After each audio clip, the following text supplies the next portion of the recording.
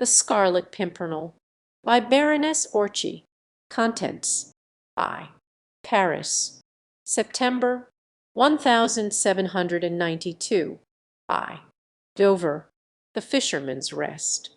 E. The Refugees. Iv. The League of the Scarlet Pimpernel. V. Marguerite. Vi. An Exquisite of 92 Vi. The Secret Orchard. V. The Accredited Agent. X. The Outrage. X. In the Opera Box. Xi. Lord Grenville's Ball. C. The Scrap of Paper. We. Etheror. Siv. 1 o'clock precisely. Sp. Doubt. Svi. Richmond. Svi. Farewell. Svi. The Mysterious Device. 6. The Scarlet Pimpernel. Sx. The Friend. Sxi. Suspense. Exe. Calais. Eg. Hope. Stiv. The Death Trap. Axp. The Eagle and the Fox. Axvi. The Jew. Axvi. On the Track. Axvi. The Puri Blanchard's Hut. Styx. Trapped. Sxx. The Schooner. Sxxi. The Escape. Chapter 1. Paris, September 1792. A surging, seething, murmuring crowd of beings that are human only in name, for to the eye and ear they seem naught but savage creatures, animated by vile passions, and by the lust of vengeance and of hate. The hour, some little time before sunset, and the place, the West Barricade, at the very spot where, a decade later, a proud tyrant raised an undying monument to the nation's glory and his own vanity. During the greater part of the day the guillotine had been kept busy at its ghastly work. All that France had boasted of in the past centuries, of ancient names and blue blood, had paid toll to her desire for liberty and for fraternity. The carnage had only ceased at this late hour of the day because there were other more interesting sights for the people to witness, a little while before the final closing of the barricades for the night. And so the crowd rushed away from the Place de la Grève and made for the various barricades in order to watch this interesting and amusing sight. It was to be seen every day, for those aristos were such fools. They were traitors to the people, of course, all of them, men, women, and children, who happened to be descendants of the great men who since the Crusades had made the glory of France. Her old noblesse, their ancestors had oppressed the people, had crushed them under the scarlet heels of their dainty buckled shoes, and now the people had become the rulers of France and crushed their former masters not beneath their heel, for they went shoeless mostly in these days, but beneath a more effectual weight, the knife of the guillotine, and daily, hourly, the hideous instrument of torture claimed its many victims, old men, young women, tiny children, even until the day when it would finally demand the head of a king and of a beautiful young queen. But this was as it should be. Were not the people now the rulers of France?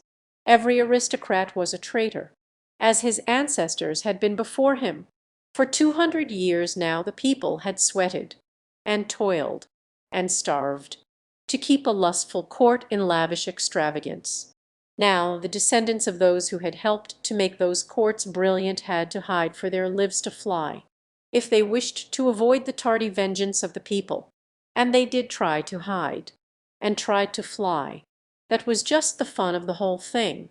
Every afternoon before the gates closed and the market carts went out in procession by the various barricades, some fool of an aristo endeavored to evade the clutches of the Committee of Public Safety, in various disguises, under various pretexts. They tried to slip through the barriers which were so well guarded by citizen soldiers of the Republic, men in woman's clothes, women in male attire, children disguised in beggars' rags. There were some of all sorts, ci-devant counts, marquises, even dukes, who wanted to fly from France, reach England or some other equally accursed country, and there try to rouse foreign feeling against the glorious revolution, or to raise an army in order to liberate the wretched prisoners in the Temple, who had once called themselves sovereigns of France. But they were nearly always caught at the barricades. Sergeant Bibbet especially at the West Gate had a wonderful nose for scenting an aristo in the most perfect disguise. Then, of course, the fun began. Bibbet would look at his prey as a cat looks upon the mouse, play with him, sometimes for quite a quarter of an hour, pretend to be hoodwinked by the disguise, by the wigs and other bits of theatrical make-up which hid the identity of a ci devant noble marquis or count. Oh, Bibbet had a keen sense of humour, and it was well worth hanging round that west barricade in order to see him catch an aristo in the very act of trying to flee. Sometimes Bibbet would let his prey actually out by the gates, allowing him to think for the space of 2 minutes at least that he really had escaped out of Paris, and might even manage to reach the coast of England in safety. But Bibbet would let the unfortunate wretch walk about 10 mitres towards the open country. Then he would send 2 men after him and bring him back, stripped of his disguise. Oh, that was extremely funny, for as often as not the fugitive would prove to be a woman, some proud marchioness, who looked terribly comical when she found herself in Bibbet's clutches after all, and knew that a summary trial would await her the next day, and after that the fond embrace of Madame la Guillotine. No wonder that on this fine afternoon in September the crowd round Bibbet's gate was eager and excited. The lust of blood grows with its satisfaction. There is no satiety. The crowd had seen 100 noble heads fall beneath the guillotine to-day. It wanted to make sure that it would see another 100 fall on the morrow. Bibbet was sitting on an overturned and empty cask close by the gate of the barricade. A small detachment of citoyen soldiers was under his command. The work had been very hot lately. Those cursed aristos were becoming terrified, and tried their hardest to slip out of Paris.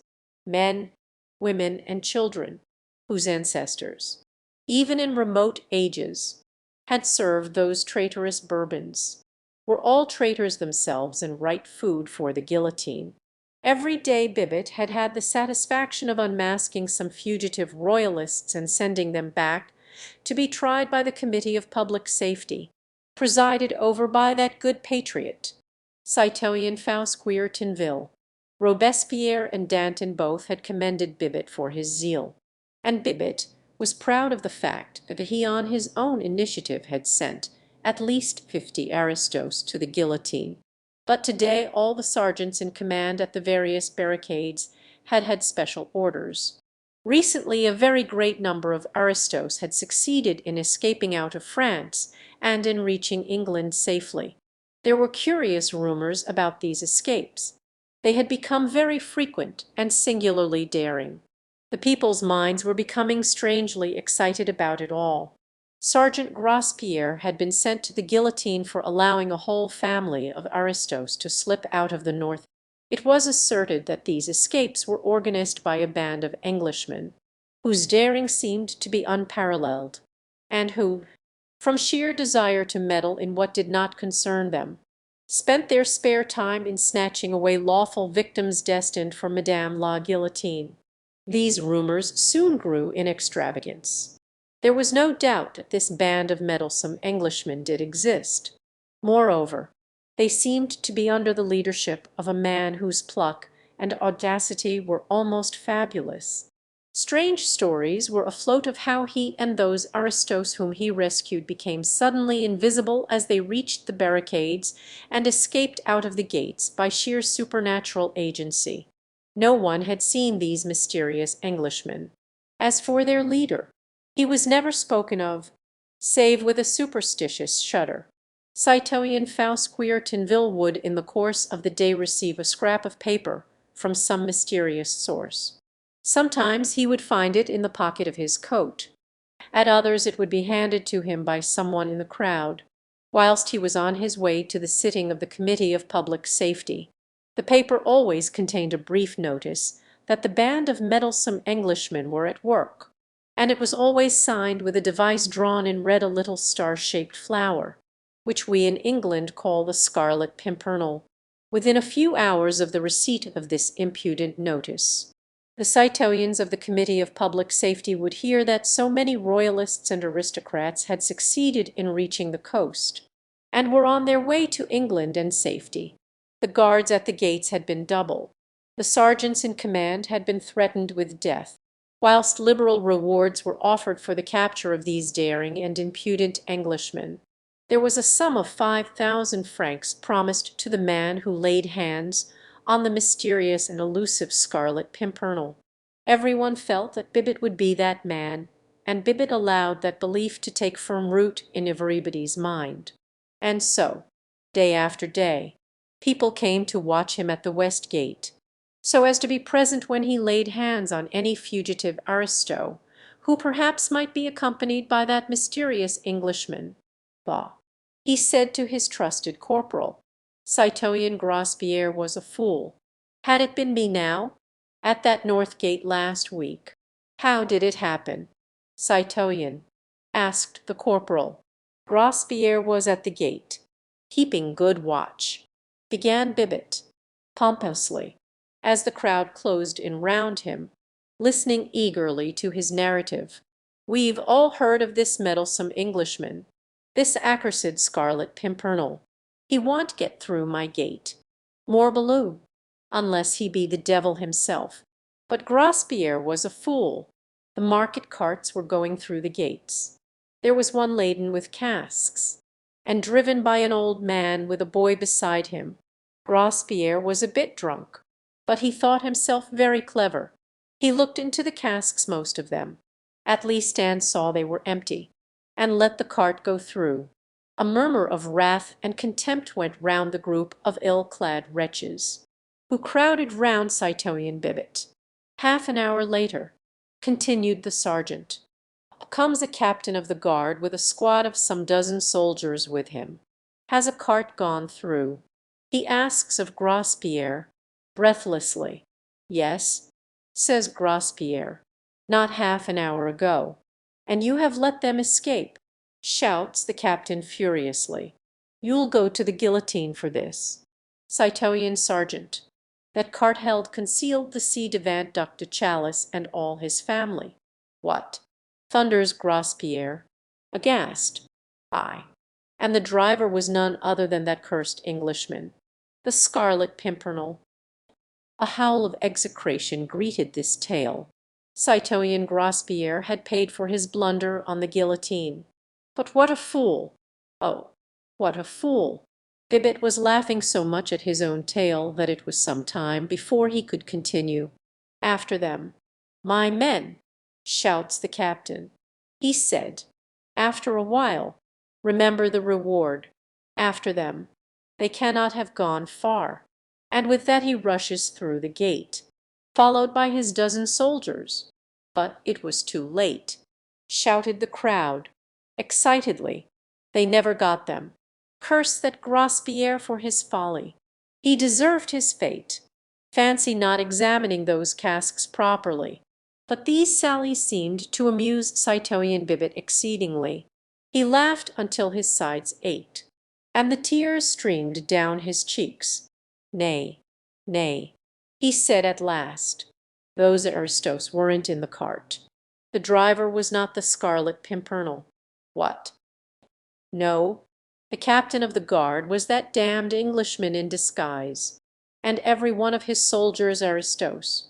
The crowd this time said nothing. The story certainly savoured of the supernatural, and though the Republic had abolished God, it had not quite succeeded in killing the fear of the supernatural in the hearts of the people. Truly that Englishman must be the devil himself. The sun was sinking low down in the west. Bibbet prepared himself to close the gates. "En avant the carts," he said.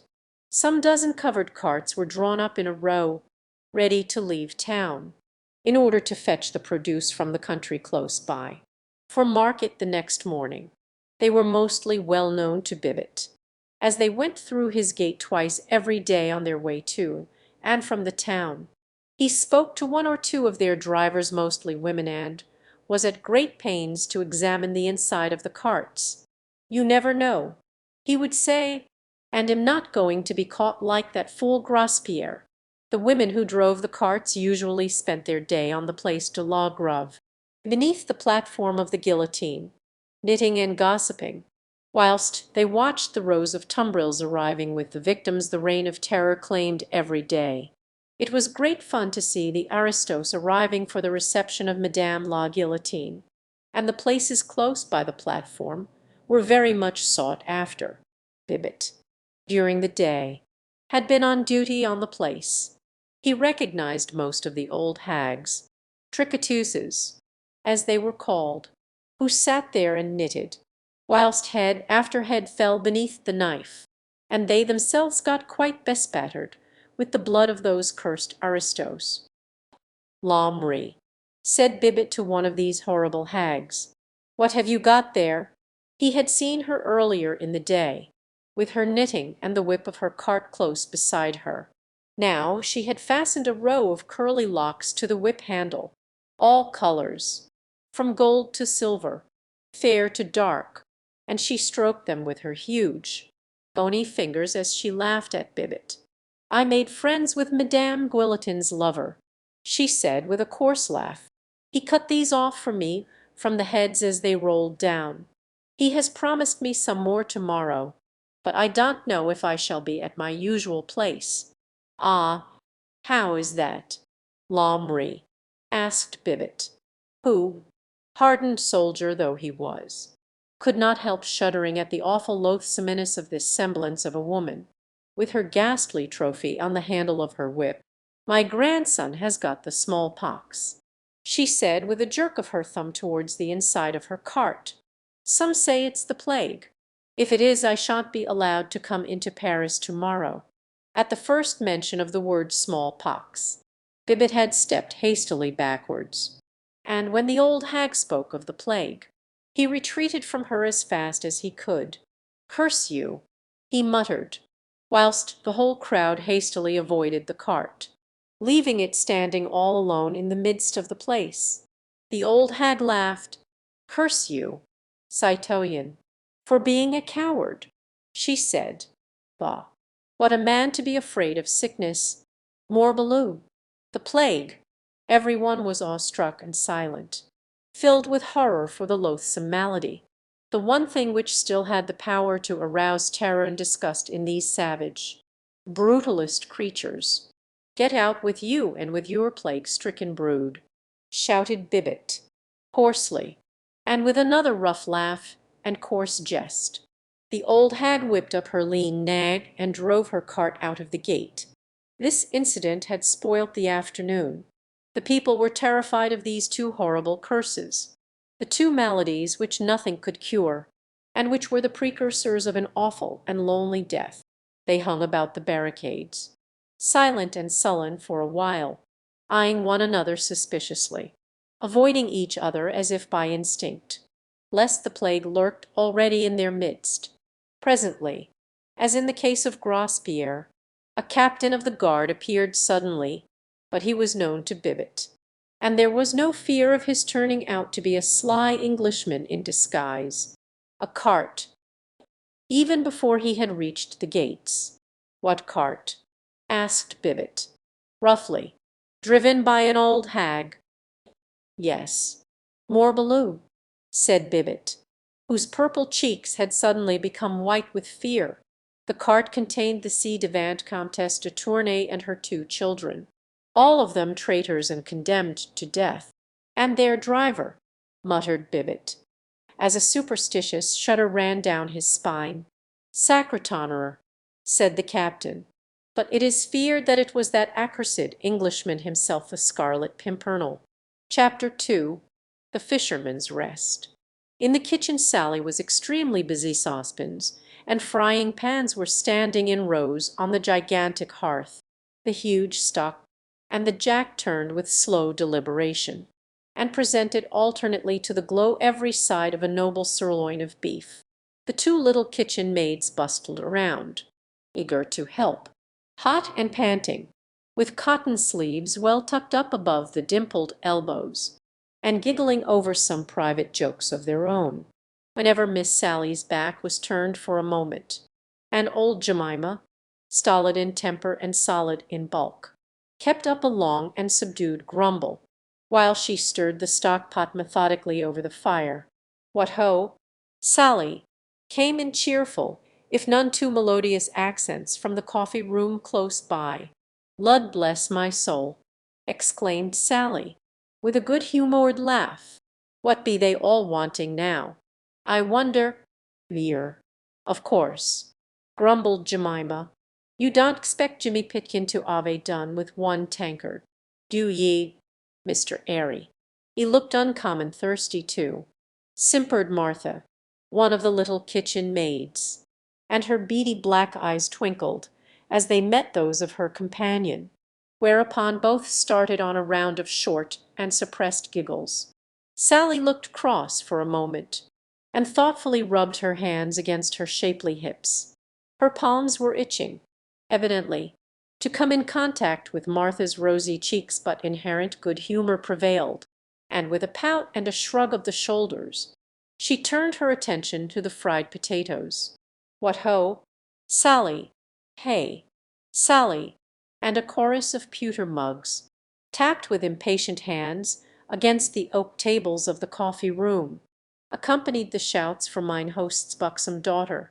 "Sally," shouted a more persistent voice, "are ye goin' to be all night with that there beer?" "I do think father might get the beer for them," muttered Sally, as Jemima, stolidly and without further comment, took a couple of foam-crowned jugs from the shelf, and began filling a number of pewter tankards with some of that home-brewed ale for which the Fisherman's Rest had been famous since the days of King Charles. "He knows how busy we are in air. Your father is too busy discussing politics with Mr. Imseed to worry Isolf about you and the kitchen," grumbled Jemima under her breath. Sally had gone to the small mirror which hung in a corner of the kitchen, and was hastily smoothing her hair and setting her frilled cap at its most becoming angle over her dark curls. Then she took up the tankards by their handles, 3 in each strong, brown hand, and laughing, grumbling, blushing, carried them through into the coffee-room. There was certainly no sign of that bustle and activity which kept 4 women busy and hot in the glowing kitchen beyond. The coffee-room of the Fisherman's Rest is a showplace now at the beginning of the 20th century. At the end of the 18th, in the year of grace 1792, it had not yet gained that notoriety and importance which 100 additional years and the craze of the age have since bestowed upon it.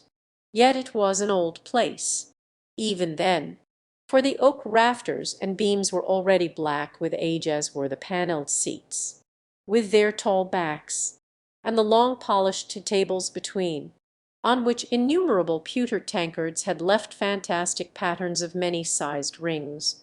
In the leaded window, high up, a row of pots of scarlet geraniums and blue larkspur gave the bright note of colour against the dull background of the oak that Mr. Jellyband, landlord of the Fisherman's Rest at Dover, was a prosperous man, was of course clear to the most casual observer.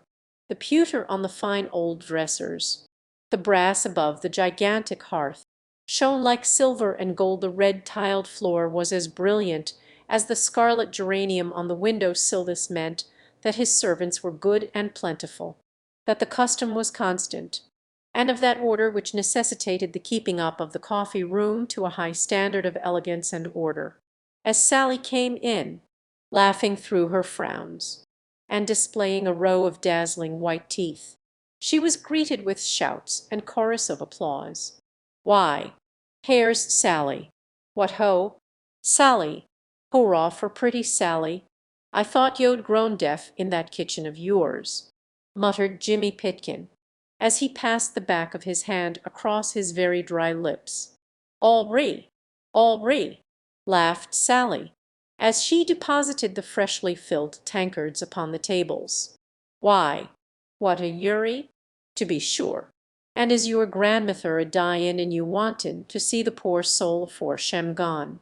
I never seed such a mighty Russian." A chorus of good-humoured laughter greeted this witticism, which gave the company their present food for many jokes. For some considerable time Sally now seemed in less of a hurry to get back to her pots and pans.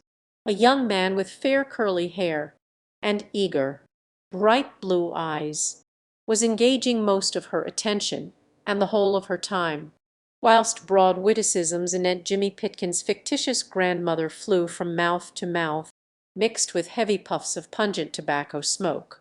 Facing the hearth, his legs wide apart, a long clay pipe in his mouth, stood mine host himself, worthy Mr. Jellyband, landlord of the Fisherman's Rest, as his father had been before him, ay, and his grandfather and great-grandfather too, for that matter, portly in build, jovial in countenance, and somewhat bald of pate. Mr. Jellyband was indeed a typical rural John Bull of those days, the days when our prejudiced insularity was at its height, when to an Englishman, be he lord, yeoman, or peasant, the whole of the continent of Europe was a den of immorality, and the rest of the world an unexploited land of savages and cannibals.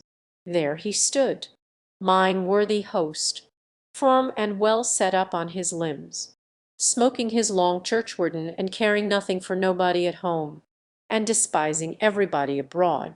He wore the typical scarlet waistcoat, with shiny brass buttons, the corduroy breeches, the grey worsted stockings, and smart buckled shoes, that characterized every self-respecting innkeeper in Great Britain in these days and while pretty.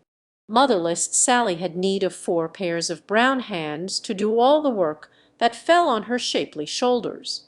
Worthy Jellyband discussed the affairs of nations with his most privileged guests.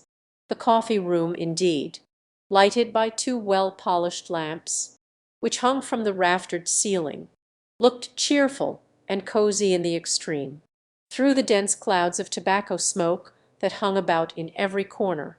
The faces of Mr. Jellyband's customers appeared red and pleasant to look at, and on good terms with themselves, their host, and all the world. From every side of the room loud guffaws accompanied pleasant, if not highly intellectual, conversation, while Sally's repeated giggles testified to the good use Mr. Harry Waite was making of the short time she seemed inclined to spare him. They were mostly fisher folk who patronized Mr. Jellyband's coffee-room, but fishermen are known to be very thirsty people. The salt which they breathe in when they are on the sea accounts for their parched throats when on shore, but the Fisherman's Rest was something more than a rendezvous for these humble folk.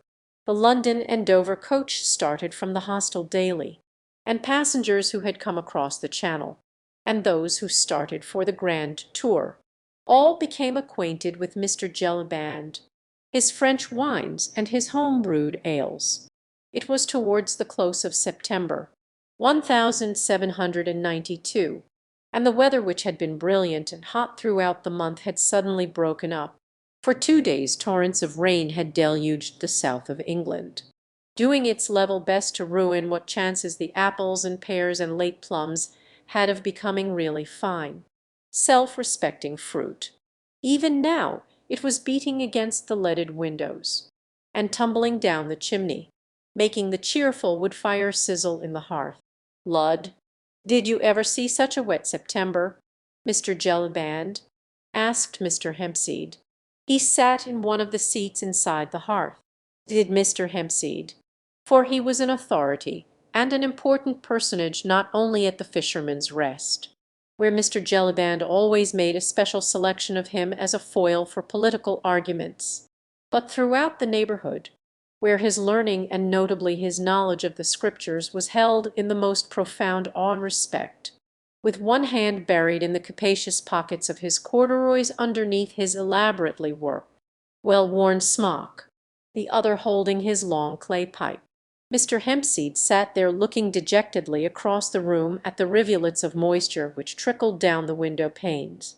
"No," replied Mr. Jellyband, sententiously, "I dunno, Mr. Hempseed, as I ever did. and have been in these parts nigh on 60 years. Ay, you won't recollect the first 3 years of them 60. Mr. Jellyband, quietly interposed Mr. Hempseed. I dunno as I ever seed an infant take much note of the weather, leastways not in these parts. And I've lived ere nigh on 75 years. Mr. Jellyband, the superiority of this wisdom was so incontestable that for the moment Mr. Jellyband was not ready with his usual flow of argument. It do seem more like April than September, don't it? Continued Mr. Hempseed, dolefully, as a shower of raindrops fell with a sizzle upon the fire. Ay, that it do, assented the worthy host. But then what can you expect, Mr. Hempseed? I says, with sic a government as we've got. Mr. Hempseed shook his head with an infinity of wisdom, tempered by deeply rooted mistrust of the British climate and the British government. I don't expect nothing, Mr. Jellyband, he said. Poor folks like us is of no account up there in Lunnon. I knows that, and it's not often as I do complain. But when it comes to sick wet weather in September, and all me fruit a rottin' and a dyin' like the Guption mother's firstborn, and doin' no more good than they did, poor dares, save to a lot of Jews, peddlers and sick, with their oranges and sick like foreign ungodly fruit, which nobody'd buy if English apples and pears was nicely swelled. As the scriptures say, that's quite right, Mr. Hempseed, retorted Jellyband. And as I says, what can you expect? There's all them Frenchy devils over the channel yonder a murderin' their king and nobility, and Mr. Pitt and Mr. Fox and Mr. Burke a fightin' and a wranglin' between them. If we Englishmen should low them to go on in their ungodly way, let him murder, says Mr. Pitt. Stop 'em, says Mr. Burke. And let him murder, says I, and be demned to 'em, said Mr. Hempseed, emphatically, for he had but little liking for his friend Jellyband's political arguments, wherein he always got out of his depth, and had but little chance for displaying those pearls of wisdom which had earned for him so high a reputation in the neighbourhood and so many free tankards of ale at the Fisherman's Rest. Let him murder, he repeated again, but don't let's ave sick rain in September, for that is agin the law and the scriptures which says Lud. Mr. Airy, how you made me jump. It was unfortunate for Sally and her flirtation that this remark of hers should have occurred at the precise moment in order to deliver himself of one of those scriptural utterances which had made him famous, for it brought down upon her pretty head the full flood of her father's wrath. Now then, Sally, me girl, now then, he said, trying to force a frown upon his good-humoured face, stop that fooling with them young jackanapes and get on with the work. The work's gittin' on already, father. But Mr. Jellyband was peremptory. He had other views for his buxom daughter, his only child, who would in God's good time become the owner of the Fisherman's Rest, than to see her married to one of these young fellows who earned but a precarious livelihood with their net. Did ye hear me speak? Me girl, he said in that quiet tone, which no one inside the inn dared to disobey. Get on with my Lord Tony's supper, for, if it ain't the best we can do, and he not satisfied, see what you'll get. That's all. Reluctantly Sally obeyed. Is you expecting special guests then to-night, Mr. Jellyband? Asked Jimmy Pitkin, in a loyal attempt to divert his host's attention from the circumstances connected with Sally's exit from the room. Ay, that I be, replied Jellyband, friends of my Lord Tony hisself, dukes and duchesses from over the water yonder, whom the young lord and his friend, Sir Andrew Ffoulkes, and other young noblemen have helped out of the clutches of them murdering devils. But this was too much for Mr. Hempseed's querulous philosophy. Lud, he said, what they do that for? I wonder, I don't hold not with interferin' in other folks' ways. As the scriptures say maybe, Mr. Hempseed, interrupted Jellyband, with biting sarcasm. "As you're a personal friend of Mr. Pitt, and as you says along with Mr. Fox, let him murder, says you." "Pardon me, Mr. Jellyband," feebly protested Mr. Hempseed. "I dinno as I ever did." But Mr. Jellyband had at last succeeded in getting upon his favourite hobby horse, and had no intention of dismounting in any hurry. "Or maybe you've made friends with some of them French chaps who they do say have come over here o' purpose to make us Englishmen agree with their murderin' ways." "I dinno what you mean, Mr. Jellyband," suggested Mr. Hempseed. "All I know is," loudly asserted mine host, "that there was my friend Peppercorn, who owns the blue-faced boar, and as true and loyal an Englishman as yo'd see in the land. And now look at him, obnobbed with them just as if they was Englishmen, and not just a lot of immoral, God-forsaking furrin spies. Well, and what happened? Peppercorny now ups and talks of revolutions, and liberty, and down with the aristocrats, just like Mr. Hempseed over air." "Pardon me, Mr. Jellyband," again interposed Mr. Hempseed, feebly. "I dunno as I ever did." Mr. Jellyband had appealed to the company in general, who were listening awestruck and open-mouthed at the recital of Mr. Peppercorn's defalcations. At one table 2 customers, gentlemen apparently by their clothes, had pushed aside their half-finished game of dominoes, and had been listening for some time, and evidently with much amusement, at Mr. Jellyband's international opinions. One of them now, with a quiet, sarcastic smile still lurking round the corners of his mobile mouth, turned towards the centre of the room where Mr. Jellyband was standing. "You seem to think, mine honest friend," he said quietly, "that these Frenchmen spies, I think you called them, are mighty clever fellows to have made mincemeat, so to speak, of your friend Mr. Peppercorn's opinions.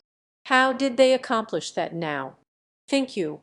"Lud, sir, I suppose they talked him over, those Frenchies, if e'er it said.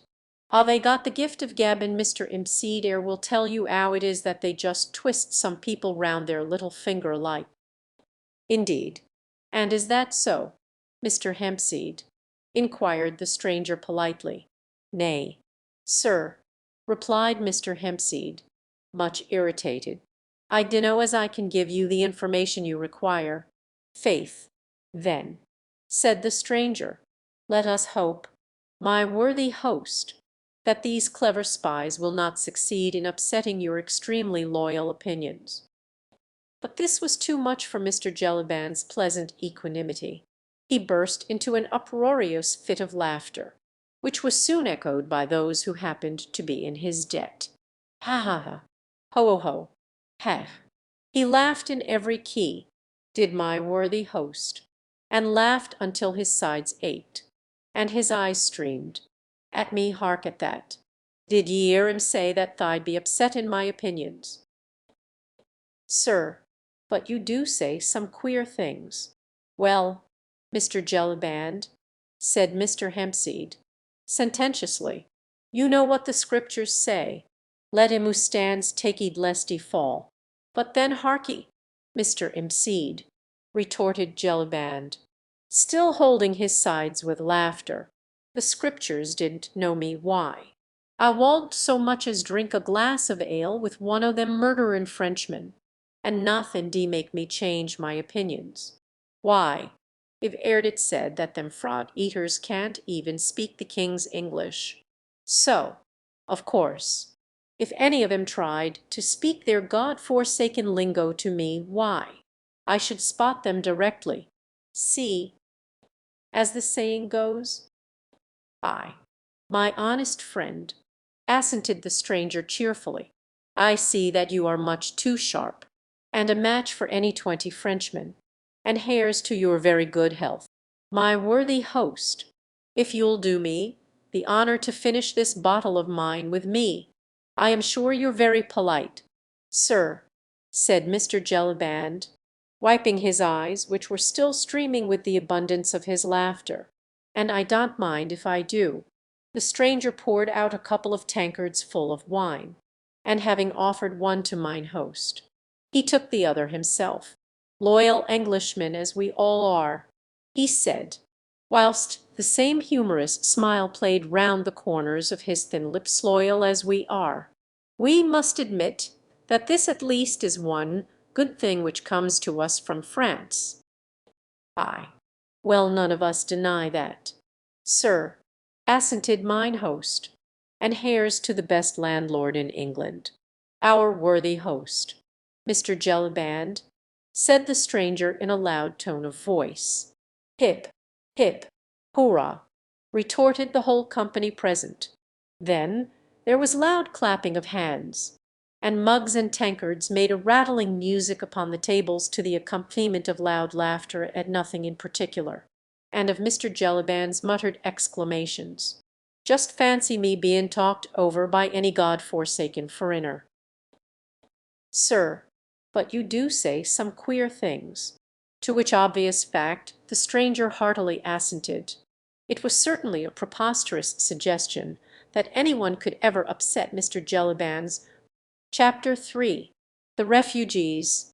Feeling in every part of England certainly ran very high at this time against the French and their doings.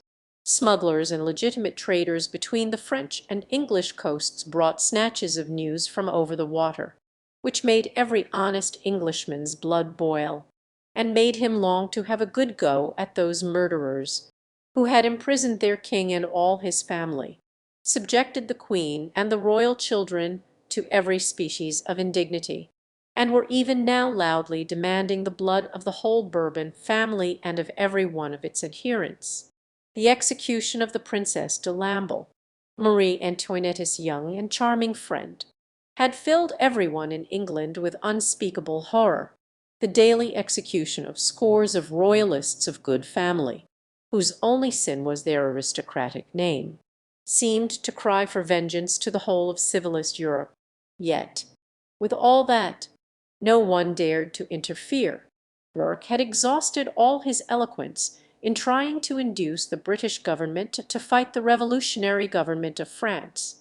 But Mr. Pitt, with characteristic prudence, did not feel that this country was fit yet to embark on another arduous and costly war. It was for Austria to take the initiative, Austria, whose fairest daughter was even now a dethroned queen, imprisoned and insulted by a howling mob. And surely 'twas not, so argued Mr. Fox, for the whole of England to take up arms, because one set of Frenchmen chose to murder another. As for Mr. Jellyband and his fellow John Bulls, though they looked upon all foreigners with withering contempt, they were royalist and anti-revolutionists to a man, and at this present moment, although they naturally understood nothing of the diplomatic reasons which guided that great man's policy. But now Sally came running back, very excited and very eager. The joyous company in the coffee-room had heard nothing of the noise outside, but she had spied a dripping horse and rider who had stopped at the door of the Fisherman's Rest. And while the stable-boy ran forward to take charge of the horse, pretty Miss Sally went to the front door to greet the welcome visitor. "I think I seed my Lord Antony's horse out in the yard, father," she said, as she ran across the coffee-room, but already the door had been thrown open from outside, and the next moment an arm, covered in drab cloth and dripping with the heavy rain, was round pretty Sally's waist, while a hearty voice echoed along the polished rafters of the coffee-room, "Ay, and bless your brown eyes for being so sharp." "My pretty Sally," said the man who had just entered, whilst worthy Mr. Jellyband came bustling forward, eager, alert, and fussy, as became the advent of one of the most favoured guests of his hostel. "Lud, I protest. Sally," added Lord Antony, as he deposited a kiss on Miss Sally's blooming cheeks, "but you are growing prettier and prettier every time I see you, and my honest friend Jellyband here must have hard work to keep the fellows off that slim waist of yours. What say you, Mr. Waite?" Mr. Waytorn, between his respect for my lord and his dislike of that particular type of joke, only replied with a doubtful grunt. Lord Antony Dewhurst, one of the sons of the Duke of Exeter, was in those days a very perfect type of a young English gentleman, tall, well set up, broad of shoulders and merry of face. His laughter rang loudly wherever he went. A good sportsman, a lively companion, a courteous, well-bred man of the world, with not too much brains to spoil his temper. He was a universal favourite in London drawing-rooms or in the coffee-rooms of village inns. At the Fisherman's Rest every one knew him, for he was fond of a trip across to France, and always spent a night under worthy Mr. Jellyband's roof on his way there or back. He nodded to Waite, Pitkin, and the others as he at last released Sally's waist, and crossed over to the hearth to warm and dry himself. As he did so, he cast a quick, somewhat suspicious glance at the two strangers, who had quietly resumed their game of dominoes, and for a moment a look of deep earnestness, even of anxiety, clouded his jovial young face, but only for a moment. The next he had turned to Mr. Hempseed, who was respectfully touching his forelock. "Well, Mr. Hempseed, and how is the fruit?" "Badly, my lord, badly," replied Mr. Hempseed, dolefully. "But what can you expect with this 'ere government fevourin' them rascals over in France, who would murder their king and all their nobility?" "Odds life," retorted Lord Antony, "so they would, honest Hempseed. Worse luck. But we have got some friends coming here to-night, who at any rate have evaded their clutches." It almost seemed, when the young man said these words, as if he threw a defiant look towards the quiet strangers in the corner. "Thanks to you, my lord, and to your friends, so have heard it said," said Mr. Jellyband. But in a moment Lord Antony's hand fell warningly on mine host's arm. "Hush," he said peremptorily, and instinctively once again looked towards the strangers. "Oh, Lud love you, they are all right, my lord," retorted Jellyband. "Don't you be afraid. I wouldn't have spoken, only I knew we were among friends. That gentleman over there is as true and loyal a subject of King George as you are yourself, my lord, saving your presence. He has but lately arrived in Dover, and is settling down in business in these parts."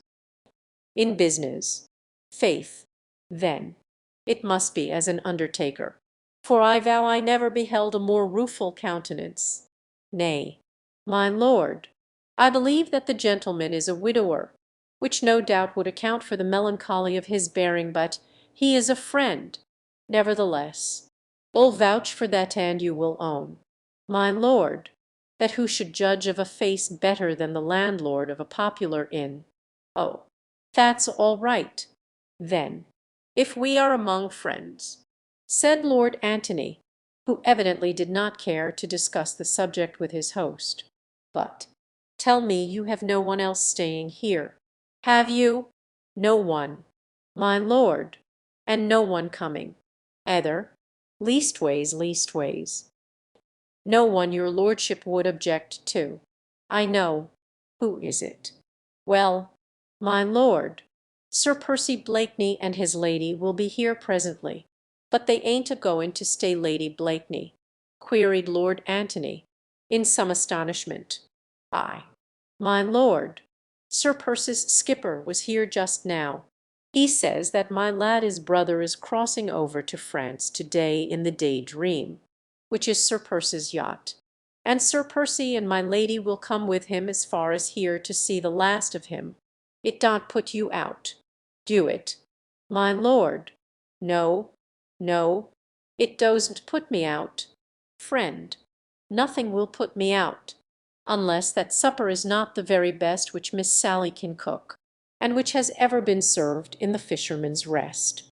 "You need have no fear of that, my lord," said Sally, who all this while had been busy setting the table for supper, and very gay and inviting it looked, with a large bunch of brilliantly coloured dahlias in the centre, and the bright pewter goblets and blue china about. "How many shall I lay for?" "My lord, 5 places." "Pretty Sally, but let the supper be enough for 10, at least our friends will be tired, and, I hope, hungry.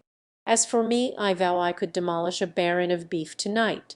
Here they are, I do believe," said Sally, excitedly, as a distant clatter of horses and wheels could now be distinctly heard, drawing rapidly nearer.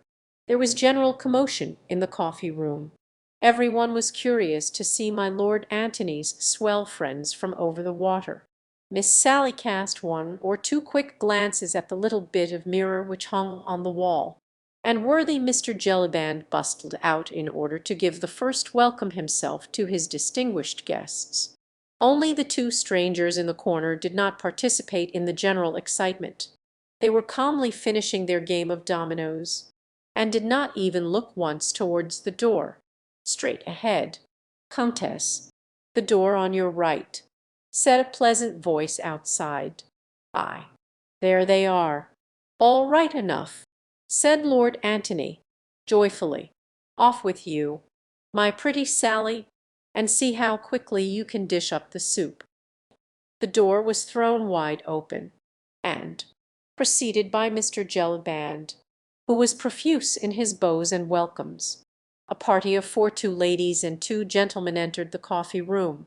"Welcome, welcome to old England," said Lord Antony, effusively, as he came eagerly forward with both hands outstretched towards the newcomers. "Ah, you are Lord Antony Dewhurst, I think," said one of the ladies, speaking with a strong foreign accent. "At your service, madame," he replied, as he ceremoniously kissed the hands of both the ladies, then turned to the men and shook them both warmly by the hand. Sally was already helping the ladies to take off their travelling cloaks, and both turned, with a shiver, towards the brightly blazing hearth. There was a general movement among the company in the coffee-room. Sally had bustled off to her kitchen, whilst Jellyband, still profuse with his respectful salutations, arranged 1 or 2 chairs around the fire. Mr. Hempseed, touching his forelock, was quietly vacating the seat in the hearth. Every one was staring curiously, yet differentially, at the foreigners. "Ah, messieurs, what can I say?" said the elder of the 2 ladies, as she stretched a pair of fine, aristocratic hands to the warmth of the blaze, and looked with unspeakable gratitude first at Lord Antony, then at one of the young men who had accompanied her party, and who was busy divesting himself of his heavy, caped coat. "Only that you are glad to be in England, Countess," replied Lord Antony, "and that you have not suffered too much from your trying voyage." "Indeed, indeed, we are glad to be in England," she said, while her eyes filled with tears, "and we have already forgotten all that we have suffered." Her voice was musical and low, and there was a great deal of calm dignity and of many sufferings nobly endured marked in the handsome, aristocratic face, with its wealth of snow-white hair dressed high above the forehead, after the fashion of the times. "I hope, my friend, Sir Andrew Ffoulkes, proved an entertaining travelling companion." "Madame, ah, indeed, Sir Andrew was kindness itself. How could my children and I ever show enough gratitude to you all, messieurs?" Her companion, a dainty, girlish figure, childlike and pathetic in its look of fatigue and of sorrow, had said nothing as yet, but her eyes, large, brown, and full of tears, looked up from the fire and sought those of Sir Andrew Ffoulkes, who had drawn near to the hearth and to her. Then, as they met his, which were fixed with unconcealed admiration upon the sweet face before him, a thought of warmer colour rushed up to her pale cheeks. "So this is England," she said, as she looked round with childlike curiosity at the great open hearth. the oak rafters, and the yokels with their elaborate smocks and jovial, rubicund, British countenances. A bit of it, mademoiselle, replied Sir Andrew, smiling, but all of it. At your service. The young girl blushed again, but this time a bright smile, fleet and sweet, illumined her dainty face. She said nothing, and Sir Andrew too was silent. Yet those two young people understood one another, as young people have a way of doing all the world over, and have done since the world began. But, I say, supper. Here broke in Lord Antony's jovial voice. Supper, honest Jellyband. Where is that pretty wench of yours and the dish of soup? Zooks, man, while you stand there gaping at the ladies, they will faint with hunger. One moment, one moment. My lord, said Jellyband, as he threw open the door that led to the kitchen and shouted lustily, Sally, hey, Sally there, are ye ready? My girl. Sally was ready, and the next moment she appeared in the doorway carrying a gigantic tureen, from which rose a cloud of steam and an abundance of savoury odour. Odds my life! Supper at last! Ejaculated Lord Antony, merrily, as he gallantly offered his arm to the Comtesse. May I have the honour, he added ceremoniously, as he led her towards the supper table. There was general bustle in the coffee room. Mr. Hempseed and most of the yokels and fisher folk had gone to make way for the quality, and to finish smoking their pipes elsewhere. Only the two strangers stayed on, quietly and unconcernedly playing their game of dominoes and sipping their wine, whilst at another table Harry Waite, who was fast losing his temper, watched pretty Sally bustling round the table. She looked a very dainty picture of English rural life, and no wonder that the susceptible young Frenchman could scarce take his eyes off her pretty face. The Vicomte de Tournay was scarce 19, a beardless boy, on whom the terrible tragedies which were being enacted in his own country had made but little impression. He was elegantly and even foppishly dressed, and once safely landed in England, he was evidently ready to forget the horrors of the Revolution in the delights of English life. Party, if this is England, he said as he continued to ogle Sally with marked satisfaction. I am of it satisfied. It would be impossible at this point to record the exact exclamation which escaped through Mr. Harry Waite's clenched teeth. Only respect for the quality, and notably for my Lord Antony, kept his marked disapproval of the young foreigner in check. Nay, but this is England. You abandoned young reprobate, interposed Lord Antony with a laugh, and do not, I pray, bring your loose foreign ways into this most moral country. Lord Antony had already sat down at the head of the table with the Comtesse on his right. Jellyband was bustling round, filling glasses and putting chairs straight. Sally waited, ready to hand round the soup. Mr. Harry Waite's friends had at last succeeded in taking him out of the room, for his temper was growing more and more violent under the Vicomtesse' obvious admiration for Sally. Suzanne came in stern, commanding accents from the rigid Comtesse. Suzanne blushed again. She had lost count of time and of place whilst she had stood beside the fire, allowing the handsome young Englishman's eyes to dwell upon her sweet face, and his hand, as if unconsciously, to rest upon hers. Her mother's voice brought her back to reality once more, and with a submissive yes, "Mamma," she too took her place at the supper table. Chapter 4. The League of the Scarlet Pimpernel. They all looked a merry, even a happy party, as they sat round the table. Sir Andrew Ffoulkes and Lord Antony Dewhurst, two typical good-looking, well-born and well-bred Englishmen of that year of grace 1792, and the aristocratic French Comtesse with her two children, who had just escaped from such dire perils, and found a safe retreat at last on the shores of protecting England. In the corner the two strangers had apparently finished their game, One of them arose, and standing with his back to the merry company at the table, he adjusted with much deliberation his large triple-caped coat. As he did so, he gave one quick glance all round him. Every one was busy laughing and chatting, and he murmured the words "all safe." His companion then, with the alertness born of long practice, slipped on to his knees in a moment, and the next had crept noiselessly under the oak bench. The stranger then, with a loud good night, quietly walked out of the coffee-room. Not one of those at the supper table had noticed this curious and silent manoeuvre, but when the stranger finally closed the door of the coffee-room behind him, they all instinctively sighed a sigh of relief. "Alone, at last," said Lord Antony, jovially.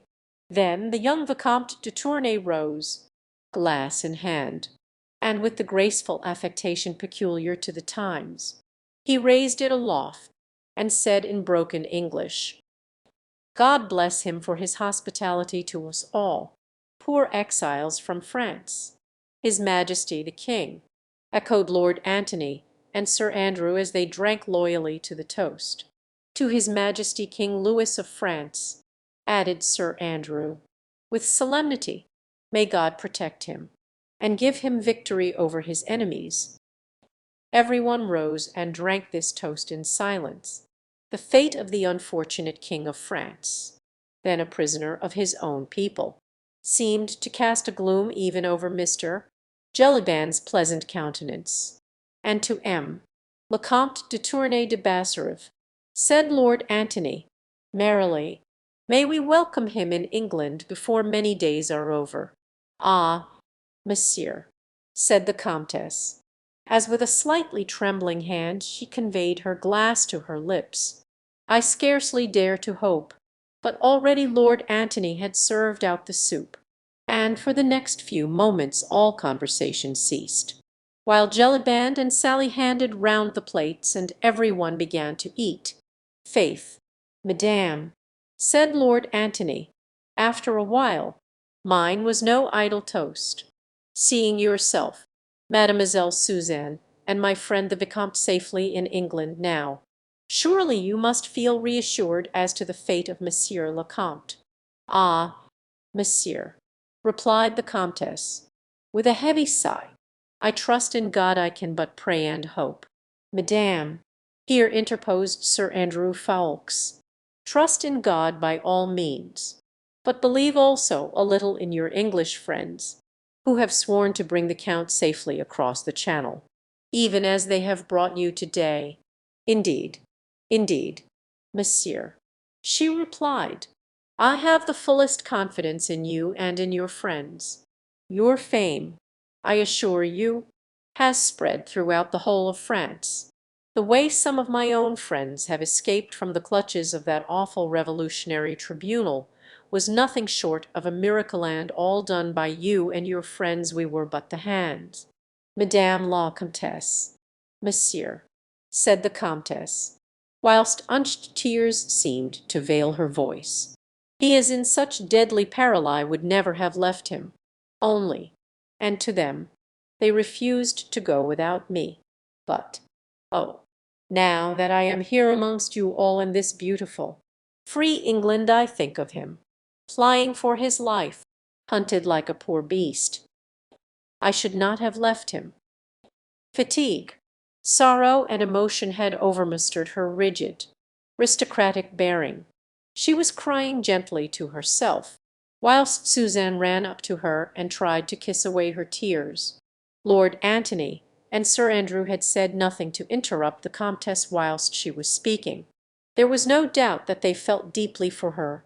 Their very silence testified to that. But in every century, and ever since England has been what it is, an Englishman has always felt somewhat ashamed of his own emotion and of his own sympathy, and so the two young men said nothing, and busied themselves in trying to hide their feelings, only succeeding in looking immeasurably sheepish.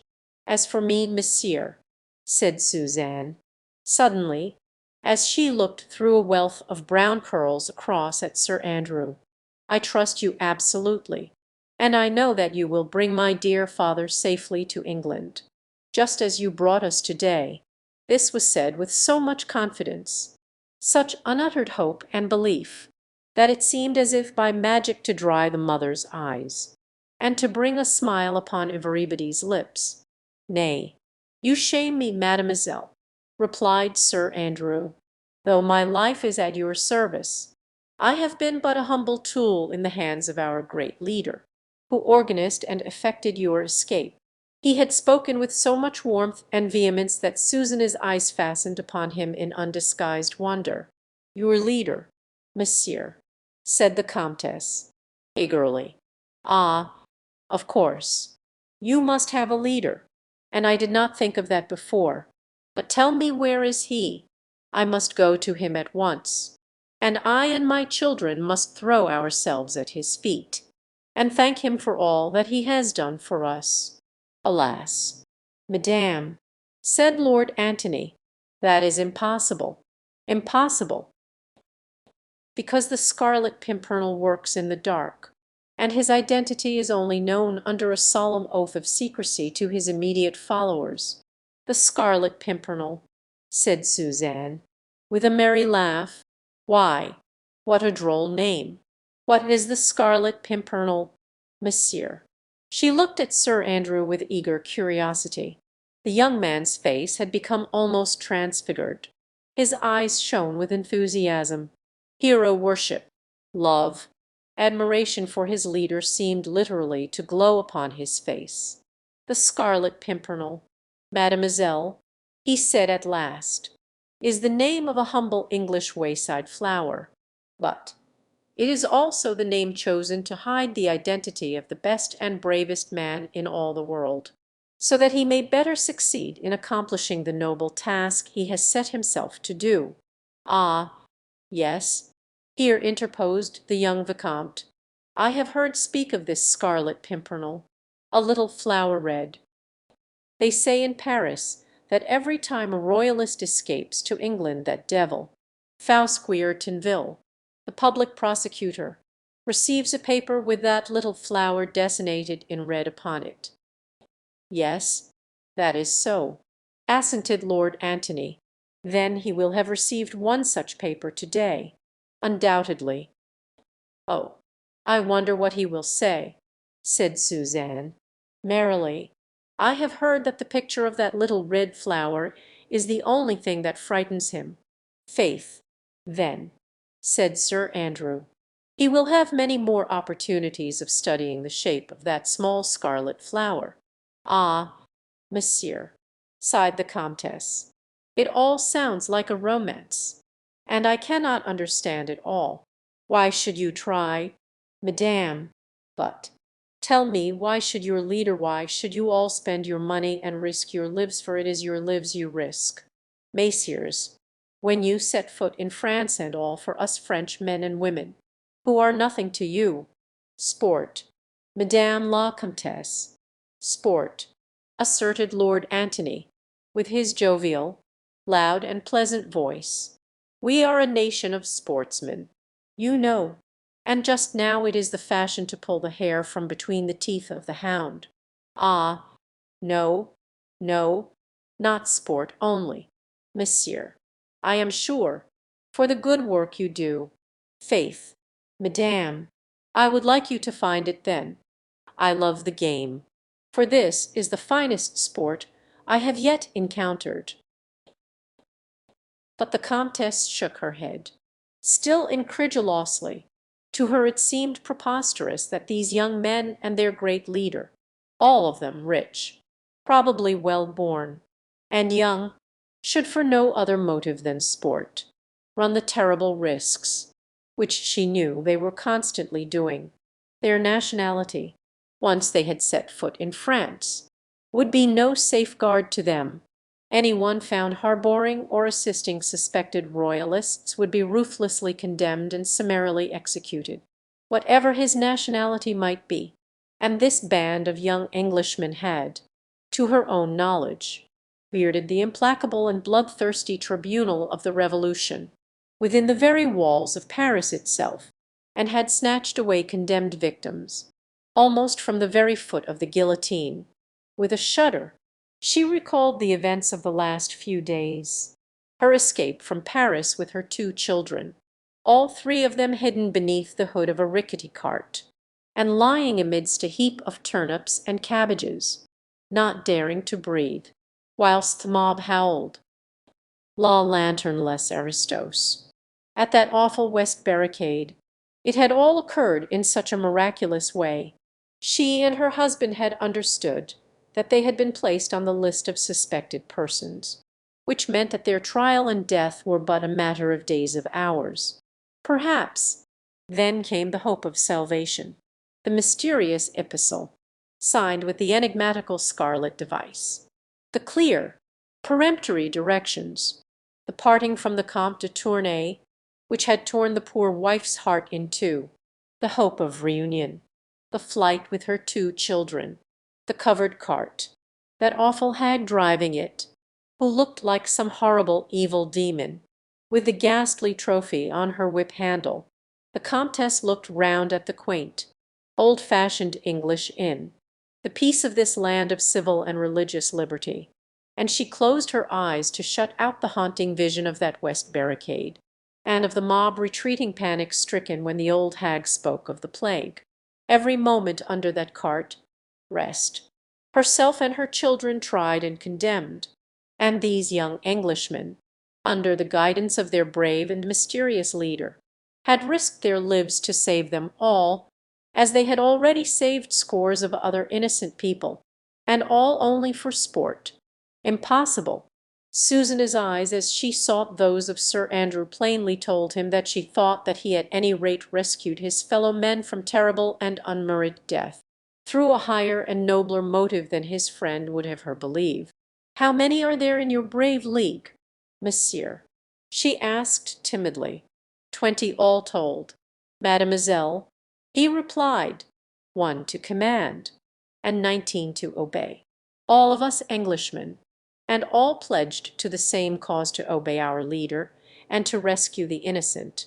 May God protect you all, messieurs," said the Comtesse, fervently. "He has done that so far, madame. It is wonderful, to me wonderful. So devoted to your fellow men, yet you are English. And in France treachery is rife. The women even, in France, have been more bitter against us aristocrats than the men," said the Vicomte, with a sigh. "Ah, yes," added the Comtesse, whilst a look of haughty disdain and intense bitterness shot through her melancholy eyes. "There was that woman, Marguerite St. Just, for instance. She denounced the Marquis de St. Cyr and all his family to the awful tribunal of the Terror.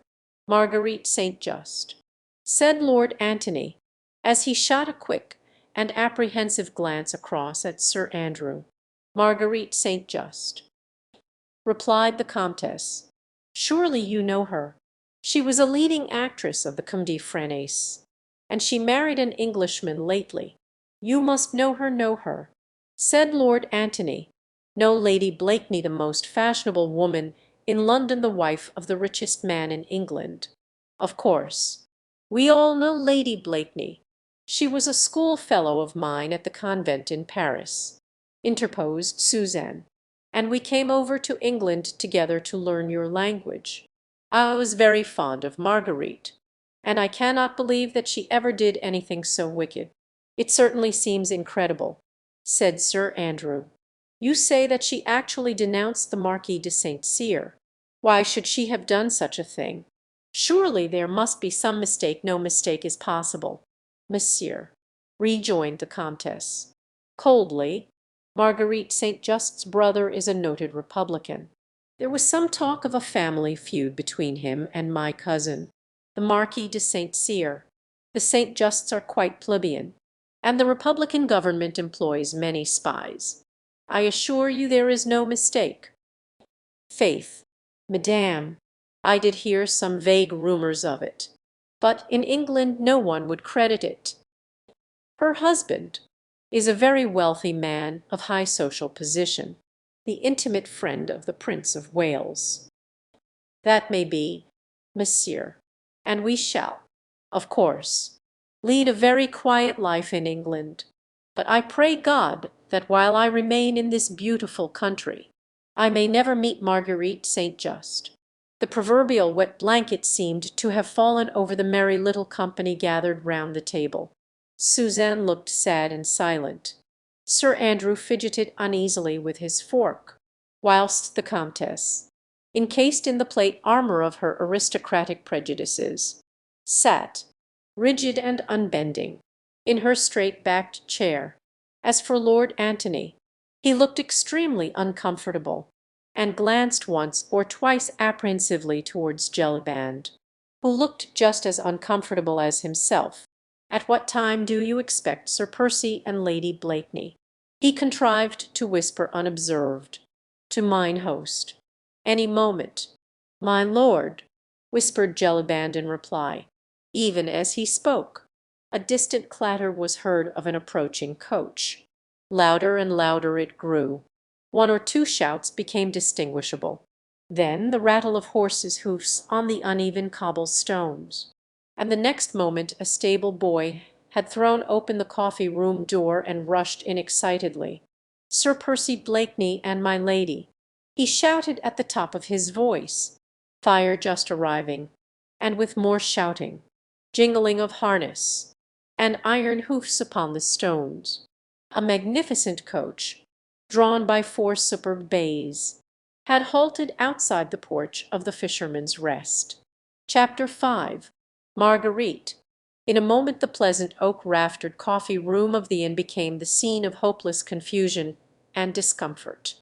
At the first announcement made by the stable boy, Lord Antony, with a fashionable oath, had jumped up from his seat and was now giving many and confused directions to poor bewildered Jellyband, who seemed at his wits' end what to do.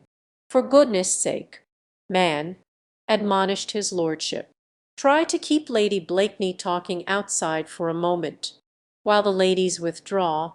Zounds!" he added, with another more emphatic oath, "this is most unfortunate." "Quick, Sally, the candles!" shouted Jellyband, as hopping about from one leg to another, he ran hither and thither, adding to the general discomfort of everybody. The Comtesse, too, had risen to her feet, rigid and erect, trying to hide her excitement beneath more becoming sang-froid. She repeated mechanically, "I will not see her." Outside, the excitement attendant upon the arrival of very important guests grew apace. "Good day, Sir Percy." "Your servant, Sir Percy," continued chorus, with alternate more feeble tones of "Remember the poor blind man of your charity, lady and gentleman." Then suddenly a singularly sweet voice was heard through all the din. "Let the poor man be and give him some supper at my expense." The voice was low and musical, with a slight sing-song in it, and a faint soupçon of foreign intonation in the pronunciation of the consonants. Every one in the coffee-room heard it and paused, instinctively listening to it for a moment. Sally was holding the candles by the opposite door, which led to the bedrooms upstairs, and the Comtesse was in the act of beating a hasty retreat before that enemy who owned such a sweet musical voice. Suzanne reluctantly was preparing to follow her mother, whilst casting regretful glances towards the door, where she hoped still to see her dearly beloved erstwhile schoolfellow. Then Jellyband threw open the door, still stupidly and blindly hoping to avert the catastrophe which he felt was in the air, and the same low, musical voice said, with a merry laugh and mock consternation, "I am as wet as a herring. You, has any one ever seen such a contemptible climate?" "Suzanne, come with me at once, I wish it," said the Comtesse, peremptorily. "Oh, mamma," pleaded Suzanne, "my lady hum," who stood clumsily trying to bar the way. "Pardieu, my good man," said Lady Blakeney, with some impatience, "what are you standing in my way for, dancing about like a turkey with a sore foot? Let me get to the fire. I am perished with the cold." And the next moment Lady Blakeney, gently pushing mine host on one side, had swept into the coffee-room. There are many portraits and miniatures extant of Marguerite St. Just Lady Blakeney, as she was then, but it is doubtful if any of these really do her singular beauty justice. Tall, above the average, with magnificent presence and regal figure, it is small wonder that even the Comtesse paused for a moment in involuntary admiration before turning. Marguerite Blakeney was then scarcely 25, and her beauty was at its most dazzling stage. The large hat, with its undulating and waving plumes, threw a soft shadow across the classic brow with the aureole of auburn hair-free at the moment from any powder. The sweet, almost childlike mouth, the straight chiselled nose, round chin, and delicate throat, all seemed set off by the picturesque costume of the period. The rich blue velvet robe moulded in its every line the graceful contour of the figure, whilst one tiny hand held, with a dignity all its own, the tall stick adorned with a large bunch of ribbons which fashionable ladies of the period had taken to carrying recently. With a quick glance all round the room, Marguerite Blakeney had taken stock of everyone there. She nodded pleasantly to Sir Andrew Ffoulkes, whilst extending a hand to Lord Antony. "Hello, my Lord Tony. Why, what are you doing here in Dover?" she said merrily. Then, without waiting for a reply, she turned and faced the Comtesse and Suzanne. Her whole face lighted up with additional brightness, as she stretched out both arms towards the young girl. "Why, if that is my little Suzanne over there, pardieu, little citizeness, how came you to be in England? And Madame too?" She went up effusively to them both, with not a single touch of embarrassment in her manner or in her smile. Lord Tony and Sir Andrew watched the little scene with eager apprehension. English though they were, they had often been in France, and had mixed sufficiently with the French to realize the unbending Hauteur, the bitter hatred with which the old noblesse of France viewed all those who had helped to contribute to their downfall. Armand St. Just, the brother of beautiful Lady Blakeney, though known to hold moderate and conciliatory views, was an ardent republican. His feud with the ancient family of St. Cyr, the rights and wrongs of which no outsider ever knew, had culminated in the downfall, the almost total extinction, of the latter. In France, St. Just and his party had triumphed, and here in England, face to face with these three refugees driven from their country, flying for their lives, bereft of all which centuries of luxury had given them, there stood a fair scion of those same republican families which had hurled down a throne, and uprooted an aristocracy whose origin was lost in the dim and distant vista of bygone centuries. She stood there before them, in all the unconscious insolence of beauty, and stretched out her dainty hand to them, as if she would, by that one act, bridge over the conflict and bloodshed of the past decade. "Suzanne, I forbid you to speak to that woman," said the Comtesse, sternly, as she placed a restraining hand upon her daughter's arm. She had spoken in English, so that all might hear and understand. The two young English gentlemen, as well as the common innkeeper and his daughter, the latter literally gasped with horror at this foreign insolence, this impudence before her ladyship, who was English, now that she was Sir Percy's wife, and a friend of the Princess of Wales to boot. As for Lord Antony and Sir Andrew Ffoulkes, their very hearts seemed to stand still with horror at this gratuitous insult. One of them uttered an exclamation of appeal, the other one of warning, and instinctively both glanced hurriedly towards the door, whence a slow, drawly, not unpleasant voice had already been heard. Alone among those present, Marguerite Blakeney and the Comtesse de Tournay had remained seemingly unmoved. The latter, rigid, erect, and defiant, with one hand still upon her daughter's arm, seemed the very personification of unbending pride. For the moment Margaret's sweet face had become as white as the soft fichu which swathed her throat, and a very keen observer might have noted that the hand which held the tall, beribboned stick was clenched, and trembled somewhat. But this was only momentary.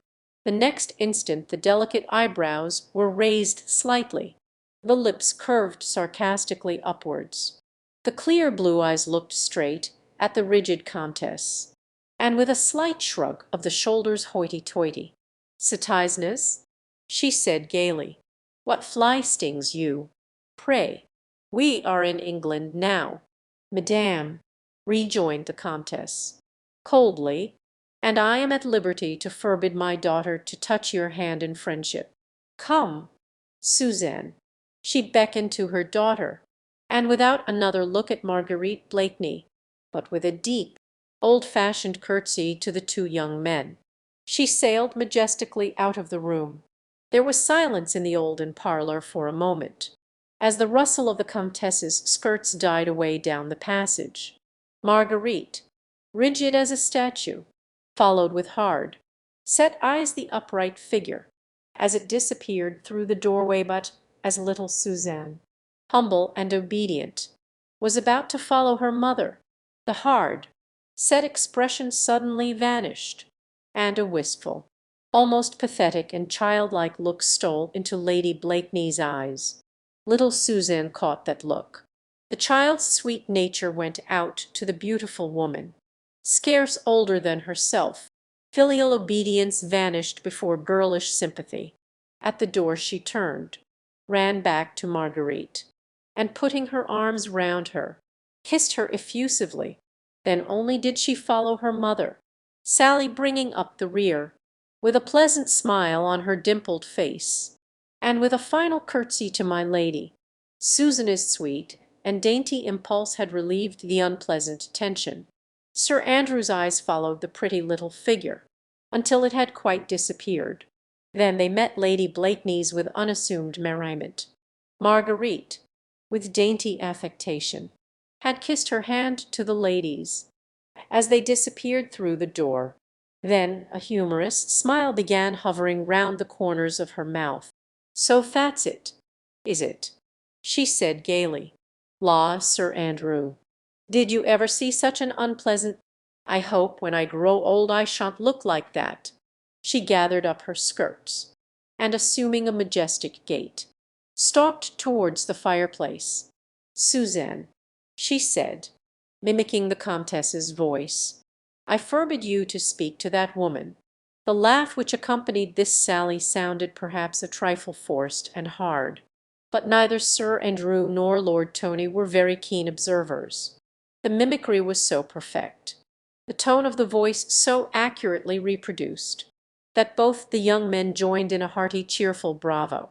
"Ah, Lady Blakeney," added Lord Tony, "how they must miss you at the Comedie Française, and how the Percyans must hate Sir Percy for having taken you away." "Lud, man," rejoined Marguerite, with a shrug of her graceful shoulders, "'tis impossible to hate Sir Percy for anything. His witty sallies would disarm even Madame la Comtesse herself."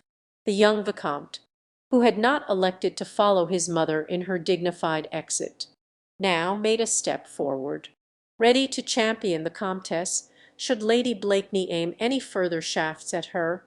But before he could utter a preliminary word of protest, a pleasant, though distinctly inane laugh was heard from outside, and the next moment an unusually tall and very richly dressed figure appeared in the doorway. Chapter 6. An exquisite of 92, Sir Percy Blakeney, as the chronicles of the time inform us, was in this year of grace 1792, still a year or two on the right side of 30, tall, above the average, even for an Englishman, broad-shouldered and massively built. He would have been called unusually good-looking, but for a certain lazy expression in his deep-set blue eyes, and that perpetual inane laugh which seemed to disfigure his strong, clearly cut mouth. It was nearly a year ago now that Sir Percy Blakeney, Bart., leader of all the fashions, and intimate friend of the Prince of Wales, had astonished fashionable society in London and Bath by bringing home, from one of his journeys abroad, a beautiful, fascinating, clever French wife. He, the sleepiest, dullest, most Britisher that had ever set a pretty woman yawning, had secured a brilliant matrimonial prize for which, as all chroniclers aver, there had been many competitors. Marguerite St. Just had first made her début in artistic Parisian circles, at the very moment when the greatest social upheaval the world has ever known was taking place within its very walls. Scarcely 18, lavishly gifted with beauty and talent, chaperoned only by a young and devoted brother, she had soon gathered round her, in her charming apartment in the Rue Richelieu, a coterie which was as brilliant as it was exclusive, that is to say, only from one point of view. Marguerite St. Just was, from principle, and by conviction a republican equality of birth, was her motto in equality of fortune was in her eyes a mere untoward accident. But the only inequality she admitted was that of talent. Money and titles may be hereditary, she would say, but brains are not, and thus her charming salon was reserved for originality and intellect, for brilliance and wit, for clever men and talented women, and the entrance into it was soon looked upon in the world of intellect which even in those days and in those troublous times found its pivot in Paris as the seal to an artistic career. Clever men, distinguished men, and even men of exalted station formed a perpetual and brilliant court round the fascinating young actress of the Comédie Française, and she glided through republican, revolutionary, bloodthirsty Paris like a shining comet with a trail behind her of all that was most distinguished, most interesting, in intellectual Europe. Then the climax came. Some smiled indulgently and called it an artistic eccentricity. Others looked upon it as a wise provision, in view of the many events which were crowding thick and fast in Paris just then. But to all, the real motive of that climax remained a puzzle and a mystery. Anyway, Marguerite St. Just married Sir Percy Blakeney one fine day, just like that, without any warning to her friends, without a Sawyer de Contreat or dinner de Fianales, or other appurtenances of a fashionable French wedding. How that stupid, dull Englishman ever came to be admitted within the intellectual circle which revolved round the cleverest woman in Europe, as her friends unanimously called her, no one ventured to guess. A golden key is said to open every door, asserted the more malignantly inclined. Enough. She married him, and the cleverest woman in Europe had linked her fate to that damned idiot Blakeney, and not even her most intimate friends could assign to this strange step any other motive than that of supreme eccentricity. Those friends who knew laughed to scorn the idea that Marguerite St. Just had married a fool for the sake of the worldly advantages with which he might endow her. They knew, as a matter of fact, that Marguerite St. Just cared nothing about money, and still less about a title. Moreover, there were at least half a dozen other men in the cosmopolitan world equally well born, if not so wealthy as Blakeney, who would have been only too happy to give Marguerite St. Just any position she might choose to covet. As for Sir Percy himself, he was universally voted to be totally unqualified for the onerous post he had taken upon himself. His chief qualifications, for it seemed to consist in his blind adoration for her, his great wealth, and the high favour in which he stood at the English court. But London society thought that, taking into consideration his own intellectual limitations, it would have been wiser on his part had he bestowed those worldly advantages upon a less brilliant and witty wife. Although lately he had been so prominent a figure in fashionable English society, he had spent most of his early life abroad. His father, the late Sir Algernon Blakeney, had had the terrible misfortune of seeing an idolized young wife become hopelessly insane after 2 years of happy married life. Percy had just been born when the late Lady Blakeney fell a prey to the terrible malady which in those days was looked upon as hopelessly incurable and nothing short of a curse of God upon the entire family. Sir Algernon took his afflicted young wife abroad, and there presumably Percy was educated, and grew up between an imbecile mother and a distracted father, until he attained his majority. The death of his parents following close upon one another left him a free man, and as Sir Algernon had led a forcibly simple and retired life, the large Blakeney fortune had increased tenfold. Sir Percy Blakeney had travelled a great deal abroad before he brought home his beautiful, young, French wife. The fashionable circles of the time were ready to receive them both with open arms. Sir Percy was rich. His wife was accomplished. The Prince of Wales took a very great liking to them both. Within 6 months they were the acknowledged leaders of fashion and of style. Sir Percy's coats were the talk of the town. His inanities were quoted, his foolish laugh copied by the gilded youth at Almack's or the Mall. Every one knew that he was hopelessly stupid, but then that was scarcely to be wondered at, seeing that all the Blakeneys, for generations, had been notoriously dull, and that his mother had died an imbecile. Thus society accepted him, petted him, made much of him, since his horses were the finest in the country, his phytas and wines the most sought after. As for his marriage with the cleverest woman in Europe, well, the inevitable came with sure and rapid footsteps. No one pitied him, since his fate was of his own making. There were plenty of young ladies in England, of high birth and good looks, who would have been quite willing to help him to spend the Blakeney fortune, whilst smiling indulgently at his inanities and his good-humoured foolishness. Moreover, Sir Percy got no pity, because he seemed to require none. He seemed very proud of his clever wife, and to care little that she took no pains to disguise that good-natured contempt which she evidently felt for him, and that she even amused herself by sharpening her ready wits at his expense. But then Blakeney was really too stupid to notice the ridicule with which his clever wife covered him, and if his matrimonial relations with the fascinating Persienne had not turned out all that his hopes and his dog-like devotion for her had pictured, society could never do more than vaguely guess at it. In his beautiful house at Richmond he played second fiddle to his clever wife with imperturbable bonhomie. He lavished jewels and luxuries of all kinds upon her, which she took with inimitable grace, dispensing the hospitality of his superb mansion with the same graciousness with which she had welcomed the intellectual coterie of Paris. Physically, Sir Percy Blakeney was undeniably handsome, always excepting the lazy, bored look which was habitual to him. He was always irreproachably dressed, and wore the exaggerated, incroyable fashions, which had just crept across from Paris to England, with the perfect good taste innate in an English gentleman.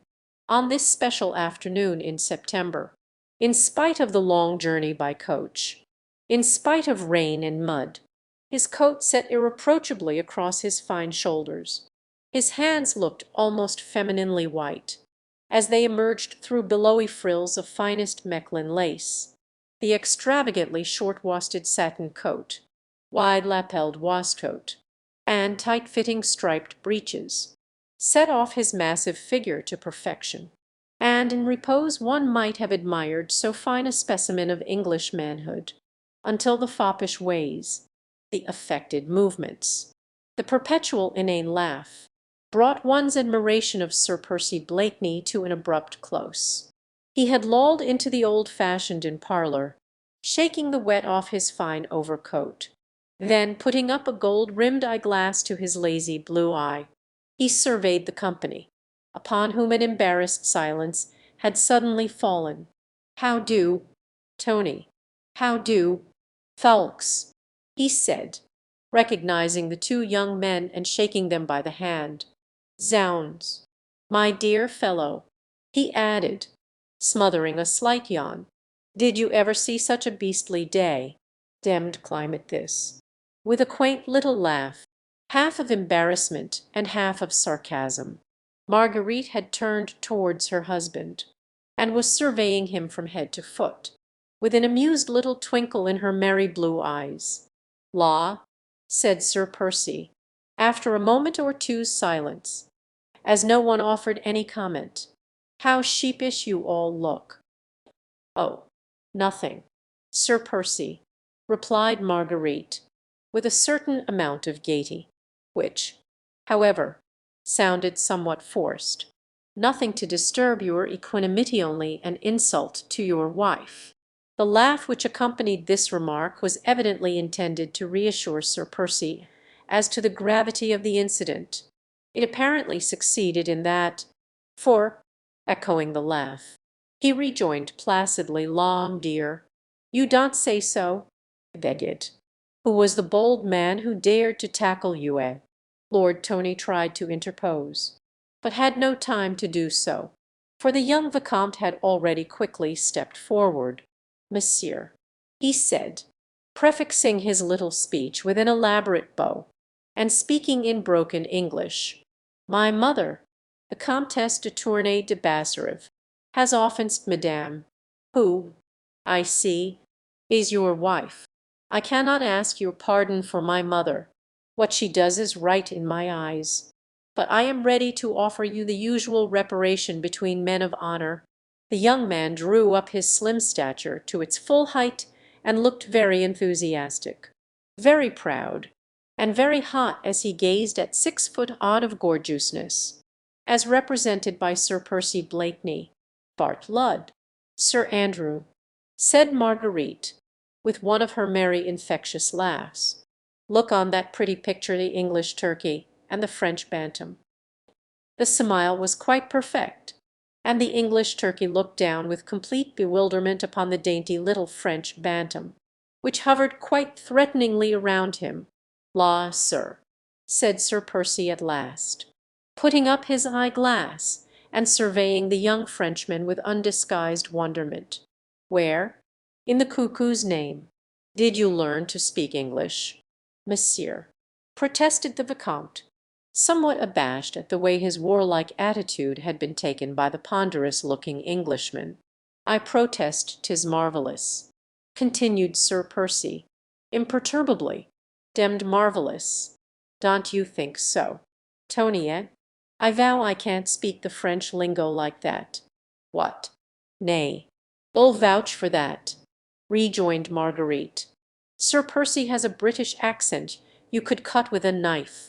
"Monsieur," interposed the Vicomte earnestly, and in still more broken English, "I fear you have not understand. I offer you the only possible reparation among gentlemen." "What the devil is that?" asked Sir Percy, blandly. "My sword, monsieur," replied the Vicomte, who, though still bewildered, was beginning to lose his temper. "You are a sportsman, Lord Tony," said Marguerite, merrily, 10-1 on the little bantam, but Sir Percy was staring sleepily at the Vicomte for a moment or two, through his partly closed heavy lids. Then he smothered another yawn, stretched his long limbs, and turned leisurely away. "Lud love you, sir," he muttered good-humouredly. "Demn it, young man, what's the good of your sword to me?" What the Vicomte thought and felt at that moment, when that long-limbed Englishman treated him with such marked insolence, might fill volumes of sound reflections, for all the others were choked in his throat by his surging wrath. "A duel, monsieur," he stammered. Once more Blakeney turned, and from his high altitude looked down on the choleric little man before him. But not even for a second did he seem to lose his own imperturbable good humour. He laughed his own pleasant and inane laugh, and burying his slender, long hands into the capacious pockets of his overcoat, he said leisurely, "A duel? La, is that what he meant? Odds fish, you are a bloodthirsty young ruffian. Do you want to make a hole in a law-abiding man? I never fight duels," he added, as he placidly sat down and stretched his long, lazy legs out before him. demmed uncomfortable things. Duels? Ain't they, Tony? Now the Vicomte had no doubt vaguely heard that in England the fashion of duelling amongst gentlemen had been suppressed by the law with a very stern hand.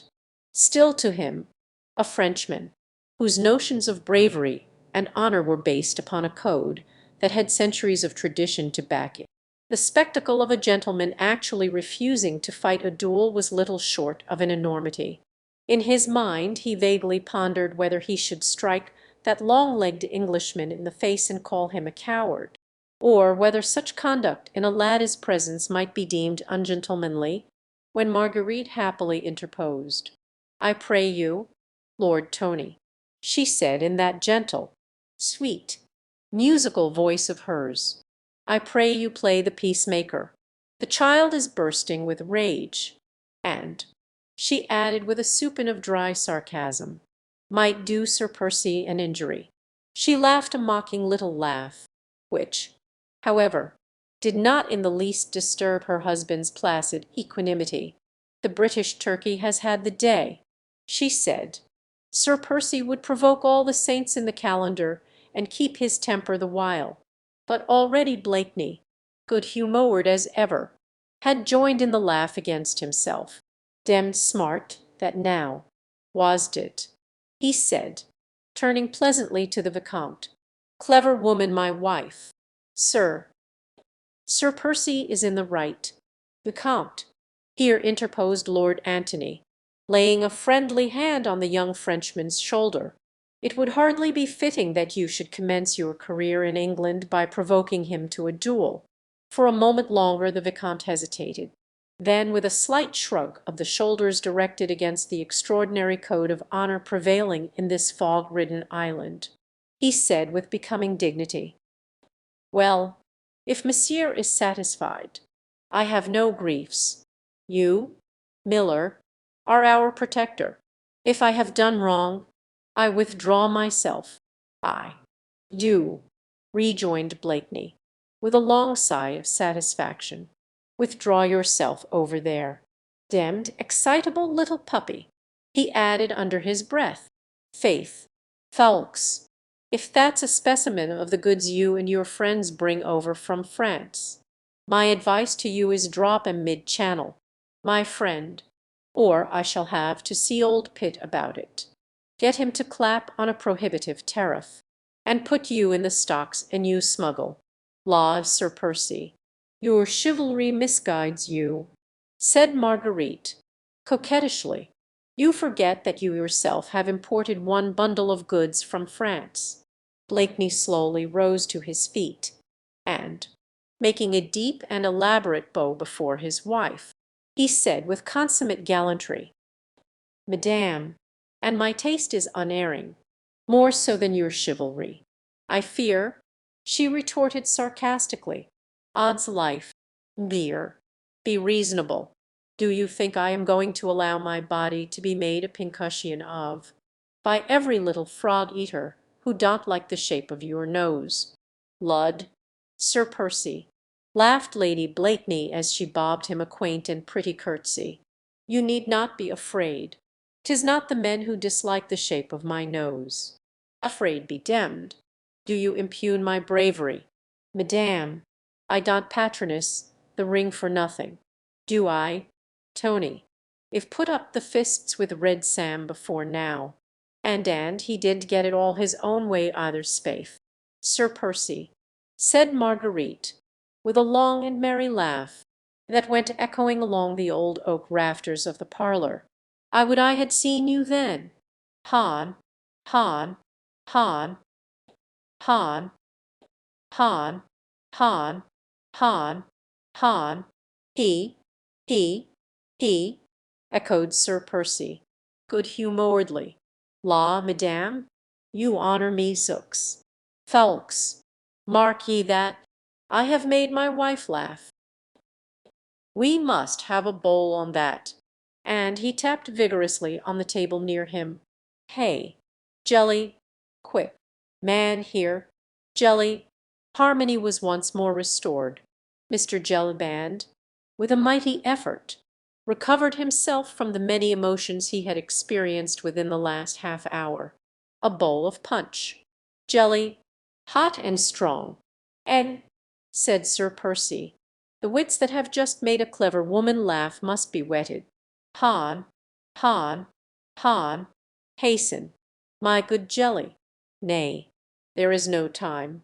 Sir Percy, interposed Marguerite, the skipper will be here directly, and my brother must get on board, or the Day Dream will miss the tide. Time. Dear, there is plenty of time for any gentleman to get drunk and get on board before the turn of the tide. I think, your ladyship, said Jellyband, respectfully, that the young gentleman is coming along now with Sir Percy's skipper. That's right, said Blakeney. Then Armand can join us in the merry bowl. Think you, Tony, he added, turning towards the Vicomte, that jackanapes of yours will join us in a glass. Tell him that we drink in token of reconciliation. In fact, you are all such merry company, said Marguerite, that I trust you will forgive me if I bid my brother good-bye in another room. It would have been bad form to protest. Both Lord Antony and Sir Andrew felt that Lady Blakeney could not altogether be in tune with them at that moment. Her love for her brother, Armand St. Just, was deep and touching in the extreme. He had just spent a few weeks with her in her English home, and was going back to serve his country, at a moment when death was the usual reward for the most endearing devotion. Sir Percy also made no attempt to detain his wife, with that perfect, somewhat affected gallantry which characterized his every movement. He opened the coffee-room door for her, and made her the most approved and elaborate bow, which the fashion of the time dictated, as she sailed out of the room without bestowing on him more than a passing, slightly contemptuous glance. Only Sir Andrew Ffoulkes, whose every thought since he had met Susan de Tournay seemed keener, more gentle, more innately sympathetic, noted the curious look of intense longing, of deep and hopeless passion, with which the inane and flippant Sir Percy followed the retreating figure of his brilliant wife. Chapter 7. The Secret Orchard. Once outside the noisy coffee-room, alone in the dimly lighted passage, Marguerite Blakeney seemed to breathe more freely. She heaved a deep sigh, like one who had long been oppressed with the heavy weight of constant self-control, and she allowed a few tears to fall unheeded down her cheeks. Outside the rain had ceased, and through the swiftly passing clouds the pale rays of an after-storm sun shone upon the beautiful white coast of Kent and the quaint, irregular houses that clustered round the Admiralty Pier. Marguerite Blakeney stepped on to the porch and looked out to sea. Silhouetted against the ever-changing sky, a graceful schooner, with white sails set, was gently dancing in the breeze. The Day Dream it was, Sir Percy Blakeney's yacht, which was ready to take Armand St. Just back to France into the very midst of that seething, bloody revolution which was overthrowing a monarchy, attacking a religion, destroying a society, in order to try and rebuild upon the ashes of tradition a new utopia, of which a few men dreamed, but which none had the power to establish. In the distance 2 figures were approaching the Fisherman's Rest. One, an oldish man with a curious fringe of grey hairs round a rotund and massive chin, and who walked with that peculiar rolling gait which invariably betrays the seafaring man; the other, a young, slight figure, neatly and becomingly dressed in a dark, many-caped overcoat. He was clean-shaved, and his dark hair was taken well back over a clear and noble forehead. "Armand," said Marguerite Blakeney, as soon as she saw him approaching from the distance, and a happy smile shone on her sweet face, even through the tears. A minute or two later brother and sister were locked in each other's arms, while the old skipper stood respectfully on one side. "How much time have we got, Briggs?" asked Lady Blakeney, "before St. Just need go on board?" "We ought to weigh anchor before half an hour." "Your ladyship," replied the old man, pulling at his grey forelock, linking her arm in his. Marguerite led her brother towards the cliffs. "Half an hour," she said, looking wistfully out to sea. "Half an hour more, and you'll be far from me, Armand.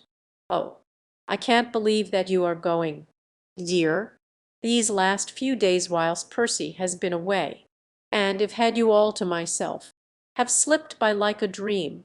I am not going far, sweet one," said the young man gently. "A narrow channel to cross a few miles of road I can soon come back. Nay, 'tis not the distance, Armand, but that awful Paris." The gentle sea breeze blew Marguerite's hair about her face, and sent the ends of her soft lace fichu waving round her, like a white and supple snake. She tried to pierce the distance far away, beyond which lay the shores of France, that relentless and stern France which was exacting her pound of flesh, the blood tax from the noblest of her sons, our own beautiful country. "Marguerite," said Armand, who seemed to have divined her thoughts, "they are going too far." "Armand," she said vehemently, "you are a Republican. So am I. The same enthusiasm for liberty and equality." Instinctively, as he threw a quick, apprehensive glance around him. "Ah, you see, you don't think yourself that it is safe." She clung to him suddenly with strong, almost motherly, passion. "Don't go, Armand," she begged. "Don't go back. What should I do if the voice was choked in sobs?" Her eyes, tender, blue and loving, gazed appealingly at the young man, who in his turn looked steadfastly into hers. "You would in any case be my own brave sister," he said gently, "who would remember that, when France is in peril, it is not for her sons to turn their backs on her." Even as he spoke, that sweet, childlike smile crept back into her face, pathetic in the extreme, for it seemed drowned in tears. "Oh, Armand," she said quaintly, "I sometimes wish you had not so many lofty virtues. But you will be prudent," she added earnestly, "as far as possible. Remember, dear, I have only you to care for me. Sweet one, you have other interests now. Percy cares for you." A look of strange wistfulness crept into her eyes as she murmured, "A did. There, dear, don't distress yourself on my account. Percy is very good," he interrupted energetically. "I will distress myself on your account. My Margot, listen, dear. I have not spoken of these things to you before. Something always seemed to stop me when I wished to question you. But, somehow, I feel as if I could not go away and leave you now without asking you one question," he added, as he noted a sudden hard look, almost of apprehension, darting through her eyes. "What is it?" she asked simply. "Does Sir Percy Blakeney know that? Does he know the part you played in the arrest of the Marquis de St. Cyr?" She laughed a mirthless, bitter, contemptuous laugh, which was like a jarring chord in the music of her voice. "That I denounced the Marquis de St. Cyr, you mean, to the tribunal that ultimately sent him and all his family to the guillotine. Yes, he does know." It was too late to talk of circumstances. He heard the story from other sources. My confession came too tardily, it seems. I could no longer plead extenuating circumstances. I could not bemin myself by trying to explain, and now I have the satisfaction, Armand, of knowing that the biggest fool in England has the most complete contempt for his wife." She spoke with vehement bitterness this time, and Armand St. Just, who loved her so dearly, felt that he had placed a somewhat clumsy finger upon an aching wound. "But Sir Percy loved you, Margot," he repeated gently, "loved me." "Armand, I thought at one time that he did, or I should not have married him.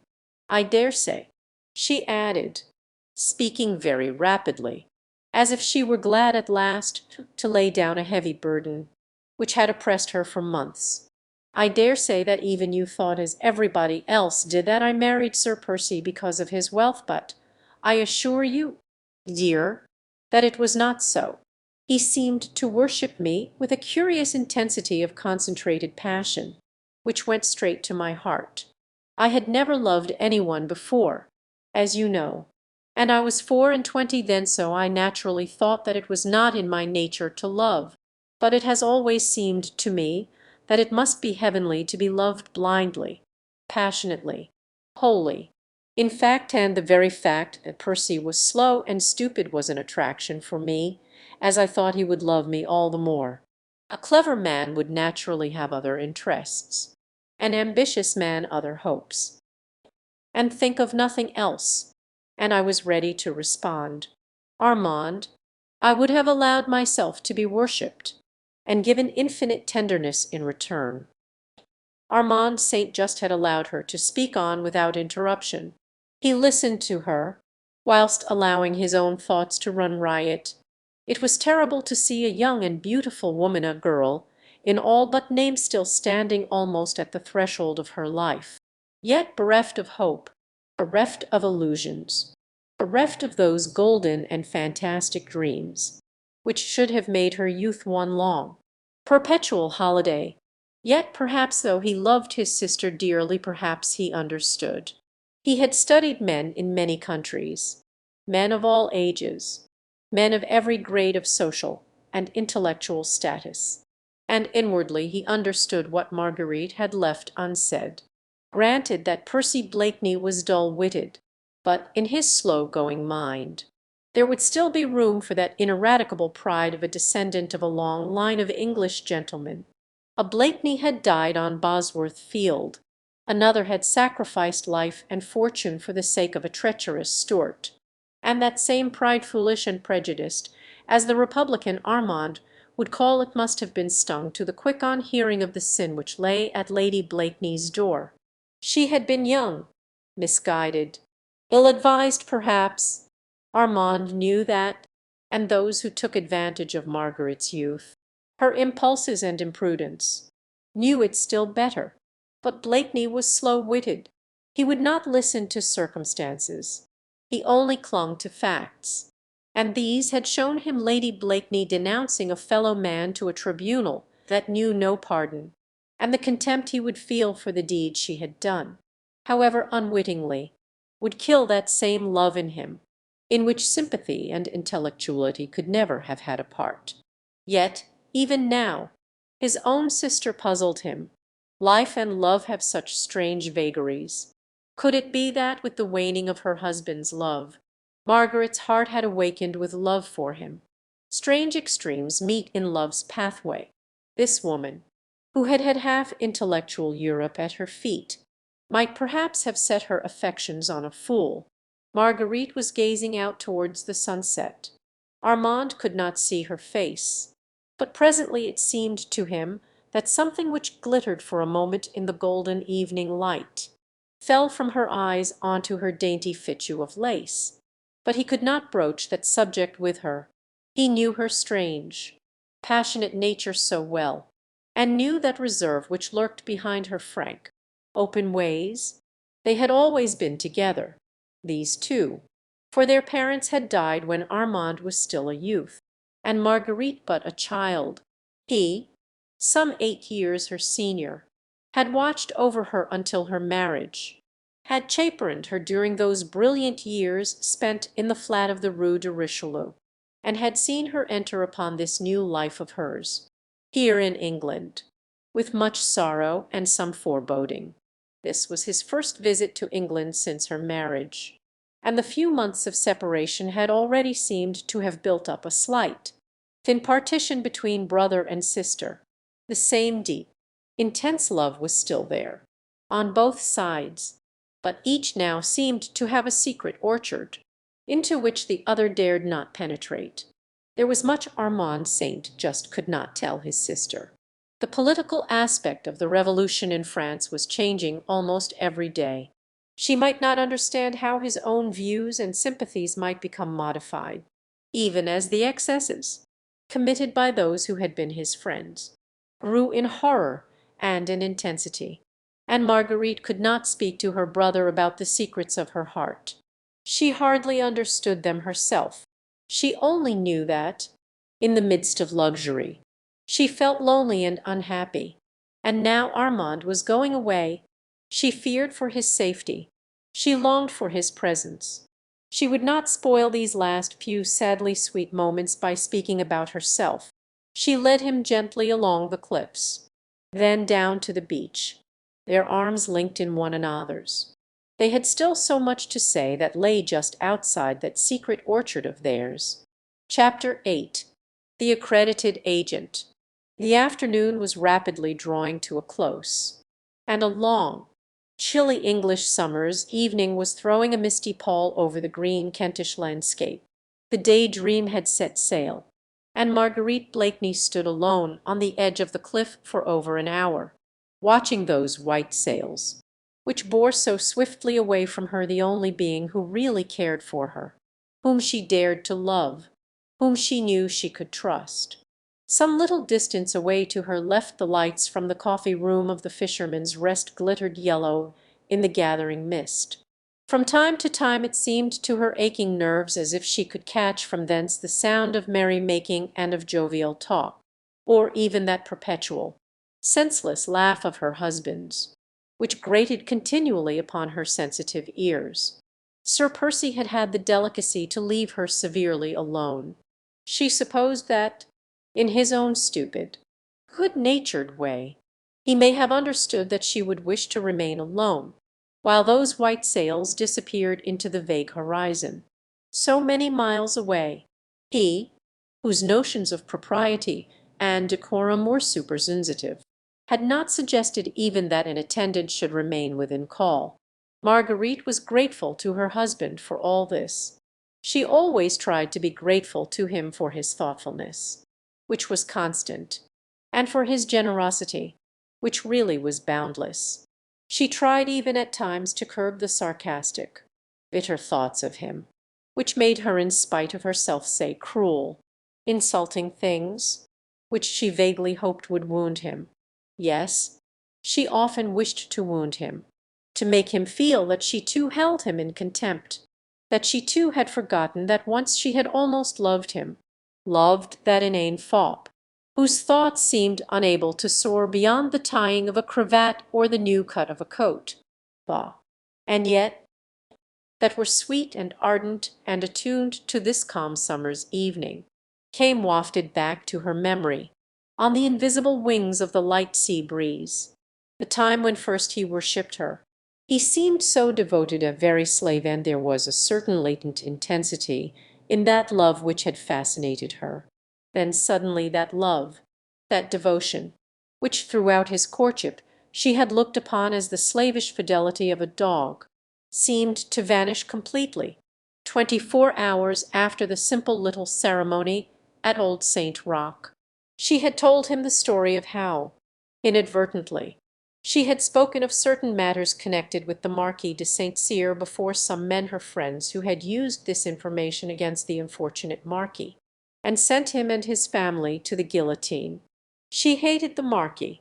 Years ago, Armand, her dear brother, had loved Angle de St. Cyr, but St. Just was a plebeian, and the Marquis full of the pride and arrogant. One day Armand, the respectful, timid lover, ventured on sending a small poem, enthusiastic, ardent, passionate, to the idol of his dreams. The next night he was waylaid just outside Paris by the valets of the Marquis de St. Cyr, and ignominiously thrashed like a dog within an inch of his life because he had dared to raise his eyes to the daughter of the aristocrat. The incident was one which, in those days, some 2 years before the great Revolution, was of almost daily occurrence in France. Incidents of that type, in fact, led to the bloody reprisals, which a few years later sent most of those haughty heads to the guillotine. Marguerite remembered it all, what her brother must have suffered in his manhood, and his pride must have been appalling. What she suffered through him and with him she never attempted even to analyze. Then the day of retribution came. St. Cyr and his kind had found their masters in those same plebeians whom they had despised. Armand and Marguerite, both intellectual, thinking beings, adopted with the enthusiasm of their years the utopian doctrines of the Revolution, while the Marquis de St. Cyr and his family fought inch by inch for the retention of those privileges which had placed them socially above their fellow men. Marguerite, impulsive, thoughtless, not calculating the purport of her words, still smarting under the terrible insult her brother had suffered at the Marquis' hands, happened to hear amongst her own coterie that the St. Cyrs were in treasonable correspondence with Austria, hoping to obtain the emperor's support to quell the growing revolution in their own country. In those days one denunciation was sufficient. Margaret's few thoughtless words anent the Marquis de St. Cyr bore fruit within 24 hours. He was arrested. His papers were searched. Letters from the Austrian emperor, promising to send troops against the Paris populace, were found in his desk. He was arraigned for treason against the nation, and sent to the guillotine, whilst his family, his wife and his sons, shared this awful fate. Marguerite, horrified at the terrible consequences of her own thoughtlessness, was powerless to save the Marquis. Her own coterie, the leaders of the revolutionary movement, all proclaimed her as a heroine, and when she married Sir Percy Blakeney, she did not perhaps altogether realize how severely he would look upon this sin, which she had so inadvertently committed, and which still lay heavily upon her soul. She made full confession of it to her husband, trusting to his blind love for her, her boundless power over him, to soon make him forget what might have sounded unpleasant to an English ear. Certainly at the moment he seemed to take it very quietly. Hardly, in fact, did he appear to understand the meaning of all she said. But what was more certain still was that never after that could she detect the slightest sign of that love, which she once believed had been wholly hers. Now they had drifted quite apart, and Sir Percy seemed to have laid aside his love for her, as he would an ill-fitting glove. She tried to rouse him by sharpening her ready wit against his dull intellect, endeavoured to excite his jealousy, if she could not rouse his love, tried to goad him to self-assertion, but all in vain. He remained the same, always passive, drawling, sleepy, always courteous, invariably a gentleman. She had all that the world and a wealthy husband can give to a pretty woman. Yet, on this beautiful summer's evening, with the white sails of the Day-Dream finally hidden by the evening shadows, she felt more lonely than that poor tramp who plodded his way warily along the rugged cliffs. With another heavy sigh, Marguerite Blakeney turned her back upon the sea and cliffs, and walked slowly back towards the Fisherman's Rest. As she drew near, the sound of revelry, of gay, jovial laughter, grew louder and more distinct. She could distinguish Sir Andrew Ffoulkes' pleasant voice, Lord Tony's boisterous guffaws, her husband's occasional, drawly, sleepy comments. Then, relising the loneliness of the road and the fast-gathering gloom round her, she quickened her steps. Marguerite did not look up. She was not the least nervous, and the Fisherman's Rest was now well within call. The stranger paused when he saw Marguerite coming quickly towards him, and just as she was about to slip past him, he said very quietly, "Citoyen Saint Just." Marguerite uttered a little cry of astonishment at thus hearing her own familiar maiden name uttered so close to her. She looked up at the stranger, and this time, with a cry of unfeigned pleasure, she put out both her hands effusively towards him. "Chauvelin!" she exclaimed. "Himself, citoyen, at your service," said the stranger, gallantly kissing the tips of her fingers. Marguerite said nothing for a moment or two. as she surveyed with obvious delight the not very prepossessing little figure before her. Chauvelin was then nearer 40 than 30, a clever, shrewd-looking personality, with a curious fox-like expression in the deep, sunken eyes. He was the same stranger who an hour or two previously had joined Mr. Jellyband in a friendly glass of wine. Chauvelin, with a pretty little sigh of satisfaction.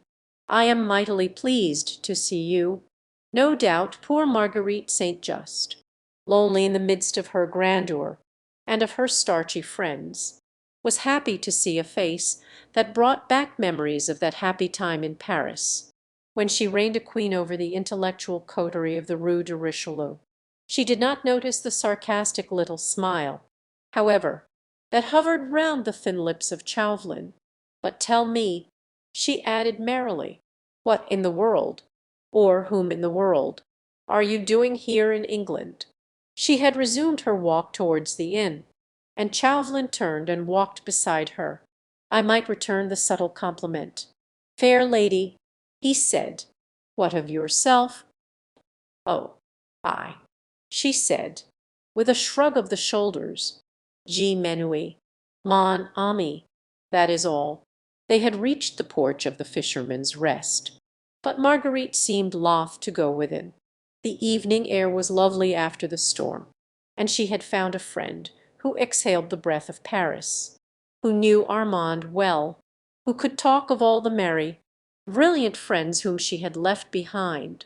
So she lingered on under the pretty porch, while through the gaily lighted dormer window of the coffee room came sounds of laughter, of calls for Sally and for beer, of tapping of mugs, and clinking of dice, mingled with Sir Percy Blakeney's inane and mirthless laugh.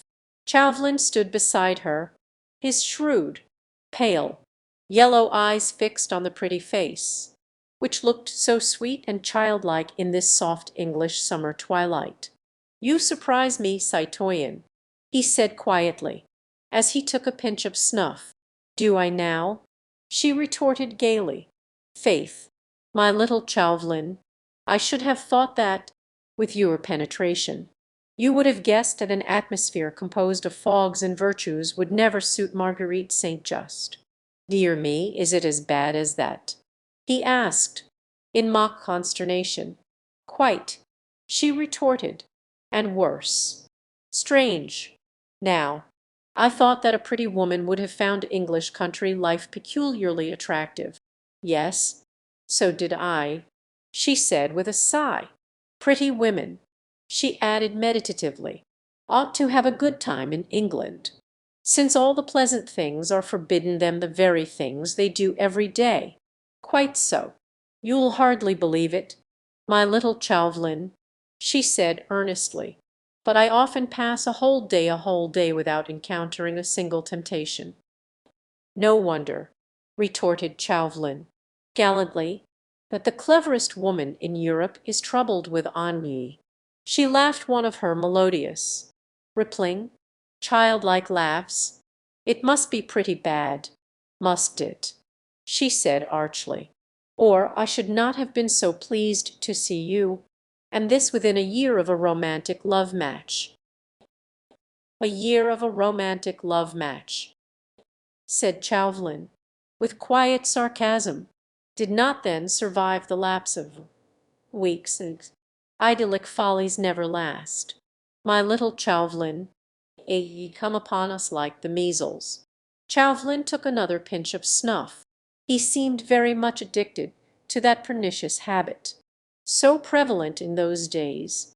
Perhaps, too, he found the taking of snuff a convenient veil for disguising the quick, shrewd glances with which he strove to read the very souls of those with whom he came in contact. "No wonder," he repeated, with the same gallantry, "that the most active brain in Europe is troubled with ennui. I was in hopes that you had a prescription against the malady." "My little Chauvelin, how can I hope to succeed in that which Sir Percy Blakeney has failed to accomplish? Shall we leave Sir Percy out of the question for the present?" "My dear friend," she said drily. "Ah, my dear lady, pardon me, But that is just what we cannot very well do," said Chauvelin, whilst once again his eyes, keen as those of a fox on the alert, darted a quick glance at Marguerite. "I have a most perfect prescription against the worst form of ennui, which I would have been happy to submit to you. But what? There is Sir Percy. What has he to do with it? Quite a good deal, I am afraid. The prescription I would offer, fair lady, is called by a very plebeian name, work, work." Chauvelin looked at Marguerite long and scrutinizingly. It seemed as if those keen, pale eyes of his were reading every one of her thoughts. They were alone together. The evening air was quite still, and their soft whispers were drowned in the noise which came from the coffee room. Still, Chauvelin took a step or two from under the porch, looked quickly and keenly all round him. Then, seeing that indeed no one was within earshot, he once more came back close to Marguerite. "Will you render France a small service, citoyen?" he asked, with a sudden change of manner which lent his thin, fox-like face singular earnestness. "La, man," she replied flippantly, "how serious you look all of a sudden!" "It depends upon the kind of service sure you want. Have you ever heard of the Scarlet Pimpernel, citoyen Saint Just?" asked Chauvelin, abruptly. "Heard of the Scarlet Pimpernel?" she retorted with a long and merry laugh. "Faith, man, we talk of nothing else. Our horses are called Scarlet Pimpernel. At the Prince of Wales' supper party the other night we had a youthful La Scarlet Pimpernel."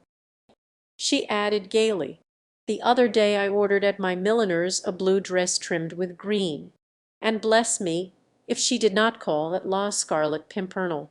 Chauvelin had not moved while she prattled merrily along.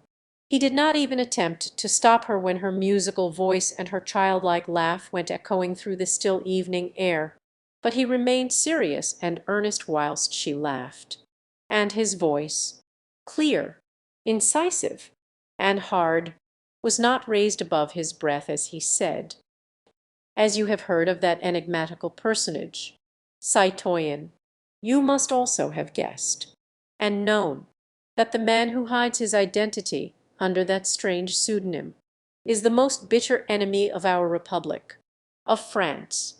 La," with a quaint little sigh, "I dare swear he is. But you, citoyen, are a daughter of France, and should be ready to help her in a moment of deadly peril. My brother Armand devotes his life to France," she retorted proudly. "As for me, I can do nothing. You," whilst his thin fox-like face seemed suddenly to have grown impressive and full of dignity, "here, in England, citoyen, you alone can help us. I present my credentials to Mr. Pitt in London to-morrow.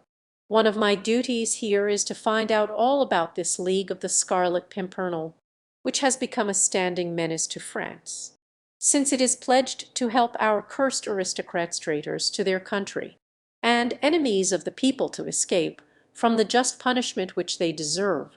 You know as well as I do, citoyen, that once they are over here, those French immigrants try to rouse public feeling against the Republic.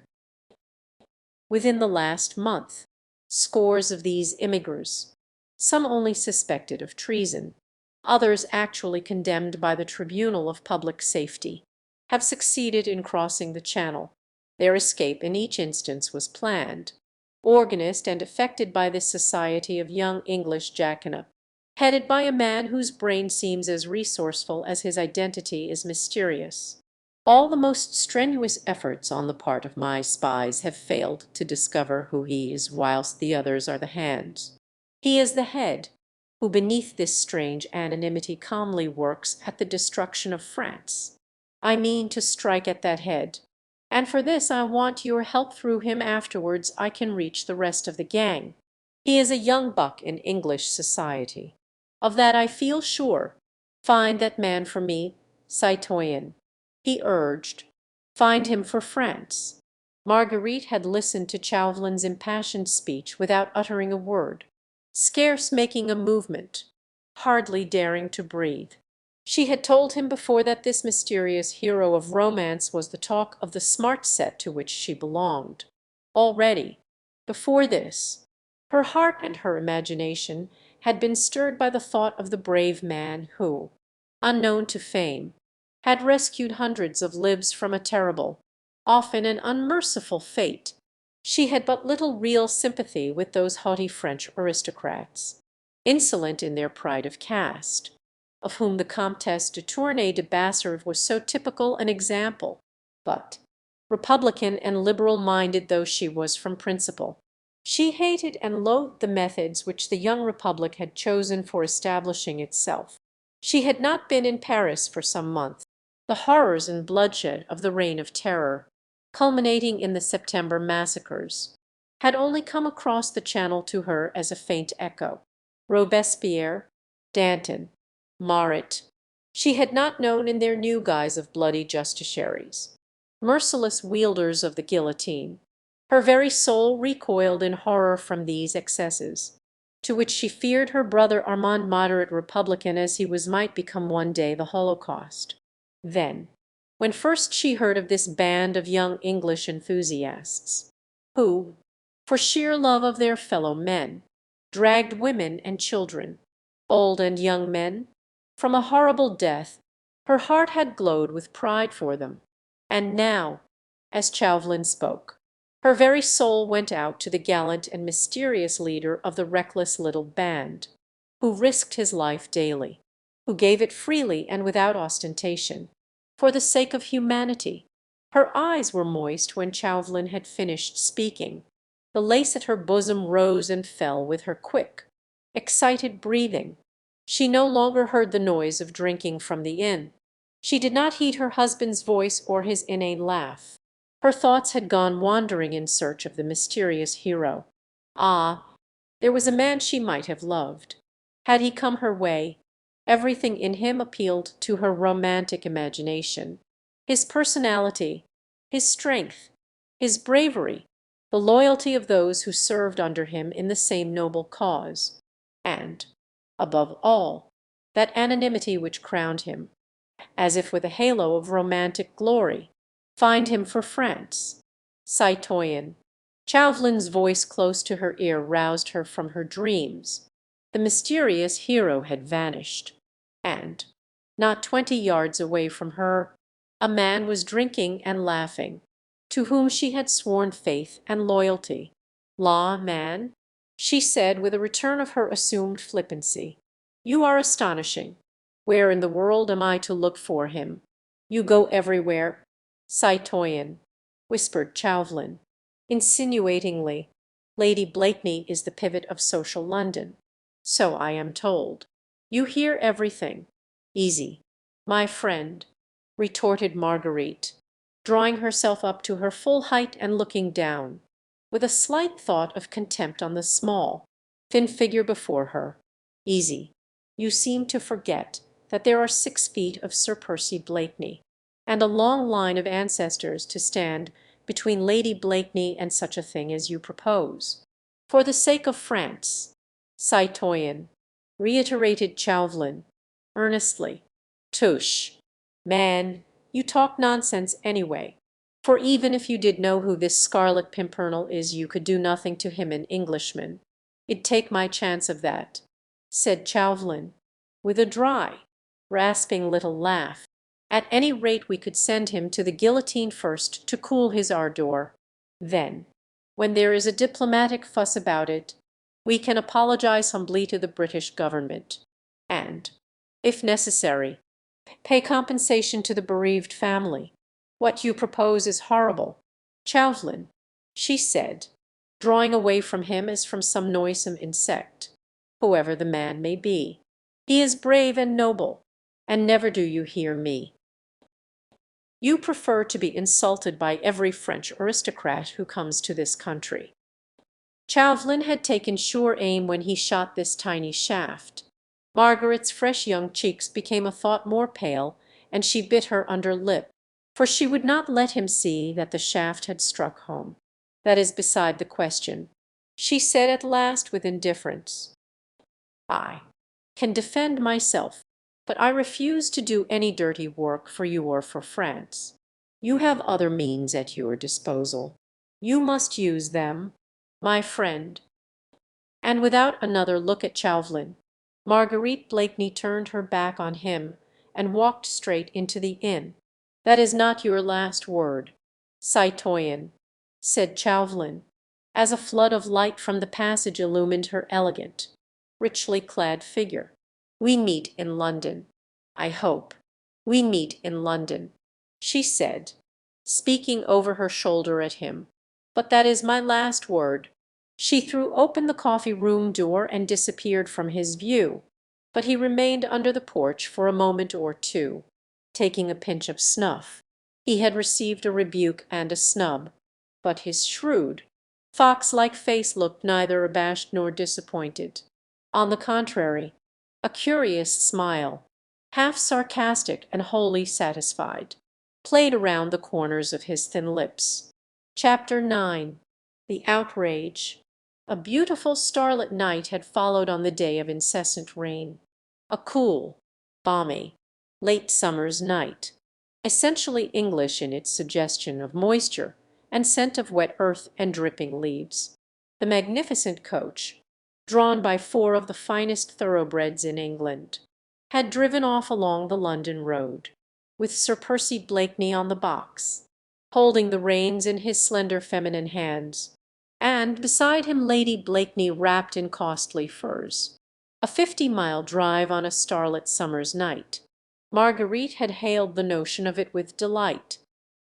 His 4 thoroughbreds, which had been sent down to Dover a couple of days before, were just sufficiently fresh and restive to add zest to the expedition, and Marguerite revelled in anticipation of the few hours of solitude, with the soft night breeze fanning her cheeks, her thoughts wandering. Whither away? She knew from old experience that Sir Percy would speak little, if at all. He had often driven her on his beautiful coach for hours at night, from point to point, without making more than 1 or 2 casual remarks upon the weather or the state of the roads.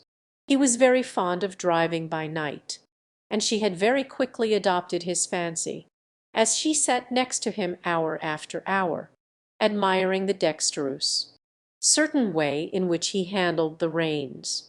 She often wondered what went on in that slow-going head of his. He never told her, and she had never cared to ask. At the Fisherman's Rest Mr. Jellyband was going the round, putting out the lights. His bar customers had all gone, but upstairs in the snug little bedrooms Mr. Jellyband had quite a few important guests. The Comtesse de Tournay, with Suzanne, and the Vicomte, and there were 2 more bedrooms ready for Sir Andrew Ffoulkes and Lord Antony Dewhurst, if the 2 young men should elect to honour the ancient hostelry and stay the night. For the moment these 2 young gallants were comfortably installed in the coffee-room, before the huge log fire, which, in spite of the mildness of the evening, had been allowed to burn merrily. "I say, Jelly, has every one gone?"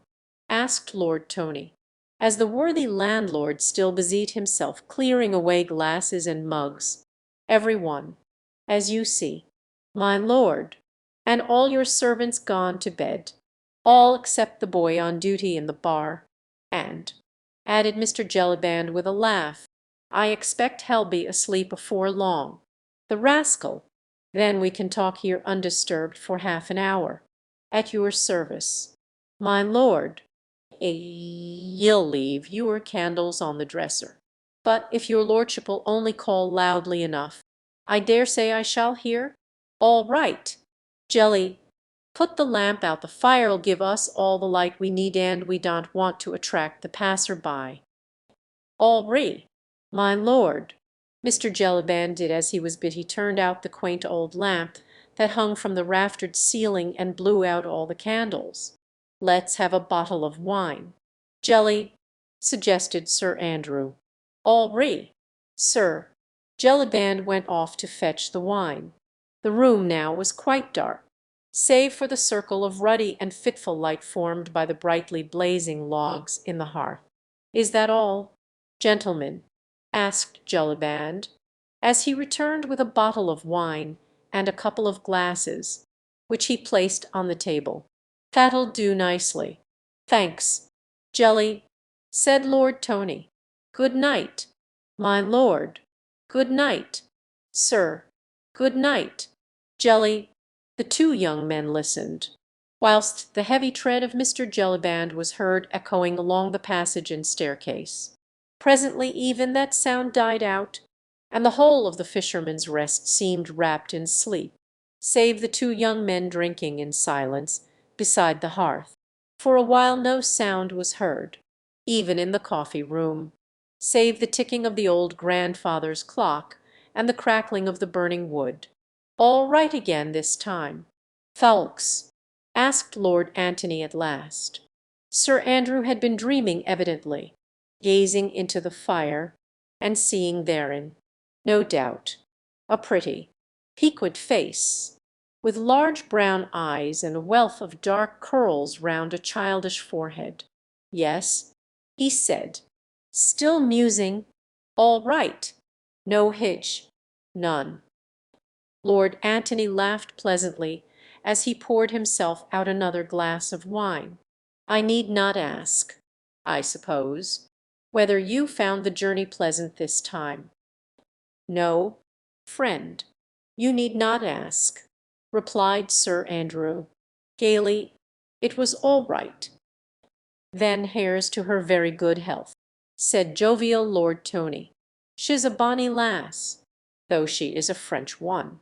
And here's to your courtship, may it flourish and prosper exceedingly." He drained his glass to the last drop, then joined his friend beside the hearth. "Well, you'll be doing the journey next, Tony, I expect," said Sir Andrew, rousing himself from his meditations. "You and Hastings." "Certainly, and I hope you may have as pleasant a task as I had, and as charming a travelling companion. You have no idea, Tony—" "I haven't," interrupted his friend pleasantly, "but I'll take your word for it. And now," he added, whilst a sudden earnestness crept over his jovial young face, "how about business?" The two young men drew their chairs closer together, and instinctively, though they were alone, their voices sank to a whisper. "I saw the Scarlet Pimpernel alone, for a few moments in Calais," said Sir Andrew, "a day or two ago. He crossed over to England 2 days before we did. He had escorted the party all the way from Paris, dressed you'll never credit it, and driving until they were safely out of the city the covered cart, under which the Comtesse de Tournay, Suzanne, and the Vicomte lay concealed among the turnips and cabbages. They themselves, of course, never suspected who their driver was. He drove them right through a line of soldiery and a yelling mob, who were screaming, 'Fais les aristos!' But the market cart got through along with some others, and the Scarlet Pimpernel, in shawl, petticoat, and hood, yelled 'Bas les aristos!' louder than anybody. Faith," added the young man as his eyes glowed with enthusiasm for the beloved leader, "that man's a marvel. His cheek is preposterous, I vow." Lord Antony, whose vocabulary was more limited than that of his friend, could only find an oath or two with which to show his admiration for his leader. "He wants you and Hastings to meet him at Calais," said Sir Andrew, more quietly, "on the 2nd of next month. Let me see. That will be next Wednesday. Yes, it is, of course, the case of the Comte de Tournay this time, a dangerous task for the Comte, whose escape from his chi, after he had been declared a suspect by the Committee of Public Safety, was a masterpiece of the Scarlet Pimpernel's ingenuity, is now under sentence of death. It will be rare sport to get him out of France, and you will have a narrow escape, if you get through at all. St. Just has actually gone to meet him, of course. No one suspects St. Just as yet, but after that, i'faith, 'twill be a tough job, and tax even the ingenuity of our chief. I hope I may yet have orders to be of the party. Have you any special instructions for me?" "Yes, rather more precise ones than usual. It appears that the Republican government have sent an accredited agent over to England, a man named Chauvelin, who is said to be terribly bitter against our League, and determined to discover the identity of our leader, so that he may have him kidnapped the next time he attempts to set foot in France. This Chauvelin has brought a whole army of spies with him, and until the chief has sampled the lot, he thinks we should meet as seldom as possible on the business of the League, and on no account should talk to each other in public places for a time. When he wants to speak to us, he will contrive to let us know." The two young men were both bending over the fire, for the blaze had died down, and only a red glow from the dying embers cast a lurid light on a narrow semicircle in front of the hearth. The rest of the room lay buried in complete gloom. Sir Andrew had taken a pocket-book from his pocket, and drawn thera from a paper, which he unfolded, and together they tried to read it by the dim red firelight. So intent were they upon this, so wrapped up in the cause, the business they had so much at heart. So precious was this document, which came from the very hand of their adored leader, that they had eyes and ears only for that. They lost count of the sounds around them, of the dropping of crisp ash from the grate, of the monotonous ticking of the clock, of the soft, almost imperceptible rustle of something on the floor close beside them. A figure had emerged from under one of the benches. With snake-like, noiseless movements it crept closer and closer to the two young men, not breathing, only gliding along the floor, in the inky blackness of the room. "You are to read these instructions and commit them to memory," said Sir Andrew, "then destroy them." He was about to replace the letter case into his pocket, when a tiny slip of paper fluttered from it and fell on to the floor. Lord Antony stooped and picked it up. "What's that?" he asked. "I don't know," replied Sir Andrew. "It dropped out of your pocket just now. It certainly did not seem to be with the other paper. Strange. It is from the chief," he added, glancing at the paper. Both stooped to try and decipher this last tiny scrap of paper, when suddenly a slight noise attracted their attention, which seemed to come from the passage beyond. "What's that?" said both instinctively. Lord Antony crossed the room towards the door, which he threw open quickly and suddenly. At that very moment he received a stunning blow between the eyes, which threw him back violently into the room. Simultaneously the crouching, snake-like figure in the gloom had jumped up and hurled itself from behind upon the unsuspecting Sir Andrew, felling him to the ground. All this occurred within the short space of 2 or 3 seconds, and before either Lord Antony or Sir Andrew had time or chance to utter a cry or to make the faintest struggle, they were each seized by 2 men. A muffler was quickly tied round the mouth of each, and they were pinioned to one another back to back, their arms, hands, and legs securely fastened. One man had in the meanwhile quietly shut the door. He wore a mask and now stood motionless while the others completed their work. "All safe, citoyen," said one of the men, as he took a final survey of the bonds which secured the 2 young men. "Good," replied the man at the door. "Now search their pockets and give me all the papers you find." This was promptly and quietly done, the masked man having taken possession of all the papers, listened for a moment or two if there were any sound within the Fisherman's Rest, evidently satisfied that this dastardly outrage had remained unheard. He once more opened the door and pointed peremptorily down the passage.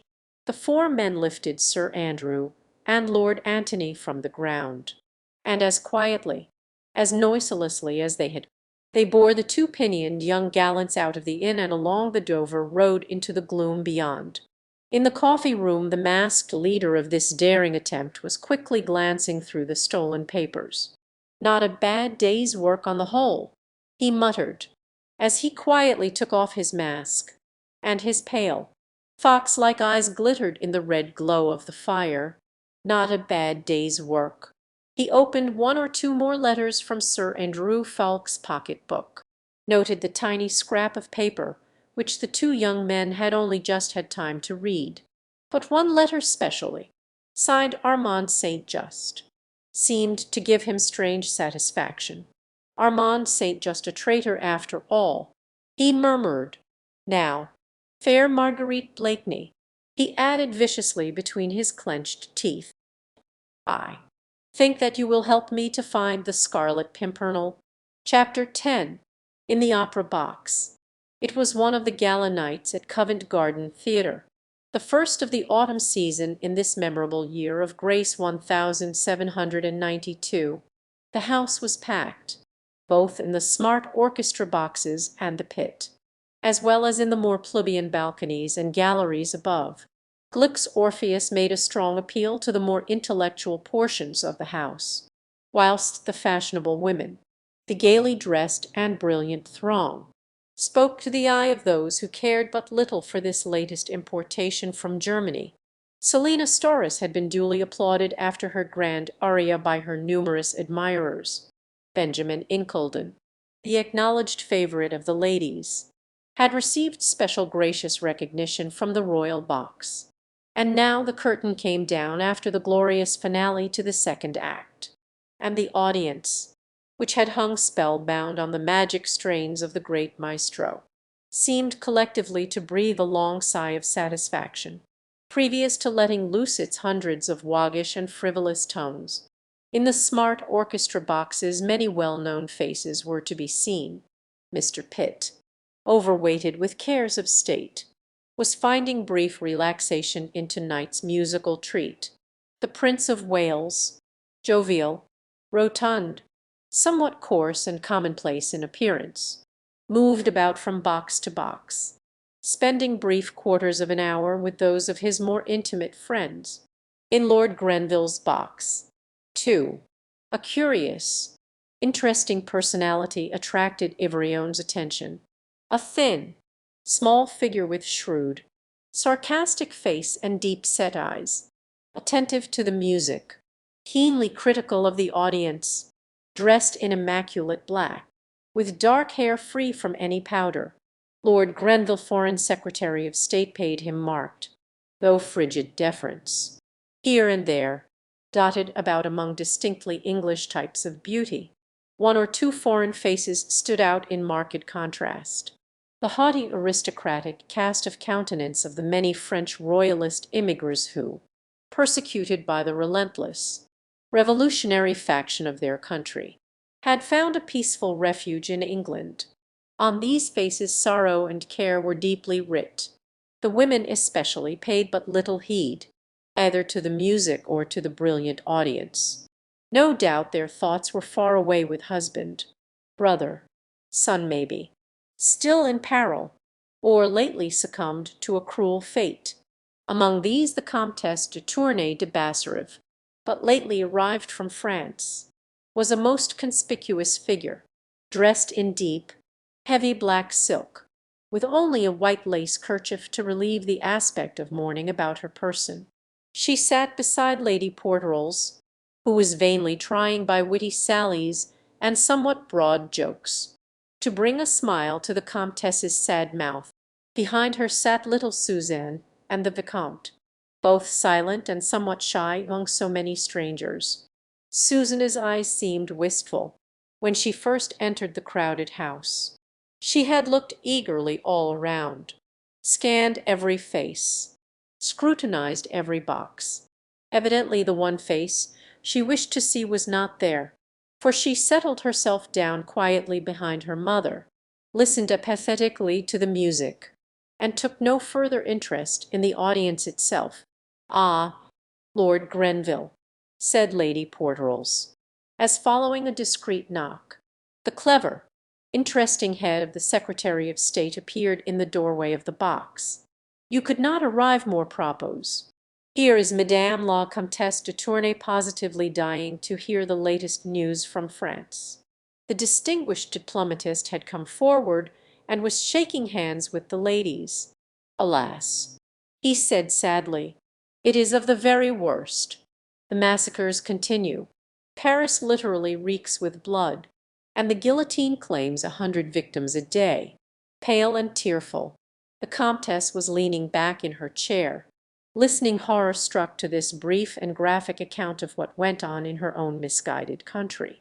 "Ah, monsieur," she said in broken English, "it is dreadful to hear all that, and my poor husband still in that awful country. It is terrible for me to be sitting here, in a theatre, all safe and in peace, whilst he is in such peril. Lud, madame," said honest, bluff Lady Porterals, "your sitting in a convent won't make your husband safe, and you have your children to consider. They are too young to be dosed with anxiety and premature mourning." The Comtesse smiled through her tears at the vehemence of her friend, Lady Porterals, whose voice and manner would not have misfitted a jockey, had a heart of gold, and hid the most genuine sympathy and most gentle kindlines beneath the somewhat coarse manners affected by some ladies at that time. "Besides which, madame," added Lord Grenville, "did you not tell me yesterday that the League of the Scarlet Pimpernel had pledged their honour to bring M. le Comte safely across the Channel?" "Ah, yes," replied the Comtesse, "and that is my only hope. I saw Lord Hastings yesterday." "Then I am sure you need have no fear. What the League have sworn, that they surely will accomplish. Ah," added the old diplomatist with a sigh, "if I were but a few years younger," interrupted honest Lady Porterals. "You are still young enough to turn your back on that French scarecrow that sits enthroned in your box to-night. I wish I could. M. Chauvelin is the accredited agent of his government." "Man," she retorted, "you don't call those bloodthirsty ruffians over there a government, do you?" "It has not been thought advisable as yet," said the minister, guardedly, "for England to break off diplomatic relations with France, and we cannot therefore refuse to receive with courtesy the agent she wishes to send to us. Diplomatic relations be demmed, my lord. That sly little fox over there is nothing but a spy, I'll warrant, and you'll find in him much mistaken. That hell concern himself little with diplomacy, beyond trying to do mischief to royalist refugees, to our heroic Scarlet Pimpernel, and to the members of that brave little league. I am sure," said the Comtesse, pursing up her thin lips, "that if this Chauvelin wishes to do us mischief, he will find a faithful ally in Lady Blakeney." "Bless the woman!" ejaculated Lady Porterals. "Did ever any one see such perversity? My Lord Grenville, you have the gift of the gab.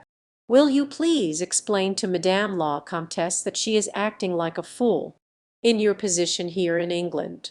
Madame," she added, turning a wrathful and resolute face towards the Comtesse, "you cannot afford to put on the hoity-toity airs you French aristocrats are so fond of. Lady Blakeney may or may not be in sympathy with those ruffians in France. She may or may not have had anything to do with the arrest and condemnation of St. Cyr, or whatever the man's name is, but she is the leader of fashion in this country. Sir Percy Blakeney has more money than any half-dozen other men put together. He is hand and glove with royalty, and your trying to snub Lady Blakeney will not harm her, but will make you look a fool. Is't that so, my lord?" But what Lord Grenville thought of this matter, or to what reflections this homely tirade of Lady Porterals led the Comtesse de Tournay, remained unspoken, for the curtain had just risen on the third act of Orpheus, and admonishments to silence came from every part of the house. Lord Grenville took a hasty farewell of the ladies and slipped back into his box, where M. Chauvelin had sat all through this entr'acte, with his eternal snuff-box in his hand. and with his keen pale eyes intently fixed upon a box opposite to him, where, with much frou-frou of silken skirts, much laughter and general stir of curiosity amongst the audience, Marguerite Blakeney had just entered, accompanied by her husband, and looking divinely pretty beneath the wealth of her golden, reddish curls, slightly besprinkled with powder, and tied back at the nape of her graceful neck with a gigantic black bow. Always dressed in the very latest vagary of fashion, Marguerite alone among the ladies that night had discarded the cross-over fichu and broad lapelled over dress, which had been in fashion for the last 2 or 3 years. She wore the short worsted classical shaped gown, which so soon was to become the approved mode in every country in Europe. It suited her graceful, regal figure to perfection, composed as it was of shimmering stuff which seemed a mass of rich gold embroidery. As she entered, she leaned for a moment out of the box, taking stock of all those present whom she knew. Many bowed to her as she did so, and from the royal box there came also a quick and gracious salute. Chauvelin watched her intently all through the commencement of the third act, as she sat enthralled with the music, her exquisite little hand toying with a small jewelled fan, her regal head, her throat, arms and neck covered with magnificent diamonds and rare gems, the gift of the adoring husband who sprawled leisurely by her side. Marguerite was passionately fond of music. Orpheus charmed her to-night. The very joy of living was writ plainly upon the sweet young face. It sparkled out of the merry blue eyes and lit up the smile that lurked around the lips. She was after all but 25, in the heyday of youth, the darling of a brilliant throng, adored, feted, petted, cherished. 2 days ago the Day Dream had returned from Calais, bringing her news that her idolist brother had safely landed, that he thought of her, and would be prudent for her sake. What wonder for the moment, and listening to Glick's impassioned strains, that she forgot her disillusionments, forgot her vanished love dreams, forgot even the lazy, good-humoured nonentity who had made up for his lack of spiritual attainments by lavishing worldly advantages upon her.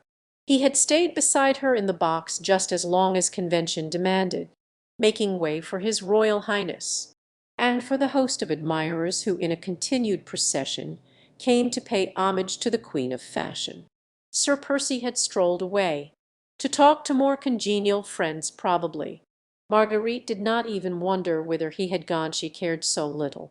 She had had a little court round her, composed of the Jewess d'Or of London, and had just dismissed them all, wishing to be alone with Gluck for a brief while. A discreet knock at the door roused her from her enjoyment. "Come in," she said with some impatience, without turning to look at the intruder. Chauvelin, waiting for his opportunity, noted that she was alone, and now, without pausing for that impatient "come in," he quietly slipped into the box, and the next moment was standing behind Margaret's chair. "A word with you, citoyen," he said quietly. Marguerite turned quickly, in alarm, which was not altogether feigned. "Lud, man, you frightened me," she said with a forced little laugh. "Your presence is entirely inopportune. I want to listen to Gluck, and have no mind for talking. But this is my only opportunity," he said, as quietly, and without waiting for permission. He drew a chair close behind her, so close that he could whisper in her ear, without disturbing the audience, and without being seen, in the dark background of the box. "This is my only opportunity," he repeated, as she vouchsafed him no reply. "Lady Blakeney is always so surrounded, so feted by her court, that a mere old friend has but very little chance. Faith, man," she said impatiently, "you must seek for another opportunity then. I am going to Lord Grenville's ball to-night after the opera. So are you, probably. I'll give you 5 minutes then."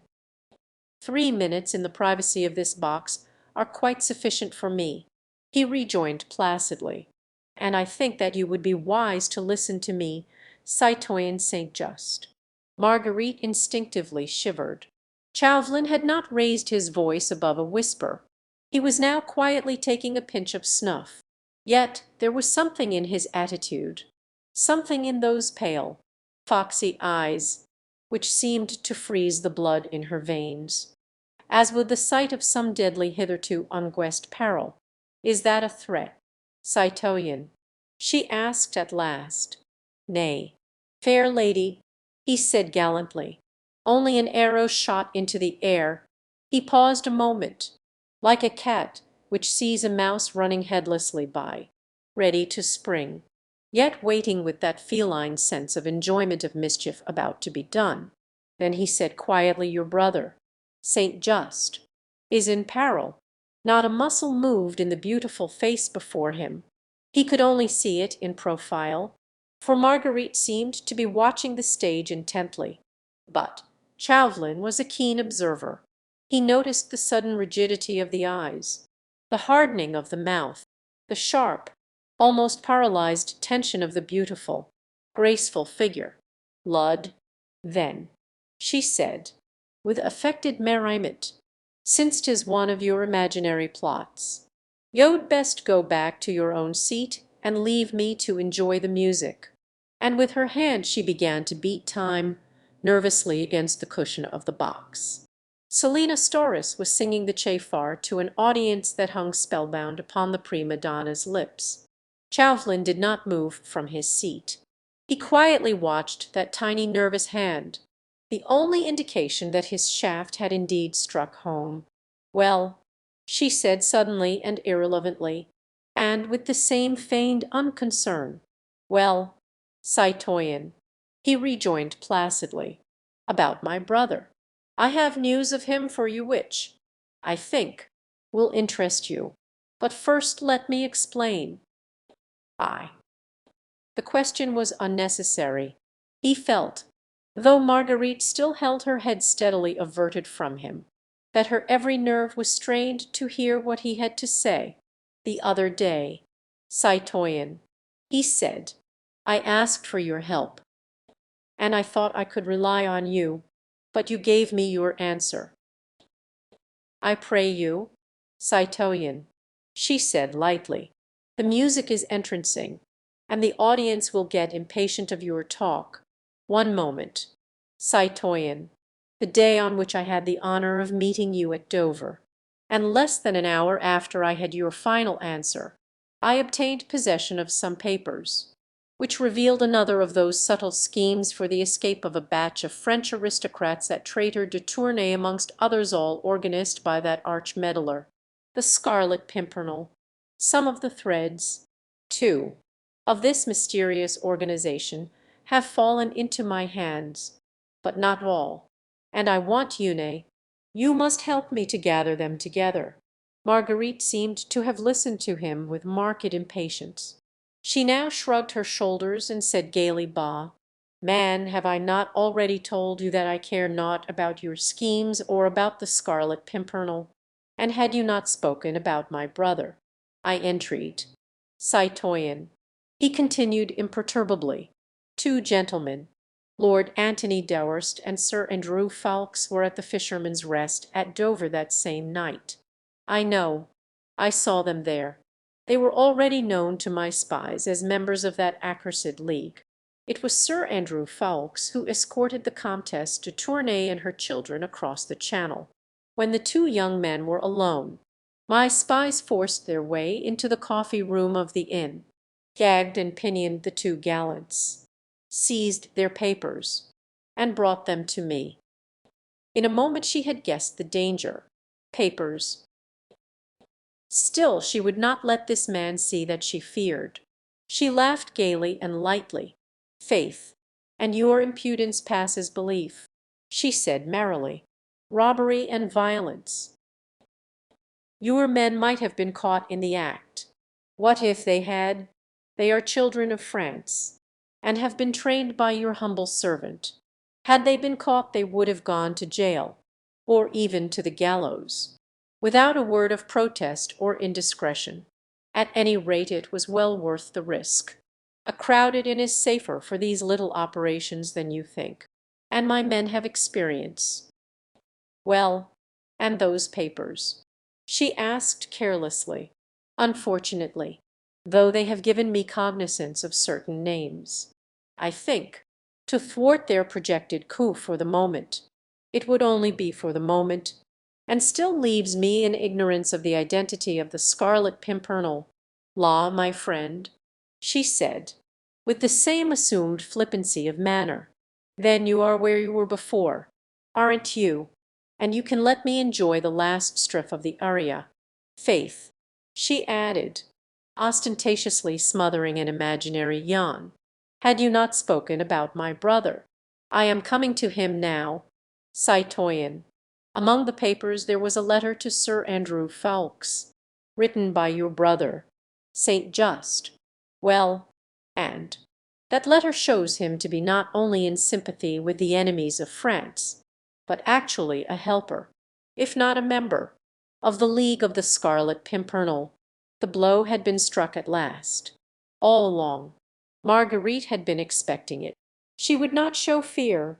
She was determined to seem unconcerned, flippant even. She wished, when the shot came, to be prepared for it, to have all her wits about her, those wits which had been nicknamed the keenest in Europe. Even now she did not flinch.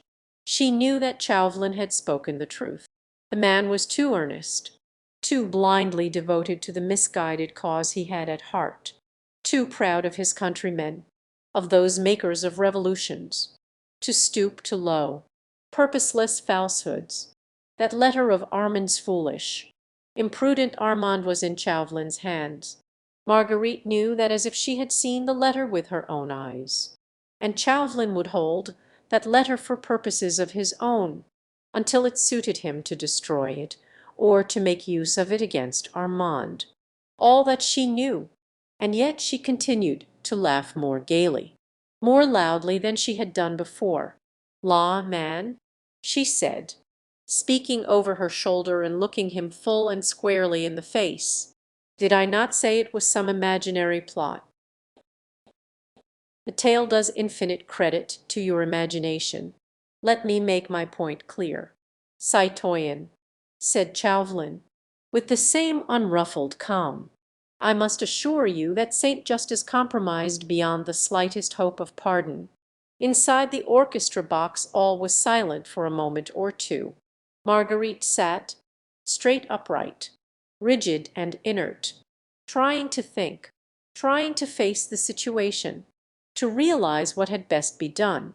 In the house Storace had finished the aria, and was even now bowing in her classic garb, but in approved 18th century fashion, to the enthusiastic audience, who cheered her to the echo. "Chauvelin," said Marguerite Blakeney at last, quietly, and without that touch of bravado which had characterized her attitude all along. "Chauvelin, my friend, shall we try to understand one another? It seems that my wits have become rusty by contact with this damp climate. Now, tell me, you are very anxious to discover the identity of the Scarlet Pimpernel. Is't that so? France's most bitter enemy, Citoyen, as he works in the dark. All the more noble. You mean—" "Fie, two very ugly words.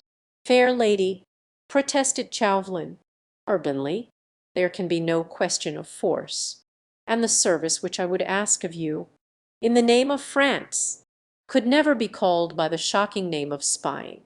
At any rate, that is what it is called over here," she said drily. "That is your intention, is it not?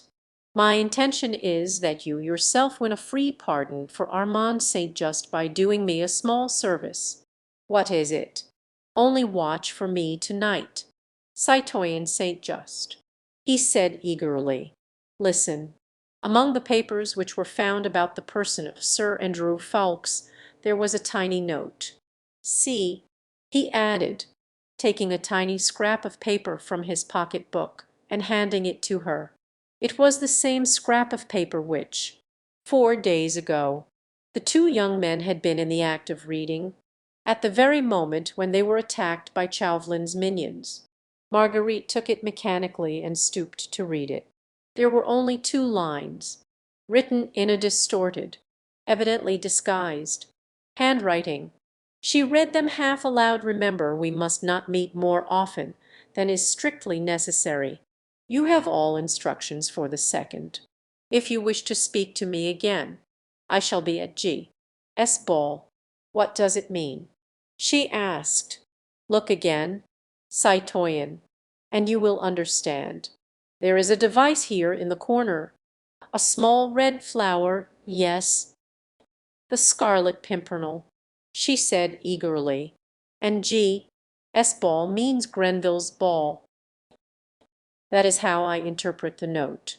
Citoyen," concluded Chauvelin, blandly, "Lord Antony Dewhurst and Sir Andrew Ffoulkes, after they were pinioned and searched by my spies, were carried by my orders to a lonely house on the Dover road, which I had rented for the purpose.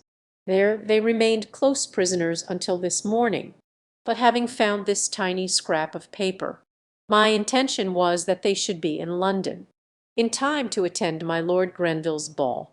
You see, do you not, that they must have a great deal to say to their chief, just as he directed them to do.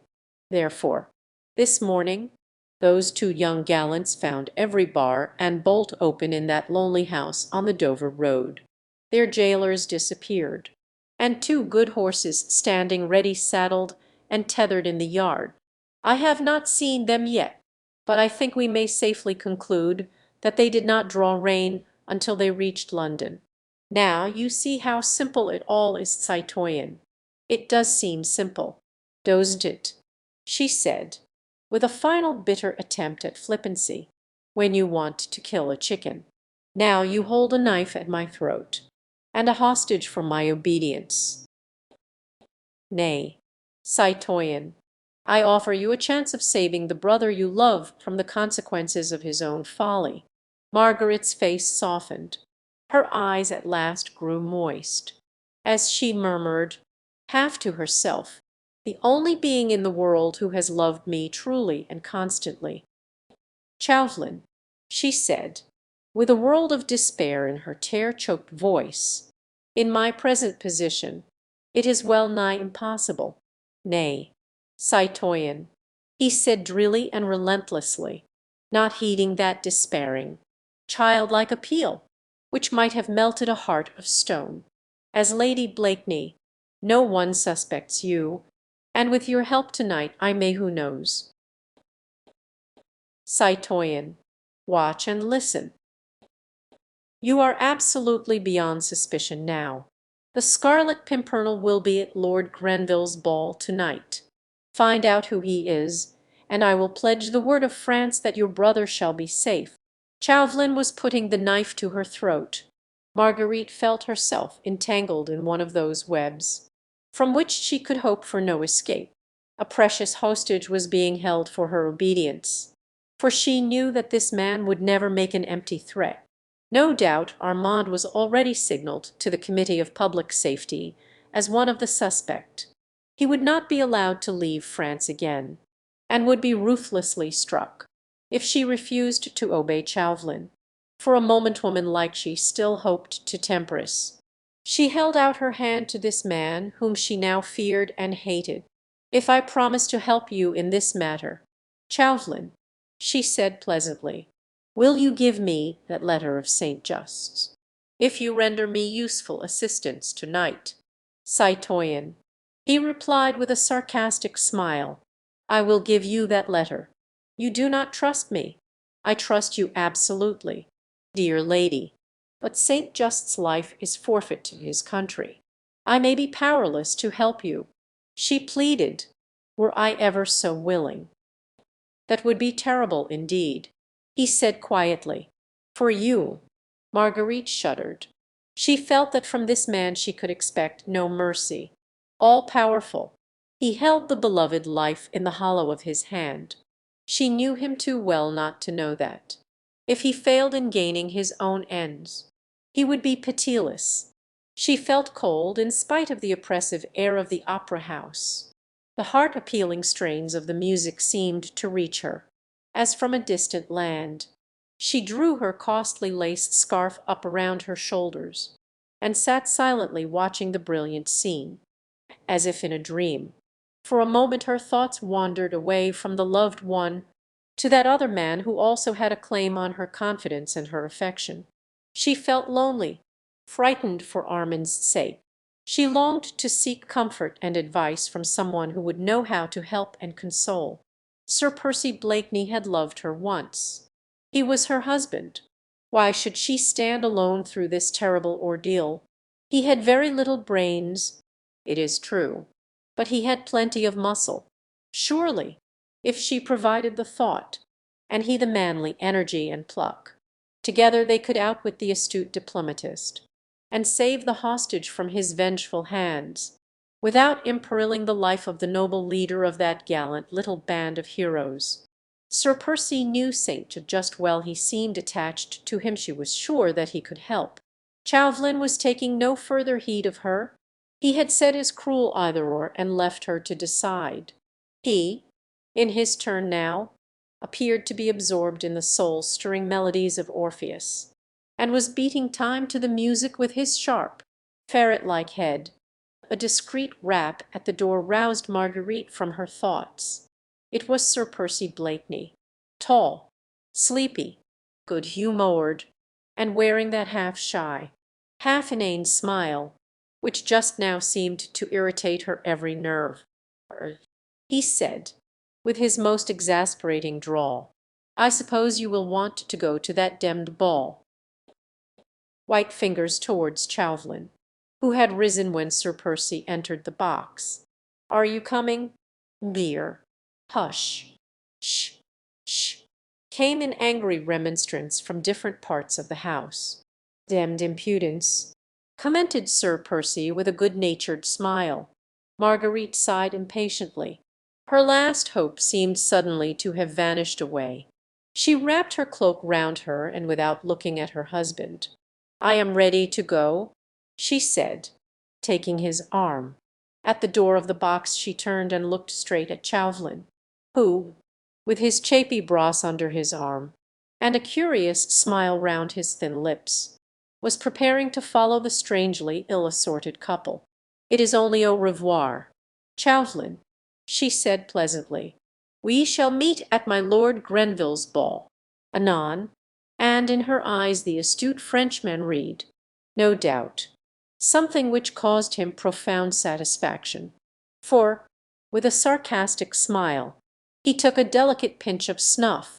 Then, having dusted his dainty lace jabot, he rubbed his thin, bony hands contentedly together. Chapter 11. Lord Grenville's Ball.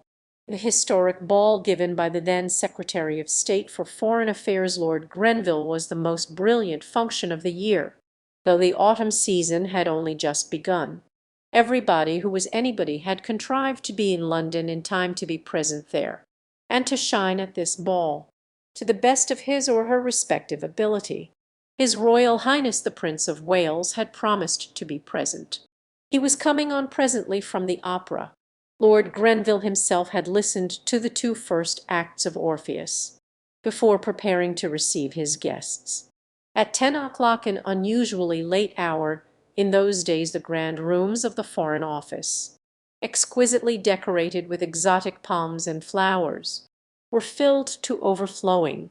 One room had been set apart for dancing, and the dainty strains of the minuet made a soft accompaniment to the gay chatter, the merry laughter of the numerous and brilliant company. In a smaller chamber, facing the top of the fine stairway, the distinguished host stood ready to receive his guests. Distinguished men, beautiful women, notabilities from every European country had already filed past him, had exchanged the elaborate bows and curtsies with him, which the extravagant fashion of the time demanded, and then, laughing and talking, had dispersed in the ball, reception, and card-rooms beyond. Not far from Lord Grenville's elbow, leaning against one of the console tables, Chauvelin, in his irreproachable black costume, was taking a quiet survey of the brilliant throng. He noted that Sir Percy and Lady Blakeney had not yet arrived, and his keen, pale eyes glanced quickly towards the door every time a newcomer appeared. He stood somewhat isolated. The envoy of the revolutionary government of France was not likely to be very popular in England, at a time when the news of the awful September massacres, and of the reign of terror and anarchy, had just begun to filtrate across the Channel.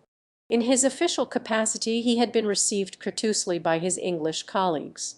Mr. Pitt had shaken him by the hand. Lord Grenville had entertained him more than once. But the more intimate circles of London society ignored him altogether.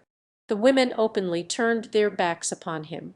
The men who held no official position refused to shake his hand.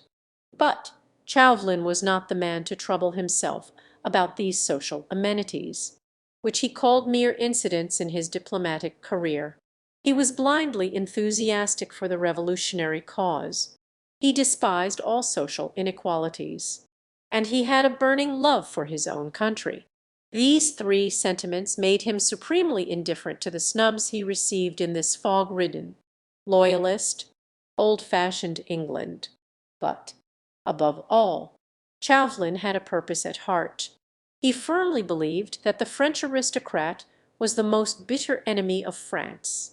He would have wished to see every one of them annihilated. He was one of those who, during this awful reign of terror, had been the first to utter the historic and ferocious desire that aristocrats might have but one head between them, so that it might be cut off with a single stroke of the guillotine. And thus he looked upon every French aristocrat who had succeeded in escaping from France as so much prey of which the guillotine had been unwarrantably cheated. There is no doubt that those royalist immigres, once they had managed to cross the frontier, did their very best to stir up foreign indignation against France. Plots without end were hatched in England, in Belgium, in Holland, to try and induce some great power to send troops into revolutionary Paris, to free King Louis, and to summarily hang the bloodthirsty leaders of that monster republic. Small wonder, therefore, that the romantic and mysterious personality of the Scarlet Pimpernel was a source of bitter hatred to Chauvelin. He and the few young jackanapes under his command, well furnished with money, armed with boundless daring, and acute cunning, had succeeded in rescuing hundreds of aristocrats from France.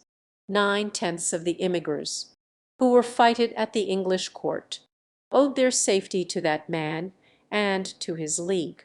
Chauvelin had sworn to his colleagues in Paris that he would discover the identity of that meddlesome Englishman, entice him over to France, and then, as easily as that of any other man, suddenly there was a great stir on the handsome staircase. All conversation stopped for a moment as the major domo's voice outside announced, "His Royal Highness the Prince of Wales and suite, Sir Percy Blakeney, Lady Blakeney." Lord Grenville went quickly to the door to receive his exalted guest. The Prince of Wales, dressed in a magnificent court suit of salmon-coloured velvet richly embroidered with gold, entered with Marguerite Blakeney on his arm, and on his left Sir Percy, in gorgeous shimmering cream satin, cut in the extravagant incroyable style, his fair hair free from powder, priceless lace at his neck and wrists, and the flat chapy brosse under his arm. After the few conventional words of deferential greeting, Lord Grenville said to his royal guest, "Chauvelin, the accredited agent of the French government." Chauvelin, immediately the prince entered, had stepped forward. Expecting this introduction, he bowed very low, whilst the prince returned his salute with a curt nod of the head. "Monsieur," said his Royal Highness coldly, "we will try to forget the government that sent you, and look upon you merely as our guest, a private gentleman from France. As such you are welcome, Monsieur." "Minciner," rejoined Chauvelin, bowing once again. "Madame," he added, bowing ceremoniously before Marguerite. "Ah, My little Chauvelin, she said with unconcerned gaiety, and extending her tiny hand to him. Monsieur and I are old friends. Your Royal Highness. Ah, then, said the prince, this time very graciously, you are doubly welcome, monsieur.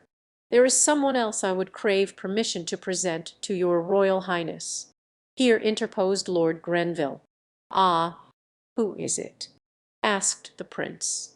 Madame la Comtesse de Tournay de Basserive and her family, who have but recently come from France. By all means. Lord Grenville turned in search of the Comtesse, who sat at the further end of the room. "Lud love me," whispered his Royal Highness to Marguerite, as soon as he had caught sight of the rigid figure of the old lady. "Lud love me, she looks very virtuous and very melancholy. Faith, your Royal Highness," she rejoined with a smile, "virtue is like precious odours, most fragrant when it is crushed.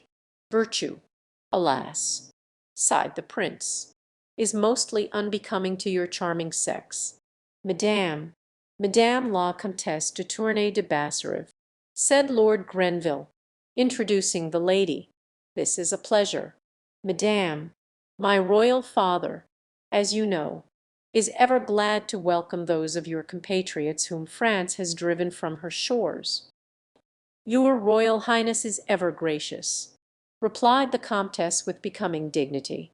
Then, indicating her daughter, who stood timidly by her side, "My daughter Suzanne, Minciner," she said. "Ah, charming," said the prince. "And now allow me, Comtesse, to introduce to you Lady Blakeney, who honours us with her friendship. You and she will have much to say to one another. I vow every compatriot of Lady Blakeney's is doubly welcome for her sake. The enemies of England." Margaret's blue eyes had twinkled with merriment at this gracious speech from her exalted friend. The Comtesse de Tournay, who lately had so flagrantly insulted her, was here receiving a public lesson, at which Marguerite could not help but rejoice. But the Comtesse, for whom respect of royalty amounted almost to a religion, was too well schooled in courtly etiquette to show the slightest sign of embarrassment, as the two ladies curtsied ceremoniously to one another. "His Royal Highness is ever gracious." "Madame," said Marguerite, demurely, and with a wealth of mischief, "but here there is no need for his kind mediation. We poor exiles." "Madame," rejoined the Comtesse, frigidly, "show our gratitude to England by devotion to the wishes of Minciner." "Madame," said Marguerite, with another ceremonious curtsy. "Madame," responded the Comtesse with equal dignity. The prince, in the meanwhile, was saying a few gracious words to the young Vicomte. "I am happy to know you, Monsieur le Vicomte," he said. "I knew your father well when he was ambassador in London." "Ah, Minciner," replied the Vicomte, "I was a little boy then. The Scarlet Pimpernel." "Hush," said the prince, earnestly and quickly, as he indicated Chauvelin, who had stood a little on one side throughout the whole of this little scene, watching Marguerite and the Comtesse with an amused, sarcastic little smile around his thin lips. "Nay, Minciner," he said now, as if in direct response to the prince's challenge, "pray do not check this gentleman's display of gratitude. The name of that interesting red flower is well known to me and to France." The prince looked at him keenly for a moment or two. "Faith, then, monsieur," he said, "perhaps you know more about our national hero than we do ourselves." He added, turning to the groups round the room, "The ladies hang upon your lips." "Ah, Minciner," said Chauvelin, significantly, "rumour has it in France that your Highness Coutinho would give the truest account of that enigmatical wayside flower." He looked quickly and keenly at Marguerite as he spoke, but she betrayed no emotion, and her eyes met his quite fearlessly. "Nay, man," replied the prince. "My lips are sealed, and the members of the League jealously guard the secret of their chief. Here in England, monsieur," he added, with wonderful charm and dignity, "we but name the Scarlet Pimpernel, and every fair cheek is suffused with a blush of enthusiasm. None have seen him save his faithful lieutenants.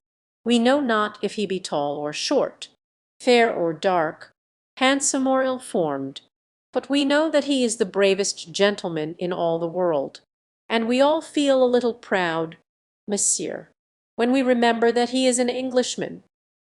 Ah, Monsieur Chauvelin," added Marguerite, looking almost with defiance across at the placid, sphinx-like face of the Frenchman, "His Royal Highness should that we ladies think of him as of a hero of old, and exult with him in the hour of his victory." Chauvelin did no more than bow placidly both to the prince and to Marguerite. He felt that both speeches were intended each in their way to convey contempt or defiance. The pleasure-loving, idle prince he despised. The beautiful woman, who in her golden hair wore a spray of small red flowers composed of rubies and diamonds, her he held in the hollow of his hand. He could afford to remain silent and to await events. A long, jovial, inane laugh broke the sudden silence which had fallen over every one, and we poor husbands came in slow, affected accents from gorgeous Sir Percy. "We have to stand by." Every one laughed, the prince more loudly than any one. The tension of subdued excitement was relieved, and the next moment every one was laughing and chatting merrily, as the gay crowd broke up and dispersed in the adjoining rooms. Chapter 12. The scrap of paper. Marguerite suffered intensely, though she laughed and chatted, though she was more admired, more surrounded, more fighted than any woman there. She felt like one condemned to death, living her last day upon this earth. Her nerves were in a state of painful tension, which had increased 100-fold during that brief hour which she had spent in her husband's company, between the opera and the ball. The short ray of hope that she might find in this good-natured, lazy individual a valuable friend and adviser had vanished as quickly as it had come, the moment she found herself alone with him. The same feeling of good-humoured contempt which one feels for an animal or a faithful servant made her turn away with a smile from the man who should have been her moral support in this heart-rending crisis through which she was passing, who should have been her cool-headed adviser, when feminine sympathy and sentiment tossed her hither and thither, between her love for her brother, who was far away and in mortal peril, and horror of the awful service which Chauvelin had exacted from her, in exchange for Armand's safety. There he stood, the moral support, the cool-headed adviser, surrounded by a crowd of brainless, empty-headed young fops, who were even now repeating from mouth to mouth, and with every sign of the keenest enjoyment, a doggerel quatrain which he had just given forth. Everywhere the absurd, silly words met her. People seemed to have little else to speak about. Even the prince had asked her, with a laugh, whether she appreciated her husband's latest poetic efforts. All done in the tying of a cravat.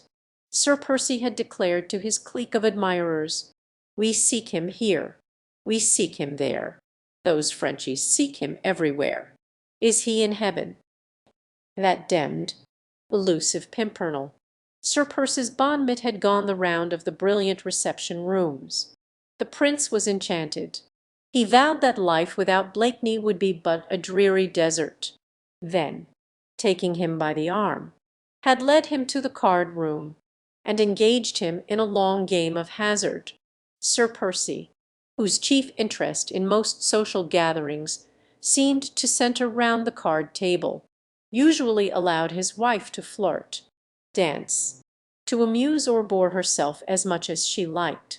And to-night, having delivered himself of his bonnet, he had left Marguerite surrounded by a crowd of admirers of all ages, all anxious and willing to help her to forget that somewhere in the spacious reception rooms there was a long, lazy being who had been fool enough to suppose that the cleverest woman in Europe would settle down to the prosaic bonds of English matrimony. Her still overwrought nerves, her excitement and agitation, lent beautiful Marguerite Blakeney much additional charm, escorted by a veritable bevy of men of all ages and of most nationalities.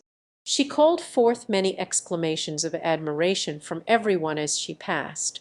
She would not allow herself any more time to think. Her early, somewhat bohemian training had made her something of a fatalist. She felt that events would shape themselves, that the directing of them was not in her hands. From Chauvelin she knew that she could expect no mercy. He had set a price upon Armand's head, and left it to her to pay or not, as she chose. Later on in the evening she caught sight of Sir Andrew Ffoulkes and Lord Antony Dewhurst, who seemingly had just arrived. She noticed at once that Sir Andrew immediately made for little Suzanne de Tournay, and that the two young people soon managed to isolate themselves in one of the deep embrasures of the mullioned windows, there to carry on a long conversation, which seemed very earnest and very pleasant on both sides. Both the young men looked a little haggard and anxious, but otherwise they were irreproachably dressed, and there was not the slightest sign about their courtly demeanour of the terrible catastrophe which they must have felt hovering round them and round their chief, that the League of the Scarlet Pimpernel had no intention of abandoning its cause. She had gathered through little Suzanne herself, who spoke openly of the assurance she and her mother had had that the Comte de Tournay would be rescued from France by the League within the next few days. Vaguely she began to wonder, as she looked at the brilliant and fashionable crowd in the gaily lighted ballroom, which of these worldly men round her was the mysterious Scarlet Pimpernel, who held the threads of such daring plots, and the fate of valuable lives in his hands. A burning curiosity seized her to know him, although for months she had heard of him and had accepted his anonymity, as every one else in society had done. But now she longed to know quite impersonally, quite apart from Armand, and oh, quite apart from Chauvelin, only for her own sake, for the sake of the enthusiastic admiration she had always bestowed on his bravery and cunning. He was at the ball, of course, somewhere, since Sir Andrew Ffoulkes and Lord Antony Dewhurst were here, evidently expecting to meet their chief and perhaps to get a fresh d'order from him. Marguerite looked round at every one, at the aristocratic high-typed Norman faces, the squarely built, fair-haired Saxon, the more gentle, humorous cast of the Celt, wondering which of these betrayed the power, the energy, the cunning which had imposed its will and its leadership upon a number of high-born English gentlemen, among whom rumour asserted was His Royal Highness himself, Sir Andrew Ffoulkes. Surely not, with his gentle blue eyes, which were looking so tenderly and longingly after little Suzanne, who was being led away from the pleasant tight-tight by her stern mother. Marguerite watched him across the room, as he finally turned away with a sigh, and seemed to stand, aimless and lonely, now that Susan's dainty little figure had disappeared in the crowd. She watched him as he strolled towards the doorway, which led to a small boudoir beyond, then paused and leaned against the framework of it, looking still anxiously all round him. Marguerite contrived for the moment to evade her present attentive cavalier, and she skirted the fashionable crowd, drawing nearer to the doorway, against which Sir Andrew was leaning. Why she wished to get closer to him, she could not have said. Perhaps she was impelled by an all-powerful fatality, which so often seems to rule the destinies of men. Suddenly she stopped. Her very heart seemed to stand still. Her eyes, large and excited, flashed for a moment towards that doorway, then as quickly were turned away again. Sir Andrew Ffoulkes was still in the same listless position by the door, but Marguerite had distinctly seen that Lord Hastings, a young buck, a friend of her husband's and one of the prince's set had, as he quickly brushed past him, slipped something into his hand. For one moment longer, it was the merest flash. Marguerite paused. The next she had, with admirably played unconcern, resumed her walk across the room, but this time more quickly towards that doorway whence Sir Andrew had now disappeared. All this, from the moment that Marguerite had caught sight of Sir Andrew leaning against the doorway, until she followed him into the little boudoir beyond, had occurred in less than a minute. Fate is usually swift when she deals a blow. Now Lady Blakeney had suddenly ceased to exist. It was Marguerite St. Just who was there only, Marguerite St. Just who had passed her childhood, her early youth, in the protecting arms of her brother Armand. She had forgotten everything else, her rank, her dignity, her secret enthusiasms, everything save that Armand stood in peril of his life, and that there, not 20 feet away from her, in the small boudoir which was quite deserted, in the very hands of Sir Andrew Ffoulkes, might be the talisman which would save her brother's life. Barely another 30 seconds had elapsed between the moment when Lord Hastings slipped the mysterious something into Sir Andrew's hand, and the one when she, in her turn, reached the deserted boudoir. Sir Andrew was standing with his back to her and close to a table upon which stood a massive silver candelabra. A slip of paper was in his hand, and he was in the very act of perusing its contents, unperceived, her soft clinging robe making not the slightest sound upon the heavy carpet, not daring to breathe until she had accomplished her purpose. Marguerite slipped close behind him. She uttered a groan, passed her hand across her forehead, and murmured faintly, The heat in the room was terrible." She tottered almost as if she would fall, and Sir Andrew, quickly recovering himself, and crumpling in his hand the tiny note he had been reading, was only, apparently, just in time to support her. "You are ill, Lady Blakeney?" he asked with much concern.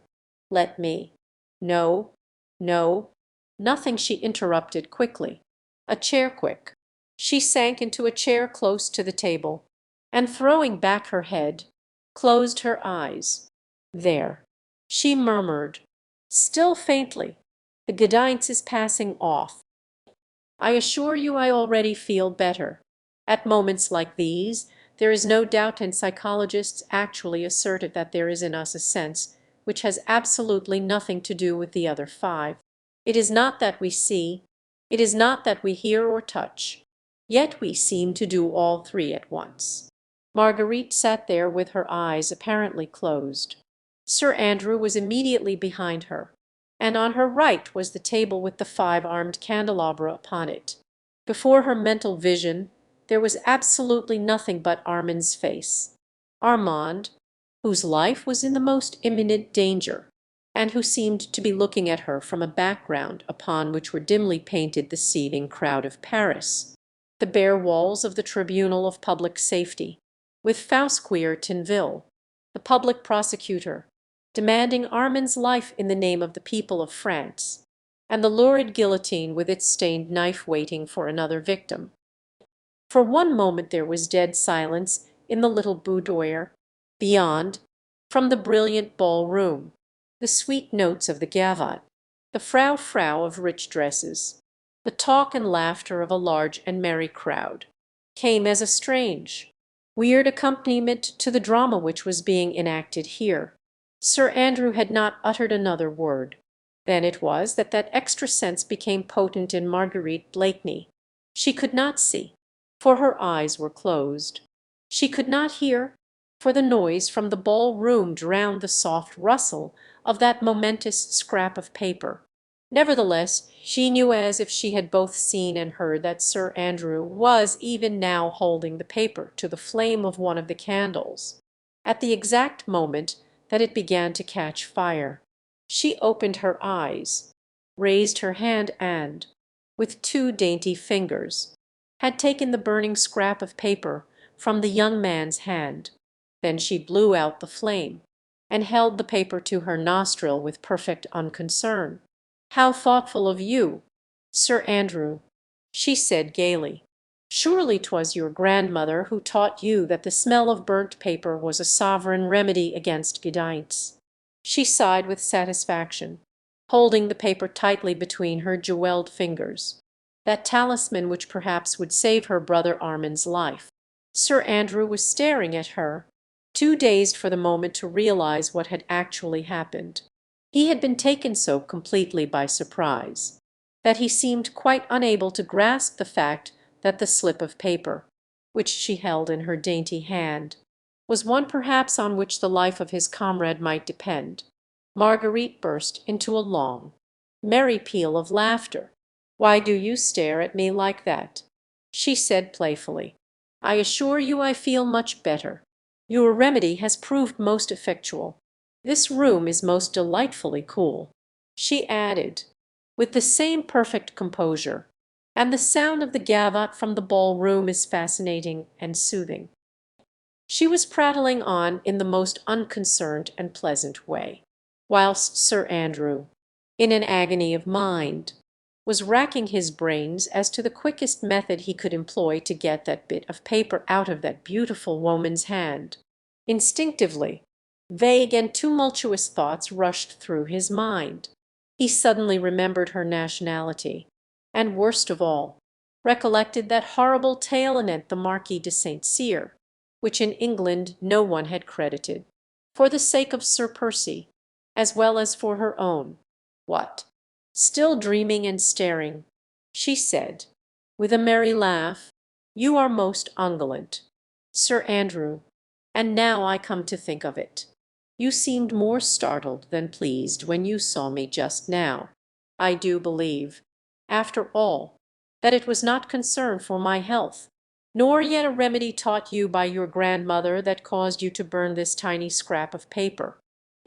Now confess," she added, playfully holding up the scrap of paper. "Does this contain her final con, or a last appeal to kiss and make friends?" "Whichever it is, Lady Blakeney," said Sir Andrew, who was gradually recovering his self-possession, "this little note is undoubtedly mine." And the young man had made a bold dash for the note. But Margaret's thoughts flew quicker than his own. Her actions, under pressure of this intense excitement, were swifter and more sure. She was tall and strong. She took a quick step backwards and knocked over the small Sheraton table, which was already top-heavy, and which fell down with a crash, together with the massive candelabra upon it. She gave a quick cry of alarm. The candles! Sir Andrew quick. There was not much damage done. One or two of the candles had blown out as the candelabra fell. Others had merely sent some grease upon the valuable carpet. One had ignited the paper shade over it. Sir Andrew quickly and dexterously put out the flames and replaced the candelabra upon the table. But this had taken him a few seconds to do, and those seconds had been all that Marguerite needed to cast a quick glance at the paper, and to note its contents a dozen words in the same distorted handwriting she had seen before, and bearing the same device's star-shaped flower drawn in red ink. When Sir Andrew once more looked at her, he only saw on her face alarm at the untoward accident and relief at its happy issue, whilst the tiny and momentous note had apparently fluttered to the ground. Eagerly the young man picked it up, and his face looked much relieved, as his fingers closed tightly over it. "For shame, Sir Andrew," she said, shaking her head with a playful sigh, making havoc in the heart of some impressionable duchess, whilst conquering the affections of my sweet little Suzanne. "Well, well, I do believe it was Cupid himself who stood by you, and threatened the entire Foreign Office with destruction by fire, just on purpose to make me drop love's message, before it had been polluted by my indiscreet eyes. To think that, a moment longer, and I might have known the secrets of an erring duchess." "You will forgive me, Lady Blakeney," said Sir Andrew, now as calm as she was herself, "if I resume the interesting occupation which you had interrupted."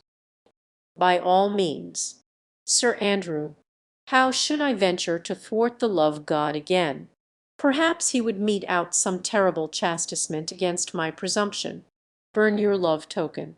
By all means. Sir Andrew had already twisted the paper into a long spill, and was once again holding it to the flame of the candle, which had remained alight.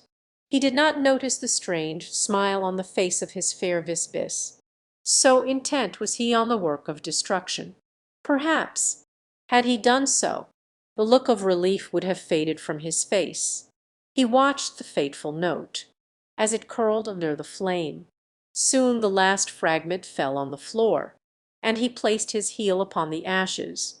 "And now, Sir Andrew," said Marguerite Blakeney, with the pretty nonchalance peculiar to herself, and with the most winning of smiles, "will you venture to excite the jealousy of your fair lady by asking me to dance the minuet?"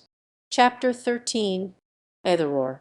The few words which Marguerite Blakeney had managed to read on the half-scorched piece of paper seemed literally to be the words of fate. "Start myself to-morrow." Then came a blur caused by the smoke of the candle, which obliterated the next few words. But, right at the bottom, there was another sentence, which was now standing clearly and distinctly, like letters of fire, before her mental vision. "If you wish to speak to me again, I shall be in the supper-room at 1 o'clock precisely." The whole was signed with the hastily scrawled little device, a tiny star-shaped flower, which had become so familiar to her. 1 o'clock precisely. It was now close upon 11. The last minuet was being danced, with Sir Andrew Ffoulkes and beautiful Lady Blakeney leading the couples, through its delicate and intricate figures. Close upon 11. The hands of the handsome Louis's clock upon its ormolu bracket seemed to move along with maddening rapidity. 2 hours more, and her fate and that of Armand would be sealed. In 2 hours she must make up her mind whether she will keep the knowledge so cunningly gained to herself, and leave her brother to his fate, or whether she will wilfully betray a brave man, whose life was devoted to his fellow men, who was noble, generous, and, above all, unsuspecting. It seemed a horrible thing to do. But then there was Armand.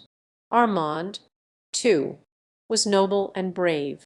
Armand, too, was unsuspecting. And Armand loved her, would have willingly trusted his life in her hands. And now, when she could save him from death, she hesitated. Oh, it was monstrous. Her brother's kind, gentle face, so full of love for her, seemed to be looking reproachfully at her. "You might have saved me, Margot," he seemed to say to her, "and you chose the life of a stranger, a man you do not know, whom you have never seen, and preferred that he should be safe, whilst you sent me to the guillotine." All these conflicting thoughts raged through Margaret's brain, while, with a smile upon her lips, she glided through the graceful mazes of the minuet. She noted with that acute sense of hers that she had succeeded in completely allaying Sir Andrew's fears. Her self-control had been absolutely perfect. She was a finer actress at this moment, and throughout the whole of this minuet, than she had ever been upon the boards of the Comte de Frenes. But then, a beloved brother's life had not depended upon her histrionic powers. She was too clever to overdo her part, and made no further allusions to the supposed billet doux, which had caused Sir Andrew Ffoulkes such an agonizing 5 minutes. She watched his anxiety melting away under her sunny smile, and soon perceived that, whatever doubt may have crossed his mind at the moment, she had, by the time the last bars of the minuet had been played, succeeded in completely dispelling it. He never realized in what a fever of excitement she was, what effort it cost her to keep up a constant ripple of banal conversation. When the minuet was over, she asked Sir Andrew to take her into the next room. "I have promised to go down to supper with His Royal Highness," she said. "But before we part, tell me, forgiven? Yes, confess. I gave you a fright just now. Remember, I am not an Englishwoman, and I do not look upon the exchanging of billet doux as a crime, and I vow will not tell my little Suzanne. But now, tell me, shall I welcome you at my water party on Wednesday?" "I am not sure, Lady Blakeney," he replied evasively. "I may have to leave London to-morrow." "I would not do that, if I were you," she said earnestly. Then, seeing the anxious look once more reappearing in his eyes, she added gaily, "No one can throw a ball better than you can. Sir Andrew, we should so miss you on the bowling green." He had led her across the room to one beyond, where already his Royal Highness was waiting for the beautiful Lady Blakeney. "Madame, supper awaits us," said the Prince, offering his arm to Marguerite, "and I am full of hope. The goddess Fortune has frowned so persistently on me at hazard, that I look with confidence for the smiles of the goddess of beauty." "Your Highness has been unfortunate at the card tables?" asked Marguerite, as she took the Prince's arm. "Ay, most unfortunate. Blakeney, not content with being the richest among my father's subjects, has also the most outrageous luck. By the way, where is that inimitable wit? I vow, madam, that this life would be but a dreary desert without your smiles and his sallies." Chapter 14. 1 o'clock precisely. Supper had been extremely gay. All those present declared that never had Lady Blakeney been more adorable, nor that demmed idiot Sir Percy more amusing. His Royal Highness had laughed until the tears streamed down his cheeks at Blakeney's foolish yet funny repartees. His doggerel verse, "We seek him here, we seek him there," etc., was sung to the tune of Ho, Merry Britons, and to the accompaniment of glasses knocked loudly against the table. Lord Grenville, moreover, had a most perfect coxcomb wags asserted that he was a scion of the old French noblesse, who, having lost his fortune, had come to seek it in the cuisine of the Foreign Office. Marguerite Blakeney was in her most brilliant mood, and surely not a soul in that crowded supper-room had even an inkling of the terrible struggle which was raging within her heart. The clock was ticking so mercilessly on. It was long past midnight, and even the Prince of Wales was thinking of leaving the supper-table. Within the next half-hour the destinies of two brave men would be pitted against one another, the dearly beloved brother, and he, the unknown hero. Marguerite had not even tried to see Chauvelin during this last hour. She knew that his keen, fox-like eyes would terrify her at once, and incline the balance of her decision towards Armand. Whilst she did not see him, there still lingered in her heart of hearts a vague, undefined hope that something would occur, something big, enormous, epoch-making, which would shift from her young, weak shoulders this terrible burden of responsibility, of having to choose between two such cruel alternatives. But the minutes ticked on with that dull monotony which they invariably seem to assume when our very nerves ache with their incessant ticking. After supper, dancing was resumed. His Royal Highness had left, and there was general talk of departing among the older guests. The young ones were indefatigable and had started on a new gavotte, which would fill the next quarter of an hour. Marguerite did not feel equal to another dance. There is a limit to the most enduring self-control. Escorted by a cabinet minister, she had once more found her way to the tiny boudoir, still the most deserted among all the rooms. She knew that Chauvelin must be lying in wait for her somewhere, ready to seize the first possible opportunity for a tête-à-tête. His eyes had met hers for a moment after the supper minuet, and she knew that the keen diplomatist, with those searching pale eyes of his, had divined that her work was accomplished. Fate had willed it so. Marguerite, torn by the most terrible conflict heart of woman can ever know, had resigned herself to its decrees. But Armand must be saved at any cost. He, first of all, for he was her brother, had been mother, father, friend to her ever since she, a tiny babe, had lost both her parents. To think of Armand dying a traitor's death on the guillotine was too horrible even to dwell upon impossible. In fact, that could never be. Never. The hero, there. Let fate decide. Marguerite would redeem her brother's life at the hands of the relentless enemy. Then let that cunning Scarlet Pimpernel extricate himself after that. Perhaps vaguely Marguerite hoped that the daring plotter, who for so many months had baffled an army of spies, would still manage to evade Chauvelin and remain immune to the end. She thought of all this as she sat listening to the witty discourse of the cabinet minister, who, no doubt, felt that he had found in Lady Blakeney a most perfect listener. Suddenly she saw the keen, fox-like face of Chauvelin peeping through the curtained doorway. "Lord Fancourt," she said to the minister, "will you do me a service?" "I am entirely at your ladyship's service." He replied gallantly, "Will you see if my husband is still in the card-room? And if he is, will you tell him that I am very tired, and would be glad to go home soon?" The commands of a beautiful woman are binding on all mankind, even on cabinet ministers. Lord Fancourt prepared to obey instantly. "I do not like to leave your ladyship alone," he said. "Never fear. I shall be quite safe here and, I think, undisturbed.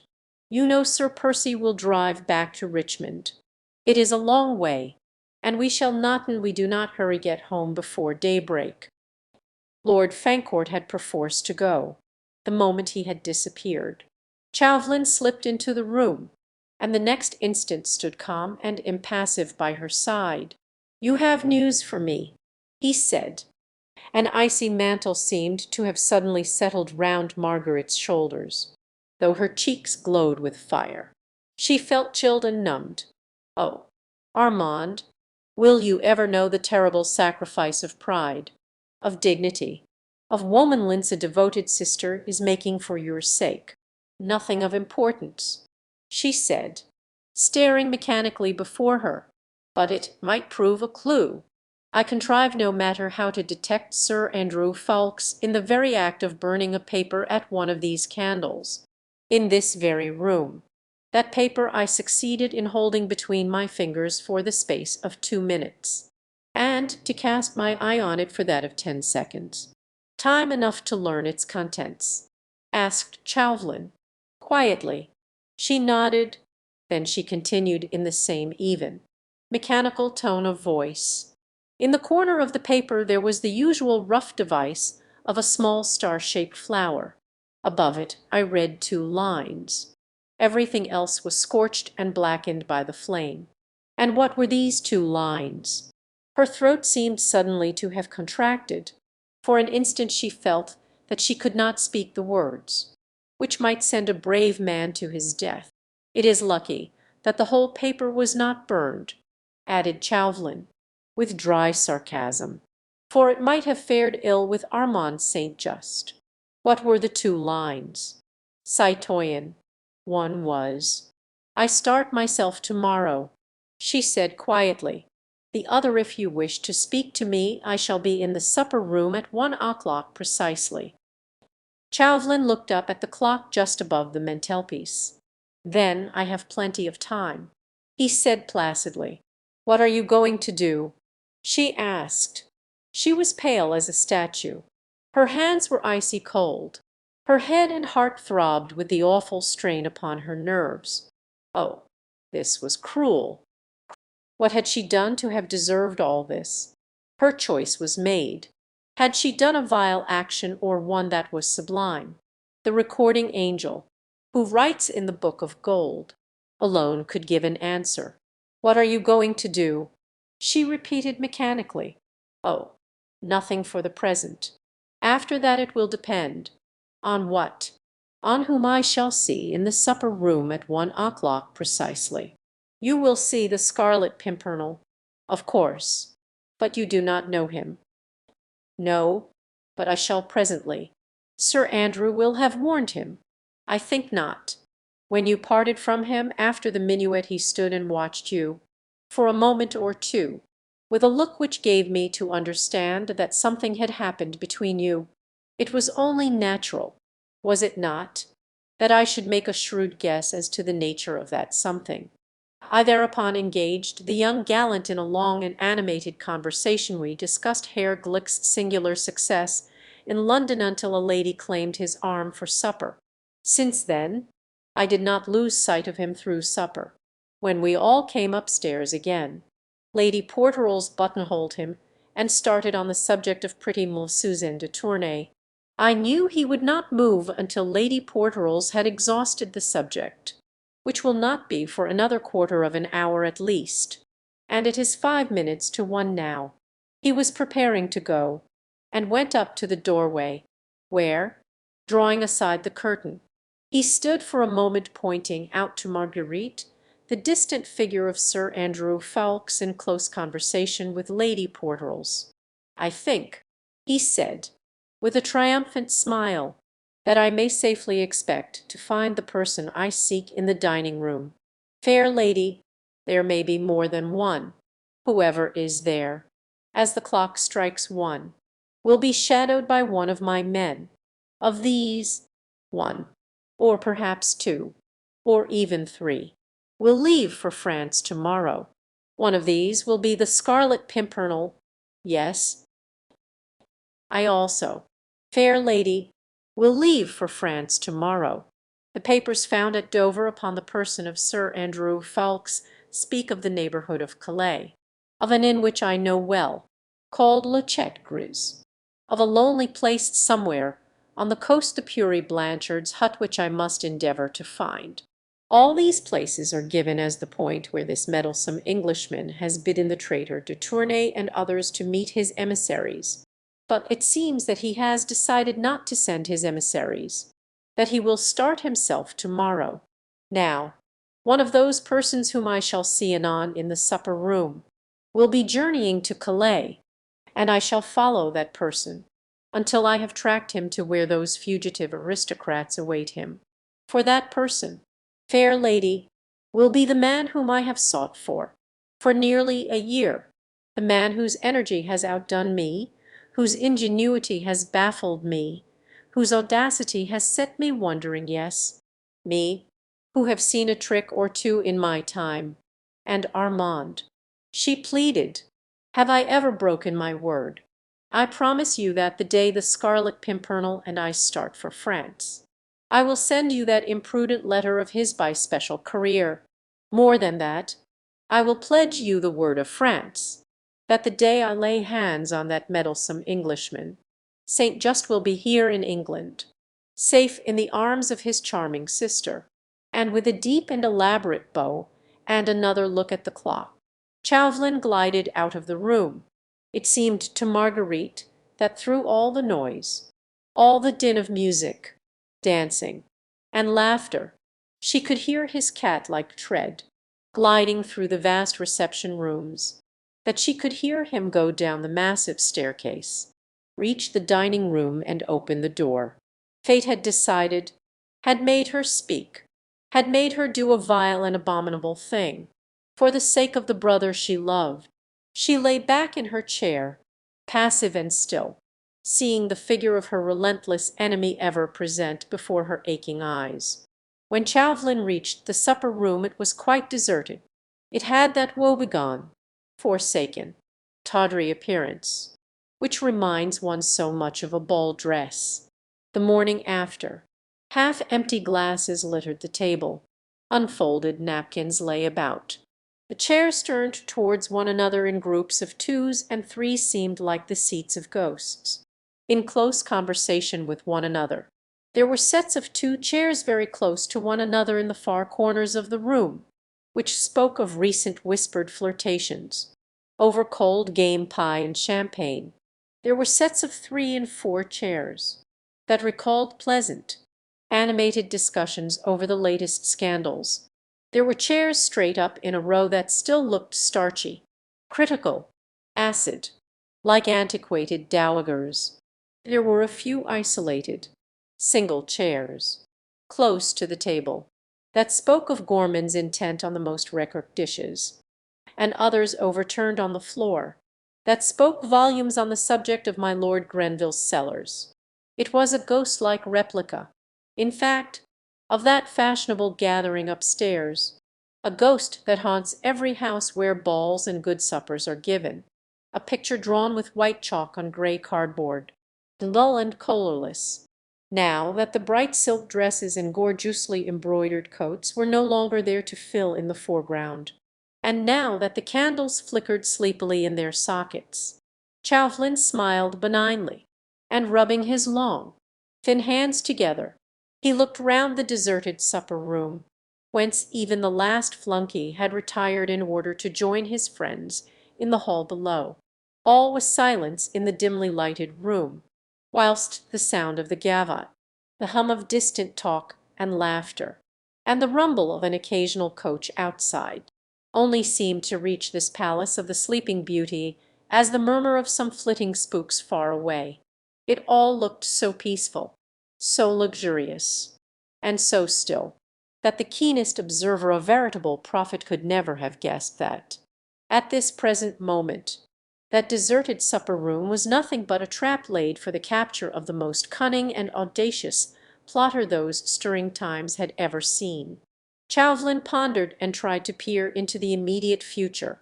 What would this man be like, whom he and the leaders of a whole revolution had sworn to bring to his death? Everything about him was weird and mysterious. His personality, which he had so cunningly concealed, the power he wielded over 19 English gentlemen, the passionate love and submission he had roused in his little trained band, and, above all, his marvellous audacity, the boundless impudence which had caused him to beard his most implacable enemies, within the very walls of Paris. No wonder that in France the sobriquet of the mysterious Englishman roused in the people a superstitious shudder. Chauvelin himself, as he gazed round the deserted room, where presently the weird hero would appear, felt a strange feeling of awe creeping all down his spine. But his plans were well laid. He felt sure that the Scarlet Pimpernel had not been warned, and felt equally sure that Marguerite Blakeney had not played him false. If she had, that would have made her shudder, gleamed in Chauvelin's keen, pale eyes. If she had played him a trick, Armand St. Just would suffer the extreme penalty. But no, no, of course she had not played him false. Fortunately the supper-room was deserted. This would make Chauvelin's task all the easier, when presently that unsuspecting enigma would enter it alone. No one was here now save Chauvelin himself. Stay, as he surveyed with a satisfied smile the solitude of the room, the cunning agent of the French government became aware of the peaceful, monotonous breathing of some one of my Lord Grenville's guests, who, no doubt, had supped both wisely and well, and was enjoying a quiet sleep, away from the din of the dancing above. Chauvelin looked round once more, and there in the corner of a sofa, in the dark angle of the room, his mouth open, his eyes shut, the sweet sounds of peaceful slumbers proceeding from his nostrils, reclined the gorgeously apparelled, long-limbed husband of the cleverest woman in Europe. Chauvelin looked at him as he lay there, placid, unconscious, at peace with all the world and himself, after the best of suppers, and a smile, that was almost one of pity, softened for a moment the hard lines of the Frenchman's face and the sarcastic twinkle of his pale eyes. Evidently the slumberer, deep in dreamless sleep, would not interfere with Chauvelin's trap for catching that cunning Scarlet Pimpernel. Again he rubbed his hands together, and, following the example of Sir Percy Blakeney, he, too, stretched himself out in the corner of another sofa, shut his eyes, opened his mouth, gave forth sounds of peaceful breathing, and, Chapter 15, Doubt, Marguerite Blakeney had watched the slight sable-clad figure of Chauvelin as he worked his way through the ball-room. Then perforce she had had to wait, while her nerves tingled with excitement. Listlessly she sat in the small, still deserted boudoir, looking out through the curtained doorway on the dancing couples beyond, looking at them, yet seeing nothing, hearing the music, yet conscious of naught save a feeling of expectancy, of anxious, weary waiting. Her mind conjured up before her the vision of what was, perhaps at this very moment, passing downstairs, the half-deserted dining-room, the fateful hour Chauvelin on the watch. Precise to the moment, the entrance of a man he, the Scarlet Pimpernel, the mysterious leader, who to Marguerite had become almost unreal. So strange, so weird was this hidden identity. She wished she were in the supper-room, too, at this moment, watching him as he entered. She knew that her woman's penetration would at once recognize in the stranger's face, whoever he might be, that strong individuality which belongs to a leader of men, to a hero, to the mighty, high-soaring eagle, whose daring wings were becoming entangled in the ferret's trap. Woman-like, she thought of him with unmixed sadness. The irony of that fate seemed so cruel, which allowed the fearless lion to succumb to the gnawing of a rat. Ah, had Armand's life not been at stake! "Your ladyship must have thought me very remiss," said a voice suddenly, close to her elbow. "I had a deal of difficulty in delivering your message, for I could not find Blakeney anywhere at first." His very name, as spoken by Lord Fancourt, sounded strange and unfamiliar to her. So completely had she in the last 5 minutes lived her old life in the Rue de Richelieu again, with Armand always near her to love and protect her, to guard her from the many subtle intrigues which were forever raging in Paris in those days. "I did find him at last," continued Lord Fancourt, "and gave him your message. He said that he would give orders at once for the horses to be put to." "Ah," she said, still very absently, "you found my husband, and gave him my message?" "Yes. He was in the dining-room fast asleep. I could not manage to wake him up at first." "Thank you very much," she said mechanically, trying to collect her thoughts. "Will your ladyship honour me with the contredanse until your coach is ready?" asked Lord Fancourt. "No, I thank you, my lord. But, and you will forgive me, I really am too tired, and the heat in the ball-room has become oppressive. The conservatory is deliciously cool. Let me take you there, and then get you something. You seem ailing, Lady Blakeney." "I am only very tired," she repeated warily, as she allowed Lord Fancourt to lead her, where subdued lights and green plants lent coolness to the air. He got her a chair, into which she sank. This long interval of waiting was intolerable. Why did not Chauvelin come and tell her the result of his watch? Lord Fancourt was very attentive. She scarcely heard what he said, and suddenly startled him by asking abruptly, "Did you perceive who was in the dining-room just now besides Sir Percy Blakeney?" "Only the agent of the French government." "M. Chauvelin, equally fast asleep in another corner." He said, "Why does your ladyship ask?" "I know not. It must have been about 5 or 10 minutes past 1." He added, for evidently the fair lady's thoughts were very far away, and she had not been listening to his intellectual conversation.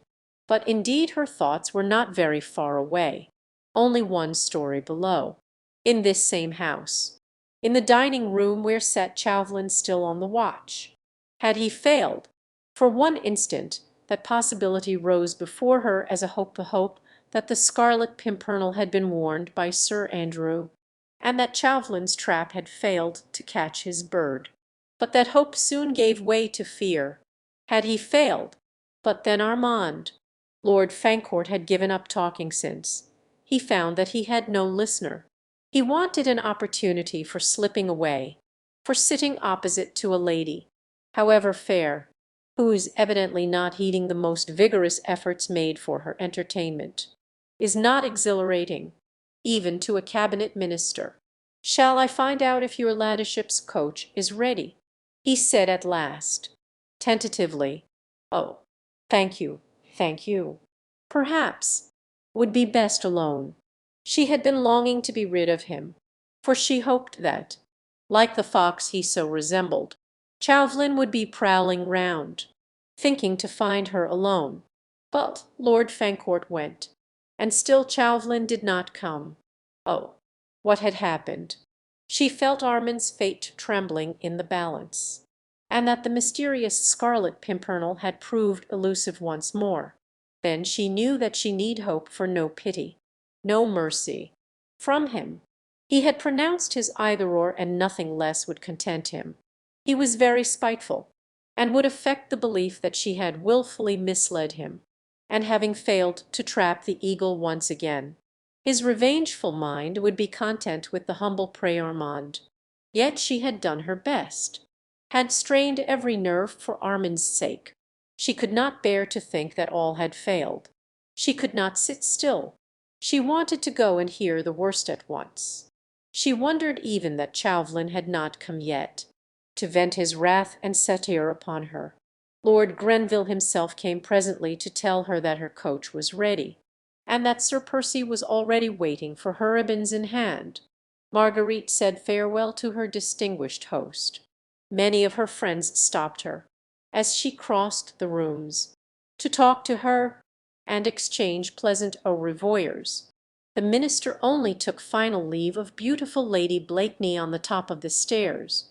Below, on the landing, a veritable army of gallant gentlemen were waiting to bid good-bye to the Queen of Beauty and Fashion, whilst outside, under the massive portico, Sir Percy's magnificent bays were impatiently pawing the ground at the top of the stairs. Just after she had taken final leave of her host, she suddenly saw Chauvelin. He was coming up the stairs slowly, and rubbing his thin hands very softly together. There was a curious look on his mobile face, partly amused and wholly puzzled, and as his keen eyes met Margaret's, they became strangely sarcastic. "Am Chauvelin," she said, as he stopped on the top of the stairs, bowing elaborately before her. "My coach is outside. May I claim your arm?" As gallant as ever, he offered her his arm and led her downstairs. The crowd was very great. Some of the minister's guests were departing. Others were leaning against the banisters watching the throng as it filed up and down the wide staircase. "Chauvelin," she said at last desperately, "I must know what has happened." "What has happened, dear lady?" he said, with affected surprise. "Where? When? You are torturing me, Chauvelin. I have helped you to-night. What happened in the dining-room at 1 o'clock just now?" She spoke in a whisper, trusting that in the general hubbub of the crowd her words would remain unheeded by all, save the man at her side. Quiet and peace reigned supreme.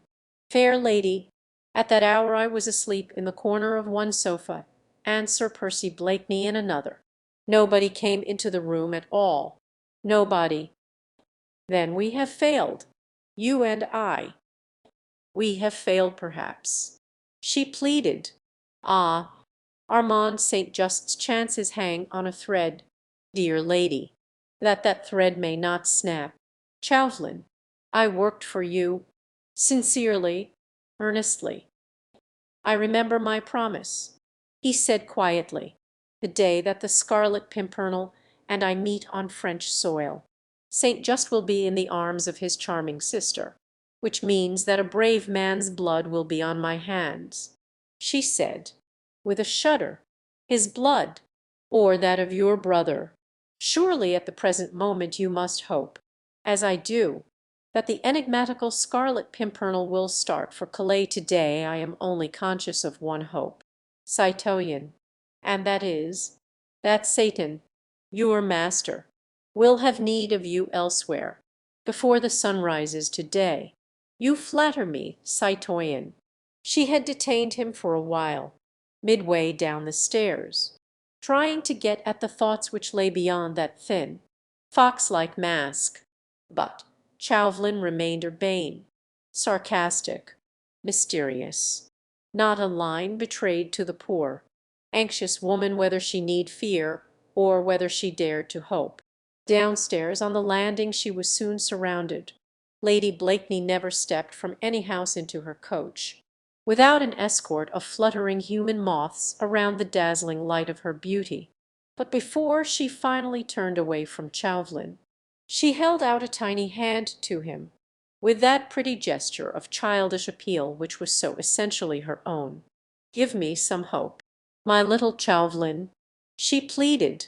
With perfect gallantry he bowed over that tiny hand, which looked so dainty and white through the delicately transparent black lace mitten, and kissing the tips of the rosy fingers.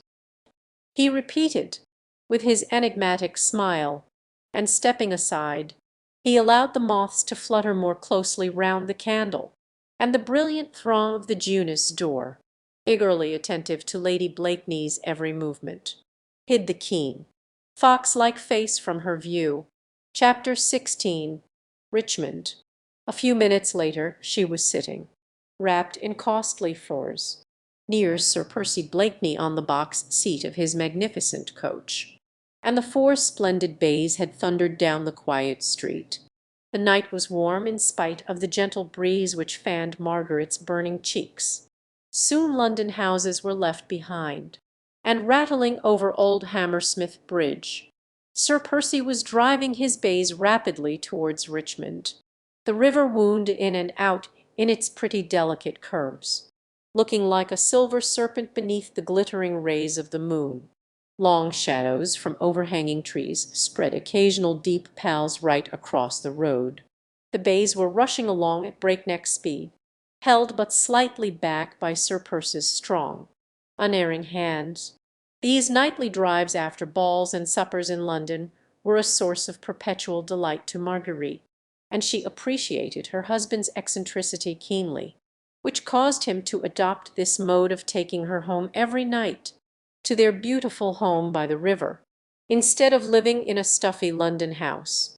He loved driving his spirited horses along the lonely, moonlit roads, and she loved to sit on the box seat, with the soft air of an English late summer's night fanning her face after the hot atmosphere of a ball or supper party.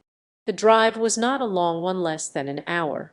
Sometimes, when the bays were very fresh, and Sir Percy gave them full rein, to-night he seemed to have a very devil in his fingers, and the coach seemed to fly along the road, beside the river, as usual.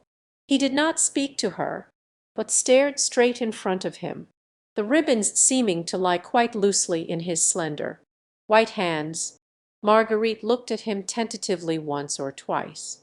She could see his handsome profile, and one lazy eye, with its straight fine brow and drooping heavy lid. The face in the moonlight looked singularly earnest, and recalled to Margaret's aching heart those happy days of courtship, before he had become the lazy nincompoop, the effete fop, whose life seemed spent in card and supper rooms. But now, in the moonlight, she could not catch the expression of the lazy blue eyes. She could only see the outline of the firm chin, the corner of the strong mouth, the well-cut massive shape of the forehead. Truly, nature had meant well by Sir Percy. His faults must all be laid at the door of that poor, half-crazy mother, and of the distracted, heart-broken father, neither of whom had cared for the young life which was sprouting up between them, and which, perhaps, their very carelessness was already beginning to wreck. Marguerite suddenly felt intense sympathy for her husband. The moral crisis she had just gone through made her feel indulgent towards the faults, the delinquencies, of others. How thoroughly a human being can be buffeted and overmastered by fate had been borne in upon her with appalling force. Had any one told her a week ago that she would stoop to spy upon her friends, that she would betray a brave and unsuspecting man into the hands of a relentless enemy, she would have laughed the idea to scorn. Yet she had done these things. Anon, perhaps the death of that brave man would be at her door, just as 2 years ago the Marquis de St. Cyr had perished through a thoughtless word of hers. But in that case she was morally innocent, she had meant no serious harm, fate merely had stepped in. But this time she had done a thing that obviously was base, had done it deliberately, for a motive which, perhaps, high moralists would not even appreciate. And as she felt her husband's strong arm beside her, she also felt how much more he would dislike and despise her if he knew of this night's work. Thus human beings judge of one another, superficially, casually, throwing contempt on one another, with but little reason, and no charity. She despised her husband for his inanities and vulgar, unintellectual occupations, and he, she felt, would despise her still worse, because she had not been strong enough to do right for right's sake, and to sacrifice her brother to the dictates of her conscience. Varied in her thoughts, Marguerite had found this hour in the breezy summer night all too brief, and it was with a feeling of keen disappointment that she suddenly realized that the bays had turned into the massive gates of her beautiful English home. Sir Percy Blakeney's house on the river has become a historic one, palatial in its dimensions. It stands in the midst of exquisitely laid-out gardens, with a picturesque terrace and frontage to the river, built in Tudor days. The old red brick of the walls looks eminently picturesque in the midst of a bower of green. The beautiful lawn, with its old sundial, adding the true note of harmony to its foreground. Great secular trees lent cool shadows to the grounds. And now, on this warm early autumn night, the leaves slightly turned to russets and gold. The old garden looked singularly poetic and peaceful in the moonlight. With unerring precision, Sir Percy had brought the four bays to a standstill immediately in front of the fine Elizabethan entrance hall. In spite of the lateness of the hour, an army of grooms seemed to have emerged from the very ground, as the coach had thundered up, and were standing respectfully round. Sir Percy jumped down quickly, then helped Marguerite to alight. She lingered outside for a moment, whilst he gave a few orders to one of his men. She skirted the house, and stepped on to the lawn, looking out dreamily into the silvery landscape. Nature seemed exquisitely at peace, in comparison with the tumultuous emotions she had gone through. She could faintly hear the ripple of the river and the occasional soft and ghost-like fall of a dead leaf from a tree. All else was quiet round her. She had heard the horses prancing as they were being led away to their distant stables, the hurrying of servants' feet as they had all gone within to rest. The house also was quite still, in two separate suites of apartments, just above the magnificent reception rooms. Lights were still burning. They were her rooms, and his, well divided from each other by the whole width of the house, as far apart as their own lives had become. Involuntarily she sighed at that moment, she could really not have told why. She was suffering from unconquerable heartache. Deeply and achingly she was sorry for herself. Never had she felt so pitiably lonely, so bitterly in want of comfort and of sympathy. With another sigh she turned away from the river towards the house, vaguely wondering if, after such a night, she could ever find rest and sleep. Suddenly, before she reached the terrace, she heard a firm step upon the crisp gravel, and the next moment her husband's figure emerged out of the shadow. He, too, had skirted the house, and was wandering along the lawn, towards the river. He still wore his heavy driving coat with the numerous lapels and collars he himself had set in fashion, but he had thrown it well back, burying his hands, as was his wont, in the deep pockets of his satin breeches. The gorgeous white costume he had worn at Lord Grenville's ball, with its jabot of priceless lace, looked strangely ghostly against the dark background of the house. He apparently did not notice her, for, after a few moments' pause, he presently turned back towards the house, and walked straight up to the terrace. Sir Percy, he already had one foot on the lowest of the terrace steps, but at her voice he started, and paused, then looked searchingly into the shadows whence she had called to him. She came forward quickly into the moonlight, and, as soon as he saw her, he said, with that air of consummate gallantry he always wore when speaking to her, "Madame," but his foot was still on the step, and in his whole attitude there was a remote suggestion, distinctly visible to her, that he wished to go, and had no desire for a midnight interview. "The air is deliciously cool," she said, "the moonlight peaceful and poetic, and the garden inviting. Will you not stay in it a while? The hour is not yet late. Or is my company so distasteful to you that you are in a hurry to rid yourself of it?" "Nay, madame," he rejoined placidly, "but 'tis on the other foot the shoe happens to be, and I'll warrant you'll find the midnight air more poetic without my company. No doubt the sooner I remove the obstruction the better your ladyship will like it."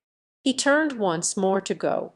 "I protest you mistake me, Sir Percy," she said hurriedly, and drawing a little closer to him. "The estrangement which, alas, has arisen between us was none of my making. Remember, I beg it. You must pardon me there." "Madame," he protested coldly, "my memory was always of the shortest." He looked her straight in the eyes, with that lazy nonchalance which had become second nature to him. She returned his gaze for a moment, then her eyes softened, as she came up quite close to him, to the foot of the terrace steps. "Of the shortest. Sir Percy, faith, how it must have altered! Was it 3 years ago or 4 that you saw me for 1 hour in Paris, on your way to the East? When you came back 2 years later, you had not forgotten me." She looked divinely pretty as she stood there in the moonlight, with the fur cloak sliding off her beautiful shoulders, the gold embroidery on her dress shimmering around her, her childlike blue eyes turned up fully at him. He stood for a moment, rigid and still, but for the clenching of his hand against the stone balustrade of the terrace. "You desired my presence, madame," he said frigidly. "I take it that it was not with a view to indulging in tender reminiscences." His voice certainly was cold and uncompromising. His attitude before her, stiff and unbending. Womanly decorum would have suggested that Marguerite should return coldness for coldness, and should sweep past him without another word, only with a curt nod of the head, but womanly instinct suggested that she should remain that keen instinct which makes a beautiful woman conscious of her powers long to bring to her knees the one man who pays her no homage. She stretched out her hand to him. "Nay, Sir Percy, why not? The present is not so glorious but that I should not wish to dwell a little in the past." He bent his tall figure, and taking hold of the extreme tip of the fingers which she still held out to him, he kissed them ceremoniously. "I faith, madame," he said, "then you will pardon me if my dull wits cannot accompany you there." Once again he attempted to go. Once more her voice, sweet, childlike, almost tender, called him back. "Sir Percy, your servant." "Madame, is it possible that love can die?" she said with sudden, unreasoning vehemence. "Methought that the passion which you once felt for me would outlast the span of human life. Is there nothing left of that love, Percy?" His massive figure seemed, while she spoke thus to him, to stiffen still more. The strong mouth hardened. A look of relentless obstinacy crept into the habitually lazy blue eyes. "With what object, I pray you, madame?" he asked coldly. "I do not understand you.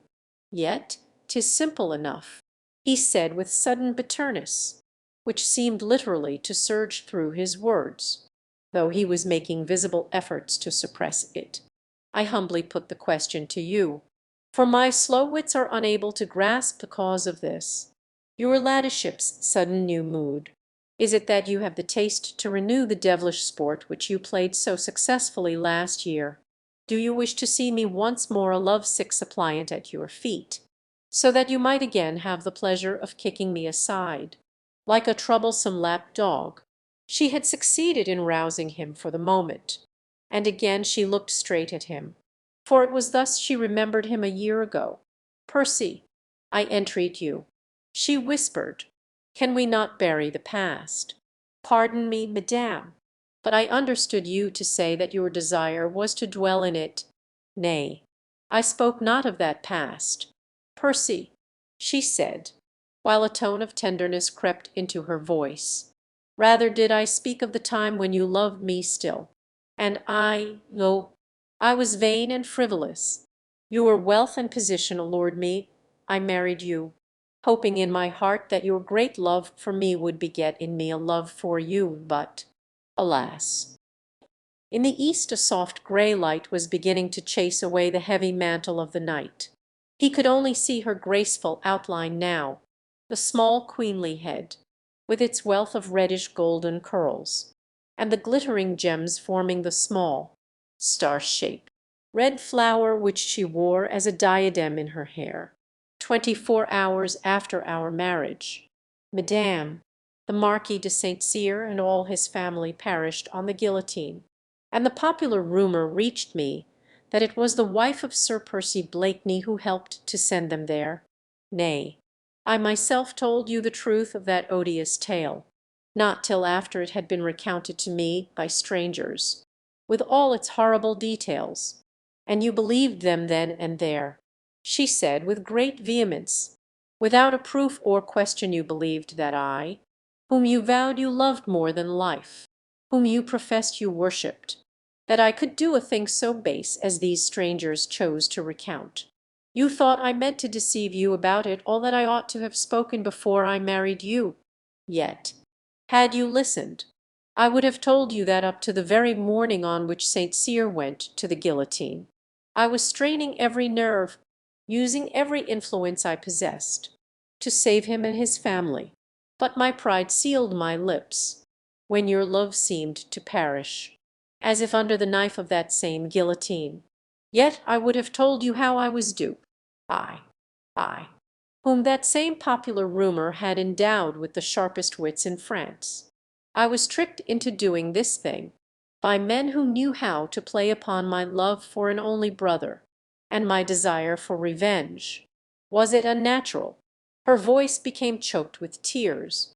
She paused for a moment or two, trying to regain some sort of composure. She looked appealingly at him, almost as if he were her judge. He had allowed her to speak on in her own vehement, impassioned way, offering no comment, no word of sympathy. And now, while she paused, trying to swallow down the hot tears that gushed to her eyes, he waited, impassive and still. The dim, grey light of early dawn seemed to make his tall form look taller and more rigid. The lazy, good-natured face looked strangely altered. Marguerite, excited as she was, could see that the eyes were no longer languid, the mouth no longer good-humoured and inane. A curious look of intense passion seemed to glow from beneath his drooping lids. The mouth was tightly closed, the lips compressed, as if the will alone held that surging passion in check. Marguerite Blakeney was, above all, with all a woman's fascinating foibles, all a woman's most lovable sins. She knew in a moment that for the past few months she had been mistaken, that this man who stood here before her, cold as a statue, when her musical voice struck upon his ear, loved her as he had loved her a year ago, that his passion might have been dormant, but that it was there, as strong, as intense, as overwhelming, as when first her lips met his in one long, maddening kiss. Pride had kept him from her, and, woman-like, she meant to win back that conquest which had been hers before. Suddenly it seemed to her that the only happiness life could ever hold for her again would be in feeling that man's kiss once more upon her lips. "Listen to the tale, Sir Percy," she said, and her voice now was low, sweet, infinitely tender.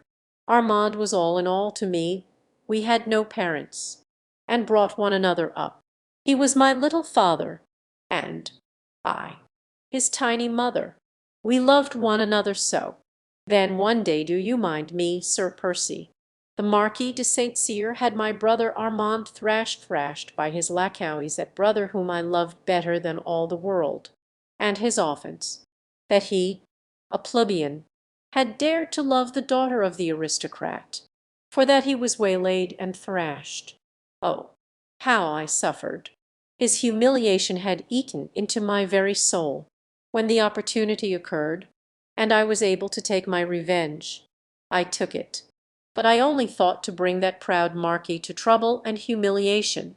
He plotted with Austria against his own country. Chance gave me knowledge of this. I spoke of it, but I did not know how could I guess. They trapped and duped me. It was too late. It is perhaps a little difficult, madame, said Sir Percy, after a moment of silence between them, to go back over the past. I have confessed to you that my memory is short, but the thought certainly lingered in my mind that, at the time of the Marquis' death, I entreated you for an explanation of those same noisome popular rumours. If that same memory does not, even now, play me a trick, I fancy that you refused me all explanation then, and demanded of my love a humiliating allegiance it was not prepared to give. I wished to test your love for me, and it did not bear the test. You used to tell me that you drew the very breath of life but for me, and for love of me. And to probe that love, you demanded that I should forfeit mine honour. He said, whilst gradually his impassiveness seemed to leave him, his rigidity to relax, that I should accept without murmur or question, as a dumb and submissive slave, every action of my mistress. My heart overflowing with love and passion, I asked for no explanation, I waited for one, not doubting, only hoping. Had you spoken but one word, from you I would have accepted any explanation and believed it. But you left me without a word, beyond a bald confession of the actual horrible facts. Proudly you returned to your brother's house, and left me alone. Now, in whom to believe, since the shrine, which contained my one illusion, lay shattered to earth at my feet? She need not complain now that he was cold and impassive. His very voice shook with an intensity of passion, which he was making superhuman efforts to keep in check. "Ay, the madness of my pride," she said sadly. "Hardly had I gone, already I had repented. But when I returned, I found you, oh, so altered, wearing already that mask of somnolent indifference which you have never laid aside until—" She was so close to him that her soft, loose hair was wafted against his cheek. Her eyes, glowing with tears, maddened him. The music in her voice sent fire through his veins. But he would not yield to the magic charm of this woman whom he had so deeply loved, and at whose hands his pride had suffered so bitterly. He closed his eyes to shut out the dainty vision of that sweet face, of that snow-white neck and graceful figure, round which the faint rosy light of dawn was just beginning to hover playfully. "Nay, madame, it is no mask," he said icily. "I swore to you once that my life was yours. For months now it has been your plaything." But now she knew that that very coldness was a mask.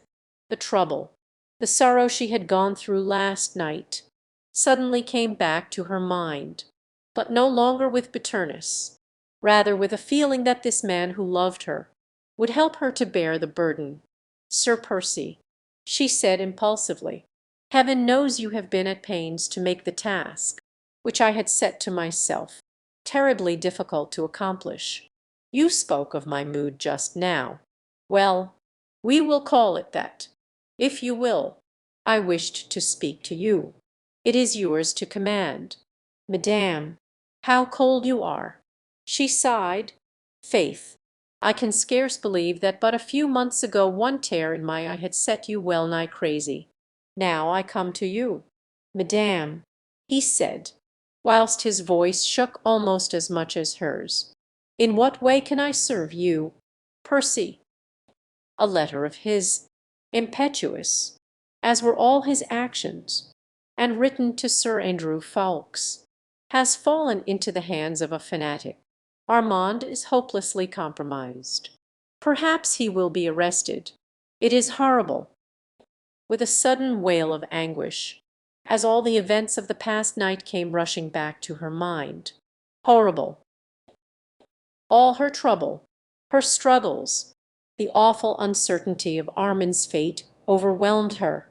She tottered, ready to fall, and leaning against the stone balustrade. She buried her face in her hands and sobbed bitterly. At first mention of Armand St. Just's name and of the peril in which he stood, Sir Percy's face had become a shade more pale, and the look of determination and obstinacy appeared more marked than ever between his eyes. However, he said nothing for the moment, but watched her, as her delicate frame was shaken with sobs, watched her until unconsciously his face softened, and what looked almost like tears seemed to glisten in his eyes. And so he said with bitter sarcasm, "The murderous dog of the Revolution is turning upon the very hands that fed it.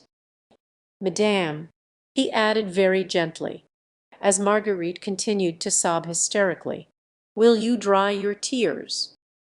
And I, with sudden, overmastering passion, at sight of her helplessness and of her grief, he stretched out his arms, and the next would have seized her and held her to him, protected from every evil with his very life, his very heart's blood.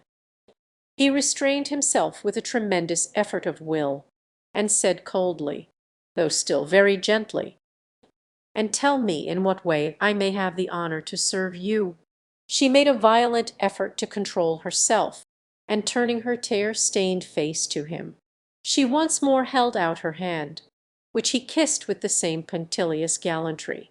But Margaret's fingers, this time, lingered in his hand for a second or two longer than was absolutely necessary, and this was because she had felt that his hand trembled perceptibly and was burning hot, whilst his lips felt as cold as marble.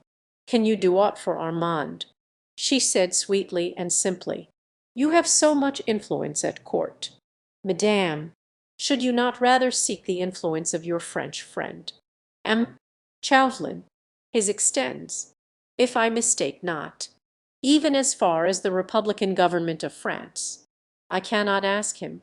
Percy, I wish I dared to tell you, but which she would have given worlds if she had felt the courage then to tell him everything. But she dared not give way to that impulse, when she was just beginning to feel that he still loved her, when she hoped that she could win him back. She dared not make another confession to him. After all, he might not understand. He might not sympathize with her struggles and temptation. His love still dormant might sleep the sleep of death. Perhaps he divined what was passing in her mind. His whole attitude was one of intense longing, a veritable prayer for that confidence, which her foolish pride withheld from him. When she remained silent he sighed, and said with marked coldness, "Faith, Madame, since it distresses you, we will not speak of it. I pray you have no fear. I pledge you my word that he shall be safe. Now, have I your permission to go? The hour is getting late." And she said, as she drew quite close to him, and speaking with real tenderness, with a quick, almost involuntary effort he would have taken her then in his arms, for her eyes were swimming in tears, which he longed to kiss away. But she had lured him once, just like this, then cast him aside like an ill-fitting glove. He thought this was but a mood, a caprice, and he was too proud to lend himself to it once again. "It is too soon. Madame," he said quietly, "I have done nothing as yet. The hour is late, and you must be fatigued. Your women will be waiting for you upstairs." He stood aside to allow her to pass. She sighed, a quick sigh of disappointment. His pride and her beauty had been in direct conflict, and his pride had remained the conqueror. Perhaps, after all, she had been deceived just now. What she took to be the light of love in his eyes might only have been the passion of pride or, who knows, of hatred instead of love. She stood looking at him for a moment or two longer. He was again as rigid, as impassive, as before. Pride had conquered, and he cared not for her. The grey of dawn was gradually yielding to the rosy light of the rising sun. Birds began to twitter. Nature awakened, smiling in happy response to the warmth of this glorious October morning. Only between these two hearts there lay a strong, impassable barrier, built up of pride on both sides, which neither of them cared to be the first to demolish. He had bent his tall figure in a low ceremonious bow, as she finally, with another bitter little sigh, began to mount the terrace steps.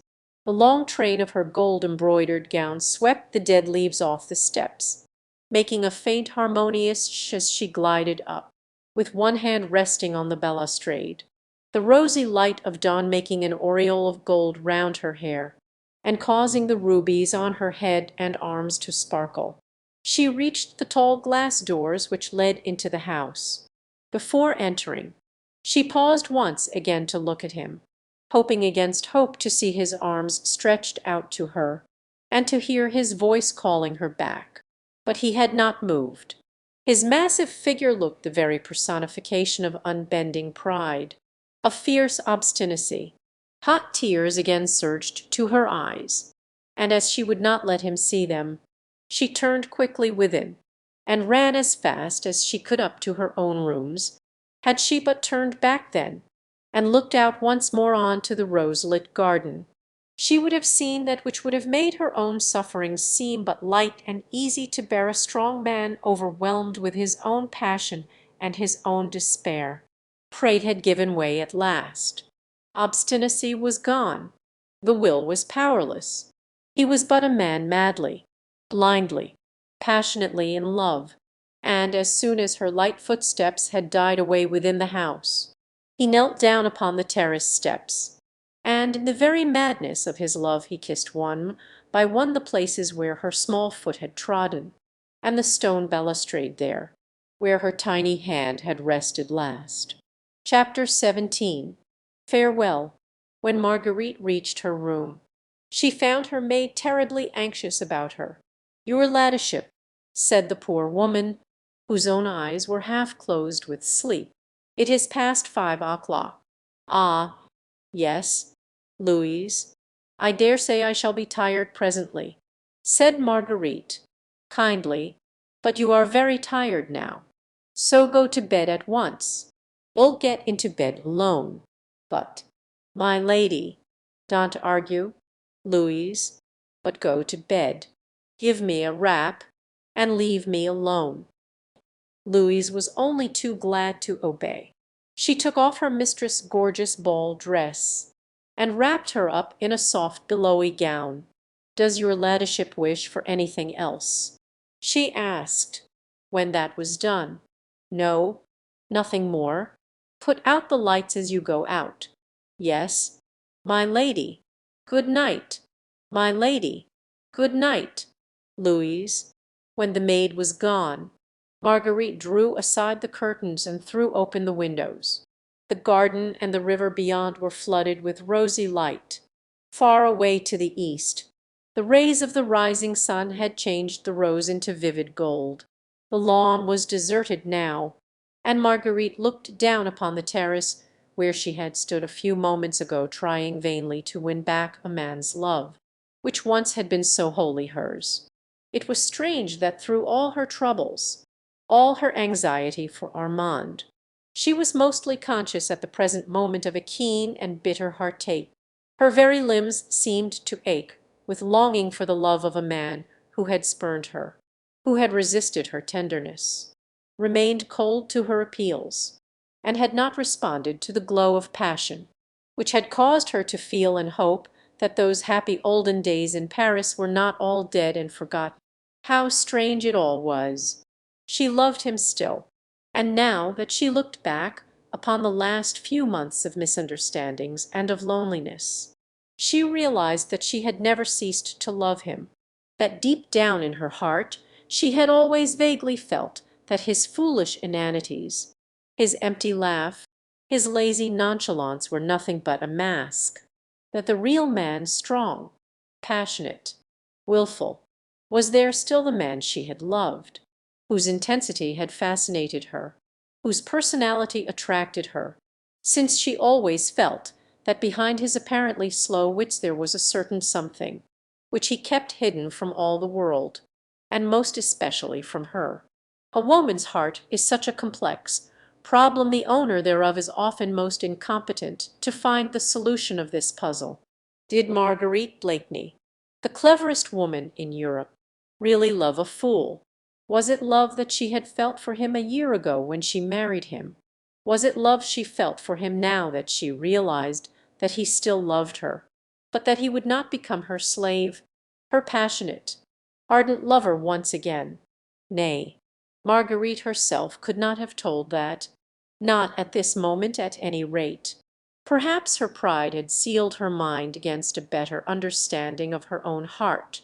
But this she did know, that she meant to capture that obstinate heart back again, that she would conquer once more, that she would never lose him. She would keep him, keep his love, deserve it, and cherish it. For this much was certain, that there was no longer any happiness possible for her without that one man's love. Thus the most contradictory thoughts and emotions rushed madly through her mind. Absorbed in them, she had allowed time to slip by.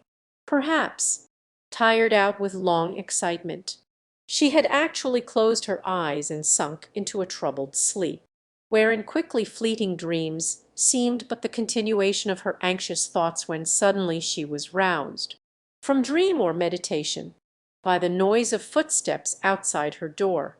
Nervously she jumped up and listened. The house itself was as still as ever. The footsteps had retreated. Through her wide open windows the brilliant rays of the morning sun were flooding her room with light. She looked up at the clock. It was 6:30, too early for any of the household to be already astir. She certainly must have dropped asleep, quite unconsciously. The noise of the footsteps, also of hushed, subdued voices, had awakened her. What could they be? Gently, on tiptoe, she crossed the room and opened the door to listen. Not a sound, that peculiar stillness of the early morning when sleep with all mankind is at its heaviest. But the noise had made her nervous, and when, suddenly, at her feet, on the very doorstep, she saw something white lying there, a letter, evidently she hardly dared touch it. It seemed so ghost-like. It certainly was not there when she came upstairs. Had Louise dropped it, or was some tantalizing spook at play, showing her fairy letters where none existed? At last she stooped to pick it up, and, amazed, puzzled beyond measure, she saw that the letter was addressed to herself in her husband's large, business-like looking hand. What could he have to say to her, in the middle of the night, which could not be put off until the morning? She tore open the envelope and read: "So I beg your ladyship's pardon if I do not avail myself of the honour of bidding you good-bye. My business may keep me employed for about a week, so I shall not have the privilege of being present at your ladyship's water party on Wednesday. I remain your ladyship's most humble and most obedient servant, Percy Blakeney." Marguerite must suddenly have been imbued with her husband's slowness of intellect, for she had perforce to read the few simple lines over and over again before she could fully grasp their meaning. She stood on the landing, turning over and over in her hand this curt and mysterious epistle, her mind a blank, her nerves strained with agitation and a presentiment she could not very well have explained. Sir Percy owned considerable property in the north, certainly, and he had often before gone there alone and stayed away a week at a time. But it seemed so very strange that circumstances should have arisen between 5 and 6 o'clock in the morning that compelled him to start in this extreme hurry. Vainly she tried to shake off an unaccustomed feeling of nervousness. She was trembling from head to foot. Unconquerable desire seized her to see her husband again, at once, if only he had not already started. Forgetting the fact that she was only very lightly clad in a morning wrap, and that her hair lay loosely about her shoulders, she flew down the stairs, right through the hall towards the front door. It was, as usual, barred and bolted, for the indoor servants were not yet up. But her keen ears had detected the sound of voices and the pawing of a horse's hoof against the flagstones. With nervous, trembling fingers Marguerite undid the bolts one by one, bruising her hands, hurting her nails, for the locks were heavy and stiff. But she did not care. Her whole frame shook with anxiety at the very thought that she might be too late, that he might have gone without her seeing him and bidding him Godspeed. At last she had turned the key and thrown open the door. Her ears had not deceived her. A groom was standing close by holding a couple of horses. One of these was Sultan, Sir Percy's favourite and swiftest horse, saddled ready for a journey. The next moment Sir Percy himself appeared round the further corner of the house and came quickly towards the horses. He had changed his gorgeous ball costume, but was as usual irreproachably and richly apparelled in a suit of fine cloth, with lace jabot and ruffles, high-top boots, and riding breeches. Marguerite went forward a few steps. He looked up and saw her. A slight frown appeared between his eyes. "You are going," she said quickly and feverishly. "Whither?" "As I have had the honour of informing your ladyship. Urgent, most unexpected business calls me to the north this morning," he said, in his usual cold, drawly manner. "But you are such a perfect hostess, I do not think that I shall be missed. But surely you might have waited for your journey." Still speaking quickly and nervously. "Surely the business is not so urgent." "My business, as I had the honour to tell you, madame, is as unexpected as it is urgent." "No, no, thanks." "Very soon, before the end of the week. I cannot say." He was evidently trying to get away, whilst she was straining every nerve to keep him back for a moment or two. "Percy," she said, "will you not tell me why you go to-day? Surely I, as your wife, have the right to know. You have not been called away to the north. I know it.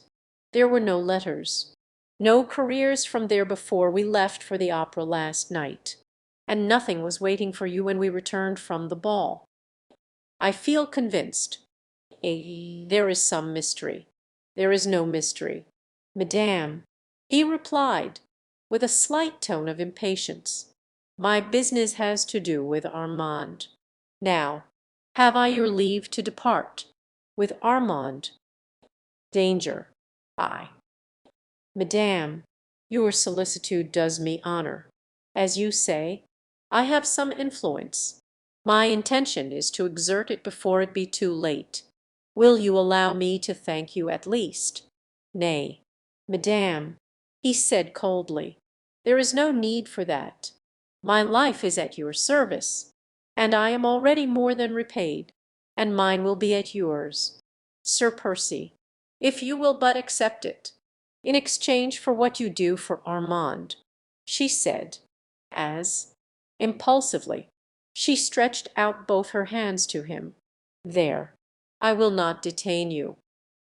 With her ardent hair streaming around her shoulders, he bowed very low and kissed her hand. She felt the burning kiss, and her heart thrilled with joy and hope. "You will come back," she said tenderly. "Very soon," he replied, looking longingly into her blue eyes, and, in response to his look, gave him an infinity of promise. "I will always remember, madame, that you have honoured me by commanding my services." The words were cold and formal, but they did not chill her this time. Her woman's heart had read his. beneath the impassive mask his pride still forced him to wear. He bowed to her again, then begged her leave to depart. She stood on one side whilst he jumped on to Sultan's back. Then, as he galloped out of the gates, she waved him a final adieu. A bend in the road soon hid him from view. His confidential groom had some difficulty in keeping pace with him, for Sultan flew along in response to his master's excited mood. Marguerite, with a sigh that was almost a happy one, turned and went within. She went back to her room, for suddenly, like a tired child, she felt quite sleepy. Her heart seemed all at once to be in complete peace, and, though it still ached with undefined longing, a vague and delicious hope soothed it as with a balm. She felt no longer anxious about Armand, the man who had just ridden away, bent on helping her brother, inspired her with complete confidence in his strength and in his power. She marvelled at herself for having ever looked upon him as an inane fool. Of course, that was a mask worn to hide the bitter wound she had dealt to his faith and to his love. His passion would have overmastered him, and he would not let her see how much he still cared and how deeply he suffered. But now all would be well.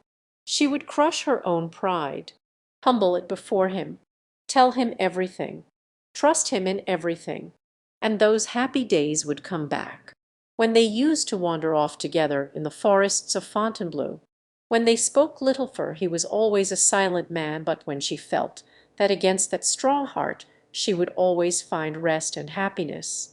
The more she thought of the events of the past night, the less fear had she of Chauvelin and his schemes. He had failed to discover the identity of the Scarlet Pimpernel. Of that she felt sure. Both Lord Fancourt and Chauvelin himself had assured her that no one had been in the dining room at 1 o'clock except the Frenchman himself and Perseus. She might have asked him, had she thought of it. Anyway, she had no fears that the unknown and brave hero would fall in Chauvelin's trap. His death, at any rate, would not be at her door. Armand certainly was still in danger, but Percy had pledged his word that Armand would be safe, and somehow, as Marguerite had seen him riding away, the possibility that he could fail in whatever he undertook never even remotely crossed her mind. When Armand was safely over in England she would not allow him to go back to France. She felt almost happy now, and, drawing the curtains closely together again to shut out the piercing sun, she went to bed at last, laid her head upon the pillow, and, like a wearied child, soon fell into a peaceful and dreamless sleep. Chapter 18. The Mysterious Device. The day was well advanced when Marguerite woke, refreshed by her long sleep. Louise had brought her some fresh milk and a dish of fruit, and she partook of this frugal breakfast with hearty appetite. Thoughts crowded thick and fast in her mind as she munched her grapes. Most of them went galloping away after the tall, erect figure of her husband, whom she had watched riding out of sight more than 5 hours ago.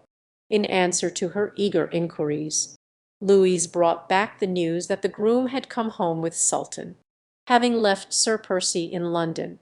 The groom thought that his master was about to get on board his schooner, which was lying off just below London Bridge. Sir Percy had ridden thus far, had then met Briggs, the skipper of the Day Dream, and had sent the groom back to Richmond with Sultan and the empty saddle. This news puzzled Marguerite more than ever. Where could Sir Percy be going just now in the Day Dream? On Armand's behalf. He had said, well, Sir Percy had influential friends everywhere. Perhaps he was going to Greenwich, or... But Marguerite ceased to conjecture. All would be explained anon. He said that he would come back, and that he would remember. A long, idle day lay before Marguerite. She was expecting the visit of her old school fellow, little Suzanne de Tournay, with all the merry mischief at her command. She had tendered her request for Susanna's company to the Comtesse in the presence of the Prince of Wales last night. His Royal Highness had loudly applauded the notion. and declared that he would give himself the pleasure of calling on the two ladies in the course of the afternoon. The Comtesse had not dared to refuse, and there was entrapped into a promise to send little Suzanne to spend a long and happy day at Richmond with her friend. Marguerite expected her eagerly. She longed for a chat about old school days with the child. She felt that she would prefer Susan's company to that of anyone else, and together they would roam through the fine old garden and rich deer park, or stroll along the river. But Susan had not come yet, and Marguerite, being dressed, prepared to go downstairs. She looked quite a girl this morning in her simple muslin frock, with a broad blue sash round her slim waist, and the dainty cross over fichu into which, at her bosom, she had fastened a few late crimson roses. She crossed the landing outside her own suite of apartments, and stood still for a moment at the head of the fine oak staircase, which led to the lower floor. On her left were her husband's apartments, a suite of rooms which she practically never entered.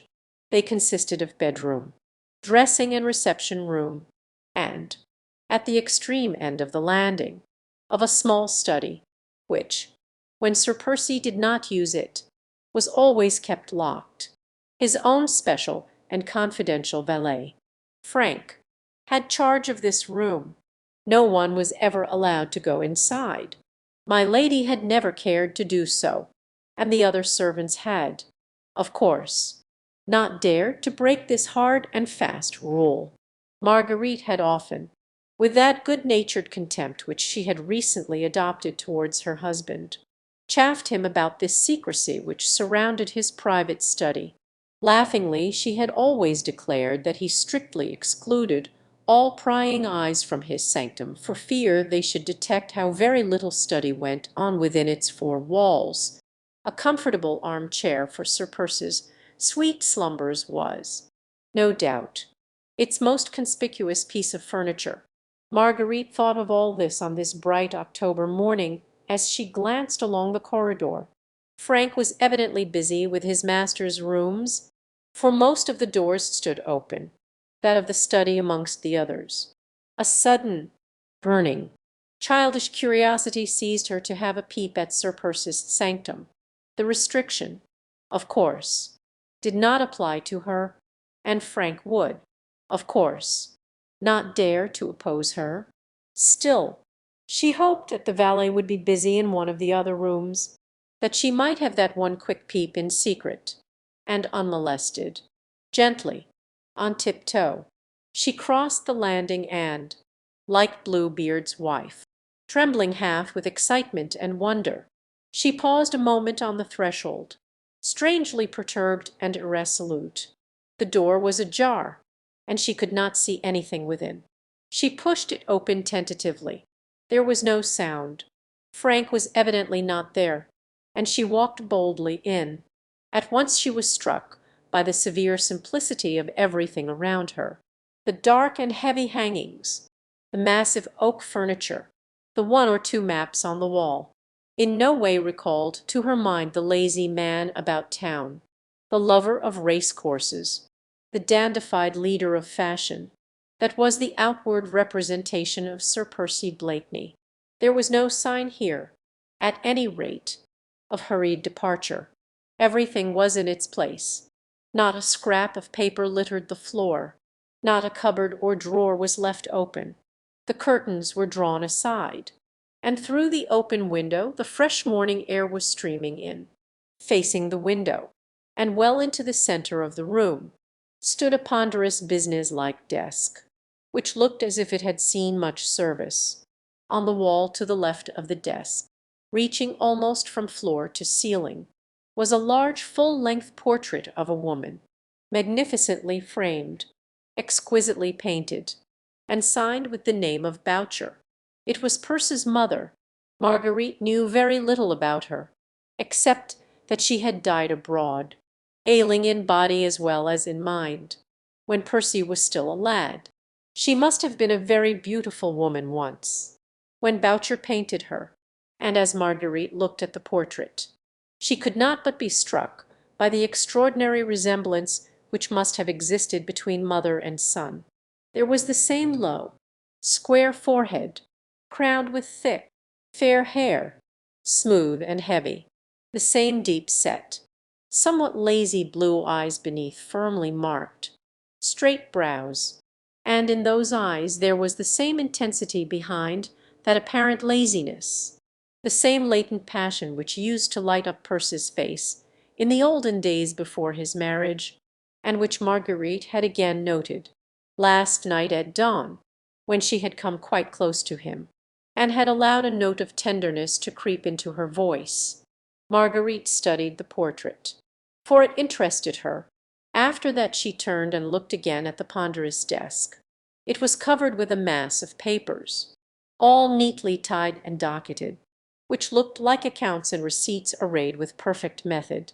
It had never before struck Marguerite, nor had she, alas, found it worth while to inquire as to how Sir Percy, whom all the world had credited with a total lack of brains, administered the vast fortune which his father had left him.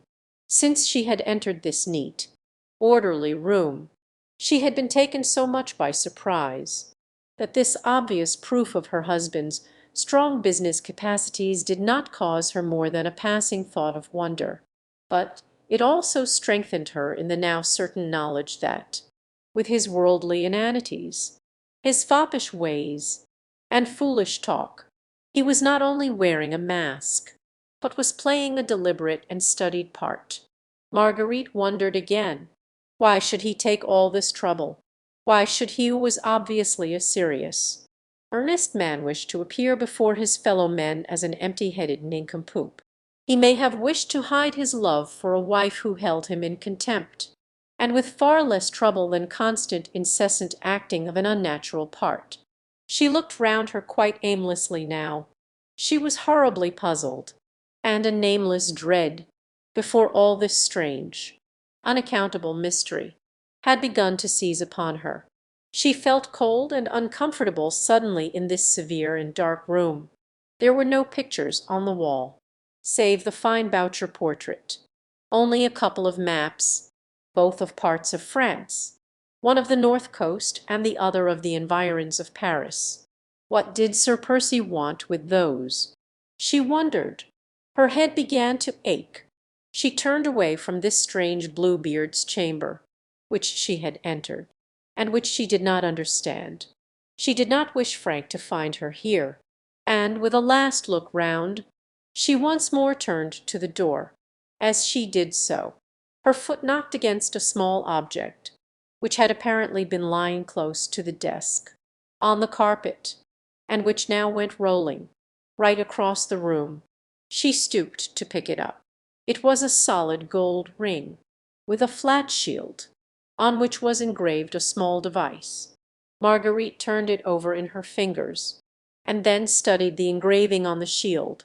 It represented a small star-shaped flower, of a shape she had seen so distinctly twice before, once at the opera, and once at Lord Grenville's ball.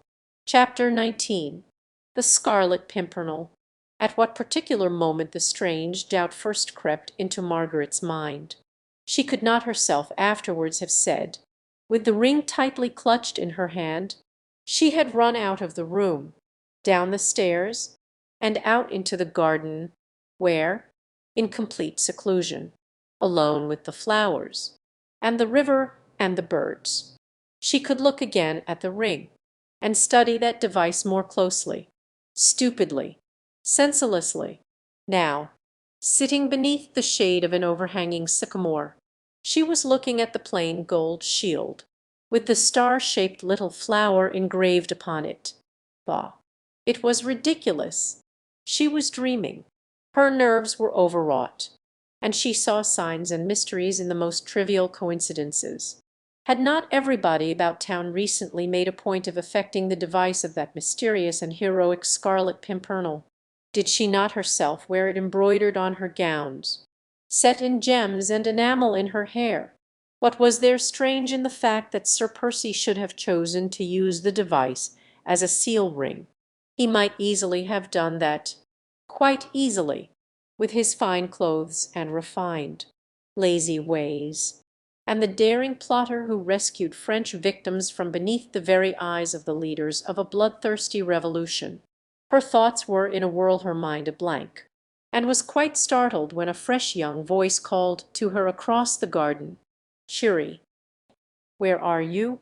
And little Suzanne, fresh as a rosebud, with eyes dancing with glee, and brown curls fluttering in the soft morning breeze, came running across the lawn.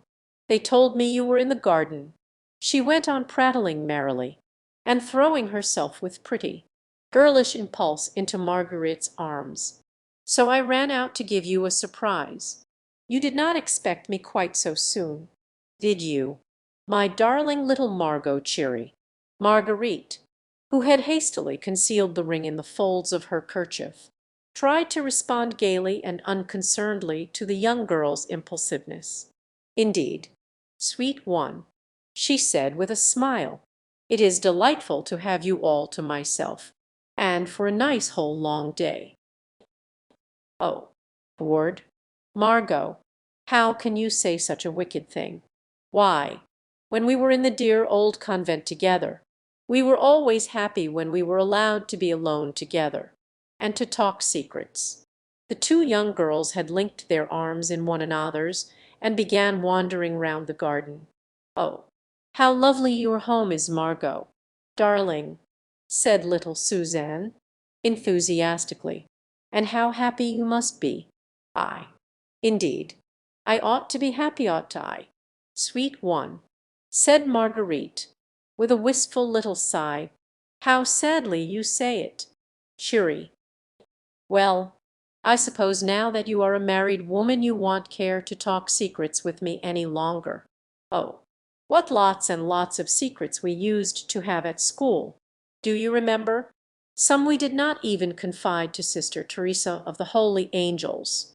And now you have one all-important secret." "And, little one," said Marguerite, merrily, "which you are forthwith going to confide to me, nay, you need not blush, Chérie," she added, as she saw Susan's pretty little face crimson with blushes. "Faith, there's naught to be ashamed of. He is a noble and true man, and one to be proud of as a lover. And, indeed, Chérie, I am not ashamed," rejoined Suzanne, softly, "and it makes me very, very proud to hear you speak so well of him. I think maman will consent," she added thoughtfully, "and I shall be, oh, so happy, but, of course, nothing is to be thought of until papa is safe."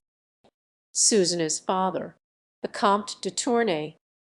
She had understood all along from the Comtesse, and also from one or two of the members of the League, that their mysterious leader had pledged his honour to bring the fugitive Comte de Tournay safely out of France, whilst little Suzanne, unconscious of all save her own all-important little secret, went prattling on.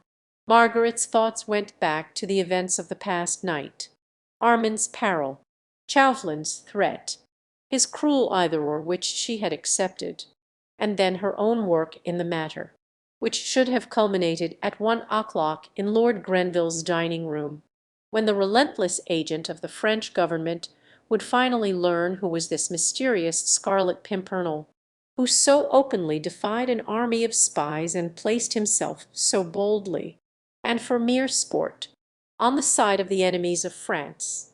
Since then she had heard nothing from Chauvelin. She had concluded that he had failed, and yet she had not felt anxious about Armand, because her husband had promised her that Armand would be safe. But now, suddenly, as Suzanne prattled merrily along, an awful horror came upon her for what she had done. Chauvelin had told her nothing, it was true, but she remembered how sarcastic and evil he looked when she took final leave of him after the ball. Had he discovered something then? Had he already laid his plans for catching the daring plotter, red-handed, in France, and sending him to the guillotine without compunction or delay? Marguerite turned sick with horror, and her hand convulsively clutched the ring in her dress. "You are not listening, Chérie," said Suzanne, reproachfully. as she paused in her long, highly interesting narrative. "Yes, yes, darling, indeed I am," said Marguerite with an effort, forcing herself to smile. "I love to hear you talking. We will manage to propitiate Mammon. Sir Andrew Ffoulkes is a noble English gentleman. He has money and position. The Comtesse will not refuse her consent. But, little one—" "Oh," said Suzanne, with mad glee, "the best we could possibly hear. My Lord Hastings came to see Mammon early this morning. He said that all is now well with dear papa, and we may safely expect him here in England in less than 4 days." "Yes," said Marguerite, whose glowing eyes were fastened on Susanna's lips, as she continued merrily, "Oh, we have no fear now. You don't know, Chérie, that great and noble Scarlet Pimpernel himself has gone to save papa. He has gone, Chérie. He was in London this morning. He will be in Calais, perhaps, to-morrow." She had expected it all along, though she had tried for the last half hour to delude herself and to cheat her fears. He had gone to Calais, had been in London this morning. How could she have been so blind? She understood it now all at once. And all for sheer sport and devilry, of course. Women and children from death, as other men destroy and kill animals for the excitement, the love of the thing, the idol. Rich man wanted some aim in life, and the few young bucks he enrolled under his banner had amused themselves for months in risking their lives for the sake of an innocent few.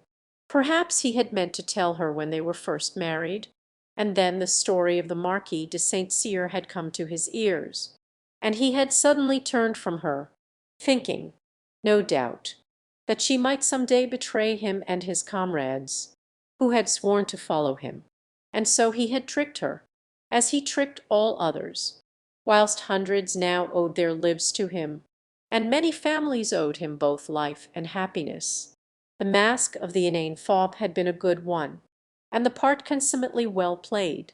No wonder that Chauvelin's spies had failed to detect, in the apparently brainless nincompoop, the man whose reckless daring and resourceful ingenuity had baffled the keenest French spies, both in France and in England. Even last night, when Chauvelin went to Lord Grenville's dining-room to seek that daring Scarlet Pimpernel, he only saw that inane Sir Percy Blakeney fast asleep in a corner of the sofa. Had his astute mind guessed the secret? Then here lay the whole awful, horrible, amazing puzzle, in betraying a nameless stranger to his fate in order to save her brother. Had Marguerite Blakeney sent her husband to his death? No, no, no, 1,000 times no. Surely fate could not deal a blow like that. Nature itself would rise in revolt.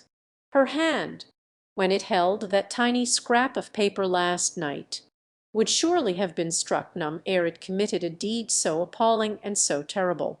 "But what is it, Chérie?" said little Suzanne, now genuinely alarmed, for Margaret's colour had become dull and ashen. "Are you ill, Marguerite? What is it?" "Nothing, nothing, child," she murmured, as in a dream. "Wait a moment. You said—" "Marguerite, Chérie, what is it? You frighten me. Child, I tell you nothing. I understand that something has happened, Chérie, and that you want to be alone. I won't be a hindrance to you. Don't think of me. My maid, Lucille, has not yet gone." She threw her arms impulsively round Marguerite. Child as she was, she felt the poignancy of her friend's grief, and with the infinite tact of her girlish tenderness, she did not try to pry into it, but was ready to efface herself. She kissed Marguerite again and again, then walked sadly back across the lawn. Marguerite did not move. She remained there, thinking, just as little Suzanne was about to mount the terrace steps. A groom came running round the house towards his mistress. He carried a sealed letter in his hand.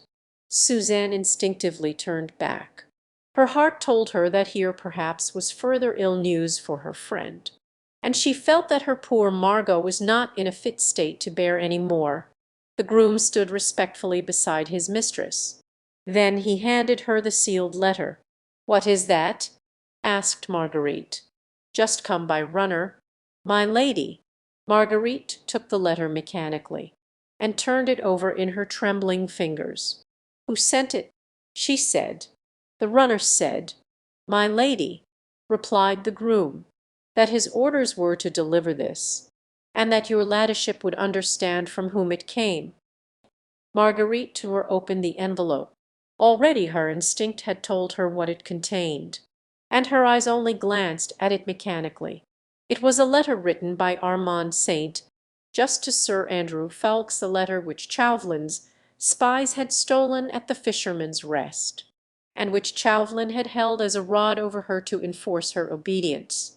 Now he had kept his word, he had sent her back St. Just's compromising letter. Margaret's senses reeled. Her very soul seemed to be leaving her body. She tottered, and would have fallen but for Susan's arm round her waist. With superhuman effort she regained control over herself. There was yet much to be done. "Bring that runner here to me," she said to the servant, with much calm. "He has not gone." "No, my lady." The groom went, and Marguerite turned to Suzanne. "And you, child, run with him. Tell Lucille to get ready. I fear I must send you home, child, and stay. Tell one of the maids to prepare a travelling dress and cloak for me." Suzanne made no reply. She kissed Marguerite tenderly, and obeyed without a word. The child was overawed by the terrible, nameless misery in her friend's face. A minute later the groom returned, followed by the runner who had brought the letter. "Who gave you this packet?" asked Marguerite. "A gentleman." "My lady," replied the man at the Rose and Thistle in opposite Charing Cross. "He said you would understand." "At the Rose and Thistle. What was he doing?" "He was waiting for the coach." "Your ladyship," which he had ordered. "The coach." "Yes, my lady." "A special coach he had ordered.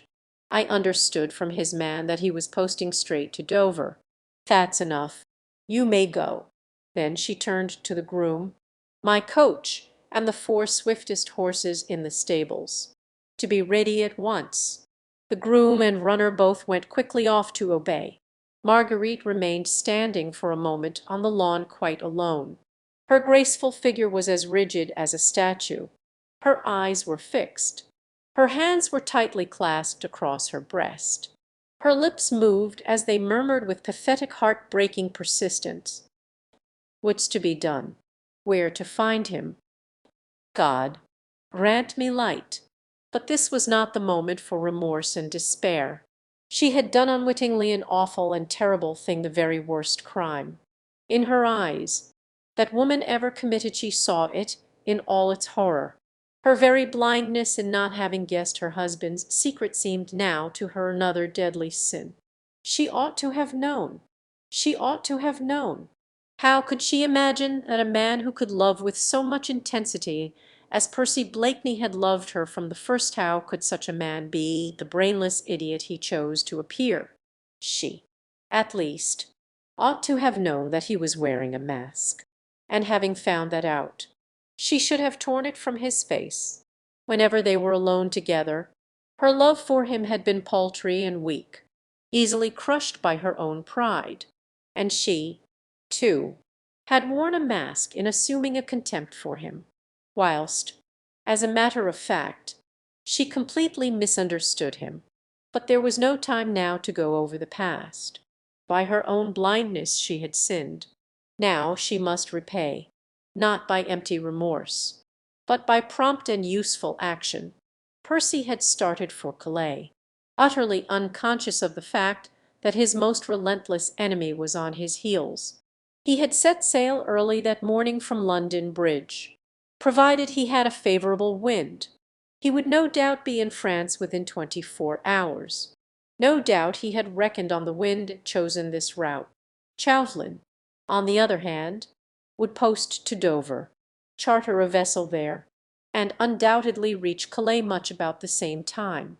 Once in Calais, Percy would meet all those who were eagerly waiting for the noble and brave Scarlet Pimpernel, who had come to rescue them from horrible and unmerited death.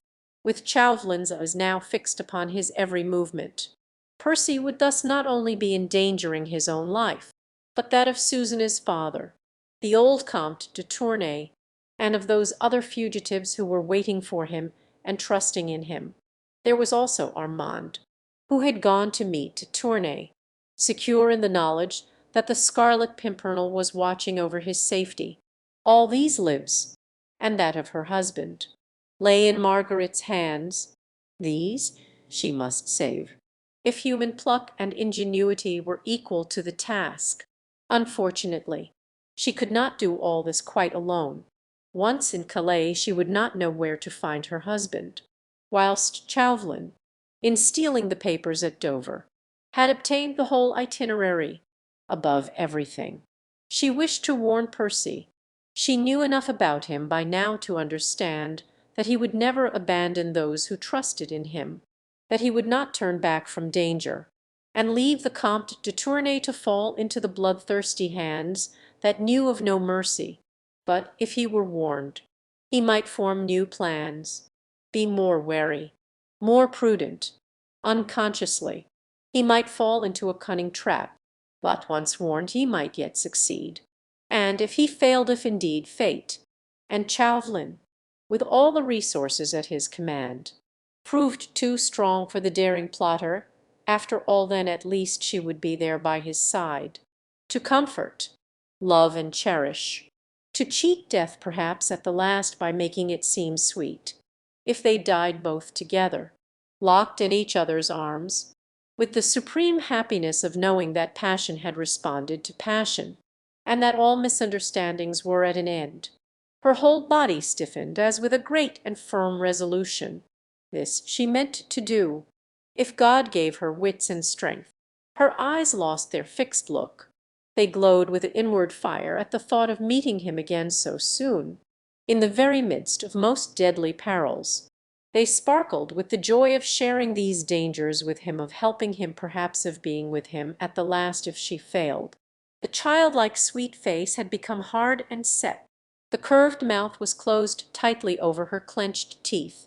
She meant to do or die, with him and for his sake. A frown, which spoke of an iron will and unbending resolution, appeared between the two straight brows. Already her plans were formed. She would go and find Sir Andrew Ffoulkes first. He was Percy's best friend, and Marguerite remembered with a thrill with what blind enthusiasm the young man always spoke of his mysterious leader. He would help her where she needed help. Her coach was ready, a change of raiment, and a farewell to little Suzanne, and she could be on her way, without haste, but without hesitation. She walked quietly into the house. Chapter 20. The Friend. Less than half an hour later, Marguerite, varied in thoughts, sat inside her coach, which was bearing her swiftly to London. She had taken an affectionate farewell of little Suzanne, and seen the child safely started with her maid, and in her own coach, back to town. She had sent one courier with a respectful letter of excuse to His Royal Highness, begging for a postponement of the August visit on account of pressing and urgent business, and another on ahead to bespeak a fresh relay of horses at Faversham. Then she had changed her muslin frock, had provided herself with money which her husband's lavishness always placed fully at her disposal, and had started on her way. She did not attempt to delude herself with any vain and futile hopes. The safety of her brother Armand was to have been conditional on the imminent capture of the Scarlet Pimpernel. As Chauvelin had sent her back Armand's compromising letter, there was no doubt that he was quite satisfied in his own mind that Percy Blakeney was the man whose death he had sworn to bring about. No, there was no room for any fond delusions. Percy, the husband whom she loved with all the ardour which her admiration for his bravery had kindled, was in immediate, deadly peril, through her hand. She had betrayed him to his enemy unwittingly, 'tis true, but she had betrayed him, and if Chauvelin succeeded in trapping him, who so far was unaware of his danger, then his death would be at her door, his death, when with her very heart's blood she would have defended him and given willingly her life for his. She had ordered her coach to drive her to the Crown Inn. Once there, she told her coachman to give the horses food and rest. Then she ordered a chair, and had herself carried to the house in Pall Mall where Sir Andrew Ffoulkes lived. Among all Percy's friends who were enrolled under his daring banner, she felt that she would prefer to confide in Sir Andrew Ffoulkes. He had always been her friend, and now his love for little Suzanne had brought him closer to her still. Had he been away from home, gone on the mad errand with Percy, perhaps then she would have called on Lord Hastings or Lord Tony, for she wanted the help of one of these young men, or she would be indeed powerless to save her husband. Sir Andrew Ffoulkes, however, was at home, and his servant introduced her ladyship immediately. She went upstairs to the young man's comfortable bachelor's chambers, and was shown into a small, though luxuriously furnished, dining room. A moment or two later Sir Andrew himself appeared. He had evidently been much startled when he heard who his lady visitor was, for he looked anxiously, even suspiciously, at Marguerite, whilst performing the elaborate bows before her, which the rigid etiquette of the time demanded. Marguerite had laid aside every vestige of nervousness. She was perfectly calm, and having returned the young man's elaborate salute, she began very calmly, "I have no desire to waste valuable time in much talk. You must take certain things I am going to tell you for granted. These will be of no importance. What is important is that your leader and comrade, the Scarlet Pimpernel, had she had the remotest doubt of the correctness of her deductions, she would have had them confirmed now, for Sir Andrew, completely taken by surprise, had grown very pale, and was quite incapable of making the slightest attempt at clever parrying. No matter how I know this, Sir Andrew," she continued quietly, "thank God that I do, and that perhaps it is not too late to save him. Unfortunately, I cannot do this quite alone, and therefore have come to you for help."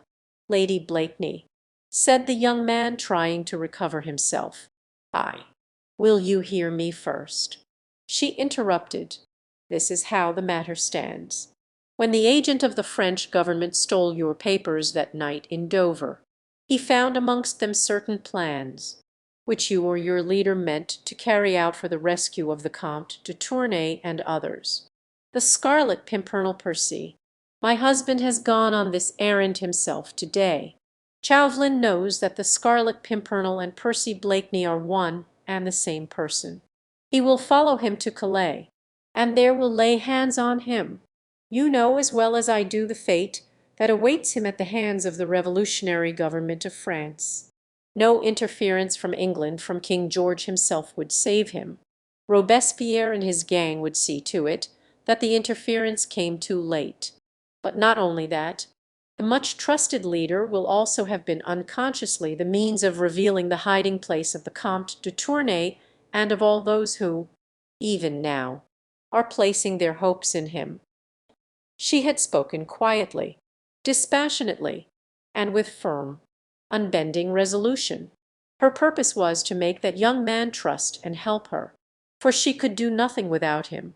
"I do not understand," he repeated, trying to gain time, to think what was best to be done. But I think you do. Sir Andrew, you must know that I am speaking the truth. Look these facts straight in the face. Percy has sailed for Calais, I presume for some lonely part of the coast, and Chauvelin is on his track. He has posted for Dover, and will cross the Channel probably to-night. What do you think will happen?" The young man was silent. "Percy will arrive at his destination. Unconscious of being followed, he will seek out de Tournay and the others among these is Armand Saint Just. My brother, he will seek them out, one after another, probably, not knowing that the sharpest eyes in the world are watching his every movement, when he has thus unconsciously betrayed those who blindly trust in him, when nothing can be gained from him, and he is ready to come back to England, with those whom he has gone so bravely to save. The doors of the trap will close upon him, and he will be sent to end his noble life upon the guillotine. Still Sir Andrew was silent. "You do not trust me," she said passionately. "Oh, God, cannot you see that I am in deadly earnest? Man, she added, while, with her tiny hand, forcing him to look straight at her, "tell me, do I look like that vilest thing on earth, a woman who would betray her own husband?" "God forbid, Lady Blakeney," said the young man at last, "that I should attribute such evil motives to you. But, man, will you tell me?" he asked resolutely, and looking searchingly into her blue eyes, "whose hand helped to guide Chauvelin to the knowledge which you say he possesses?" "Mine," she said quietly. "I own it, I will not lie to you, for I wish you to trust me absolutely. But I had no idea how could I have in helping Chauvelin to track the Scarlet Pimpernel." She nodded. "It is no use telling you how he forced my hand. Armand is more than a brother to me, and Sir Andrew, my husband, is in peril." Sir Andrew felt his position to be a very awkward one. The oath he had taken before his leader and comrade was one of obedience and secrecy, and yet the beautiful woman, who was asking him to trust her, was undoubtedly in earnest. His friend and leader was equally undoubtedly in imminent danger, and he said at last, "God knows you have perplexed me. Tell me what you wish me to do. There are 19 of us ready to lay down our lives for the Scarlet Pimpernel if he is in danger. There is no need for lives just now, my friend," she said drily. "My wits and 4 swift horses will serve the necessary purpose. But I must know where to find him. See," she added, while her eyes filled with tears, "I have humbled myself before you. I have owned my fault to you. Shall I also confess my weakness? Because he did not trust me, and because I was too blind to understand. You must confess that the bandage which he put over my eyes was a very thick one. Is it small wonder that I did not see through it? But last night, after I led him unwittingly into such deadly peril, it suddenly fell from my eyes. If you will not help me, Sir Andrew, I would still strive to save my husband. I would still exert every faculty I possess for his sake. But I might be powerless, for I might arrive too late, and nothing would be left for you but lifelong remorse. But, Lady Blakeney," said the young man, touched by the gentle earnestness of this exquisitely beautiful woman, "do you know that what you propose doing is man's work? You would be running the greatest possible risks to yourself, and your chances of finding your husband now were I to direct you ever so carefully are infinitely remote. Oh, I hope there are risks," she murmured softly. "I hope there are dangers, too. But I fear you are mistaken. Chauvelin's eyes are fixed upon you all. He will scarce notice me quick, Sir Andrew, and there is not a moment to be lost. I must," she repeated with almost savage energy, "to warn him that that man is on his track. Can't you see that I must get to him? Faith, madame, you must command me, gladly would I or any of my comrades lay down our lives for your husband. If you will go yourself, friend, do you not see that I would go mad if I let you go without me?" She stretched out her hand to him. "You will trust me. I await your orders." He said simply, "Listen, then. My coach is ready to take me to Dover. Do you follow me as swiftly as horses will take you. We meet at nightfall at the Fisherman's Rest. Chauvelin would avoid it, as he is known there, and I think it would be the safest. I will gladly accept your escort to Calais. I might miss Sir Percy were you to direct me ever so carefully. Well, charter a schooner at Dover and cross over during the night, disguised, if you will agree to it, as my lasquy. You will, I think, escape detection. I am entirely at your service." "Madame," rejoined the young man earnestly, "I trust to God that you will sight the Day Dream before we reach Calais, with Chauvelin at his heels. Every step the Scarlet Pimpernel takes on French soil is fraught with danger. God grant it, Sir Andrew. But now, farewell. We meet to-night at Dover. It will be a race between Chauvelin and me across the Channel to Nitan to prize the life of the Scarlet Pimpernel." He kissed her hand, and then escorted her to her chair. A quarter of an hour later she was back at the Crown Inn, where her coach and horses were ready and waiting for her. The next moment they thundered along the London streets, and then straight on to the Dover road at maddening speed. She had no time for despair now. She was up and doing, and had no leisure to think, with Sir Andrew Ffoulkes as her companion and ally. Hope had once again revived in her heart. God would be merciful. He would not allow so appalling a crime to be committed as the death of a brave man through the hand of a woman who loved him, and worshipped him, and who would gladly have died for his sake. Margaret's thoughts flew back to him, the mysterious hero, whom she had always unconsciously loved, when his identity was still unknown to her. Laughingly, in the olden days, she used to call him the shadowy king of her heart, and now she had suddenly found that this enigmatic personality whom she had worshipped, and the man who loved her so passionately, were one and the same. What wonder that one or two happier visions began to force their way before her mind. She vaguely wondered what she would say to him when first they would stand face to face. She had had so many anxieties, so much excitement during the past few hours, that she allowed herself the luxury of nursing these few more hopeful, brighter thoughts. Gradually the rumble of the coach wheels, with its incessant monotony, acted soothingly on her nerves. Her eyes, aching with fatigue and many shed and unshed tears, closed involuntarily, and she fell into a troubled sleep. Chapter 21. Suspense. It was late into the night when she at last reached the Fisherman's Rest. She had done the whole journey in less than 8 hours, thanks to innumerable changes of horses at the various coaching stations, for which she always paid lavishly, thus obtaining the very best and swiftest that could be had. Her coachman, too, had been indefatigable. The promise of special and rich reward had no doubt helped to keep him up, and he had literally burned the ground beneath his mistress' coach wheels. The arrival of Lady Blakeney in the middle of the night caused a considerable flutter at the Fisherman's Rest. Sally jumped hastily out of bed, and Mr. Jellyband was at great pains how to make his important guest comfortable. Both these good folk were far too well drilled in the manners appertaining to innkeepers to exhibit the slightest surprise at Lady Blakeney's arrival, alone, at this extraordinary hour. No doubt they thought all the more, but Marguerite was far too absorbed in the importance, the deadly earnestness of her journey, to stop and ponder over trifles of that sort.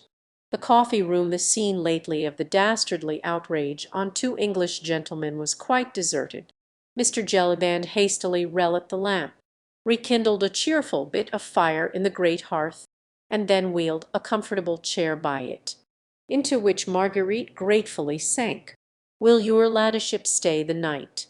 asked pretty Miss Sally, who was already busy laying a snow-white cloth on the table, preparatory to providing a simple supper for her ladyship. "No, not the whole night," replied Marguerite. "At any rate, I shall not want any room but this. If I can have it to myself for an hour or two—" "It is at your ladyship's service," said honest Jellyband, whose rubicund face was set in its tightest folds, lest it should betray before the quality that boundless astonishment which the worthy fellow had begun to feel. "I shall be crossing over at the first turn of the tide," said Marguerite, "and in the first schooner I can get. But my coachman and men will stay the night, and probably several days longer. So I hope you will make them comfortable. Yes, my lady, will look after them. Shall Sally bring your ladyship some supper? Yes, please. Put something cold on the table, and as soon as Sir Andrew Ffoulkes comes, show him in here. Yes, my lady." Honest Jellyband's face now expressed distress in spite of himself. He had great regard for Sir Percy Blakeney, and did not like to see his lady running away with young Sir Andrew. Of course, it was no business of his, and Mr. Jellyband was no gossip. Still, in his heart, he recollected that her ladyship was after all only one of them foreigners. What wonder that she was immoral like the rest of them? "Don't sit up, honest Jellyband," continued Marguerite, kindly, "nor you either, Mistress Sally. Sir Andrew may be late." Jellyband was only too willing that Sally should go to bed. He was beginning not to like these goings on at all. Still, Lady Blakeney would pay handsomely for the accommodation, and it certainly was no business of his. Sally arranged a simple supper of cold meat, wine, and fruit on the table. Then, with a respectful curtsy, she retired, wondering in her little mind why her ladyship looked so serious, when she was about to elope with her gallant. Then commenced a period of weary waiting for Marguerite. She knew that Sir Andrew, who would have to provide himself with clothes befitting a Lasque, could not possibly reach Dover for at least a couple of hours. He was a splendid horseman, of course, and would make light in such an emergency of the 70-odd miles between London and Dover. He would, too, literally burn the ground beneath his horse's hoofs, but he might not always get very good remounts. And in any case, he could not have started from London until at least an hour after she did. She had seen nothing of Chauvelin on the road. Her coachman, whom she questioned, had not seen any one answering the description his mistress gave him of the wizened figure of the little Frenchman. Evidently, therefore, he had been ahead of her all the time. She had not dared to question the people at the various inns, where they had stopped to change horses. She feared that Chauvelin had spies all along the route, who might overhear her questions, then outdistance her and warn her enemy of her approach. Now she wondered at what inn he might be stopping, or whether he had had the good luck of chartering a vessel already, and was now himself on the way to France. That thought gripped her at the heart as with an iron vice. If indeed she should be too late already, the loneliness of the room overwhelmed her. Everything within was so horribly still. The ticking of the grandfather's clock, dreadfully slow and measured, was the only sound which broke this awful loneliness. Marguerite had need of all her energy, all her steadfastness of purpose, to keep up her courage through this weary midnight waiting. Every one else in the house but herself must have been asleep. She had heard Sally go upstairs.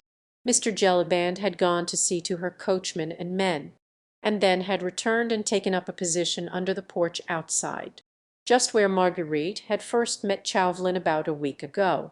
He evidently meant to wait up for Sir Andrew Ffoulkes, but was soon overcome by sweet slumbers. For presently, in addition to the slow ticking of the clock, Marguerite could hear the monotonous and dulcet tones of the worthy fellow's breathing. For some time now she had realized that the beautiful warm October's day, so happily begun, had turned into a rough and cold night. She had felt very chilly, and was glad of the cheerful blaze in the hearth. But gradually, as time wore on, the weather became more rough, and the sound of the great breakers against the Admiralty Pier, though some distance from the inn, came to her as the noise of muffled thunder.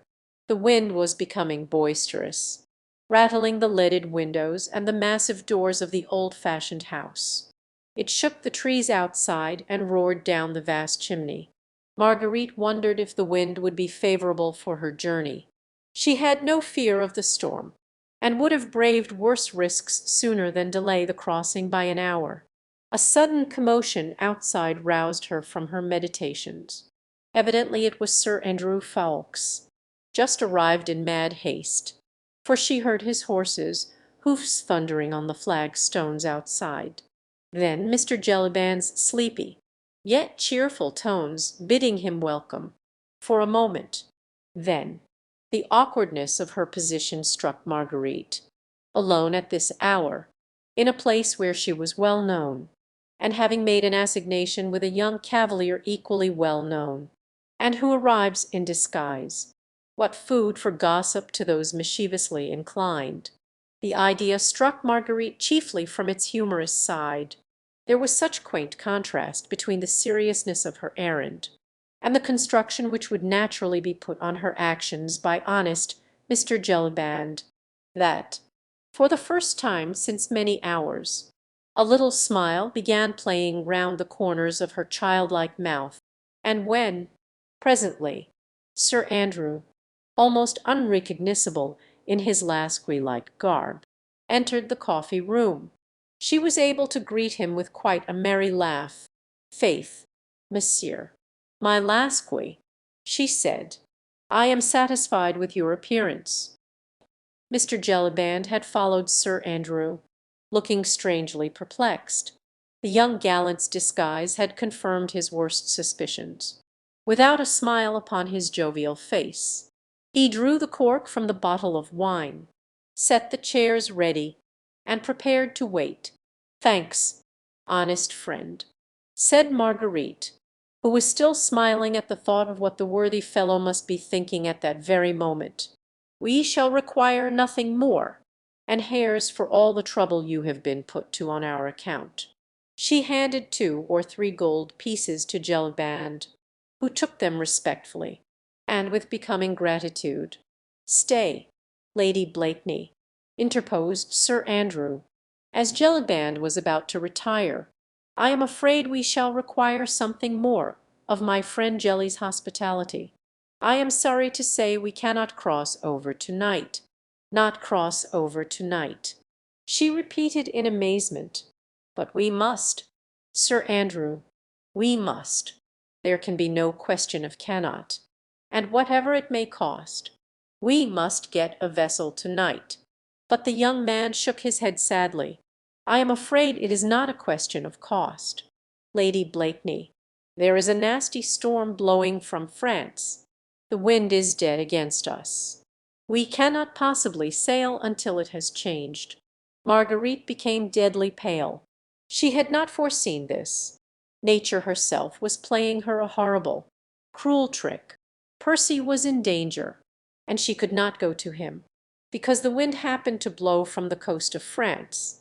"But we must go," she repeated with strange, persistent energy. "You know, we must go." "I have been down to the shore already," he said, "and had a talk to 1 or 2 skippers. It is quite impossible to set sail to-night. So every sailor assured me. No one," he added, looking significantly at Marguerite, "no one could possibly put out of Dover to-night." Marguerite at once understood what he meant. No one included Chauvelin as well as herself. She nodded pleasantly to Jellyband. "Well, then, I must resign myself," she said to him. "Have you a room for me?" "Oh, yes, your ladyship. A nice, bright, airy room. You'll see to it at once." "That's brave now, mine honest Jelly," said Sir Andrew, gaily, and clapping his worthy host vigorously on the back. "You unlock both those rooms, and leave our candles here on the dresser. I vow you are dead with sleep, and her ladyship must have some supper before she retires. There, have no fear, friend of the rueful countenance.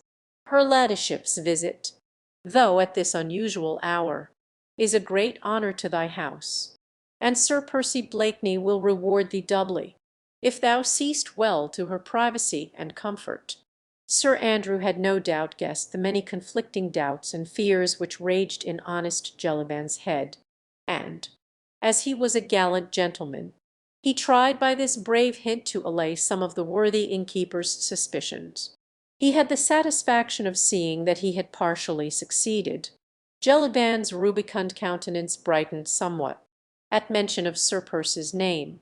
"We'll go and see to it at once, sir," he said with alacrity, and with less frigidity in his manner. "Has her ladyship everything she wants for supper?" "Everything, thanks, honest friend, and as I am famished and dead with fatigue, I pray you see to the rooms. Now tell me," she said eagerly, as soon as Jellyband had gone from the room, "tell me all your news."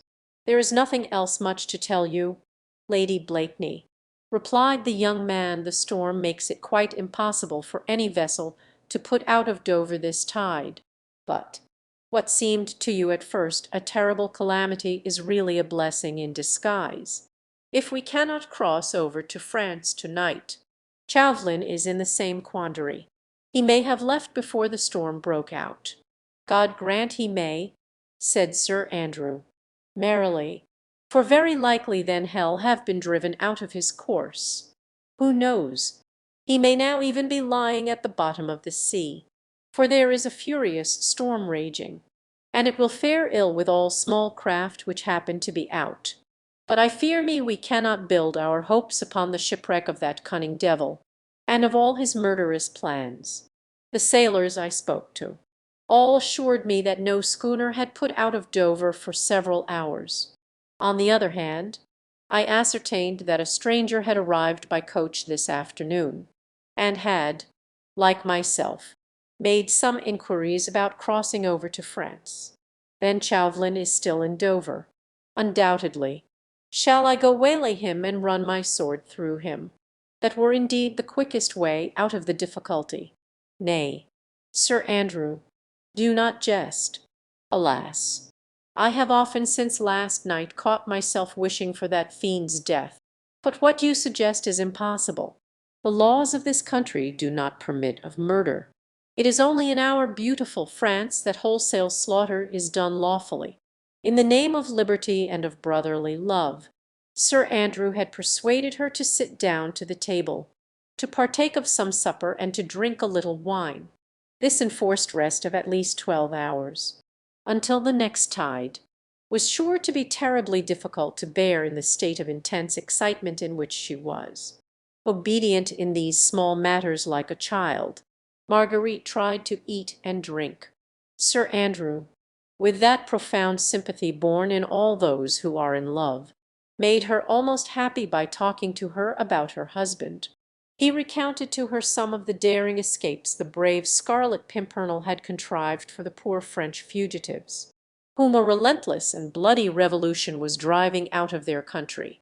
He made her eyes glow with enthusiasm by telling her of his bravery, his ingenuity, his resourcefulness, when it meant snatching the lives of men, women, and even children from beneath the very edge of that murderous, ever-ready guillotine. He even made her smile quite merrily by telling her of the Scarlet Pimpernel's quaint and many disguises, through which he had baffled the strictest watch set against him at the barricades of Paris. This last time, the escape of the Comtesse de Tournay and her children had been a veritable masterpiece. Blakeney disguised as a hideous old market woman, in filthy cap and straggling grey locks, was a sight fit to make the gods laugh. Marguerite laughed heartily as Sir Andrew tried to describe Blakeney's appearance, whose grandest difficulty always consisted in his great height, which in France made disguise doubly difficult. Thus an hour wore on. There were many more to spend in enforced inactivity in Dover. Marguerite rose from the table with an impatient sigh.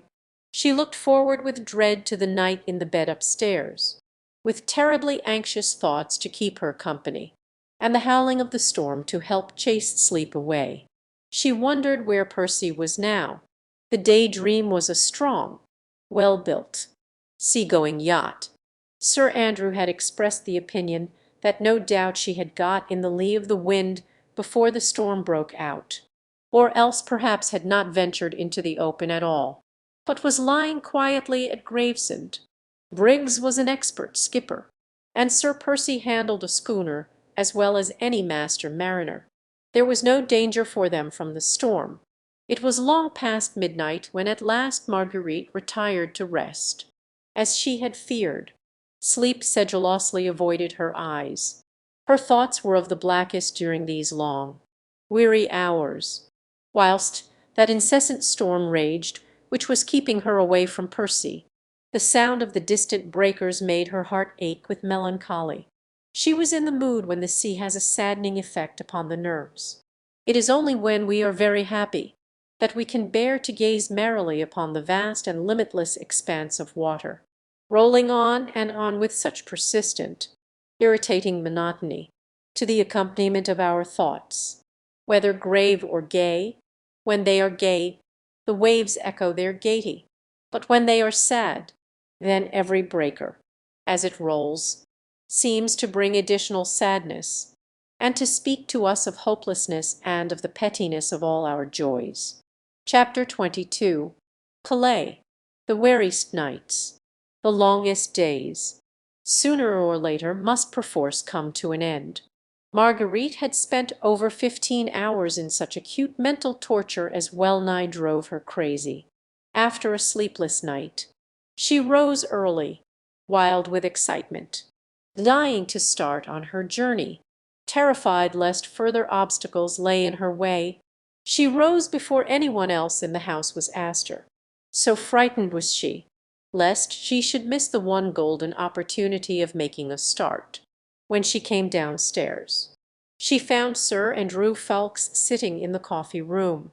He had been out half an hour earlier, and had gone to the Admiralty Pier, only to find that neither the French packet nor any privately chartered vessel put out of Dover yet.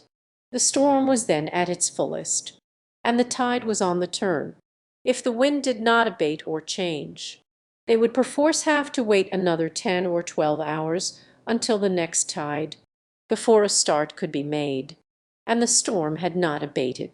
The wind had not changed, and the tide was rapidly drawing out. Marguerite felt the sickness of despair when she heard this melancholy news. Only the most firm resolution kept her from totally breaking down, and thus adding to the young man's anxiety, which evidently had become very keen, though he tried to disguise it.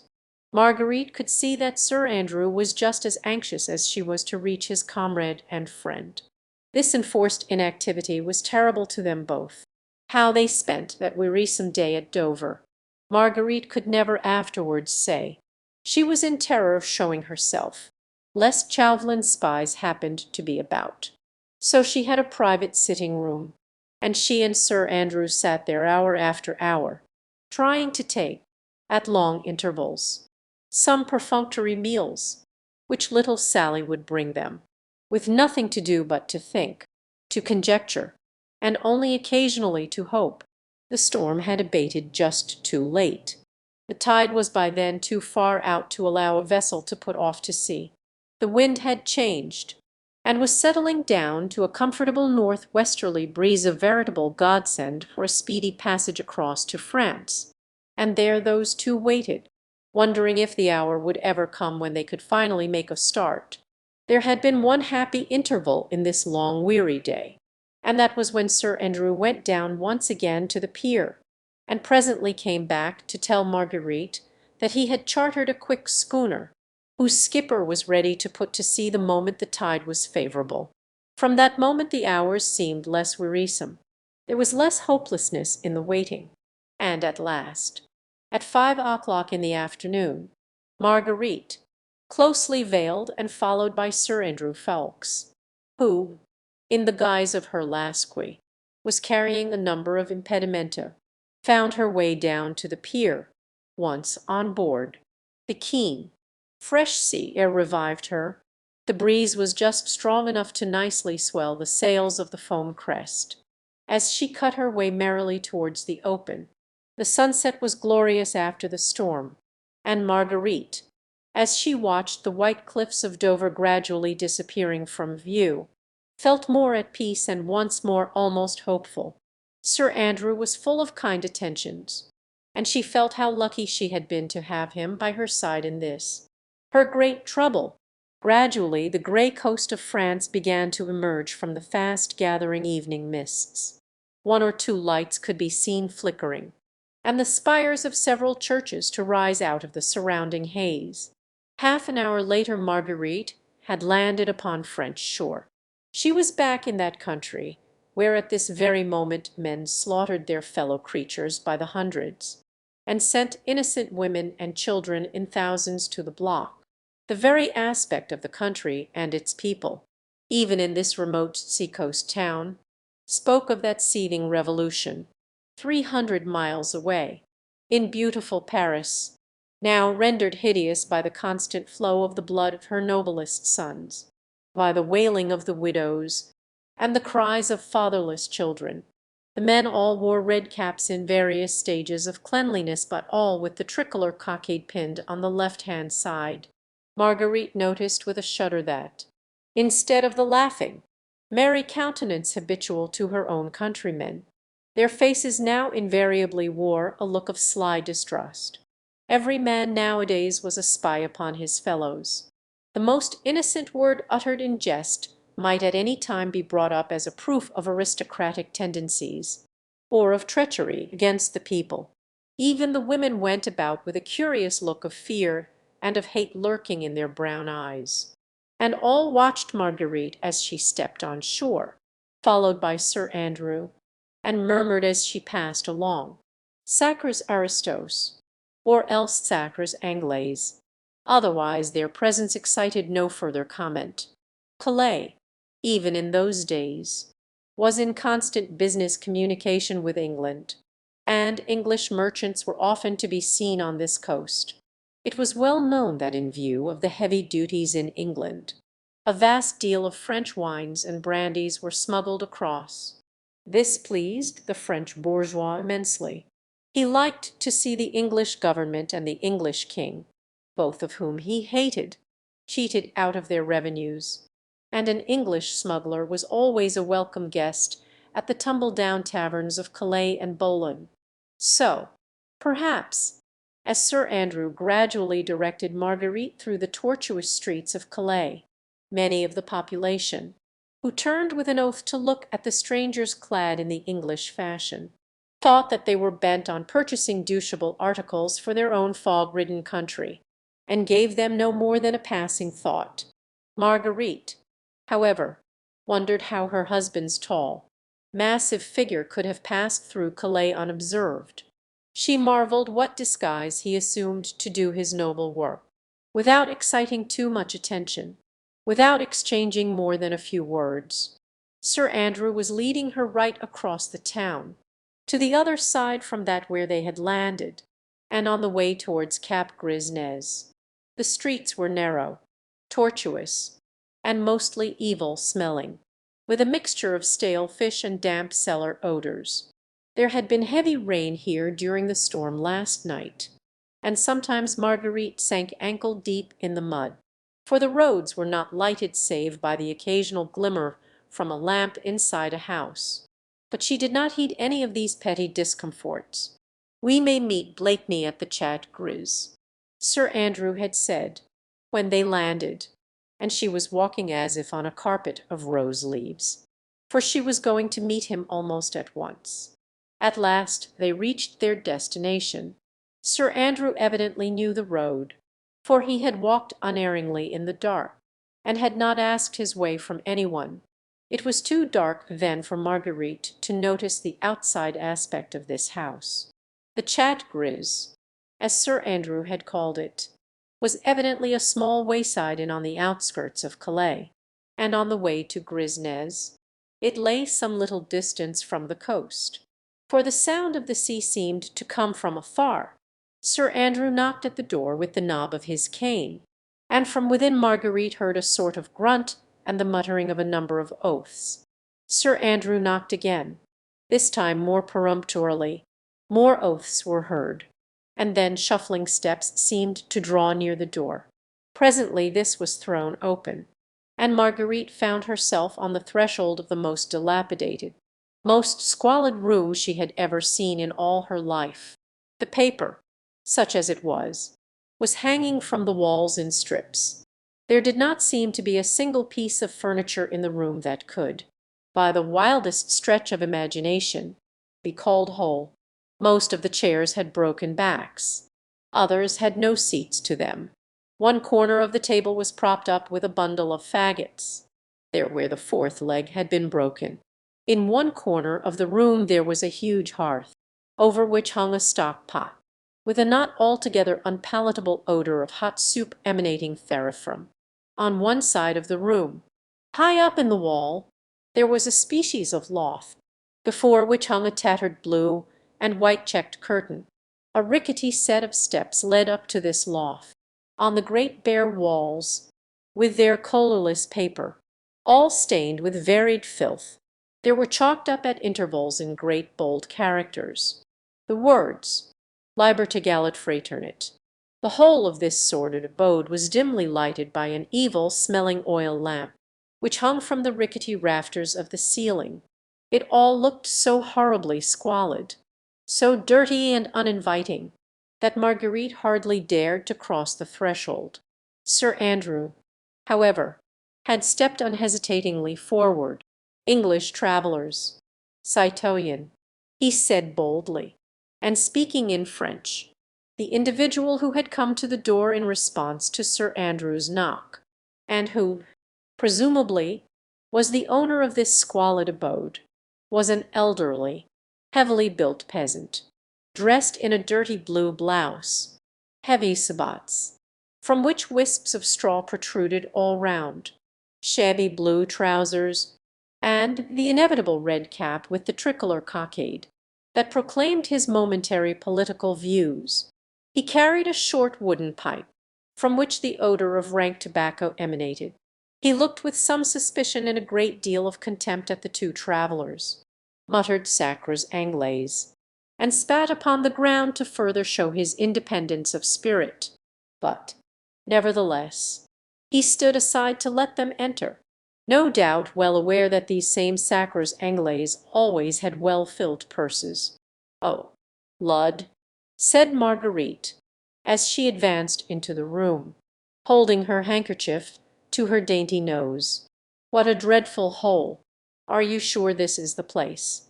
"Ay, 'tis the place, sure enough," replied the young man as, with his lace-edged, fashionable handkerchief, he dusted a chair for Marguerite to sit on. "But I vow I never saw a more villainous hole.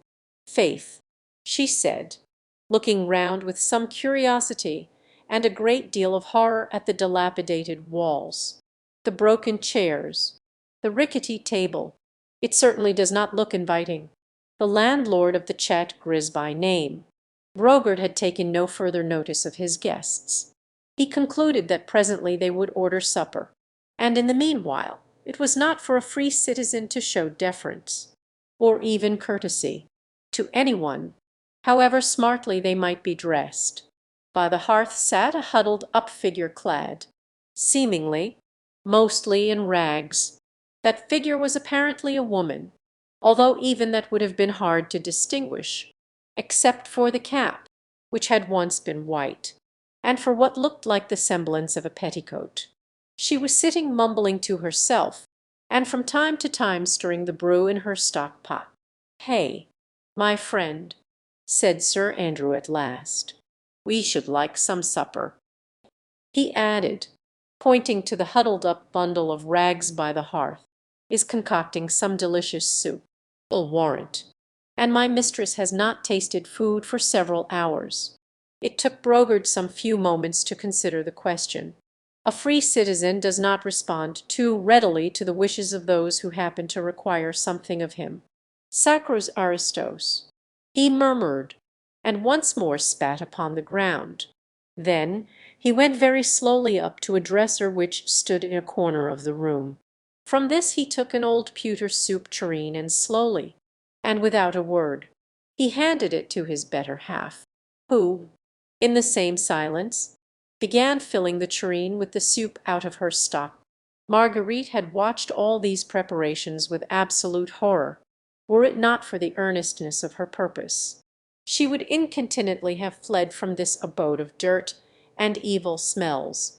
"Faith, our host and hostess are not cheerful people," said Sir Andrew, seeing the look of horror on Marguerite's face. "I would I could offer you a more hearty and more appetizing meal. These people wallow in dirt, but live well as a rule.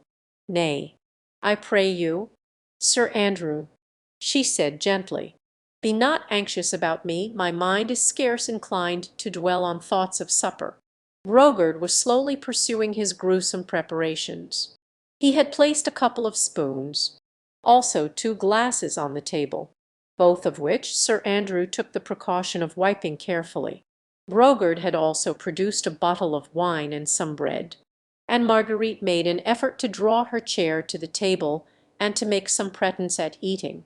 Sir Andrew, as befitting his rôle of Lasque, stood behind her chair. "Nay, madame, I pray you," he said, seeing that Marguerite seemed quite unable to eat, "I beg of you to try and swallow some food. Remember, you have need of all your strength." The soup certainly was not bad. It smelt and tasted good. Marguerite might have enjoyed it, but for the horrible surroundings. She broke the bread, however, and drank some of the wine. "Nay, Sir Andrew," she said, "I do not like to see you standing. You have need of food just as much as I have. This creature will only think that I am an eccentric Englishwoman eloping with her Lasque. If you will sit down and partake of this semblance of supper beside me." Indeed, Brogard, having placed what was strictly necessary upon the table, seemed not to trouble himself any further about his guests. The mere Brogard had quietly shuffled out of the room, and the man stood and lounged about, smoking his evil-smelling pipe, sometimes under Marguerite's very nose, as any free-born citizen who was anybody's equal should do. "Confound the brute," said Sir Andrew, with native British wrath, as Brogard leant up against the table, smoking and looking down superciliously at these 2 sacres Anglais. "In heaven's name, man," admonished Marguerite, hurriedly, seeing that Sir Andrew, with British-born instinct, was ominously clenching his fist, "remember that you are in France, and that in this year of grace this is the temper of the people." "I'd like to scrag the brute," muttered Sir Andrew, savagely. He had taken Marguerite's advice and sat next to her at table, and they were both making noble efforts to deceive one another, by pretending to eat and drink. "I pray you," said Marguerite, "keep the creature in a good temper, so that he may answer the questions we must put to him. Will do my best. But, I beg it, I'd sooner scrag him than question him. Hey, my friend," he said pleasantly in French, and tapping Brogard lightly on the shoulder, "do you see many of our quality along these parts? Many English travellers, I mean." Brogard looked round at him, over his near shoulder, puffed away at his pipe for a moment or two as he was in no hurry, then muttered. "Ah," said Sir Andrew, carelessly, "English travellers always know where they can get good wine. And, my friend, tell me, my lady was desiring to know if by any chance you happen to have seen a great friend of hers, an English gentleman, who often comes to Calais on business. He is tall, and recently was on his way to Paris. My lady hoped to have met him in Calais." Marguerite tried not to look at Brogard, lest she should betray before him the burning anxiety with which she waited for his reply. But a free-born French citizen is never in any hurry to answer questions. Brogard took his time. Then he said very slowly, "You have seen him?" asked Sir Andrew, carelessly. "Yes, to-day," muttered Brogard, sullenly. Then he quietly took Sir Andrew's hat from a chair close by, put it on his own head, tugged at his dirty blouse, and generally tried to express in pantomime that the individual in question wore very fine clothes. "Sacre aristo," he muttered. That tall Englishman. Marguerite could scarce repress a scream. "It's Sir Percy right enough," she murmured, "and not even in disguise."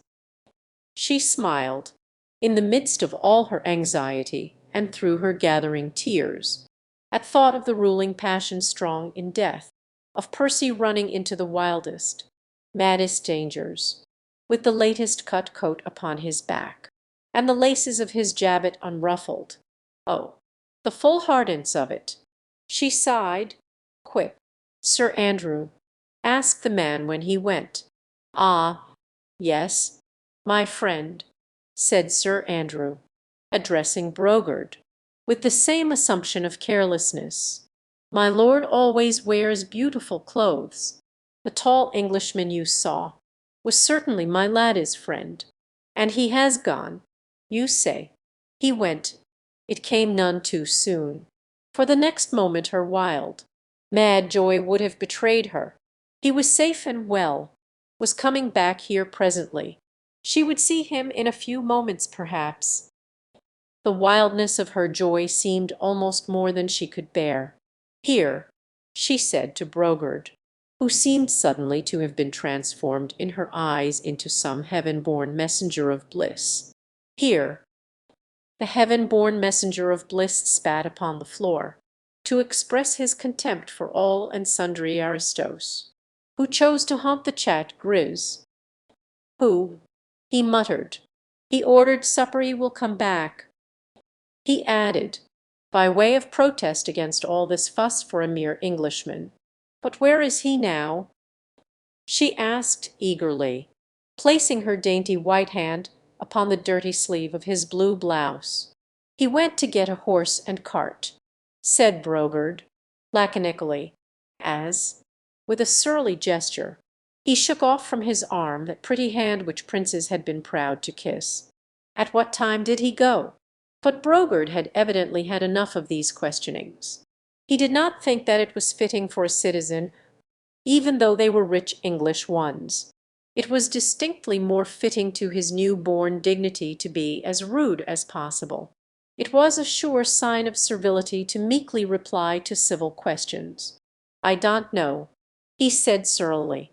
"I have said enough. Voyons, less aristos." He ordered supper. He went out.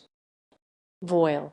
And with this parting assertion of his rights as a citizen and a free man to be as rude as he well pleased, Brogard shuffled out of the room, banging the door after him. Chapter 23. Hope.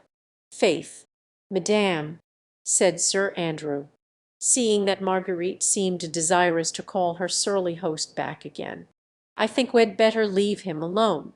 We shall not get anything more out of him, and we might arouse his suspicions. One never knows what spies may be lurking around these God.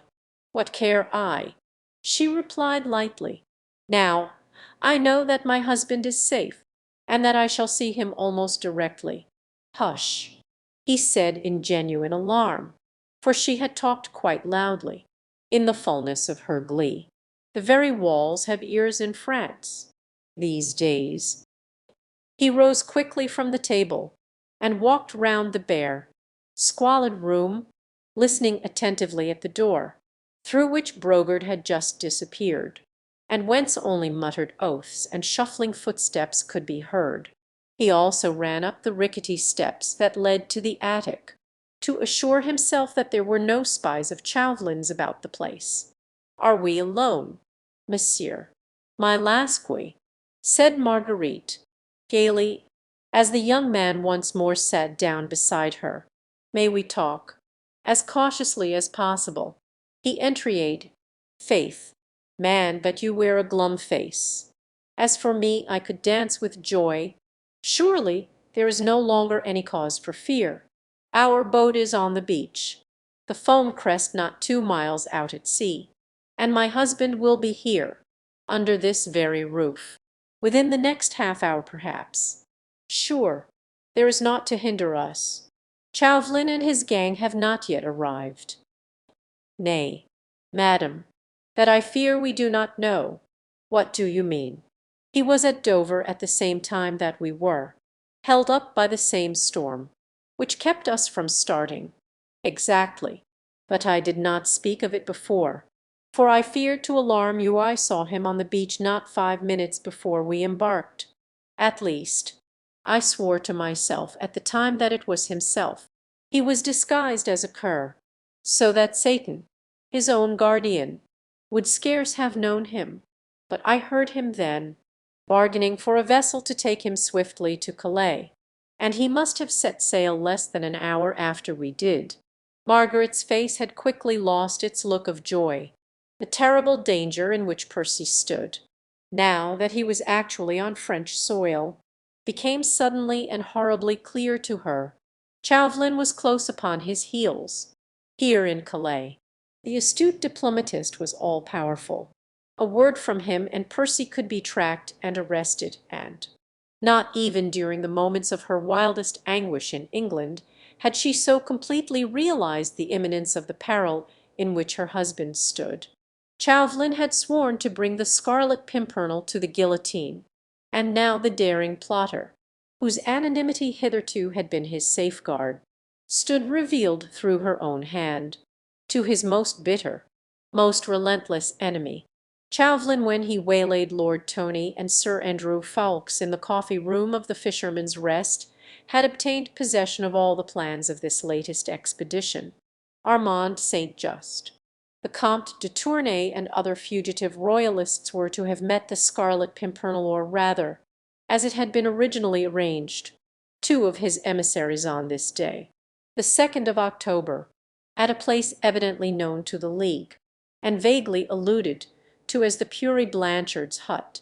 Armand, whose connection with the Scarlet Pimpernel and disavowal of the brutal policy of the Reign of Terror was still unknown to his countrymen, had left England a little more than a week ago, carrying with him the necessary instructions which would enable him to meet the other fugitives and to convey them to this place of safety. This much Marguerite had fully understood from the first, and Sir Andrew Ffoulkes had confirmed her surmises. She knew, too, that when Sir Percy realized that his own plans and his directions to his lieutenants had been stolen by Chauvelin, it was too late to communicate with Armand, or to send fresh instructions to the fugitives. They would, of necessity, be at the appointed time and place, not knowing how grave was the danger which now awaited their brave rescuer. Blakeney, who as usual had planned and organized the whole expedition, would not allow any of his younger comrades to run the risk of almost certain capture. Hence his hurried note to them, "At Lord Grenville's ball start myself to-morrow alone." And now, with his identity known to his most bitter enemy, his every step would be dogged. The moment he set foot in France, he would be tracked by Chauvelin's emissaries, followed until he reached that mysterious hut where the fugitives were waiting for him, and there the trap would be closed on him and on them. There was but 1 hour the hour's start which Marguerite and Sir Andrew had of their enemy, in which to warn Percy of the imminence of his danger, and to persuade him to give up the foolhardy expedition, which could only end in his own death. But there was that 1 hour. "Chauvelin knows of this inn, from the papers he stole," said Sir Andrew, earnestly, "and on landing will make straight for it." "He has not landed yet," she said. "We have an hour's start on him, and Percy will be here directly. We shall be mid-channel ere Chauvelin has realized that we have slipped through his fingers." She spoke excitedly and eagerly, wishing to infuse into her young friend some of that buoyant hope which still clung to her heart. But he shook his head sadly. "Silent again, Sir Andrew," she said with some impatience. "Why do you shake your head and look so glum?" "Faith, madame," he replied, "'tis only because in making your rose-coloured plans you are forgetting the most important factor. What in the world do you mean?" She added with more impatience, "It stands 6 foot odd high," replied Sir Andrew. quietly, and half named Percy Blakeney. I don't understand. She murmured, "Do you think that Blakeney would leave Calais without having accomplished what he set out to do?"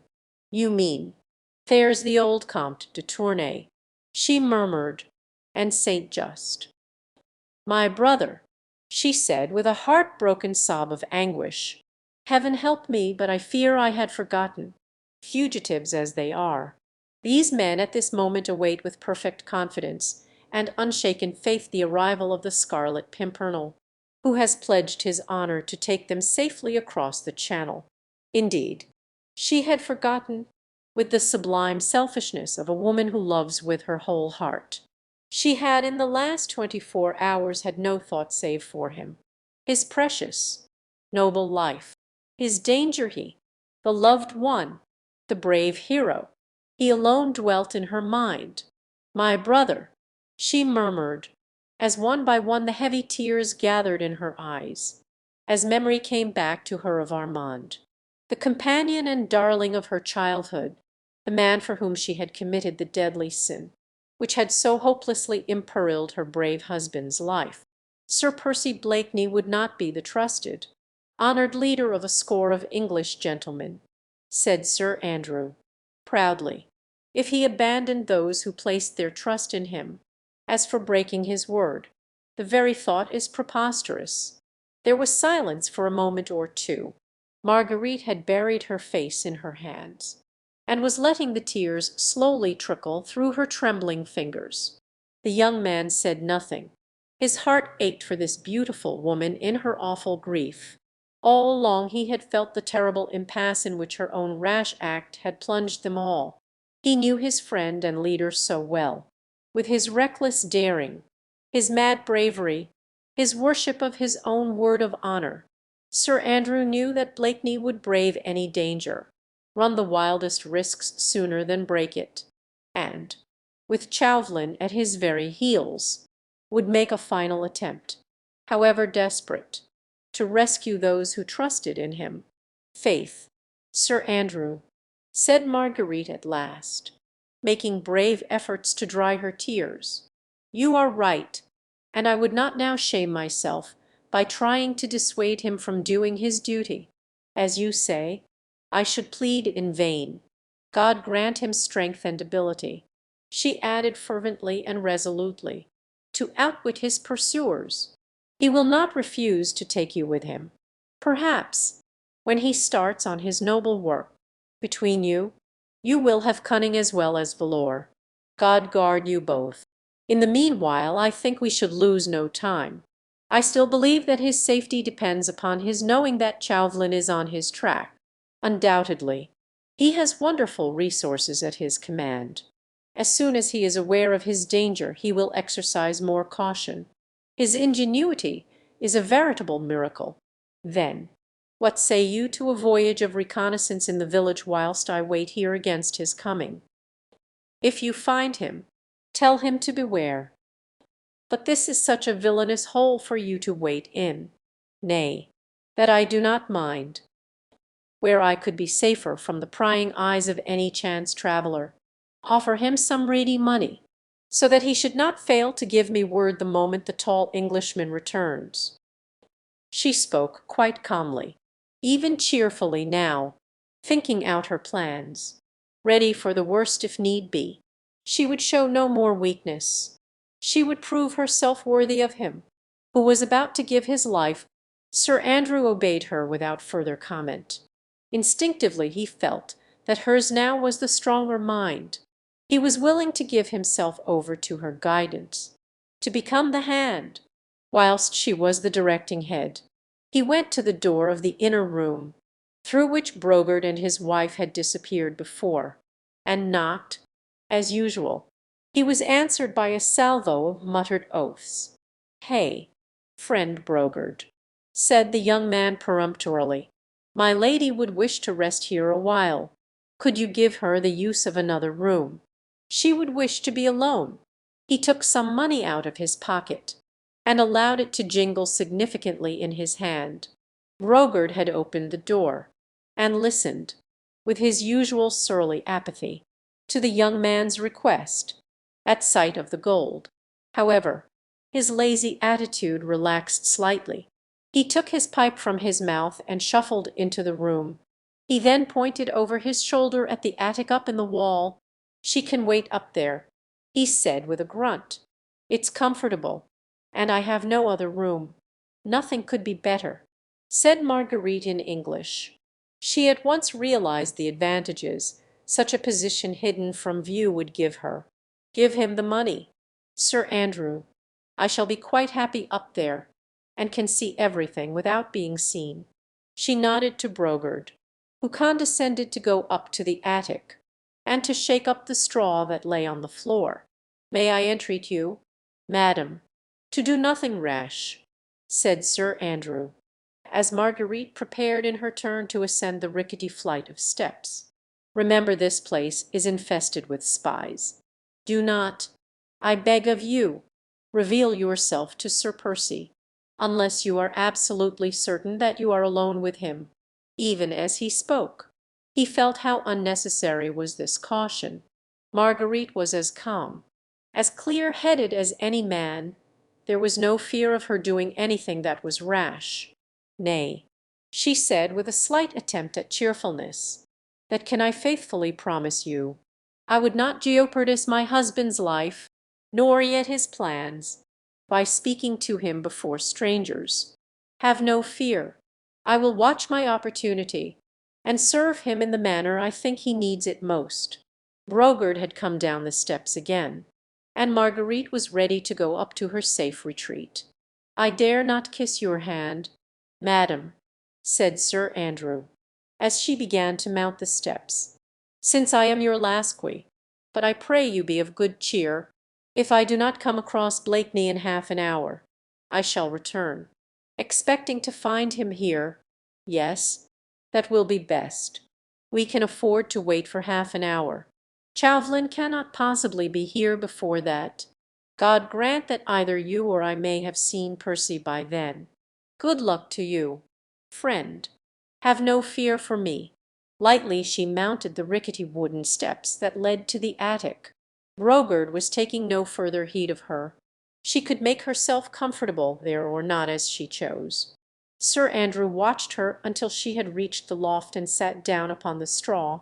She pulled the tattered curtains across, and the young man noted that she was singularly well placed there, for seeing and hearing, whilst remaining unobserved. He had paid Brogard well. The surly old innkeeper would have no object in betraying her. Then Sir Andrew prepared to go. At the door he turned once again and looked up at the loft. Through the ragged curtains Marguerite's sweet face was peeping down at him, and the young man rejoiced to see that it looked serene, and even gently smiling. With a final nod of farewell to her, he walked out into the night. Chapter 24. The Death Trap. The next quarter of an hour went by swiftly and noiselessly. In the room downstairs, Brogard had for a while busied himself with clearing the table and rearranging it for another guest. It was because she watched these preparations that Marguerite found the time slipping by more pleasantly. It was for Percy that this semblance of supper was being got ready. Evidently Brogard had a certain amount of respect for the tall Englishman, as he seemed to take some trouble in making the place look a trifle less uninviting than it had done before. He even produced, from some hidden recess in the old dresser, what actually looked like a tablecloth, and when he spread it out, and saw it was full of holes, he shook his head dubiously for a while, then was at much pains so to spread it over the table as to hide most of its blemishes. Then he got out a serviette, also old and ragged, but possessing some measure of cleanliness, and with this he carefully wiped the glasses, spoons, and plates, which he put on the table. Marguerite could not help smiling to herself, which Brogard accomplished to an accompaniment of muttered oaths. Clearly the great height and bulk of the Englishman, or perhaps the weight of his fist, had overawed this free-born citizen of France, or he would never have been at such trouble for any sack or aristo. When the table was set such as it was, Brogard surveyed it with evident satisfaction. He then dusted one of the chairs with the corner of his blouse, gave a stir to the stock pot, threw a fresh bundle of faggots onto the fire, and slouched out of the room. Marguerite was left alone with her reflections. She had spread her travelling cloak over the straw, and was sitting fairly comfortably, as the straw was fresh, and the evil odours from below came up to her only in a modified form. But, momentarily, she was almost happy. Happy because, when she peeped through the tattered curtains, she could see a rickety chair, a torn tablecloth, a glass, a plate, and a spoon. That was all. But those mute and ugly things seemed to say to her that they were waiting for Percy, that soon, very soon, he would be here, that the squalid room being still empty, they would be alone together. That thought was so heavenly that Marguerite closed her eyes in order to shut out everything but that. In a few minutes she would be alone with him. She would run down the ladder and let him see her. Then he would take her in his arms, and she would let him see that, after that, she would gladly die for him, and with him, for earth could hold no greater happiness than that. And then what would happen? She could not even remotely conjecture. She knew, of course, that Sir Andrew was right, that Percy would do everything he had set out to accomplish, that now she was here could do nothing, beyond warning him to be cautious, since Chauvelin himself was on his track. After having cautioned him, she would perforce have to see him go off upon his terrible and daring mission. She could not even with a word or look attempt to keep him back. She would have to obey whatever he told her to do, even perhaps have to efface herself, and wait in indescribable agony, whilst he, perhaps, went to his death. But even that seemed less terrible to bear than the thought that he should never know how much she loved him, that at any rate would be spared her. The squalid room itself, which seemed to be waiting for him, told her that he would be here soon. Suddenly her oversensitive ears caught the sound of distant footsteps drawing near. Her heart gave a wild leap of joy. Was it Percy at last? No, the step did not seem quite as long, nor quite as firm as his. She also thought that she could hear two distinct sets of footsteps. Yes, that was it. Two men were coming this way, two strangers perhaps, to get a drink, for presently there was a peremptory call at the door, and the next moment it was violently thrown open from the outside, whilst a rough, commanding voice shouted, "Hey, Citoyen Brogard!" Hole. Marguerite could not see the newcomers, but, through a hole in one of the curtains, she could observe one portion of the room below. She heard Brogard's shuffling footsteps, as he came out of the inner room, muttering his usual string of oaths. On seeing the strangers, however, he paused in the middle of the room, well within range of Marguerite's vision, looked at them with even more withering contempt than he had bestowed upon his former guests, and muttered, "Sacre Sauton!" Margaret's heart seemed all at once to stop beating. Her eyes, large and dilated, had fastened on one of the newcomers, who, at this point, had taken a quick step forward towards Brogard. He was dressed in the Sauton, broad-brimmed hat and buckled shoes habitual to the French cur. But as he stood opposite the innkeeper, he threw open his Sauton for a moment, displaying the tricolor scarf of officialism, which sight immediately had the effect of transforming Brogard's attitude of contempt into one of cringing obsequiousness. It was the sight of this French cur which seemed to freeze the very blood in Margaret's veins. She could not see his face, which was shaded by his broad-brimmed hat, but she recognized the thin, bony hands, the slight stoop, the whole gait of the man. It was Chauvelin. The horror of the situation struck her as with a physical blow, the awful disappointment, the dread of what was to come. made her very senses reel, and she needed almost superhuman effort not to fall senseless beneath it all.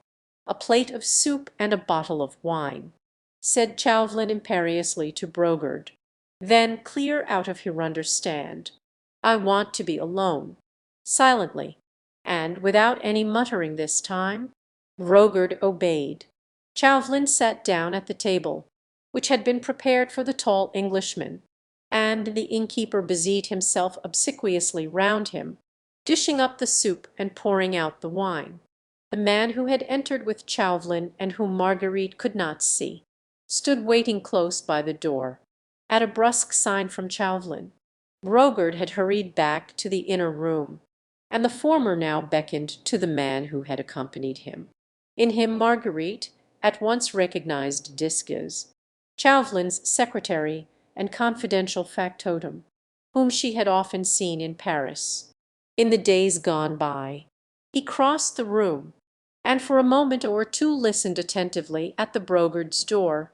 Not listening, asked Chauvelin curtly, "No, citoyen." For a second Marguerite dreaded lest Chauvelin should order Disques to search the place. What would happen if she were to be discovered? She hardly dared to imagine. Fortunately, however, Chauvelin seemed more impatient to talk to his secretary than afraid of spies, for he called Disques quickly back to his side. The English schooner, he asked. She was lost sight of at sundown, citoyen, replied Disques, but was then making west, towards Cap Grisnez. Ah, and now about Captain Utley. He assured me that all the orders you sent him last week have been implicitly obeyed. All the roads which converge to this place have been patrolled night and day ever since, and the beach and cliffs have been most rigorously searched and guarded. Does he know where this Epure Blanchard's hut is? No, citoyen. Nobody seems to know of it by that name. There are any amount of fishermen's huts all along the coast. Of course. That'll do. Now about tonight, interrupted Chauvelin impatiently. The roads and the beach are patrolled as usual, citoyen, and Captain Utley awaits further orders. Go back to him at once. Then tell him to send reinforcements to the various patrols, and especially to those along the beach, you understand. Chauvelin spoke curtly and to the point, and every word he uttered struck at Margaret's heart like the death knell of her fondest hopes. The men, he continued, are to keep the sharpest possible lookout for any stranger who may be walking, riding, or driving along the road or the beach, more especially for a tall stranger, whom I need not describe further, as probably he will be disguised, but he cannot very well conceal his height, except by stooping. You understand. Perfectly, citoyen, replied Disques. As soon as any of the men have sighted a stranger, two of them are to keep him in view. The man who loses sight of the tall stranger, after he is once seen, will pay for his negligence with his life. But one man is to ride straight back here and report to me. Is that clear? Absolutely clear, citoyen. Very well, then. Go and see Utley at once. See the reinforcements start off for the patrol duty. Then ask the captain to let you have half a dozen more men and bring them here with you. You can be back in 10 minutes. Go. Disques saluted and went to the door, as Marguerite, sick with horror, listened to Chauvelin's directions to his underling. The whole of the plan for the capture of the Scarlet Pimpernel became appallingly clear to her. Chauvelin wished that the fugitives should be left in false security waiting in their hidden retreat until Percy joined them. Then the daring plotter was to be surrounded and caught red-handed, in the very act of aiding and abetting royalists, who were traitors to the Republic. Thus, if his capture were noised abroad, even the British government could not legally protest in his favour. Having plotted with the enemies of the French government, France had the right to put him to death. Escape for him and them would be impossible. All the roads patrolled and watched, the trap well set, the net wide at present, but drawing together tighter and tighter, until it closed upon the daring plotter, whose superhuman cunning even could not rescue him from its meshes now. Discus was about to go, but Chauvelin once more called him back. Marguerite vaguely wondered what further devilish plans he could have formed, in order to entrap one brave man alone, against 20 of others. She looked at him as he turned to speak to Discus. She could just see his face beneath the broad-brimmed cur's hat. There was at that moment so much deadly hatred, such fiendish malice in the thin face and pale, small eyes, that Margaret's last hope died in her heart, for she felt that from this man she could expect no mercy. "I had forgotten," repeated Chauvelin, with a weird chuckle, as he rubbed his bony, talon-like hands one against the other, with a gesture of fiendish satisfaction. "The tall stranger may show fight. In any case no shooting. Remember, except as a last resort. I want that tall stranger alive." He laughed, as Dante has told us that the devils laugh at sight of the torture of the damned. Marguerite had thought that by now she had lived through the whole gamut of horror and anguish that human heart could bear. Yet now, when Discus left the house, and she remained alone in this lonely, squalid room, with that fiend for company, she felt as if all that she had suffered was nothing compared with this. He continued to laugh and chuckle to himself for a while, rubbing his hands together in anticipation of his triumph. His plans were well laid, and he might well triumph. Not a loophole was left through which the bravest, the most cunning man might escape, every road guarded, every corner watched, and in that lonely hut somewhere on the coast, a small band of fugitives waiting for their rescuer, and leading him to his death—nay, to worse than death. That fiend there, in a holy man's garb, was too much of a devil to allow a brave man to die the quick, sudden death of a soldier at the post of duty. He, above all, longed to have the cunning enemy, who had so long baffled him, helpless in his power. He wished to gloat over him, to enjoy his downfall, to inflict upon him what moral and mental torture a deadly hatred alone can devise.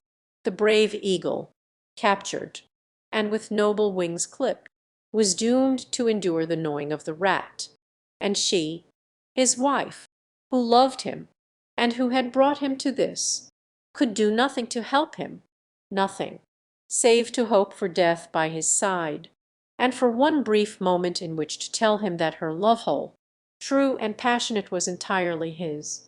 Chauvelin was now sitting close to the table.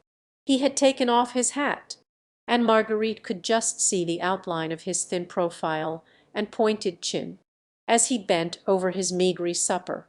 He was evidently quite contented, and awaited events with perfect calm. He even seemed to enjoy Brogarde's unsavoury fare.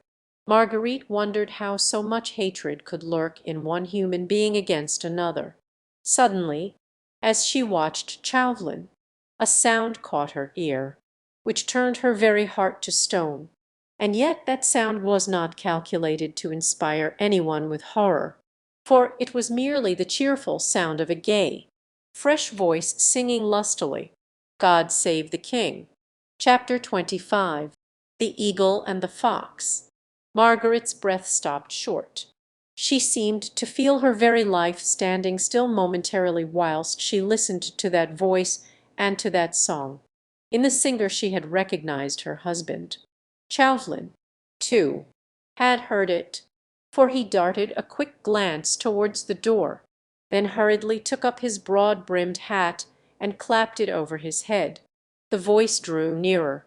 For one brief second the wild desire seized Marguerite to rush down the steps and fly across the room, to stop that song at any cost, to beg the cheerful singer to fly for his life, before it be too late. She checked the impulse just in time. Chauvelin would stop her before she reached the door, and, Moreover, she had no idea if he had any soldiers posted within his call. Her impetuous act might prove the death signal of the man she would have died to save, long to reign over us. God save the king, sang the voice more lustily than ever. The next moment the door was thrown open, and there was dead silence for a second or so. Marguerite could not see the door. She held her breath, trying to imagine what was happening. Percy Blakeney on entering had, of course, at once caught sight of the cur at the table. His hesitation lasted less than 5 seconds. The next moment Marguerite saw his tall figure crossing the room, whilst he called in a loud, cheerful voice, "There, no one about. Where's that fool Brogard?" He wore the magnificent coat and riding suit which he had on when Marguerite last saw him at Richmond, so many hours ago. As usual, his get-up was absolutely irreproachable. The fine Mechlin lace at his neck and wrists was immaculate in its gossamer daintiness. His hands looked slender and white. His fair hair was carefully brushed, and he carried his eyeglass with his usual affected gesture. In fact, at this moment, Sir Percy Blakeney, Bart, might have been on his way to a garden party at the Prince of Wales. Instead of deliberately, cold-bloodedly running his head in a trap set for him by his deadliest enemy, he stood for a moment in the middle of the room, whilst Marguerite, absolutely paralyzed with horror, seemed unable even to breathe. Every moment she expected that Chauvelin would give a signal, that the place would fill with soldiers, that she would rush down and help Percy to sell his life dearly. As he stood there, suavely unconscious, she very nearly screamed out to him, "Percy!" But she had not time even to do that, for the next moment Blakeney quietly walked to the table, and, jovially clapping the cur on the back, said in his own drawly, affected way,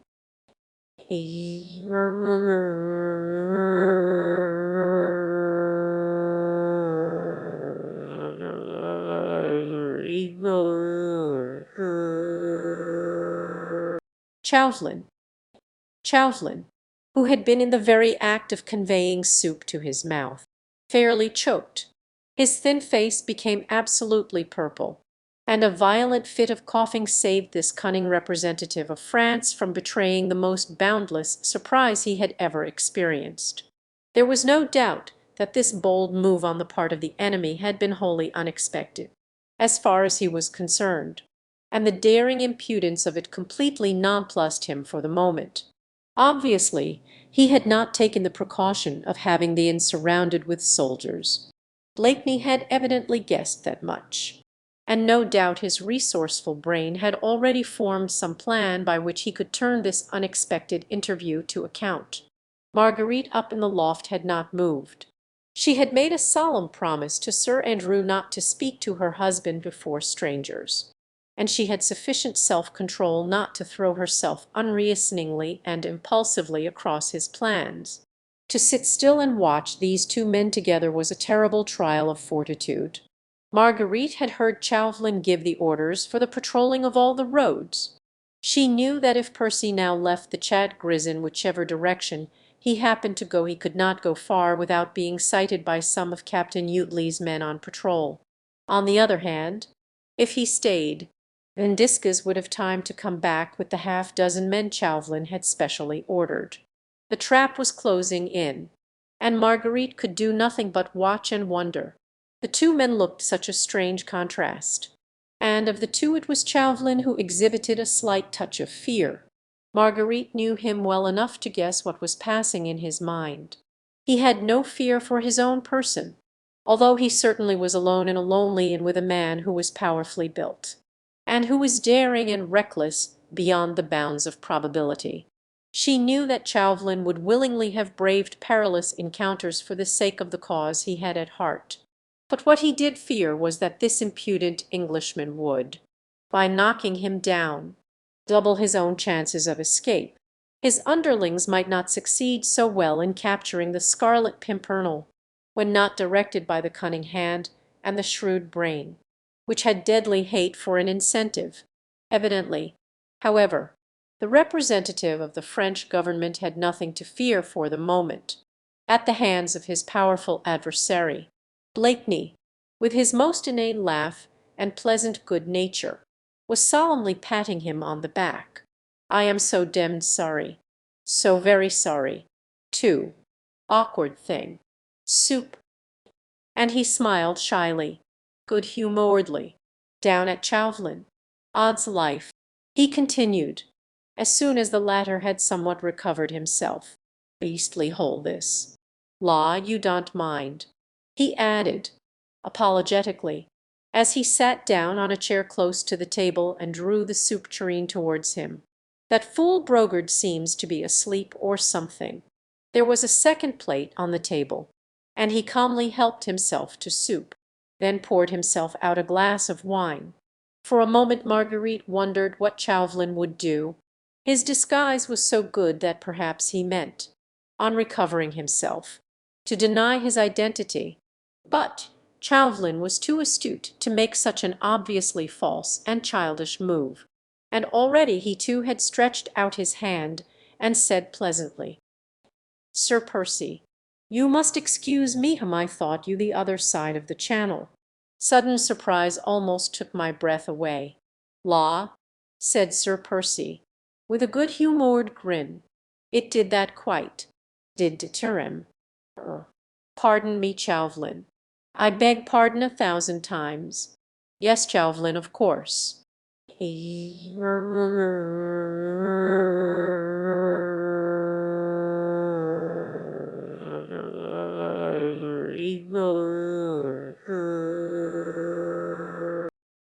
Laughing with pleasant good humour, as if he had come all the way to Calais for the express purpose of enjoying supper at this filthy inn, in the company of his arch enemy.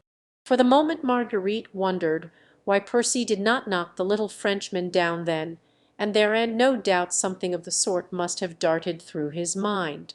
For every now and then his lazy eyes seemed to flash ominously, as they rested on the slight figure of Chauvelin, who had now quite recovered himself, but the keen brain, which had planned and carried through so many daring plots, was too far-seeing to take unnecessary risks.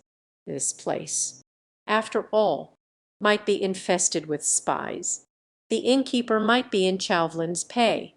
One call on Chauvelin's part might bring 20 men about Blakeney's ears for aught he knew, and he might be caught and trapped before he could help or, at least, warn the fugitives.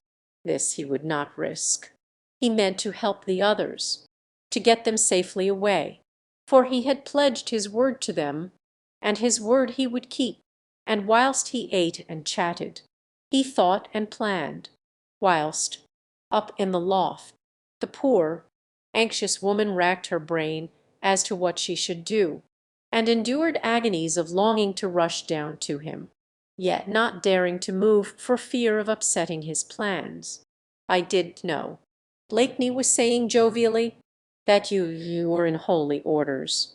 "I am," stammered Chauvelin.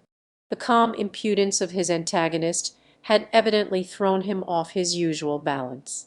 "But, la, I should have known you anywhere," continued Sir Percy, placidly, as he poured himself out another glass of wine, "although the wig and hat have changed you a bit. Do you think so? Lud, they alter a man so.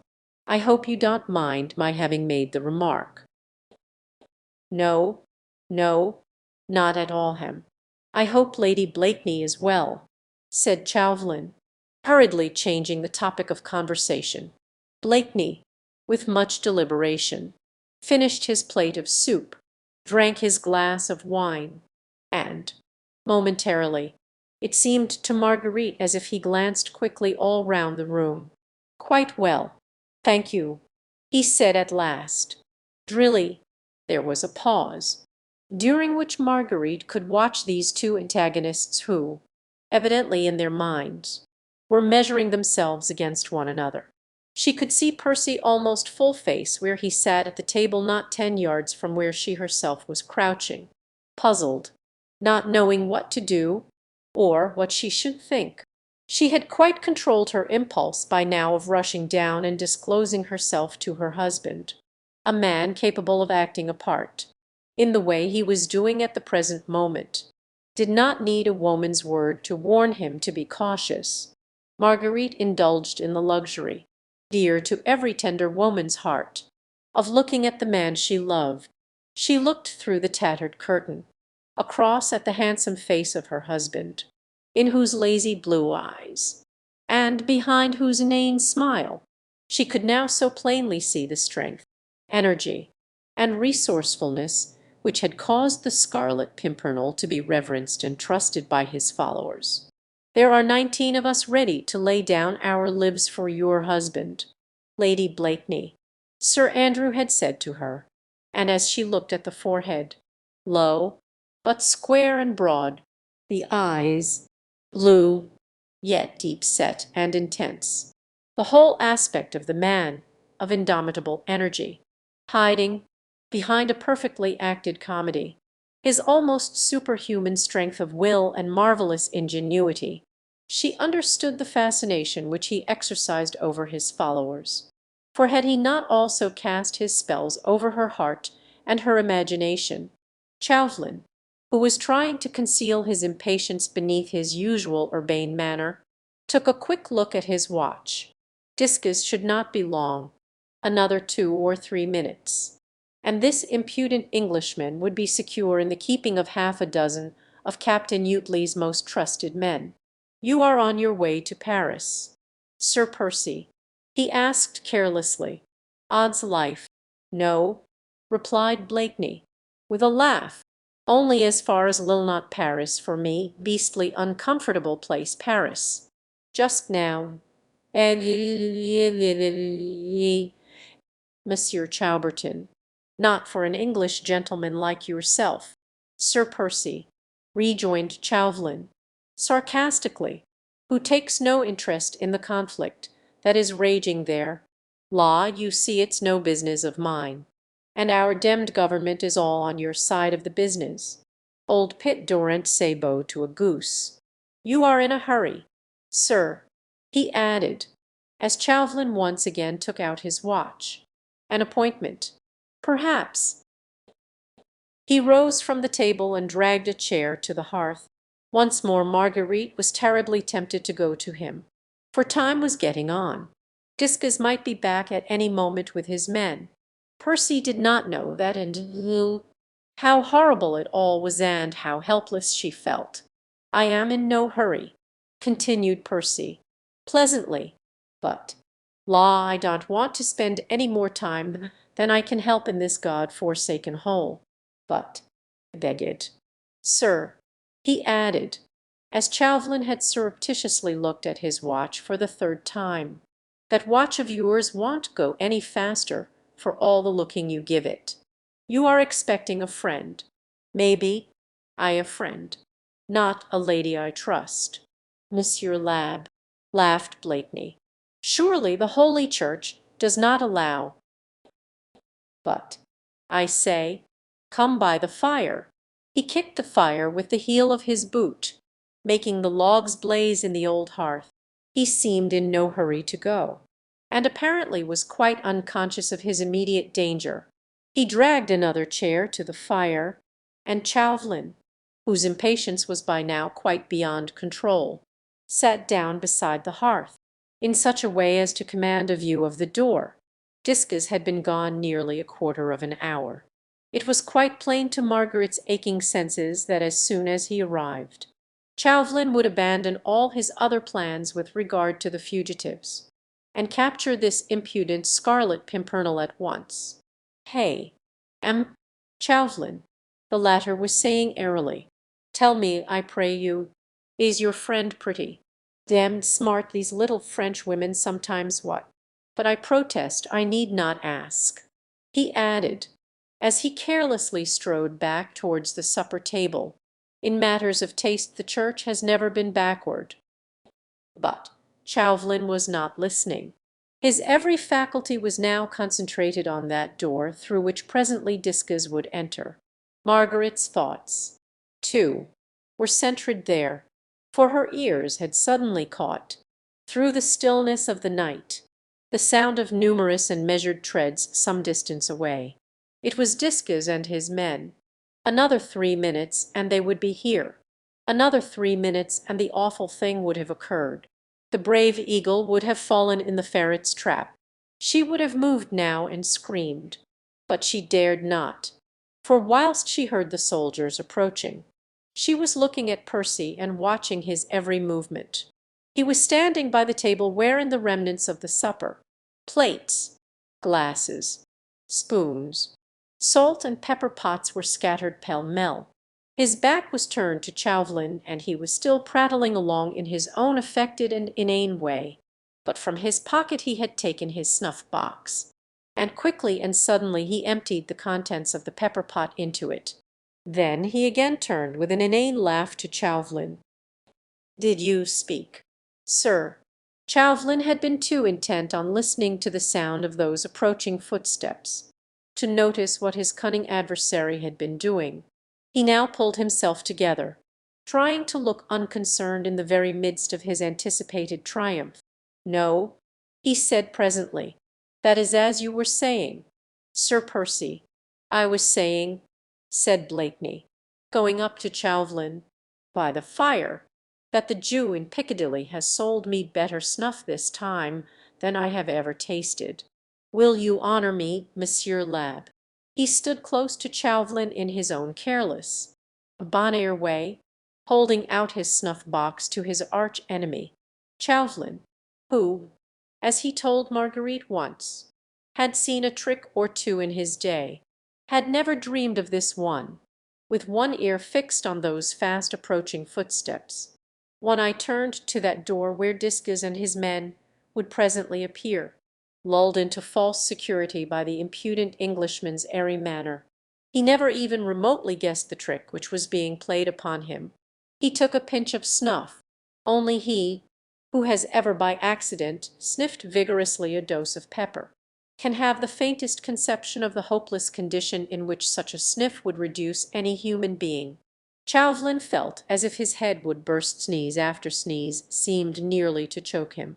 He was blind, deaf, and dumb for the moment, and during that moment Blakeney quietly, without the slightest haste, took up his hat, took some money out of his pocket, which he left on the table, then calmly stalked out of the room. Chapter 26. The Jew. It took Marguerite some time to collect her scattered senses. The whole of this last short episode had taken place in less than a minute, and Discus and the soldiers were still about 200 yards away from the Chat Grise, when she realized what had happened. A curious mixture of joy and wonder filled her heart.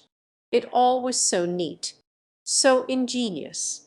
Chauvelin was still absolutely helpless, far more so than he could even have been under a blow from the fist, for now he could neither see, nor hear, nor speak, whilst his cunning adversary had quietly slipped through his fingers. Blakeney was gone, obviously to try and join the fugitives at the Puri Blanchard's hut. For the moment, true, Chauvelin was helpless. For the moment the daring Scarlet Pimpernel had not been caught by Discus and his men, but all the roads and the beach were patrolled, every place was watched, and every stranger kept in sight. How far could Percy go, thus arrayed in his gorgeous clothes, without being sighted and followed? Now she blamed herself terribly for not having gone down to him sooner and given him that word of warning and of love which, perhaps, after all, he needed. He could not know of the orders which Chauvelin had given for his capture, and even now, perhaps, she heard the grounding of arms outside, close to the door, and Disca's voice shouting halt. To his men, Chauvelin had partially recovered. His sneezing had become less violent, and he had struggled to his feet. He managed to reach the door just as Disca's knock was heard on the outside. Chauvelin threw open the door, and before his secretary could say a word, he had managed to stammer between two sneezes the tall stranger quick. "Where?" Citoyen, asked Discus, in surprise. Here, man through that door. Not 5 minutes ago.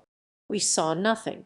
Citoyen, the moon is not yet up, and, my friend, said Chauvelin, with concentrated fury. Citoyen, said Chauvelin, with impatience. I know that, but you were a precious long time about it. Fortunately, there's not much harm done, or it had fared ill with you. Citoyen Discus. Discus turned a little pale. There was so much rage and hatred in his superior's whole attitude. The tall stranger, Citoyen, he stammered, was here, in this room, 5 minutes ago, having supper at that table. Damn his impudence! For obvious reasons. I dared not tackle him alone. Rogard is too big a fool, and that cursed Englishman appears to have the strength of a bullock, and so he slipped away under your very nose. He cannot go far without being sighted.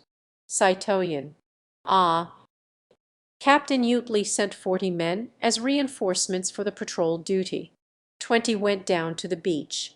He again assured me that the watch has been constant all day, and that no stranger could possibly get to the beach, or reach a boat, without being sighted. That's good. They have had very clear orders. Citoyen, and I myself spoke to those who were about to start. They are to shadow as secretly as possible any stranger they may see, especially if he be tall, or stoop as if he would disguise his height. In no case to detain such a person. Of course, said Chauvelin, eagerly, that impudent Scarlet Pimpernel would slip through clumsy fingers. We must let him get to the Puri Blanchard's hut now. There surround and capture him. The men understand that. Citoyen, and also that, as soon as a tall stranger has been sighted, he must be shadowed, whilst one man is to turn straight back and report to you. That is right, said Chauvelin, rubbing his hands, well pleased. I have further news for you. Citoyen, what is it? A tall Englishman had a long conversation about 3/4 of an hour ago with a Jew, Reuben by name, who lives not 10 paces from here. Yes, and, queried Chauvelin, impatiently. The conversation was all about a horse and cart, which the tall Englishman wished to hire, and which was to have been ready for him by 11 o'clock. It is past that now. Where does that Reuben live? A few minutes' walk from this door. Send one of the men to find out if the stranger has driven off in Reuben's cart. Yes. Citoyen. Discus went to give the necessary orders to one of the men. Not a word of this conversation between him and Chauvelin had escaped Marguerite, and every word they had spoken seemed to strike at her heart with terrible hopelessness and dark foreboding. She had come all this way, and with such high hopes and firm determination to help her husband, and so far she had been able to do nothing but to watch, with a heart breaking with anguish, the meshes of the deadly net closing round the daring Scarlet Pimpernel. He could not now advance many steps, without spying eyes to track and denounce him. Her own helplessness struck her with the terrible sense of utter disappointment. The possibility of being of the slightest use to her husband had become almost nil, and her only hope rested in being allowed to share his fate, whatever it might ultimately be. For the moment, even her chance of ever seeing the man she loved again had become a remote one. Still, she was determined to keep a close watch over his enemy, and a vague hope filled her heart that whilst she kept Chauvelin in sight, Percy's fate might still be hanging in the balance. Discus had left Chauvelin moodily pacing up and down the room, whilst he himself waited outside for the return of the man whom he had sent in search of Reuben. Thus several minutes went by. Chauvelin was evidently devoured with impatience. Apparently he trusted no one. This last trick played upon him by the daring Scarlet Pimpernel had made him suddenly doubtful of success, unless he himself was there to watch. Direct and superintend the capture of this impudent Englishman." About 5 minutes later, Discus returned, followed by an elderly Jew, in a dirty, threadbare gaberdine, worn greasy across the shoulders. His red hair, which he wore after the fashion of the Polish Jews, with the corkscrew curls each side of his face, was plentifully sprinkled with a general coating of grime about his cheeks and his chin, gave him a peculiarly dirty and loathsome appearance. He had the habitual stoop those of his race affected in mock humility in past centuries, before the dawn of equality and freedom in matters of faith, and he walked behind Discus with the peculiar shuffling gait which has remained the characteristic of the Jew trader in continental Europe to this day. Chauvelin, who had all the Frenchman's prejudice against the despised race, motioned to the fellow to keep at a respectful distance. The group of the three men were standing just underneath the hanging oil lamp, and Marguerite had a clear view of them all. "Is this the man?" asked Chauvelin. "No, citoyen," replied Discus. "Reuben could not be found, so presumably his cart has gone with the stranger. But this man here seems to know something, which he is willing to sell for a consideration." "Ah," said Chauvelin, turning away with disgust from the loathsome specimen of humanity before him. The Jew, with characteristic patience, stood humbly on one side, leaning on a thick-knotted staff, his greasy, broad-brimmed hat casting a deep shadow over his grimy face, waiting for the noble Excellency to deign to put some questions to him. "The citoyen tells me," said Chauvelin peremptorily to him, "that you know something of my friend, the tall Englishman, whom I desire to meet. Keep your distance. Man," he added hurriedly, as the Jew took a quick and eager step forward. "Yes, your Excellency," replied the Jew, who spoke the language with that peculiar lisp which denotes Eastern origin. "I and Reuben Goldstein met a tall Englishman on the road close by here this evening." "Did you speak to him?" "He spoke to us, your Excellency. He wanted to know if he could hire a horse and cart to go down along the St. Martin road to a place he wanted to reach tonight." "What did you say?" "I did not say anything," said the Jew in an injured tone. "Reuben Goldstein, that accursed traitor, that son of Belial—" "Man," interrupted Chauvelin, roughly, "and go on with your story."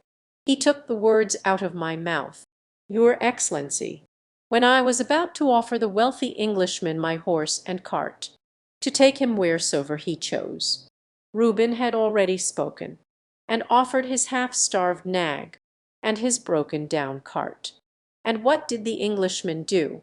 He listened to Reuben Goldstein, your Excellency, and put his hand in his pocket then and there, and took out a handful of gold, which he showed to that descendant of Beelzebub, telling him that all that would be his, if the horse and cart were ready for him by 11 o'clock.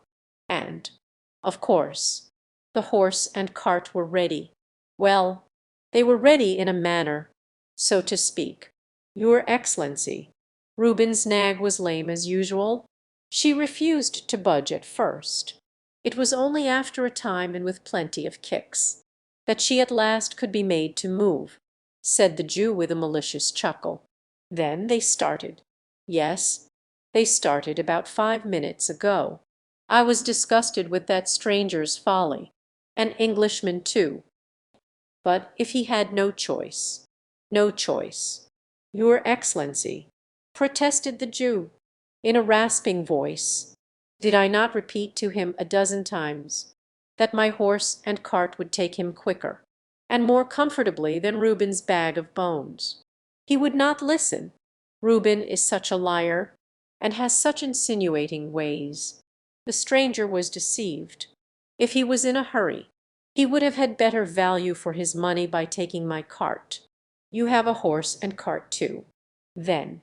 asked Chauvelin, peremptorily. "Ay, that I have, your Excellency." and if your Excellency wants to drive." Thoughtfully the Jew rubbed his dirty chin. Margaret's heart was beating well nigh to bursting. She had heard the peremptory question. She looked anxiously at the Jew, but could not read his face beneath the shadow of his broad-brimmed hat. Vaguely she felt somehow as if he held Percy's fate in his long, dirty hands.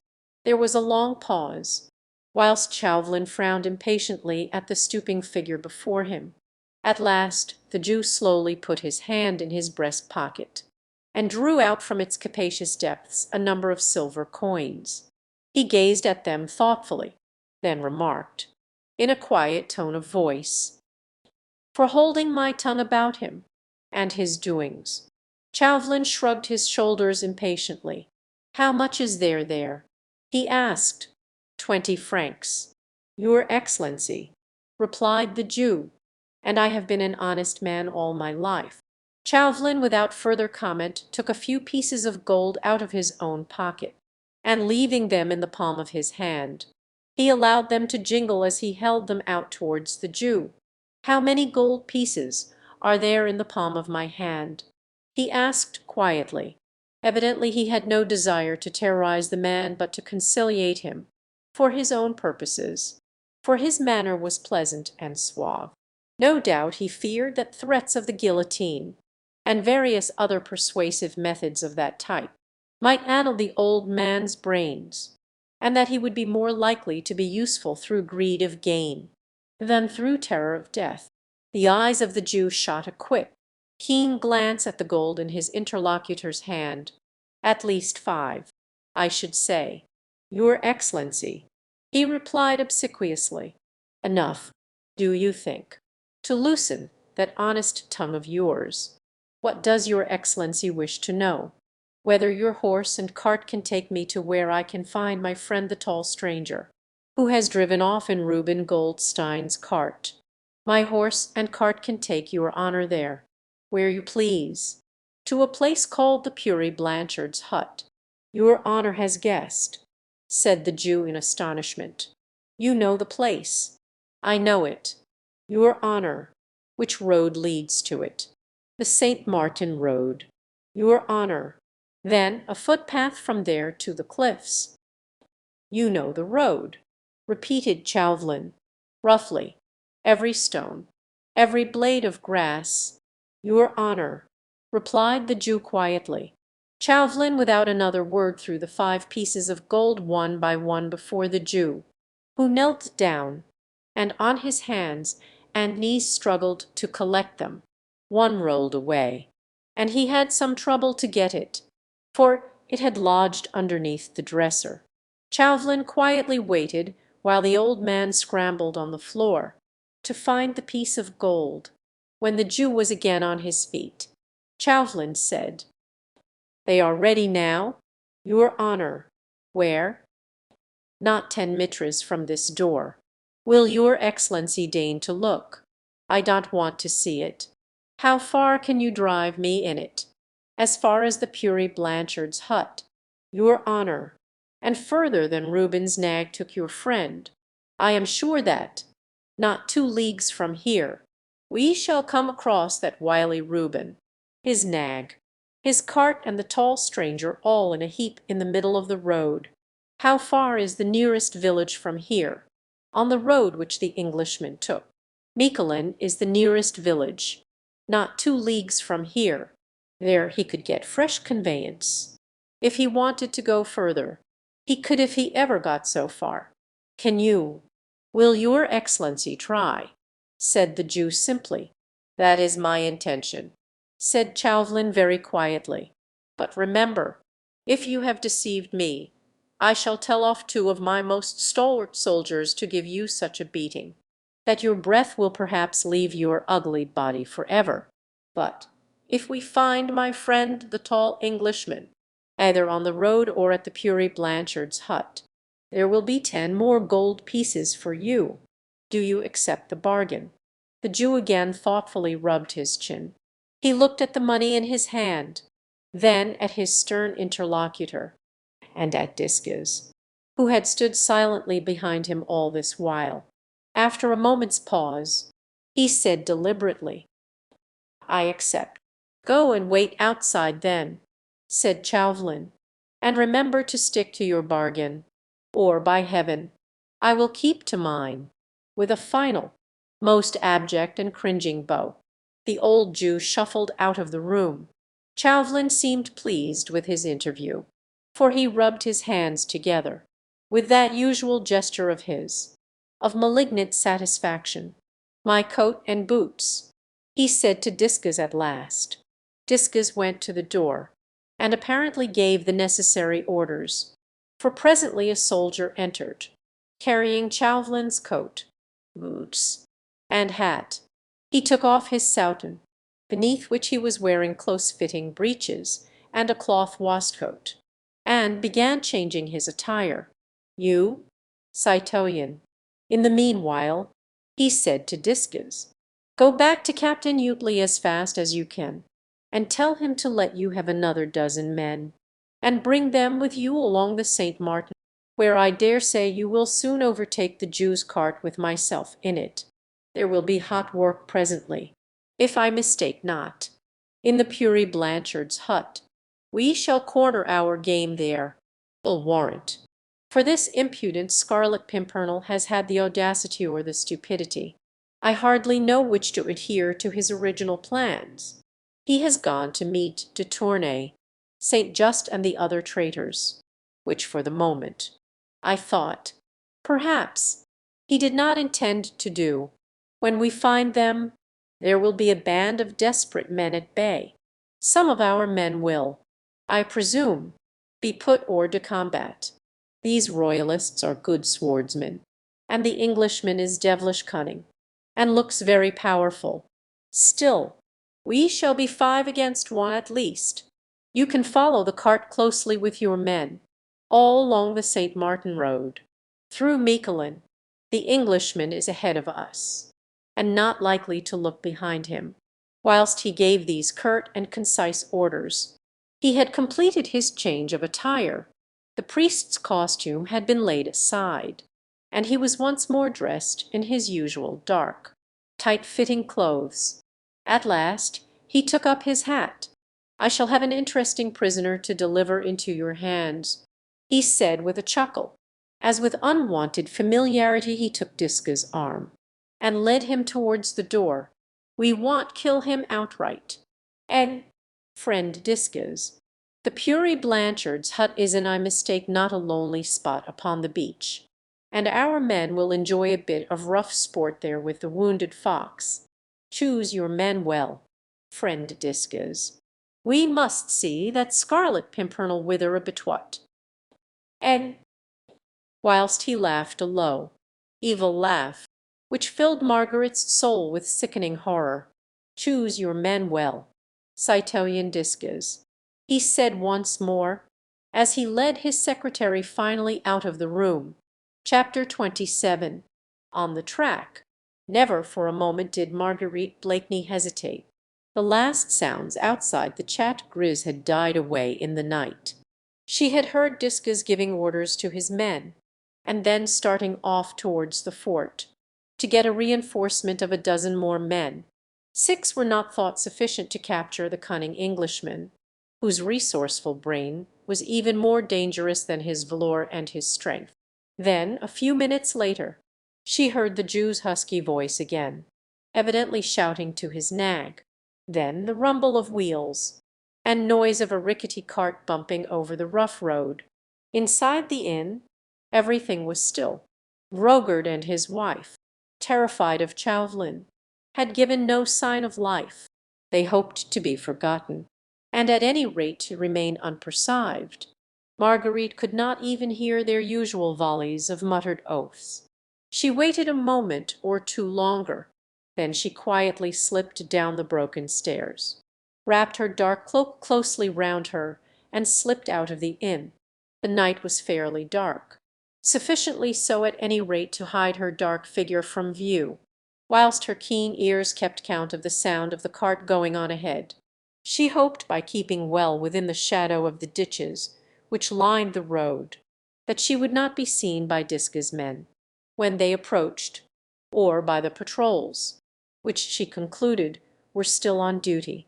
Thus she started to do this, the last stage of her weary journey, alone, at night, and on foot, nearly 3 leagues to Miquelon, and then on to the Puri Blanchard's hut, wherever that fatal spot might be, probably over rough roads. She cared not. The Jew's nag could not get on very fast, and though she was weary with mental fatigue and nerve strain, she knew that she could easily keep up with it, on a hilly road, where the poor beast, who was sure to be half-starved, would have to be allowed long and frequent rests. The road lay some distance from the sea, bordered on either side by shrubs and stunted trees, sparsely covered with meagre foliage, all turning away from the north, with their branches looking in the semi-darkness like stiff, ghostly hair blown by a perpetual wind. Fortunately, the moon showed no desire to peep between the clouds, and Marguerite, hugging the edge of the road, and keeping close to the low line of shrubs, was fairly safe from view. Everything around her was so still. Only from far, very far away, there came like a long, soft moan, the sound of the distant sea. The air was keen and full of brine. After that enforced period of inactivity, inside the evil-smelling, squalid inn, Marguerite would have enjoyed the sweet scent of this autumnal night, and the distant melancholy rumble of the waves. She would have revelled in the calm and stillness of this lonely spot, a calm broken only at intervals by the strident and mournful cry of some distant gull, and by the creaking of the wheels some way down the road. She would have loved the cool atmosphere, the peaceful immensity of nature, in this lonely part of the coast, but her heart was too full of cruel foreboding, of a great ache and longing for a being who had become infinitely dear to her.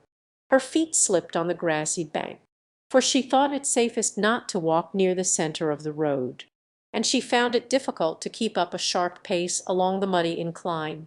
She even thought it best not to keep too near to the cart.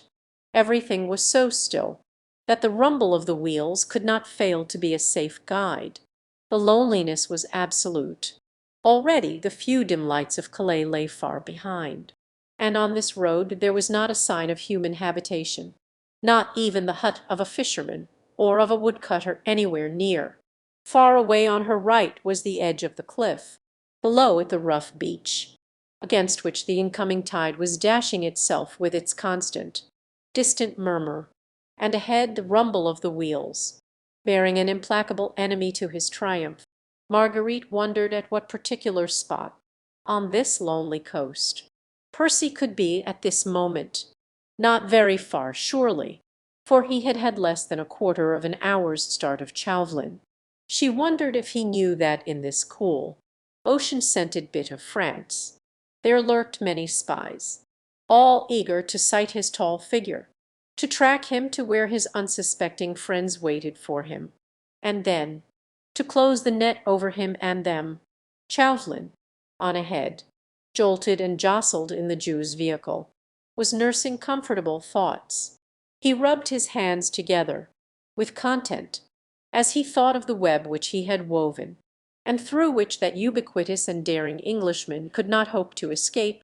As the time went on, and the old Jew drove him leisurely but surely along the dark road, he felt more and more eager for the grand finale of this exciting chase after the mysterious Scarlet Pimpernel. The capture of the audacious plotter would be the finest leaf in Citoyen Chauvelin's wreath of glory. Caught, red-handed, on the spot, in the very act of aiding and abetting the traitors against the Republic of France, the Englishman could claim no protection from his own country. Chauvelin had, in any case, fully made up his mind that all intervention should come too late. Never for a moment did the slightest remorse enter his heart as to the terrible position in which he had placed the unfortunate wife, who had unconsciously betrayed her husband. As a matter of fact, Chauvelin had ceased even to think of her. She had been a useful tool, that was all. The Jew's lean nag did little more than walk. She was going along at a slow jog-trot, and her driver had to give her long and frequent halts. "Are we a long way yet from Mikulin?" asked Chauvelin from time to time. "Not very far, your honour," was the uniform placid reply. "We have not yet come across your friend and mine, lying in a heap in the roadway," was Chauvelin's sarcastic comment. "Patience, noble Excellency," rejoined the son of Moses. "They are ahead of us. I can see the imprint of the cart wheels, driven by that traitor, that son of the Amalekite. You are sure of the road?" "As sure as I am of the presence of those 10 gold pieces in the noble Excellence's pockets, which I trust will presently be mine, as soon as I have shaken hands with my friend the tall stranger. They will certainly be yours. Hark! What was that?" said the Jew suddenly, through the stillness, which had been absolute. There could now be heard distinctly the sound of horses' hoofs on the muddy road. "They are soldiers," he added in an odd whisper. "Stop a moment. I want to hear," said Chauvelin. Marguerite had also heard the sound of galloping hoofs, coming towards the cart, and towards herself. For some time she had been on the alert, thinking that Disques and his squad would soon overtake them. But these came from the opposite direction, presumably from Mikulin. The darkness lent her sufficient cover. She had perceived that the cart had stopped, and with utmost caution, treading noiselessly on the soft road, she crept a little nearer. Her heart was beating fast. She was trembling in every limb. Already she had guessed what news these mounted men would bring. Every stranger on these roads or on the beach must be shadowed, especially if he be tall or stoops as if he would disguise his height. When sighted, a mounted messenger must at once ride back and report. Those had been Chauvelin's orders. Had then the tall stranger been sighted, and was this the mounted messenger, come to bring the great news? That the hunted hare had run its head into the noose at last. Marguerite, realising that the cart had come to a standstill, managed to slip nearer to it in the darkness. She crept close up, hoping to get within earshot, to hear what the messenger had to say. She heard the quick words of challenge: Libert, Fraternit, Egalit. Then Chauvelin's quick query. 2 men on horseback had halted beside the vehicle. Marguerite could see them silhouetted against the midnight sky. She could hear their voices, and the snorting of their horses. And now, behind her, some little distance off, the regular and measured tread of a body of advancing men, Disques and his soldiers. There had been a long pause, during which, no doubt, Chauvelin satisfied the men as to his identity, for presently questions and answers followed each other in quick succession. "You have seen the stranger?" asked Chauvelin, eagerly. "No, citoyen, we have seen no tall stranger. We came by the edge of the cliff." Then, less than a quarter of a league beyond Mikulin, we came across a rough construction of wood, which looked like the hut of a fisherman, where he might keep his tools and nets. When we first sighted it, it seemed to be empty, and at first we thought that there was nothing suspicious about it, until we saw some smoke issuing through an aperture at the side. I dismounted and crept close to it. It was then empty, but in one corner of the hut there was a charcoal fire, and a couple of stools were also in the hut. I consulted with my comrades, and we decided that they should take cover with the horses, well out of sight, and that I should remain on the watch, which I did. Well, and did you see anything? About half an hour later, I heard voices, citoyen, and presently 2 men came along towards the edge of the cliff. They seemed to me to have come from the Lille road. One was young, the other quite old. They were talking in a whisper to one another, and I could not hear what they said. One was young, the other quite old. Marguerite's aching heart almost stopped beating as she listened. was the young one Armand, and the old one de Tournay, unconsciously, were used as a decoy to entrap their fearless and noble rescuer. The two men presently went into the hut, continued the soldier, whilst Margaret's aching nerves seemed to catch the sound of Chauvelin's triumphant chuckle, and I crept nearer to it then. The hut is very roughly built, and I caught snatches of their conversation. Yes, the old man asked the young one if he were sure that was the right place. Oh, yes, he replied, 'tis the place sure enough. And by the light of the charcoal fire he showed to his companion a paper, which he carried. Here is the plan, he said, which he gave me before I left London. We were to adhere strictly to that plan, unless I had contrary orders, and I have had none. Here is the road we followed. See. Here the fork. I must have made a slight noise then, for the young man came to the door of the hut, and peered anxiously all round him. When he again joined his companion, they whispered so low that I could no longer hear them. "Well?" asked Chauvelin, impatiently. "There were 6 of us altogether, patrolling that part of the beach. So we consulted together, and thought it best that 4 should remain behind and keep the hut in sight, and I and my comrade rode back at once to make report of what we had seen. You saw nothing of the tall stranger?" "Nothing, citoyen. If your comrades see him, what would they do? Not lose sight of him for a moment. And if he showed signs of escape, or any boat came in sight, they would close in on him, and, if necessary, they would shoot. The firing would bring the rest of the patrol to the spot. In any case, they would not let the stranger go." "Ay, but I did not want the stranger hurt not just yet," murmured Chauvelin, savagely. "But there, you've done your best. The fates grant that I may not be too late, who have been patrolling this road for several hours. Well, they have seen no stranger either, yet he is on ahead somewhere, in a cart or else. Here, there is not a moment to lose. How far is that hut from here?" "About a couple of leagues, citoyen. You can find it again?" "I have absolutely no doubt, citoyen. The footpath to the edge of the cliff. It is not a dark night, citoyen, and I know I can find my way," repeated the soldier firmly. "Fall in behind then. Let your comrade take both your horses back to Calais. You won't want them. Keep beside the cart, and direct the Jew to drive straight ahead. Then stop him within a quarter of a league of the footpath. See that he takes the most direct road." Whilst Chauvelin spoke, Discus and his men were fast approaching, and Marguerite could hear their footsteps within 100 yards behind her now. She thought it unsafe to stay where she was, and unnecessary too, as she had heard enough. She seemed suddenly to have lost all faculty even for suffering.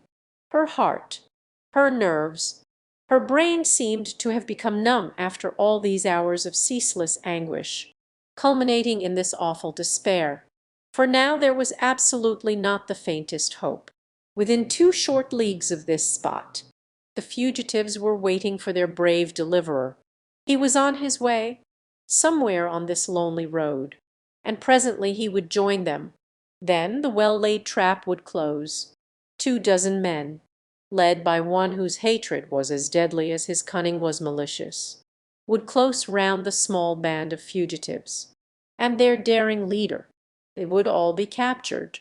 Armand, according to Chauvelin's pledged word, would be restored to her, but her husband, Percy, whom with every breath she drew she seemed to love and worship more and more, he would fall into the hands of a remorseless enemy, who had no pity for a brave heart, no admiration for the courage of a noble soul, who would show nothing but hatred for the cunning antagonist, who had baffled him so long. She heard the soldier giving a few brief directions to the Jew. Then she retired quickly to the edge of the road, and cowered behind some low shrubs. Whilst Discus and his men came up, all fell in noiselessly behind the cart, and slowly they all started down the dark road. Marguerite waited until she reckoned that they were well outside the range of earshot. Then she too, in the darkness, which suddenly seemed to have become more intense, crept noiselessly along. Chapter 28. The Puri Blanchard's Hut. As in a dream, Marguerite followed on. The web was drawing more and more tightly every moment round the beloved life, which had become dearer than all. To see her husband once again, to tell him how she had suffered, how much she had wronged, and how little understood him, had become now her only aim. She had abandoned all hope of saving him.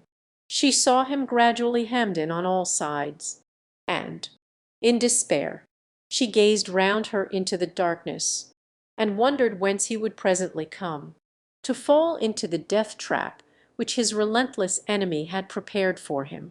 The distant roar of the waves now made her shudder. The occasional dismal cry of an owl or a seagull filled her with unspeakable horror. She thought of the ravenous beasts in human shape who lay in wait for their prey, and destroyed them, as mercilessly as any hungry wolf, for the satisfaction of their own appetite of hate. Marguerite was not afraid of the darkness. She only feared that man on ahead, who was sitting at the bottom of a rough wooden cart, nursing thoughts of vengeance, which would have made the very demons in hell chuckle with delight. Her feet were sore, her knees shook under her, from sheer bodily fatigue. For days now she had lived in a wild turmoil of excitement. She had not had a quiet rest for 3 nights. Now she had walked on a slippery road for nearly 2 hours, and yet her determination never swerved for a moment. She would see her husband, tell him all, and, if he was ready to forgive the crime which she had committed in her blind ignorance, she would yet have the happiness of dying by his side. She must have walked on almost in a trance, instinct alone keeping her up, and guiding her in the wake of the enemy, when suddenly her ears, attuned to the slightest sound by that same blind instinct, told her that the cart had stopped, and that the soldiers had halted. They had come to their destination, no doubt on the right. Somewhere close ahead was the footpath that led to the edge of the cliff and to the hut, heedless of any risks. She crept quite close up to where Chauvelin stood, surrounded by his little troop. He had descended from the cart, and was giving some orders to the men. These she wanted to hear. What little chance she yet had of being useful to Percy consisted in hearing absolutely every word of his enemy's plans. The spot where all the party had halted must have lain some 800 mitres from the coast. The sound of the sea came only very faintly, as from a distance. Chauvelin and Discus, followed by the soldiers, had turned off sharply to the right of the road, apparently on to the footpath, which led to the cliffs. The Jew had remained on the road, with his cart and nag. Marguerite, with infinite caution, and literally crawling on her hands and knees, had also turned off to the right. To accomplish this she had to creep through the rough, low shrubs, trying to make as little noise as possible as she went along, tearing her face and hands against the dry twigs, intent only upon hearing without being seen or heard. Fortunately, as is usual in this part of France, the footpath was bordered by a low, rough hedge, beyond which was a dry ditch, filled with coarse grass. In this Marguerite managed to find shelter. She was quite hidden from view, yet could contrive to get within 3 yards of where Chauvelin stood, giving orders to his men. Now, he was saying in a low and peremptory whisper, "Where is the Puri Blanchard's hut?" "About 800 mitres from here, along the footpath," said the soldier who had lately been directing the party, "and halfway down the cliff." "Very good. You shall lead us. Before we begin to descend the cliff, You shall creep down to the hut, as noiselessly as possible, and ascertain if the traitor royalists are there. Do you understand?" "I understand."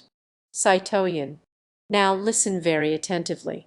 All of you," continued Chauvelin, impressively, and addressing the soldiers collectively, "for after this we may not be able to exchange another word. So remember every syllable I utter, as if your very lives depended on your memory.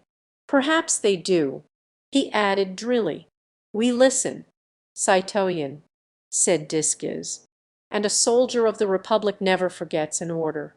You, who have crept up to the hut, will try to peep inside, if an Englishman is there with those traitors, a man who is tall above the average, or who stoops as if he would disguise his height. Then give a sharp, quick whistle as a signal to your comrades. All of you," he added, once more speaking to the soldiers collectively, "then quickly surround and rush into the hut, and each seize one of the men there, before they have time to draw their firearms. If any of them struggle, shoot at their legs or arms, but on no account kill the tall man. Do you understand?" "We understand." Citoyen. "The man who is tall above the average is probably also strong above the average. It will take 4 or 5 of you at least to overpower him." There was a little pause. Then Chauvelin continued, "Which is more than likely to be the case. Then warn your comrades who are lying in wait there, and all of you creep and take cover behind the rocks and boulders round the hut, and wait there, in dead silence, until the tall Englishman arrives. Then only rush the hut, when he is safely within its doors. But remember that you must be as silent as the wolf is at night, when he prowls around the pens. I do not wish those royalists to be on the alert the firing of a pistol. A shriek or call on their part would be sufficient, perhaps, to warn the tall personage to keep clear of the cliffs, and of the hut. And," he added emphatically, "it is the tall Englishman whom it is your duty to capture to-night. You shall be implicitly obeyed." Citoyen. "Then get along as noiselessly as possible, and I will follow you." "What about the Jew?" Citoyen, asked Disques, as silently like noiseless shadows. One by one the soldiers began to creep along the rough and narrow footpath. "Ah, yes, I had forgotten the Jew," said Chauvelin, and, turning towards the Jew, he called him peremptorily. "Here, you Aaron, Moses, Abraham, or whatever your confounded name may be," he said to the old man, who had quietly stood beside his lean nag, as far away from the soldiers as possible. "Benjamin Rosenbaum." "So it please your honour," he replied humbly, "it does not please me to hear your voice, but it does please me to give you certain orders, which you will find it wise to obey. So it please your honour, you shall stay here, do you hear, with your horse and cart, until our return. You are on no account to utter the faintest sound, or even to breathe louder than you can help, nor are you, on any consideration whatever, to leave your post, until I give you orders to do so. Do you understand?" "But your honour," protested the Jew pitiably. "There is no question of but or of any argument," said Chauvelin, in a tone that made the timid old man tremble from head to foot. "If, when I return, I do not find you here, I most solemnly assure you that, wherever you may try to hide yourself, I can find you, and that punishment swift, sure and terrible, will sooner or later overtake you. Do you hear me? But, your Excellency, do you hear me?" The soldiers had all crept away. The 3 men stood alone together in the dark and lonely road, with Marguerite there, behind the hedge, listening to Chauvelin's orders, as she would to her own death sentence. "I heard your honour," protested the Jew again, while he tried to draw nearer to Chauvelin, "and I swear by Abraham, Isaac, and Jacob that I would obey your honour most absolutely, and that I would not move from this place until your honour once more deigned to shed the light of your countenance upon your humble servant. But remember, your honour, I am a poor old man, my nerves are not as strong as those of a young soldier. If midnight marauders should come prowling round this lonely road, I might scream or run in my fright. And is my life to be forfeit? Is some terrible punishment to come on my poor old head for that which I cannot help?" The Jew seemed in real distress. He was shaking from head to foot. Clearly he was not the man to be left by himself on this lonely road. The man spoke truly. He might unwittingly, in sheer terror, utter the shriek that might prove a warning to the wily Scarlet Pimpernel. Chauvelin reflected for a moment. "Will your horse and cart be safe alone here, do you think?" he asked roughly. "I fancy, citoyen," here interposed Disques, "that they will be safer without that dirty, cowardly Jew than with him. There seems no doubt that, if he gets scared, he will either make a bolt of it, or shriek his head off. But what am I to do with the brute? Will you send him back to Calais, citoyen?" "No, for we shall want him to drive back the wounded presently," said Chauvelin, with grim significance. There was a pause again, Disques, waiting for the decision of his chief, and the old Jew whining beside his nag. "Well, you lazy, lumbering old coward," said Chauvelin at last, "you had better shuffle along behind us. Here, citoyen Disques, tie this handkerchief tightly round the fellow's mouth." Chauvelin handed a scarf to Disques, who solemnly began winding it round the Jew's mouth. Meekly Benjamin Rosenbaum allowed himself to be gagged. He, evidently, preferred this uncomfortable state to that of being left alone on the dark St. Martin. Then the three men fell in line. "Quick," said Chauvelin, impatiently. "We have already wasted much valuable time." And the firm footsteps of Chauvelin and Disques, the shuffling gait of the old Jew, soon died away along the footpath. Marguerite had not lost a single one of Chauvelin's words of command. Her every nerve was strained to completely grasp the situation first, then to make a final appeal to those wits which had so often been called the sharpest in Europe, and which alone might be of service now. Certainly the situation was desperate enough. A tiny band of unsuspecting men, quietly awaiting the arrival of their rescuer, who was equally unconscious of the trap laid for them all. It seemed so horrible, this net, as it were drawn in a circle, at dead of night, on a lonely beach, round a few defenceless men, defenceless because they were tricked and unsuspecting. Of these one was the husband she idolized, another the brother she loved. She vaguely wondered who the others were, who were also calmly waiting for the Scarlet Pimpernel, while death lurked behind every boulder of the cliffs. For the moment she could do nothing but follow the soldiers and Chauvelin. She feared to lose her way, or she would have rushed forward and found that wooden hut, and perhaps been in time to warn the fugitives and their brave deliverer. Yet, for a second, the thought flashed through her mind of uttering the piercing shrieks, which Chauvelin seemed to dread, as a possible warning to the Scarlet Pimpernel and his friends in the wild hope that they would hear, and have yet time to escape before it was too late. But she did not know how far from the edge of the cliff she was. She did not know if her shrieks would reach the ears of the doomed men. Her effort might be premature, and she would never be allowed to make another. Her mouth would be securely gagged, like that of the Jew, and she, a helpless prisoner in the hands of Chauvelin's men. Like a ghost she flitted noiselessly behind that hedge. She had taken her shoes off, and her stockings were by now torn off her feet. She felt neither sorriness nor weariness. Indomitable will to reach her husband in spite of adverse fate, and of a cunning enemy, killed all sense of bodily pain within her, and rendered her instincts doubly acute. She heard nothing save the soft and measured footsteps of Percy's enemies on in front.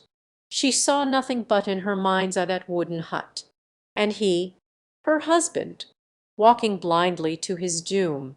Suddenly those same keen instincts within her made her pause in her mad haste, and cower still further within the shadow of the hedge. The moon, which had proved a friend to her by remaining hidden behind a bank of clouds, now emerged in all the glory of an early autumn night, and in a moment flooded the weird and lonely landscape with a rush of brilliant light. There, not 200 mitres ahead, was the edge of the cliff, and below, stretching far away to free and happy England, the sea rolled on smoothly and peaceably. Margaret's gaze rested for an instant on the brilliant, silvery waters, and as she gazed, her heart, which had been numb with pain for all these hours, seemed to soften and distend, and her eyes filled with hot tears. Not 3 miles away, with white sails set, a graceful schooner lay in wait. Marguerite had guessed rather than recognized her. It was the Day Dream, Percy's favourite yacht, with old Briggs, that prince of skippers, aboard, and all her crew of British sailors. Her white sails, glistening in the moonlight, seemed to convey a message to Marguerite of joy and hope, which yet she feared could never be. She waited there, out at sea, waited for her master, like a beautiful white bird all ready to take flight, and he would never reach her, never see her smooth deck again, never gaze any more on the white cliffs of England, the land of liberty and of hope. The sight of the schooner seemed to infuse into the poor, wearied woman the superhuman strength of despair. There was the edge of the cliff, and some way below was the hut, where presently her husband would meet his death. But the moon was out. She could see her way now. She would see the hut from a distance, run to it, rouse them all, warn them at any rate to be prepared and to sell their lives dearly, rather than be caught like so many rats in a hole. She stumbled on behind the hedge in the low, thick grass of the ditch. She must have run on very fast, and had outdistanced Chauvelin and Disques, for presently she reached the edge of the cliff, and heard their footsteps distinctly behind her, but only a very few yards away. And now the moonlight was full upon her. Her figure must have been distinctly silhouetted against the silvery background of the sea, only for a moment, though the next she had cowered, like some animal doubled up within itself. She peeped down the great rugged cliffs. The descent would be easy enough, as they were not precipitous, and the great boulders afforded plenty of foothold. Suddenly, as she gazed, she saw at some little distance on her left, and about midway down the cliffs, a rough wooden construction, through the walls of which a tiny red light glimmered like a beacon. Her very heart seemed to stand still. The eagerness of joy was so great that it felt like an awful pain. She could not gauge how distant the hut was, but without hesitation she began the steep descent, creeping from boulder to boulder, caring nothing for the enemy behind, or for the soldiers, who evidently had all taken cover since the tall Englishman had not yet appeared. On she pressed, forgetting the deadly foe on her track, running, stumbling, footsore, half dazed, but still on. Suddenly a crevice, or stone, or slippery bit of rock threw her violently to the ground. She struggled again to her feet, and started running forward once more to give them that timely warning, to beg them to flee before he came, and to tell him to keep away from this death trap, away from this awful doom. But now she realized that other steps, quicker than her own, were already close at her heels. The next instant a hand dragged at her skirt, and she was down on her knees again, whilst something was wound round her mouth to prevent her uttering a scream, bewildered, half frantic with the bitterness of disappointment. She looked round her helplessly, and, bending down quite close to her, she saw through the mist, which seemed to gather round her, a pair of keen, malicious eyes. which appeared to her excited brain to have a weird, supernatural green light in them. She lay in the shadow of a great boulder. Chauvelin could not see her features, but he passed his thin, white fingers over her face. He whispered, "By all the saints in the calendar, we cannot let her loose. That's certain," he muttered to himself. "I wonder now."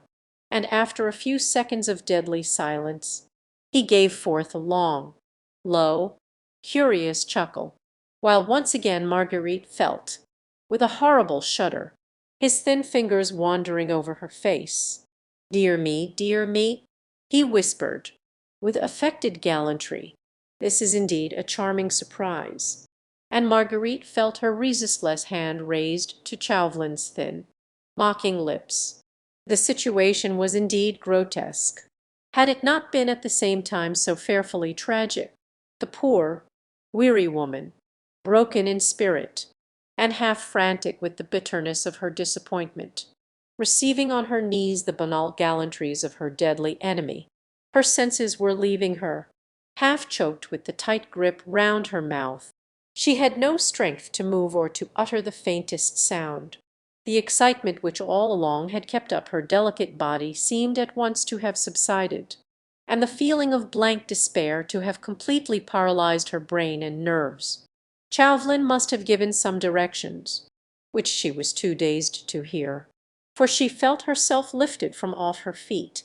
The bandage round her mouth was made more secure, and a pair of strong arms carried her towards that tiny, red light on ahead, which she had looked upon as a beacon and the last faint glimmer of hope. Chapter 29. Trapped. She did not know how long she was thus carried along. She had lost all notion of time and space, and for a few seconds tired nature, mercifully, deprived her of consciousness. When she once more realized her state, she felt that she was placed with some degree of comfort upon a man's coat, with her back resting against a fragment of rock. The moon was hidden again behind some clouds, and the darkness seemed in comparison more intense. The sea was roaring some 200 feet below her, and on looking all round she could no longer see any vestige of the tiny glimmer of red light. That the end of the journey had been reached, she gathered from the fact that she heard rapid questions and answers spoken in a whisper quite close to her. "There are 4 men in there, citoyen. They are sitting by the fire, and seem to be waiting quietly. The hour, nearly 2 o'clock. The tide, coming in quickly. The schooner, obviously an English one, lying some 3 kilometers out. But we cannot see her boat. Have the men taken cover?" "Yes, citoyen. They will not blunder. They will not stir until the tall Englishman comes. Then they will surround and overpower the 5 men." "Right. And the lady?" "Still dazed. I fancy she's close beside you, citoyen. And the Jew?" "As gagged, and his legs strapped together. He cannot move or scream." "Good. Then have your gun ready, in case you want it. Get close to the hut and leave me to look after the lady." Discus evidently obeyed, for Marguerite heard him creeping away along the stony cliff. Then she felt that a pair of warm, thin, talon-like hands took hold of both her own, and held them in a grip of steel. "Before that handkerchief is removed from your pretty mouth, fair lady," whispered Chauvelin close to her ear, "I think it right to give you one small word of warning. What has procured me the honour of being followed across the channel by so charming a companion, I cannot, of course, conceive.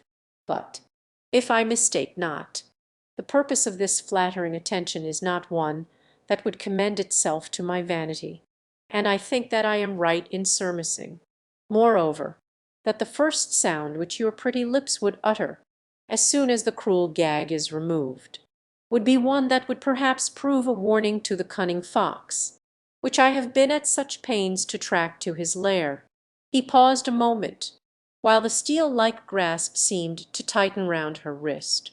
Then he resumed in the same hurried whisper, If again I am not mistaken, your brother, Armand St. Just, waits with that traitor de Tournay and two other men unknown to you for the arrival of the mysterious rescuer, whose identity has for so long puzzled our Committee of Public Safety, the audacious Scarlet Pimpernel. No doubt if you scream, if there is a scuffle here, if shots are fired, it is more than likely that the same long legs that brought this scarlet enigma here will as quickly take him to some place of safety. The purpose, then, for which I have traveled all these miles, will remain unaccomplished. On the other hand, it only rests with yourself that your brother Armand shall be free to go off with you to-night if you like, to England, or any other place of safety. Marguerite could not utter a sound, as the handkerchief was wound very tightly round her mouth, but Chauvelin was peering through the darkness very closely into her face. No doubt too her hand gave a responsive appeal to his last suggestion, for presently he continued, "Dear lady, what is it?" Margaret's hand seemed to convey to his, in response, to remain on this spot, without uttering a sound, until I give you leave to speak. Ah, but I think you will obey," he added, with that funny dry chuckle of his as Margaret's whole figure seemed to stiffen, in defiance of this order. "For let me tell you that if you scream, nay, if you utter one sound, or attempt to move from here, my men, there are 30 of them about, will seize St. Just, de Tournay, and their two friends, and shoot them here by my orders before your eyes." Marguerite had listened to her implacable enemy's speech with ever-increasing terror, numbed with physical pain. She yet had sufficient mental vitality in her to realize the full horror of this terrible either-or he was once more putting before her, and either-or 10,000 times more appalling and horrible than the one he had suggested to her that fatal night at the ball. This time it meant that she should keep still, and allow the husband she worshipped to walk unconsciously to his death, or that she should, by trying to give him a word of warning, which perhaps might even be unavailing, actually give the signal for her own brother's death, and that of 3 other unsuspecting men. She could not see Chauvelin, but she could almost feel those keen, pale eyes of his fixed maliciously upon her helpless form, and his hurried, whispered words reached her ear, as the death knell of her last faint, lingering hope.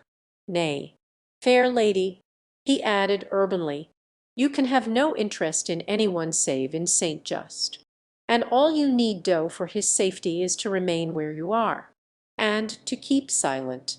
My men have strict orders to spare him in every way. As for that enigmatic Scarlet Pimpernel, what is he to you? Believe me, no warning from you could possibly save him. And now, dear lady, let me remove this unpleasant coercion, which has been placed before your pretty mouth. You see, I wish you to be perfectly free in the choice which you are about to make."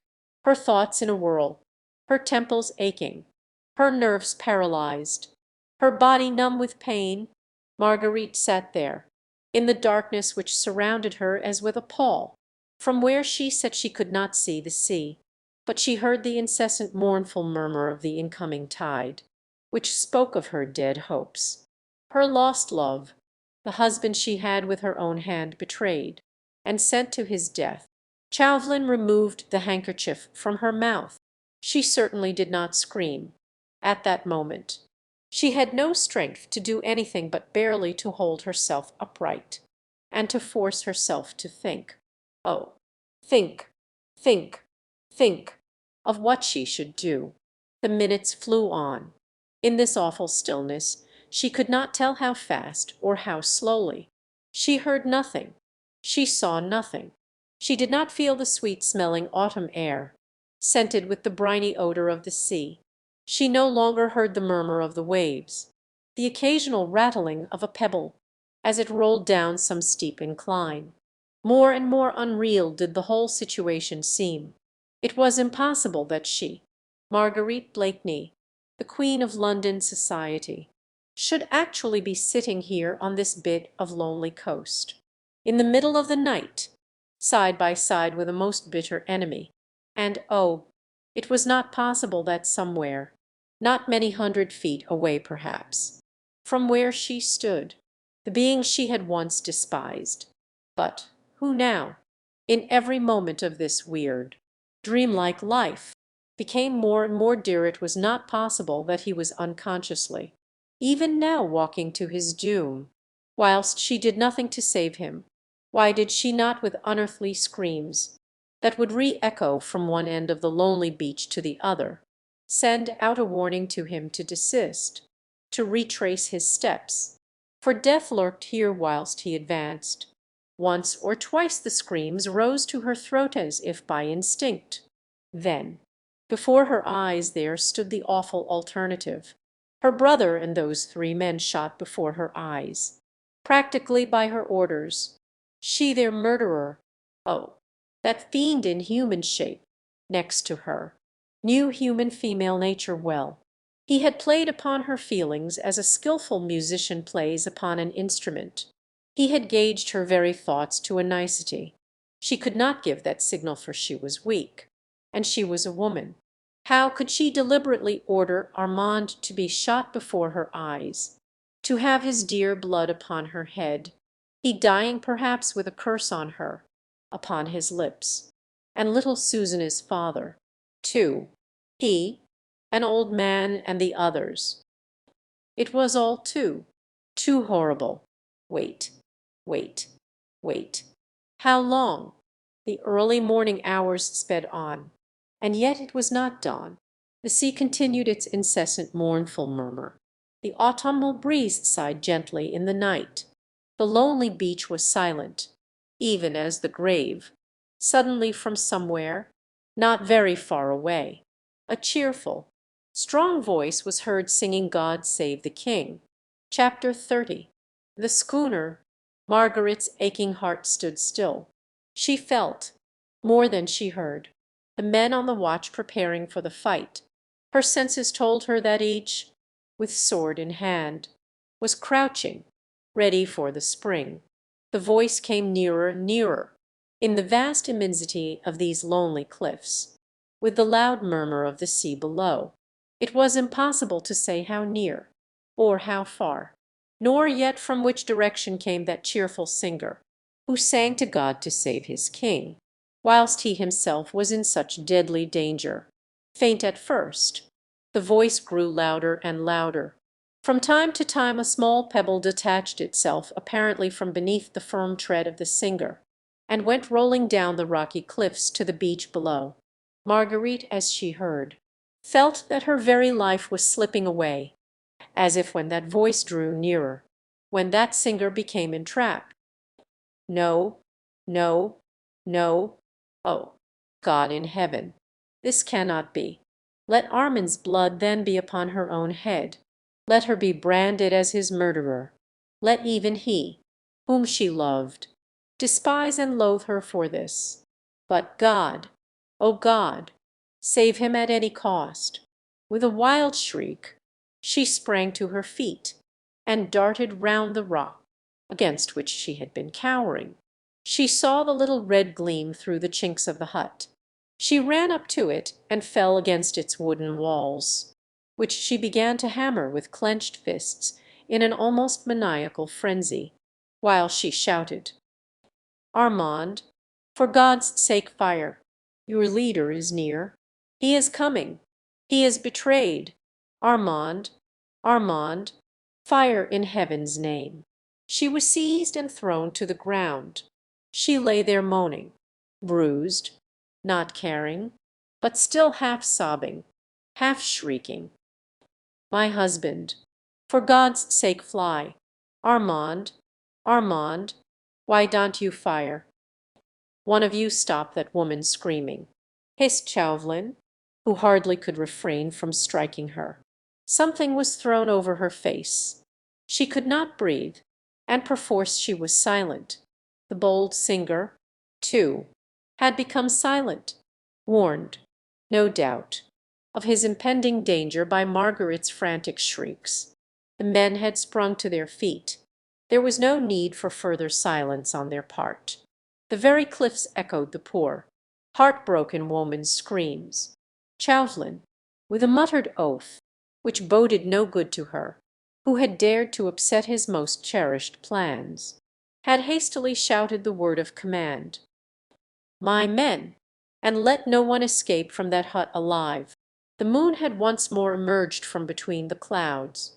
The darkness on the cliffs had gone, giving place once more to brilliant, silvery light. Some of the soldiers had rushed to the rough, wooden door of the hut, whilst one of them kept guard over Marguerite. The door was partially open. One of the soldiers pushed it further, but within all was darkness, the charcoal fire only lighting with a dim red light the furthest corner of the hut. The soldiers paused automatically at the door, like machines waiting for further orders. Chauvelin, who was prepared for a violent onslaught from within, and for a vigorous resistance from the four fugitives, under cover of the darkness, was for the moment paralyzed with astonishment when he saw the soldiers standing there at attention, like sentries on guard, whilst not a sound proceeded from the hut. Filled with strange, anxious foreboding, he, too, went to the door of the hut, and peering into the gloom, he asked quickly, "I think, citoyen, that there is no one there now," replied one of the soldiers imperturbably.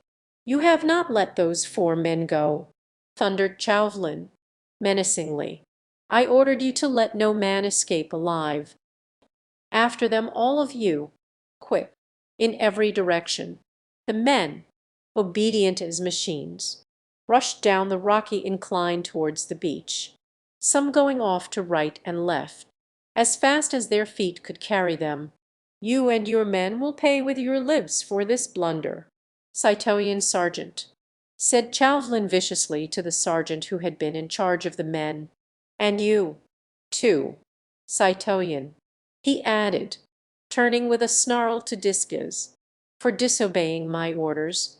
You ordered us to wait, citoyen, until the tall Englishman arrived and joined the four men in the hut."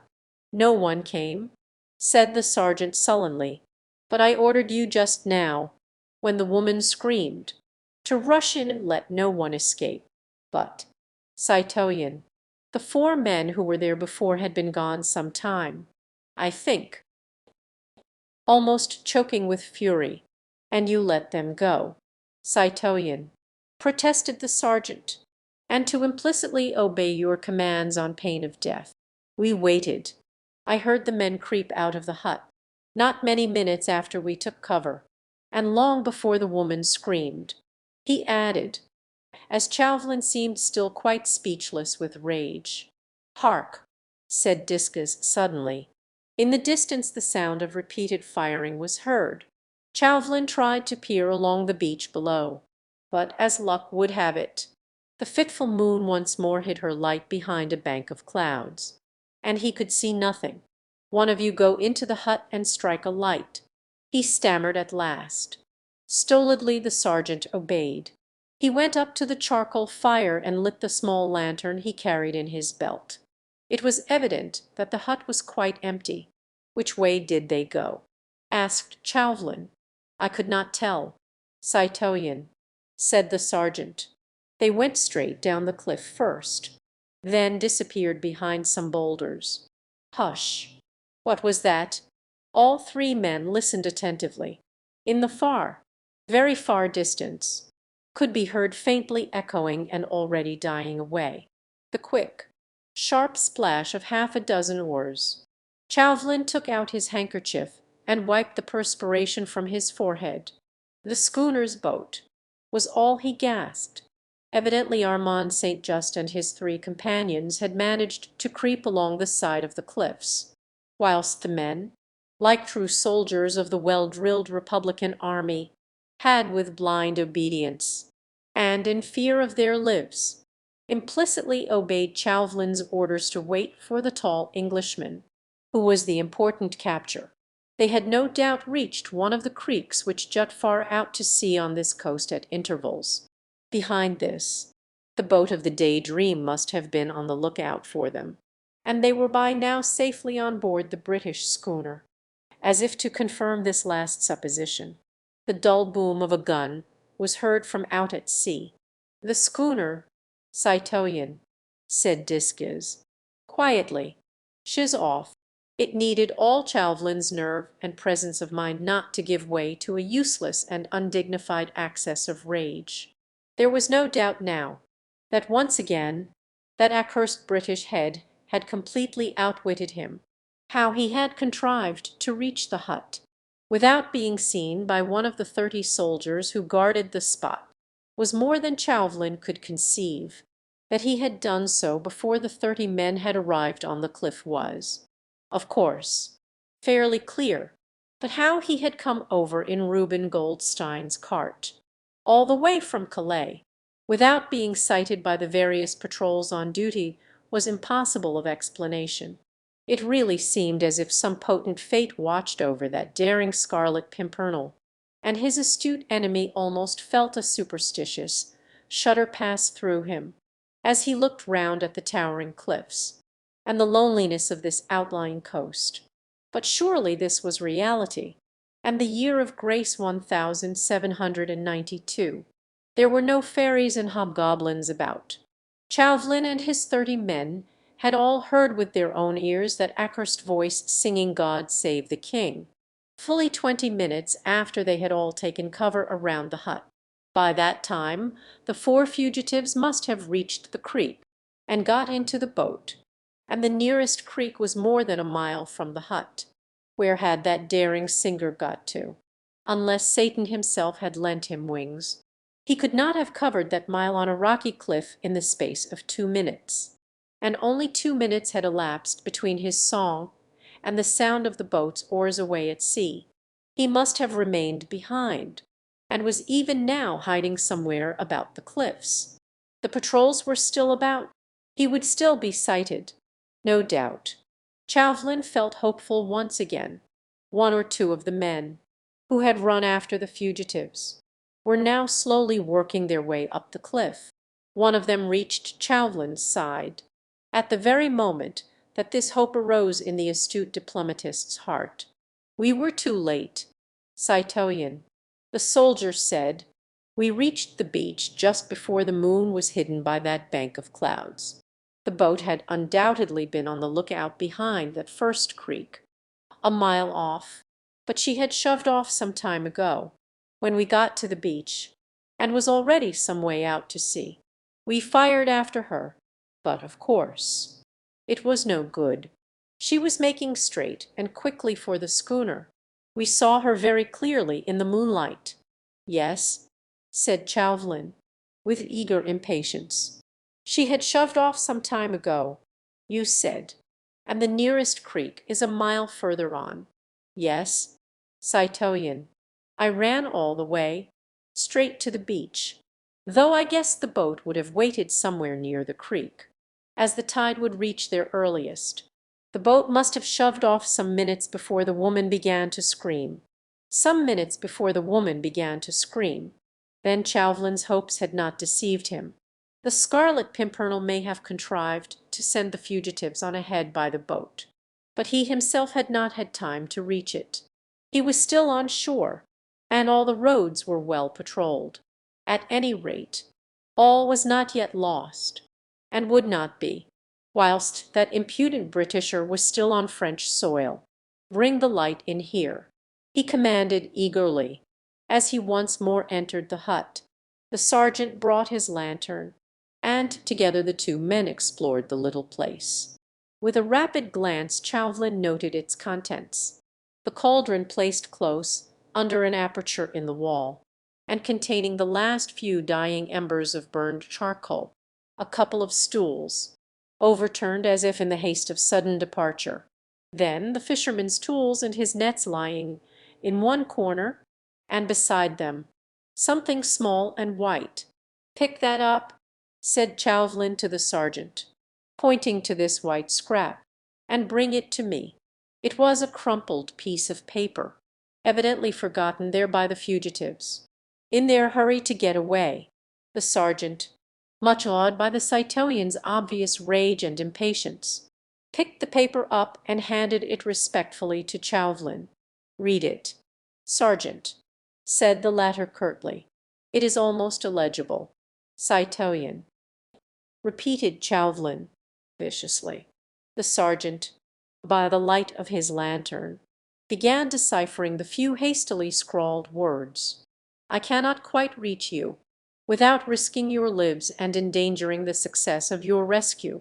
When you receive this, wait 2 minutes. Then creep out of the hut one by one. Turn to your left sharply, and creep cautiously down the cliff.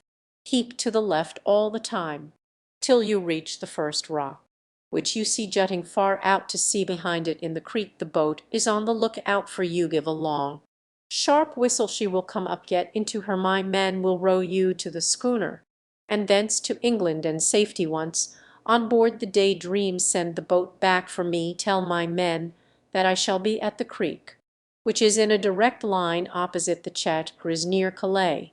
They know it.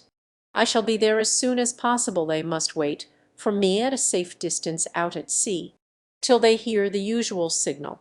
Do not delay, and obey these instructions implicitly. Then there is the signature, Citoyen," added the sergeant, as he handed the paper back to Chauvelin. But the latter had not waited an instant.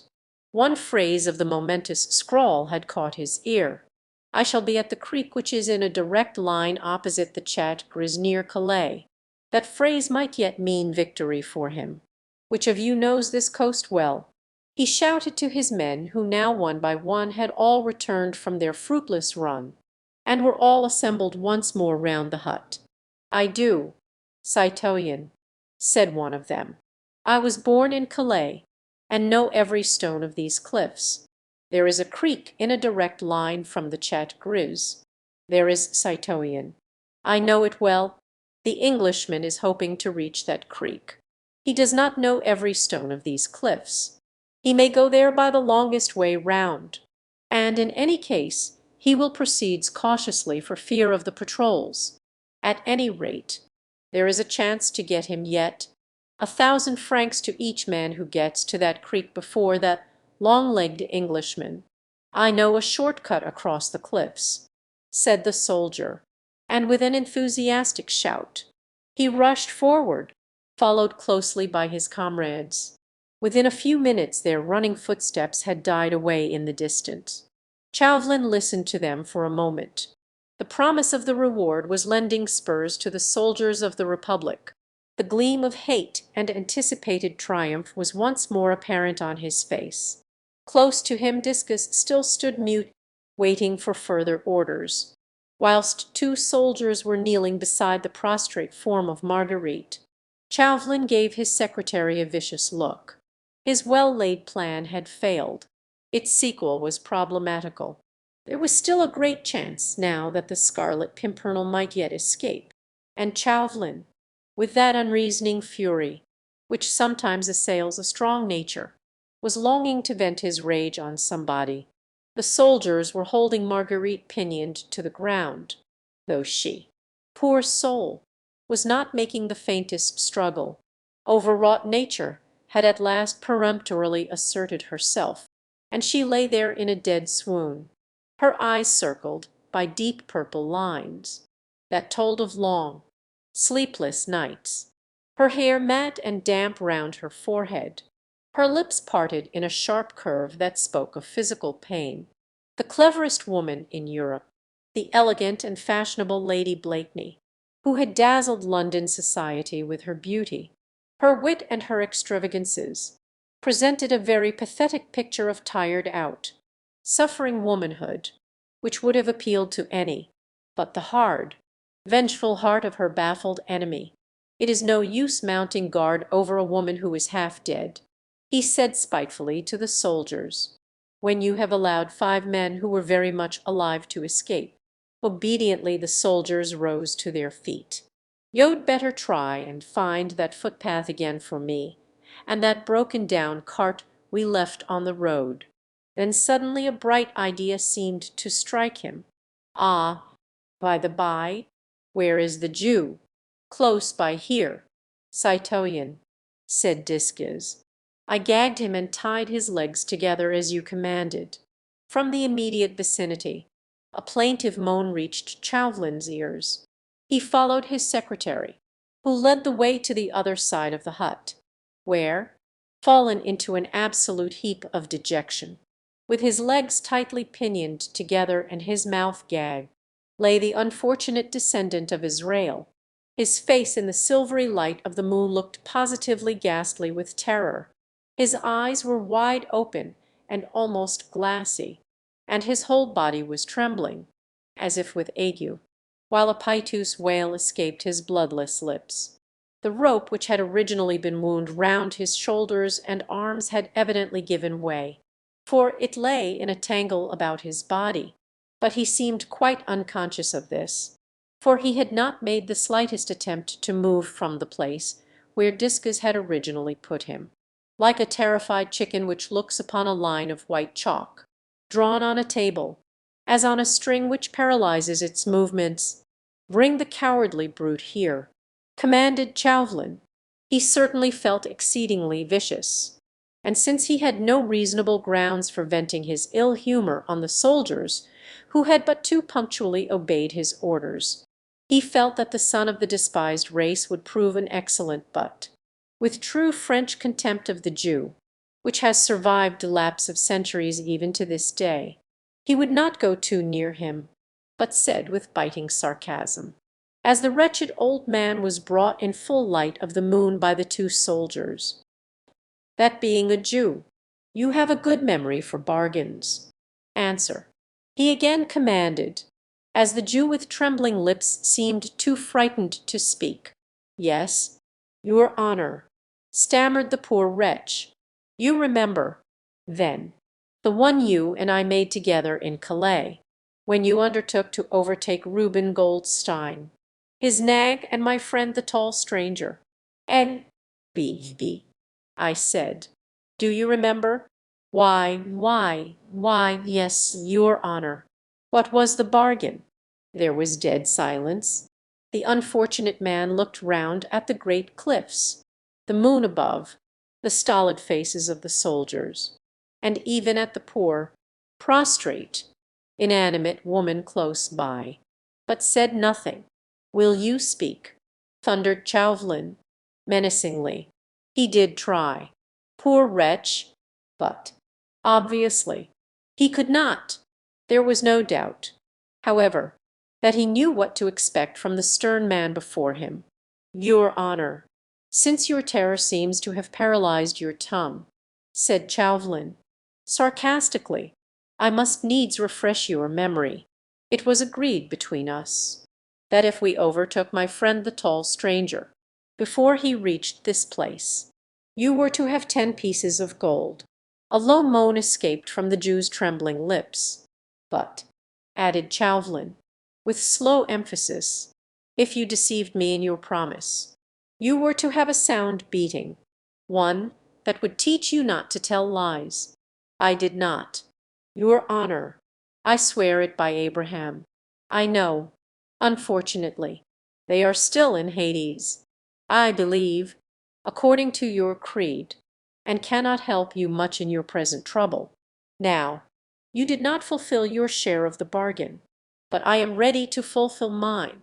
Here," he added, turning to the soldiers, "the buckle end of your 2 belts to this confounded Jew."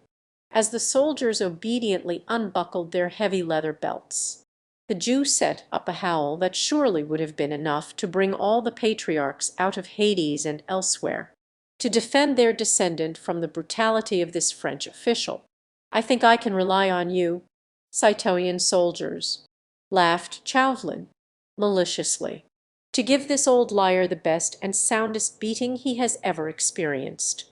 But don't kill him," he added drily. "We will obey, citoyen," replied the soldiers as imperturbably as ever. He did not wait to see his orders carried out. He knew that he could trust these soldiers who were still smarting under his rebuke not to mince matters, when given a free hand to bellabore a third party, when that lumbering coward has had his punishment. He said to Discus, "The men can guide us as far as the cart, and one of them can drive us in it back to Calais. The Jew and the woman can look after each other," he added roughly, "until we can send somebody for them in the morning. They can't run away very far, in their present condition, and we cannot be troubled with them just now." Chauvelin had not given up all hope. His men, he knew, were spurred on by the hope of the reward. That enigmatic and audacious Scarlet Pimpernel, alone and with 30 men at his heels, could not reasonably be expected to escape a second time. But he felt less sure now. The Englishman's audacity had baffled him once, whilst the wooden-headed stupidity of the soldiers and the interference of a woman had turned his hand, which held all the trumps, into a losing one. If Marguerite had not taken up his time, if the soldiers had had a grain of intelligence, if it was a long if, and Chauvelin stood for a moment quite still, and enrolled 30-odd people in one long, overwhelming anathema, nature, poetic, silent, balmy, the bright moon, the calm, silvery sea spoke of beauty and of rest, and Chauvelin cursed nature, cursed man and woman, and, above all, he cursed all long-legged, meddlesome British enigmas with one gigantic, the howls of the Jew behind him, undergoing his punishment, sent a balm through his heart, overburdened as it was with revengeful malice. He smiled. It eased his mind to think that some human being at least was, like himself, not altogether at peace with mankind. He turned and took a last look at the lonely bit of coast, where stood the wooden hut, now bathed in moonlight, the scene of the greatest discomfiture ever experienced by a leading member of the Committee of Public Safety. Against a rock, on a hard bed of stone, lay the unconscious figure of Marguerite Blakeney, while some few paces further on, the unfortunate Jew was receiving on his broad back the blows of 2 stout leather belts, wielded by the stolid arms of 2 sturdy soldiers of the Republic. The howls of Benjamin Rosenbaum were fit to make the dead rise from their graves. They must have waked all the gulls from sleep, and made them look down with great interest at the doings of the lords of the creation. "That will do," commanded Chauvelin, as the Jew's moans became more feeble, and the poor wretch seemed to have fainted away. "We don't want to kill him." Obediently the soldiers buckled on their belts, one of them viciously kicking the Jew to one side. "Leave him there," said Chauvelin, "and lead the way now quickly to the cart. I'll follow." He walked up to where Marguerite lay, and looked down into her face. She had evidently recovered consciousness, and was making feeble efforts to raise herself. Her large, blue eyes were looking at the moonlit scene round her with a scared and terrified look. They rested with a mixture of horror and pity on the Jew, whose luckless fate and wild howls had been the first signs that struck her, with her returning senses. Then she caught sight of Chauvelin, in his neat, dark clothes, which seemed hardly crumpled after the stirring events of the last few hours. He was smiling sarcastically, and his pale eyes peered down at her with a look of intense malice. With mock gallantry he stooped and raised her icy cold hand to his lips, which sent a thrill of indescribable loathing through Margaret's weary frame. "I much regret, fair lady," he said in his most suave tones, "that circumstances, over which I have no control, compel me to leave you here for the moment. But I go away, secure in the knowledge that I do not leave you unprotected. Our friend Benjamin here, though a trifle the worse for wear at the present moment, will prove a gallant defender of your fair person, I have no doubt. At dawn I will send an escort for you. Until then, I feel sure that you will find him devoted, though perhaps a trifle slow." Marguerite only had the strength to turn her head away. Her heart was broken with cruel anguish. One awful thought had returned to her mind, together with gathering consciousness. What had become of Percy? She knew nothing of what had happened after she heard the cheerful song, "God save the King," which she believed to be the signal of death. "I, myself," concluded Chauvelin, "must now very reluctantly leave you. Au revoir. Fair lady, we meet, I hope, soon in London. Shall I see you at the Prince of Wales' garden party? Well, au revoir. Remember me, I pray, to Sir Percy Blakeney." And, with a last ironical smile and bow, he once more kissed her hand, and disappeared down the footpath in the wake of the soldiers, and followed by the imperturbable Disques. Chapter 31. The escape. Marguerite listened half dazed as she was to the fast retreating, firm footsteps of the four men. All nature was so still that she, lying with her ear close to the ground, could distinctly trace the sound of their tread as they ultimately turned into the road, and presently the faint echo of the old cart wheels. The halting gait of the lean nag told her that her enemy was a quarter of a league away. How long she lay there she knew not. She had lost count of time. Dreamily she looked up at the moonlit sky, and listened to the monotonous roll of the waves. The invigorating scent of the sea was nectar to her wearied body.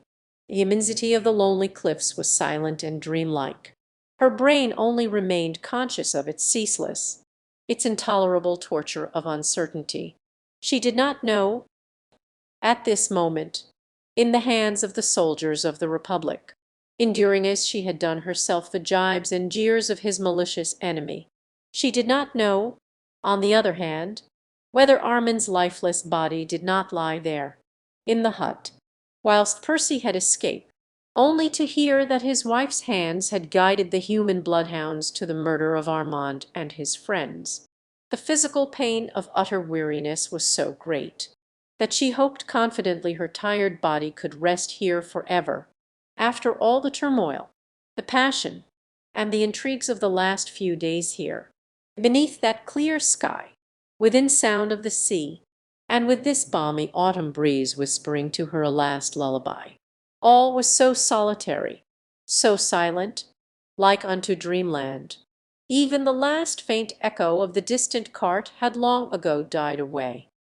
Afar, suddenly, undoubtedly, that these lonely cliffs of France had ever heard, broke the silent solemnity of the shore. So strange a sound was it that the gentle breeze ceased to murmur, the tiny pebbles to roll down the steep incline. So strange that Marguerite, wearied, overwrought as she was, thought that the beneficial unconsciousness of the approach of death was playing her half-sleeping senses a weird and elusive trick. It was the sound of a good, solid, absolutely British dam. The seagulls in their nests awoke and looked round in astonishment. A distant and solitary owl set up a midnight hoot. The tall cliffs frowned down majestically at the strange, unheard of sacrilege. Marguerite did not trust her ears. Half raising herself on her hands, she strained every sense to see or hear, to know the meaning of this very earthly sound. All was still again for the space of a few seconds. The same silence once more fell upon the great and lonely vastness. Then Marguerite, who had listened as in a trance, who felt she must be dreaming with that cool, magnetic moonlight overhead, heard again, and this time her heart stood still. Her eyes, large and dilated, looked round her, not daring to trust to her other sense. Odds life, but I wish those demmed fellows had not hit. This time it was quite unmistakable.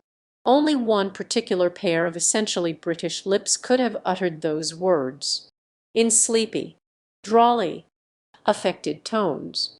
"Damn," repeated those same British lips, emphatically. "Zounds, but am as weak as a rat." In a moment Marguerite was on her feet. Was she dreaming? Were those great, stony cliffs the gates of paradise? Was the fragrant breath of the breeze suddenly caused by the flutter of angels' wings, bringing tidings of unearthly joys to her, after all her suffering? or faint and ill was she the prey of delirium. She listened again, and once again she heard the same very earthly sounds of good, honest British language, not the least akin to whisperings from paradise or flutter of angels' wings. She looked round her eagerly at the tall cliffs, the lonely hut, the great stretch of rocky beach, somewhere there, above or below her, behind a boulder or inside a crevice, but still hidden from her longing, feverish eyes, must be the owner of that voice, which once used to irritate her, but which now would make her the happiest woman in Europe. If only she could locate it. Percy! Percy! She shrieked hysterically, tortured between doubt and hope. I am here. Come to me. Where are you? Percy! Percy! Said the same sleepy, drawly voice. But odds my life, I cannot come to you. Those demmed frog-eaters have trussed me like a goose on a spit, and I am as weak as a mouse. And still Marguerite did not understand.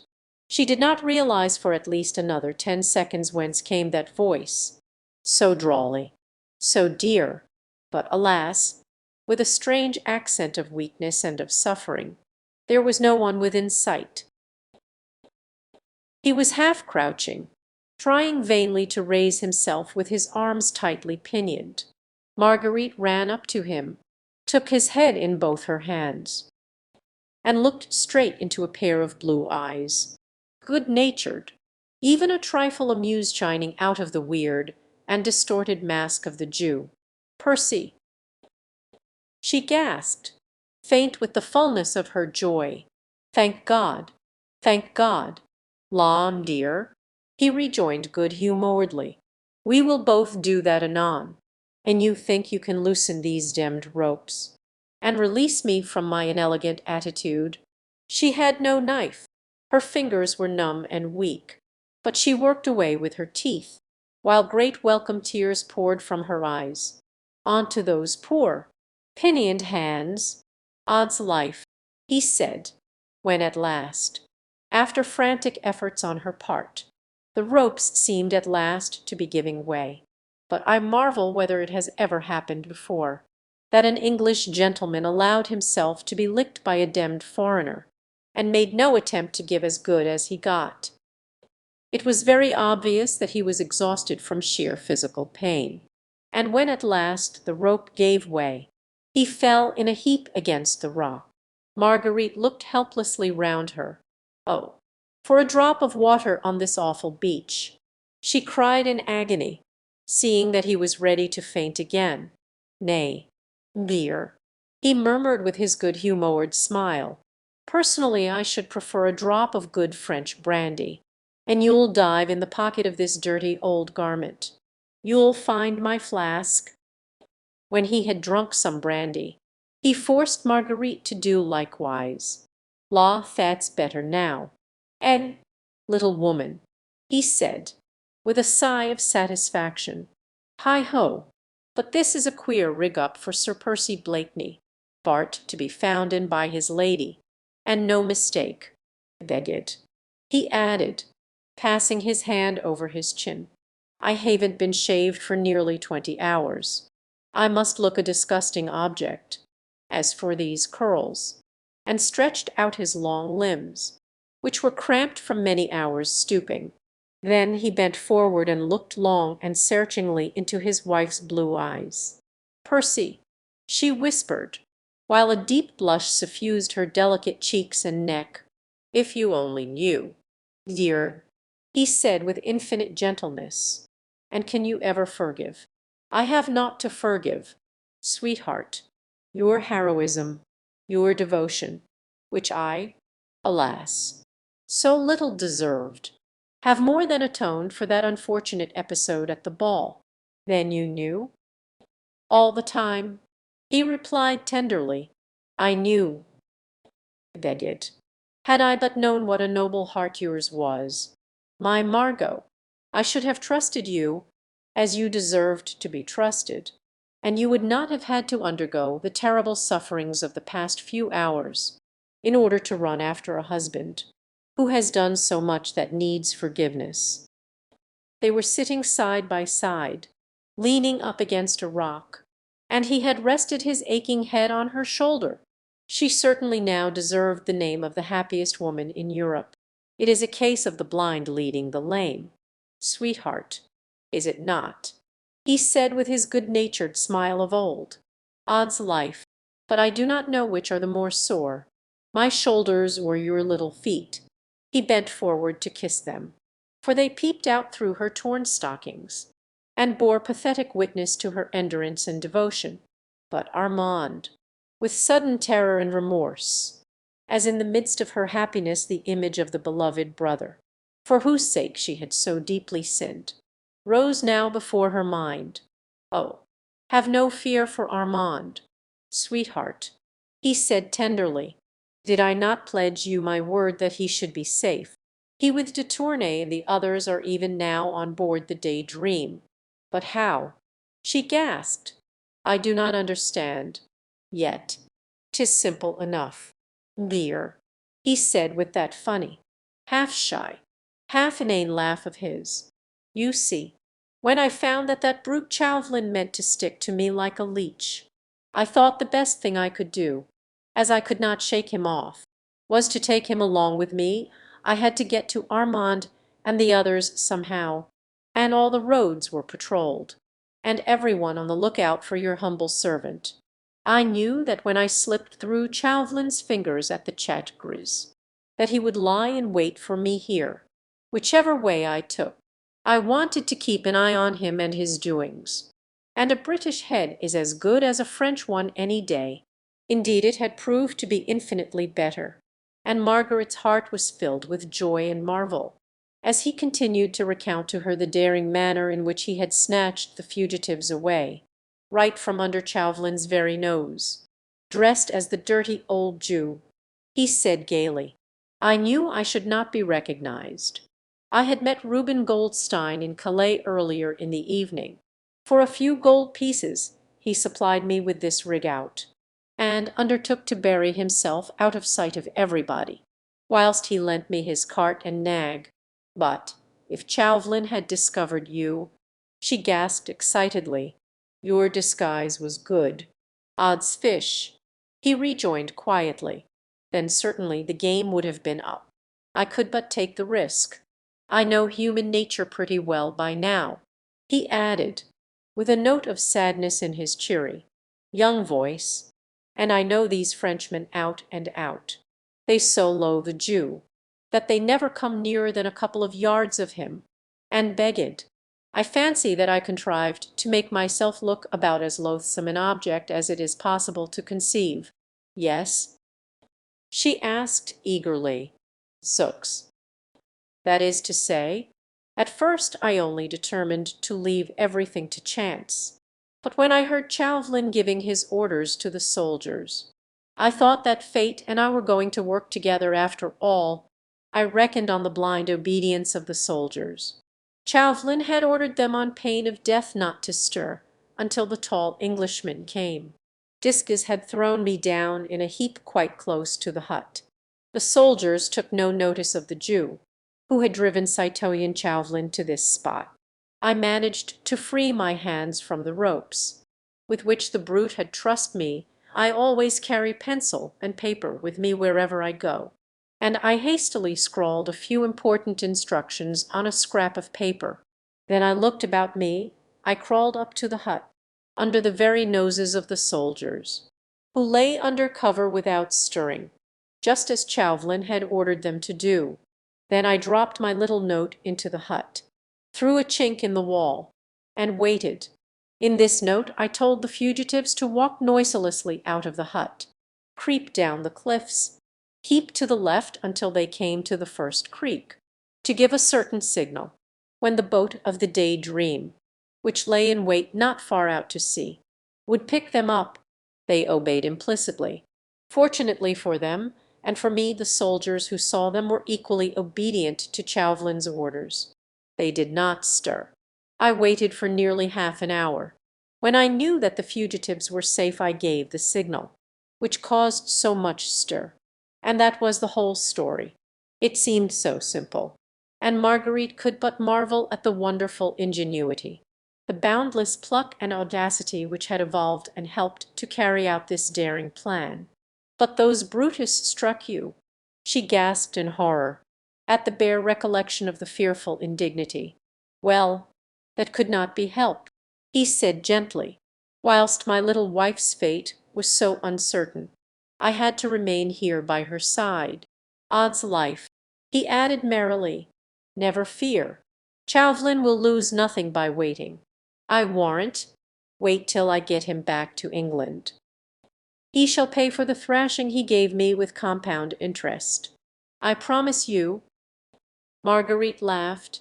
It was so good to be beside him, to hear his cheery voice, to watch that good-humoured twinkle in his blue eyes, as he stretched out his strong arms, in longing for that foe, and anticipation of his well-deserved punishment. Suddenly, however, she started. The happy blush left her cheek. The light of joy died out of her eyes. She had heard a stealthy footfall overhead, and a stone had rolled down from the top of the cliffs right down to the beach below. "What's that?" she whispered in horror and alarm. "Oh, nothing, dear," he muttered with a pleasant laugh. "Only a trifle you happened to have forgotten." "Ffoulkes!" she gasped.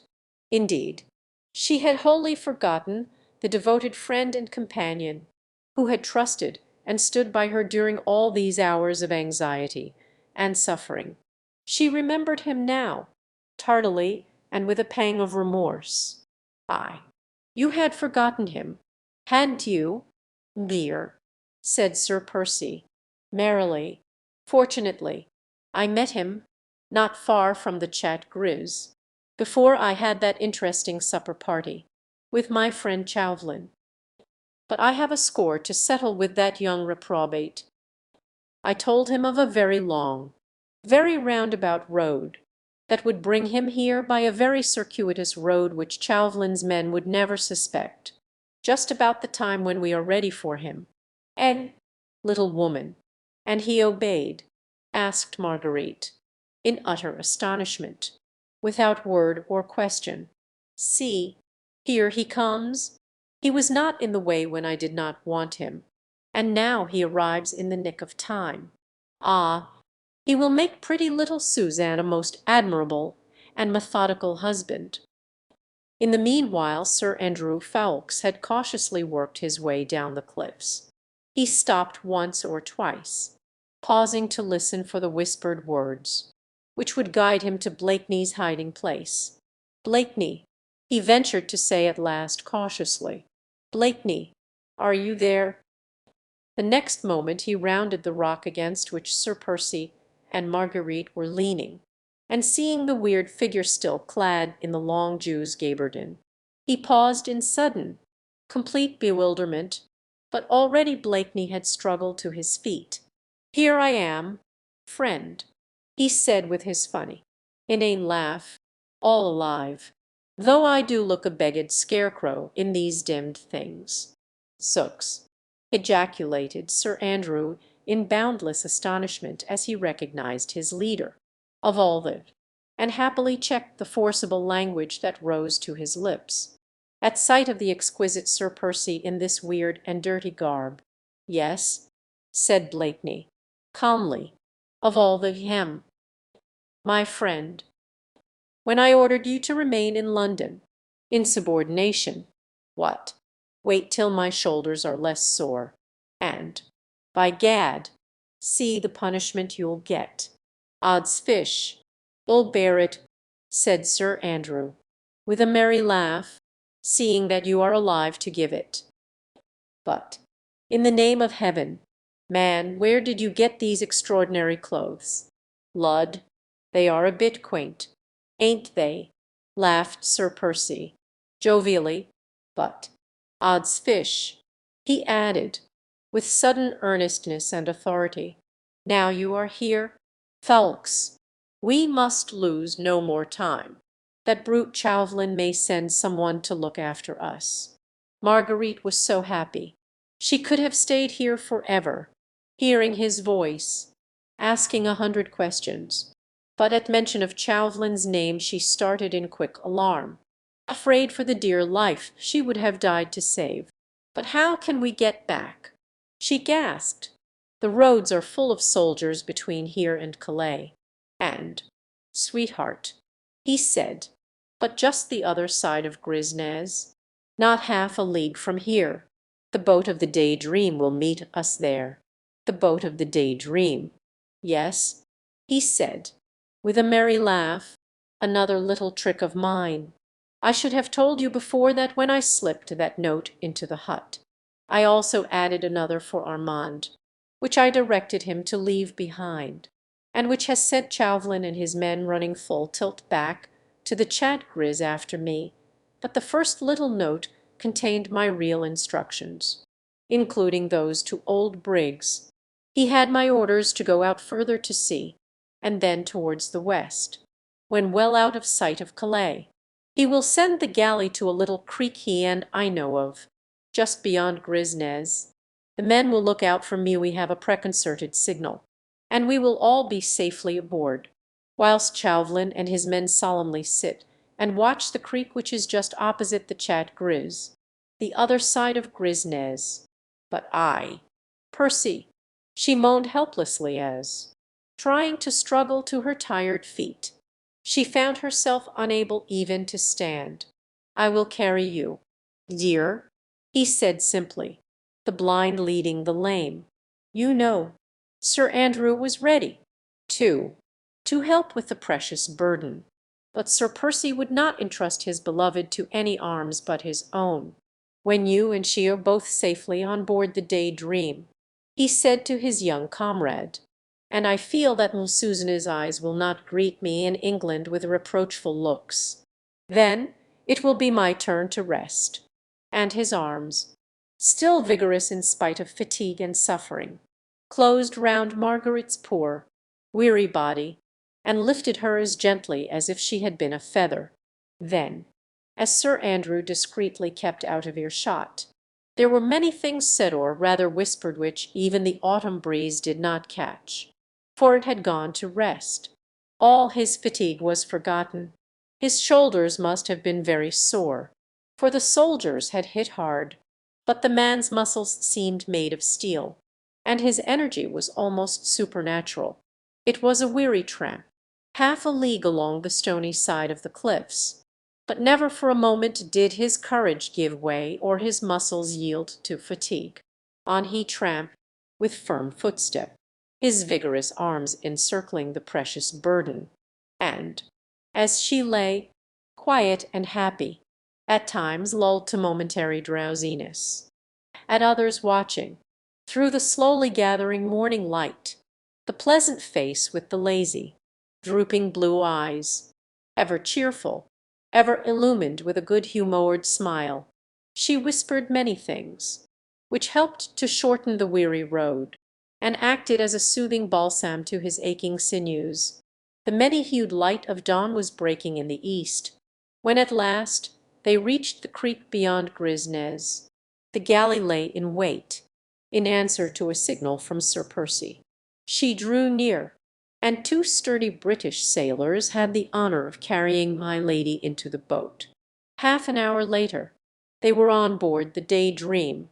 The crew, who of necessity were in their master's secrets, and who were devoted to him heart and soul, were not surprised to see him arriving in so extraordinary a disguise. Armand St. Just and the other fugitives were eagerly awaiting the advent of their brave rescuer. He would not stay to hear the expressions of their gratitude, but found his way to his private cabin as quickly as he could, leaving Marguerite quite happy in the arms of her brother. Everything on board the Day Dream was fitted with that exquisite luxury, so dear to Sir Percy Blakeney's heart, and by the time they all landed at Dover he had found time to get into some of the sumptuous clothes which he loved, and of which he always kept a supply on board his yacht. The difficulty was to provide Marguerite with a pair of shoes, and great was the little Medai's joy when my lady found that she could put foot on English shore in his best pair. "The rest is silence." yet found at last a great and lasting happiness. But it is on record that at the brilliant wedding of Sir Andrew Ffoulkes, Bart., with Mlle Suzanne de Tournay de Basserive, a function at which R.H., the Prince of Wales, and all the elite of fashionable society were present. The most beautiful woman there was unquestionably Lady Blakeney, whilst the clothes Sir Percy Blakeney wore were the talk of the Jewess door of London for many days. It is also a fact that M. Chauvelin, the accredited agent of the French Republican government, was not present at that or any other social function in London, after that memorable evening at Lord Grenville's ball.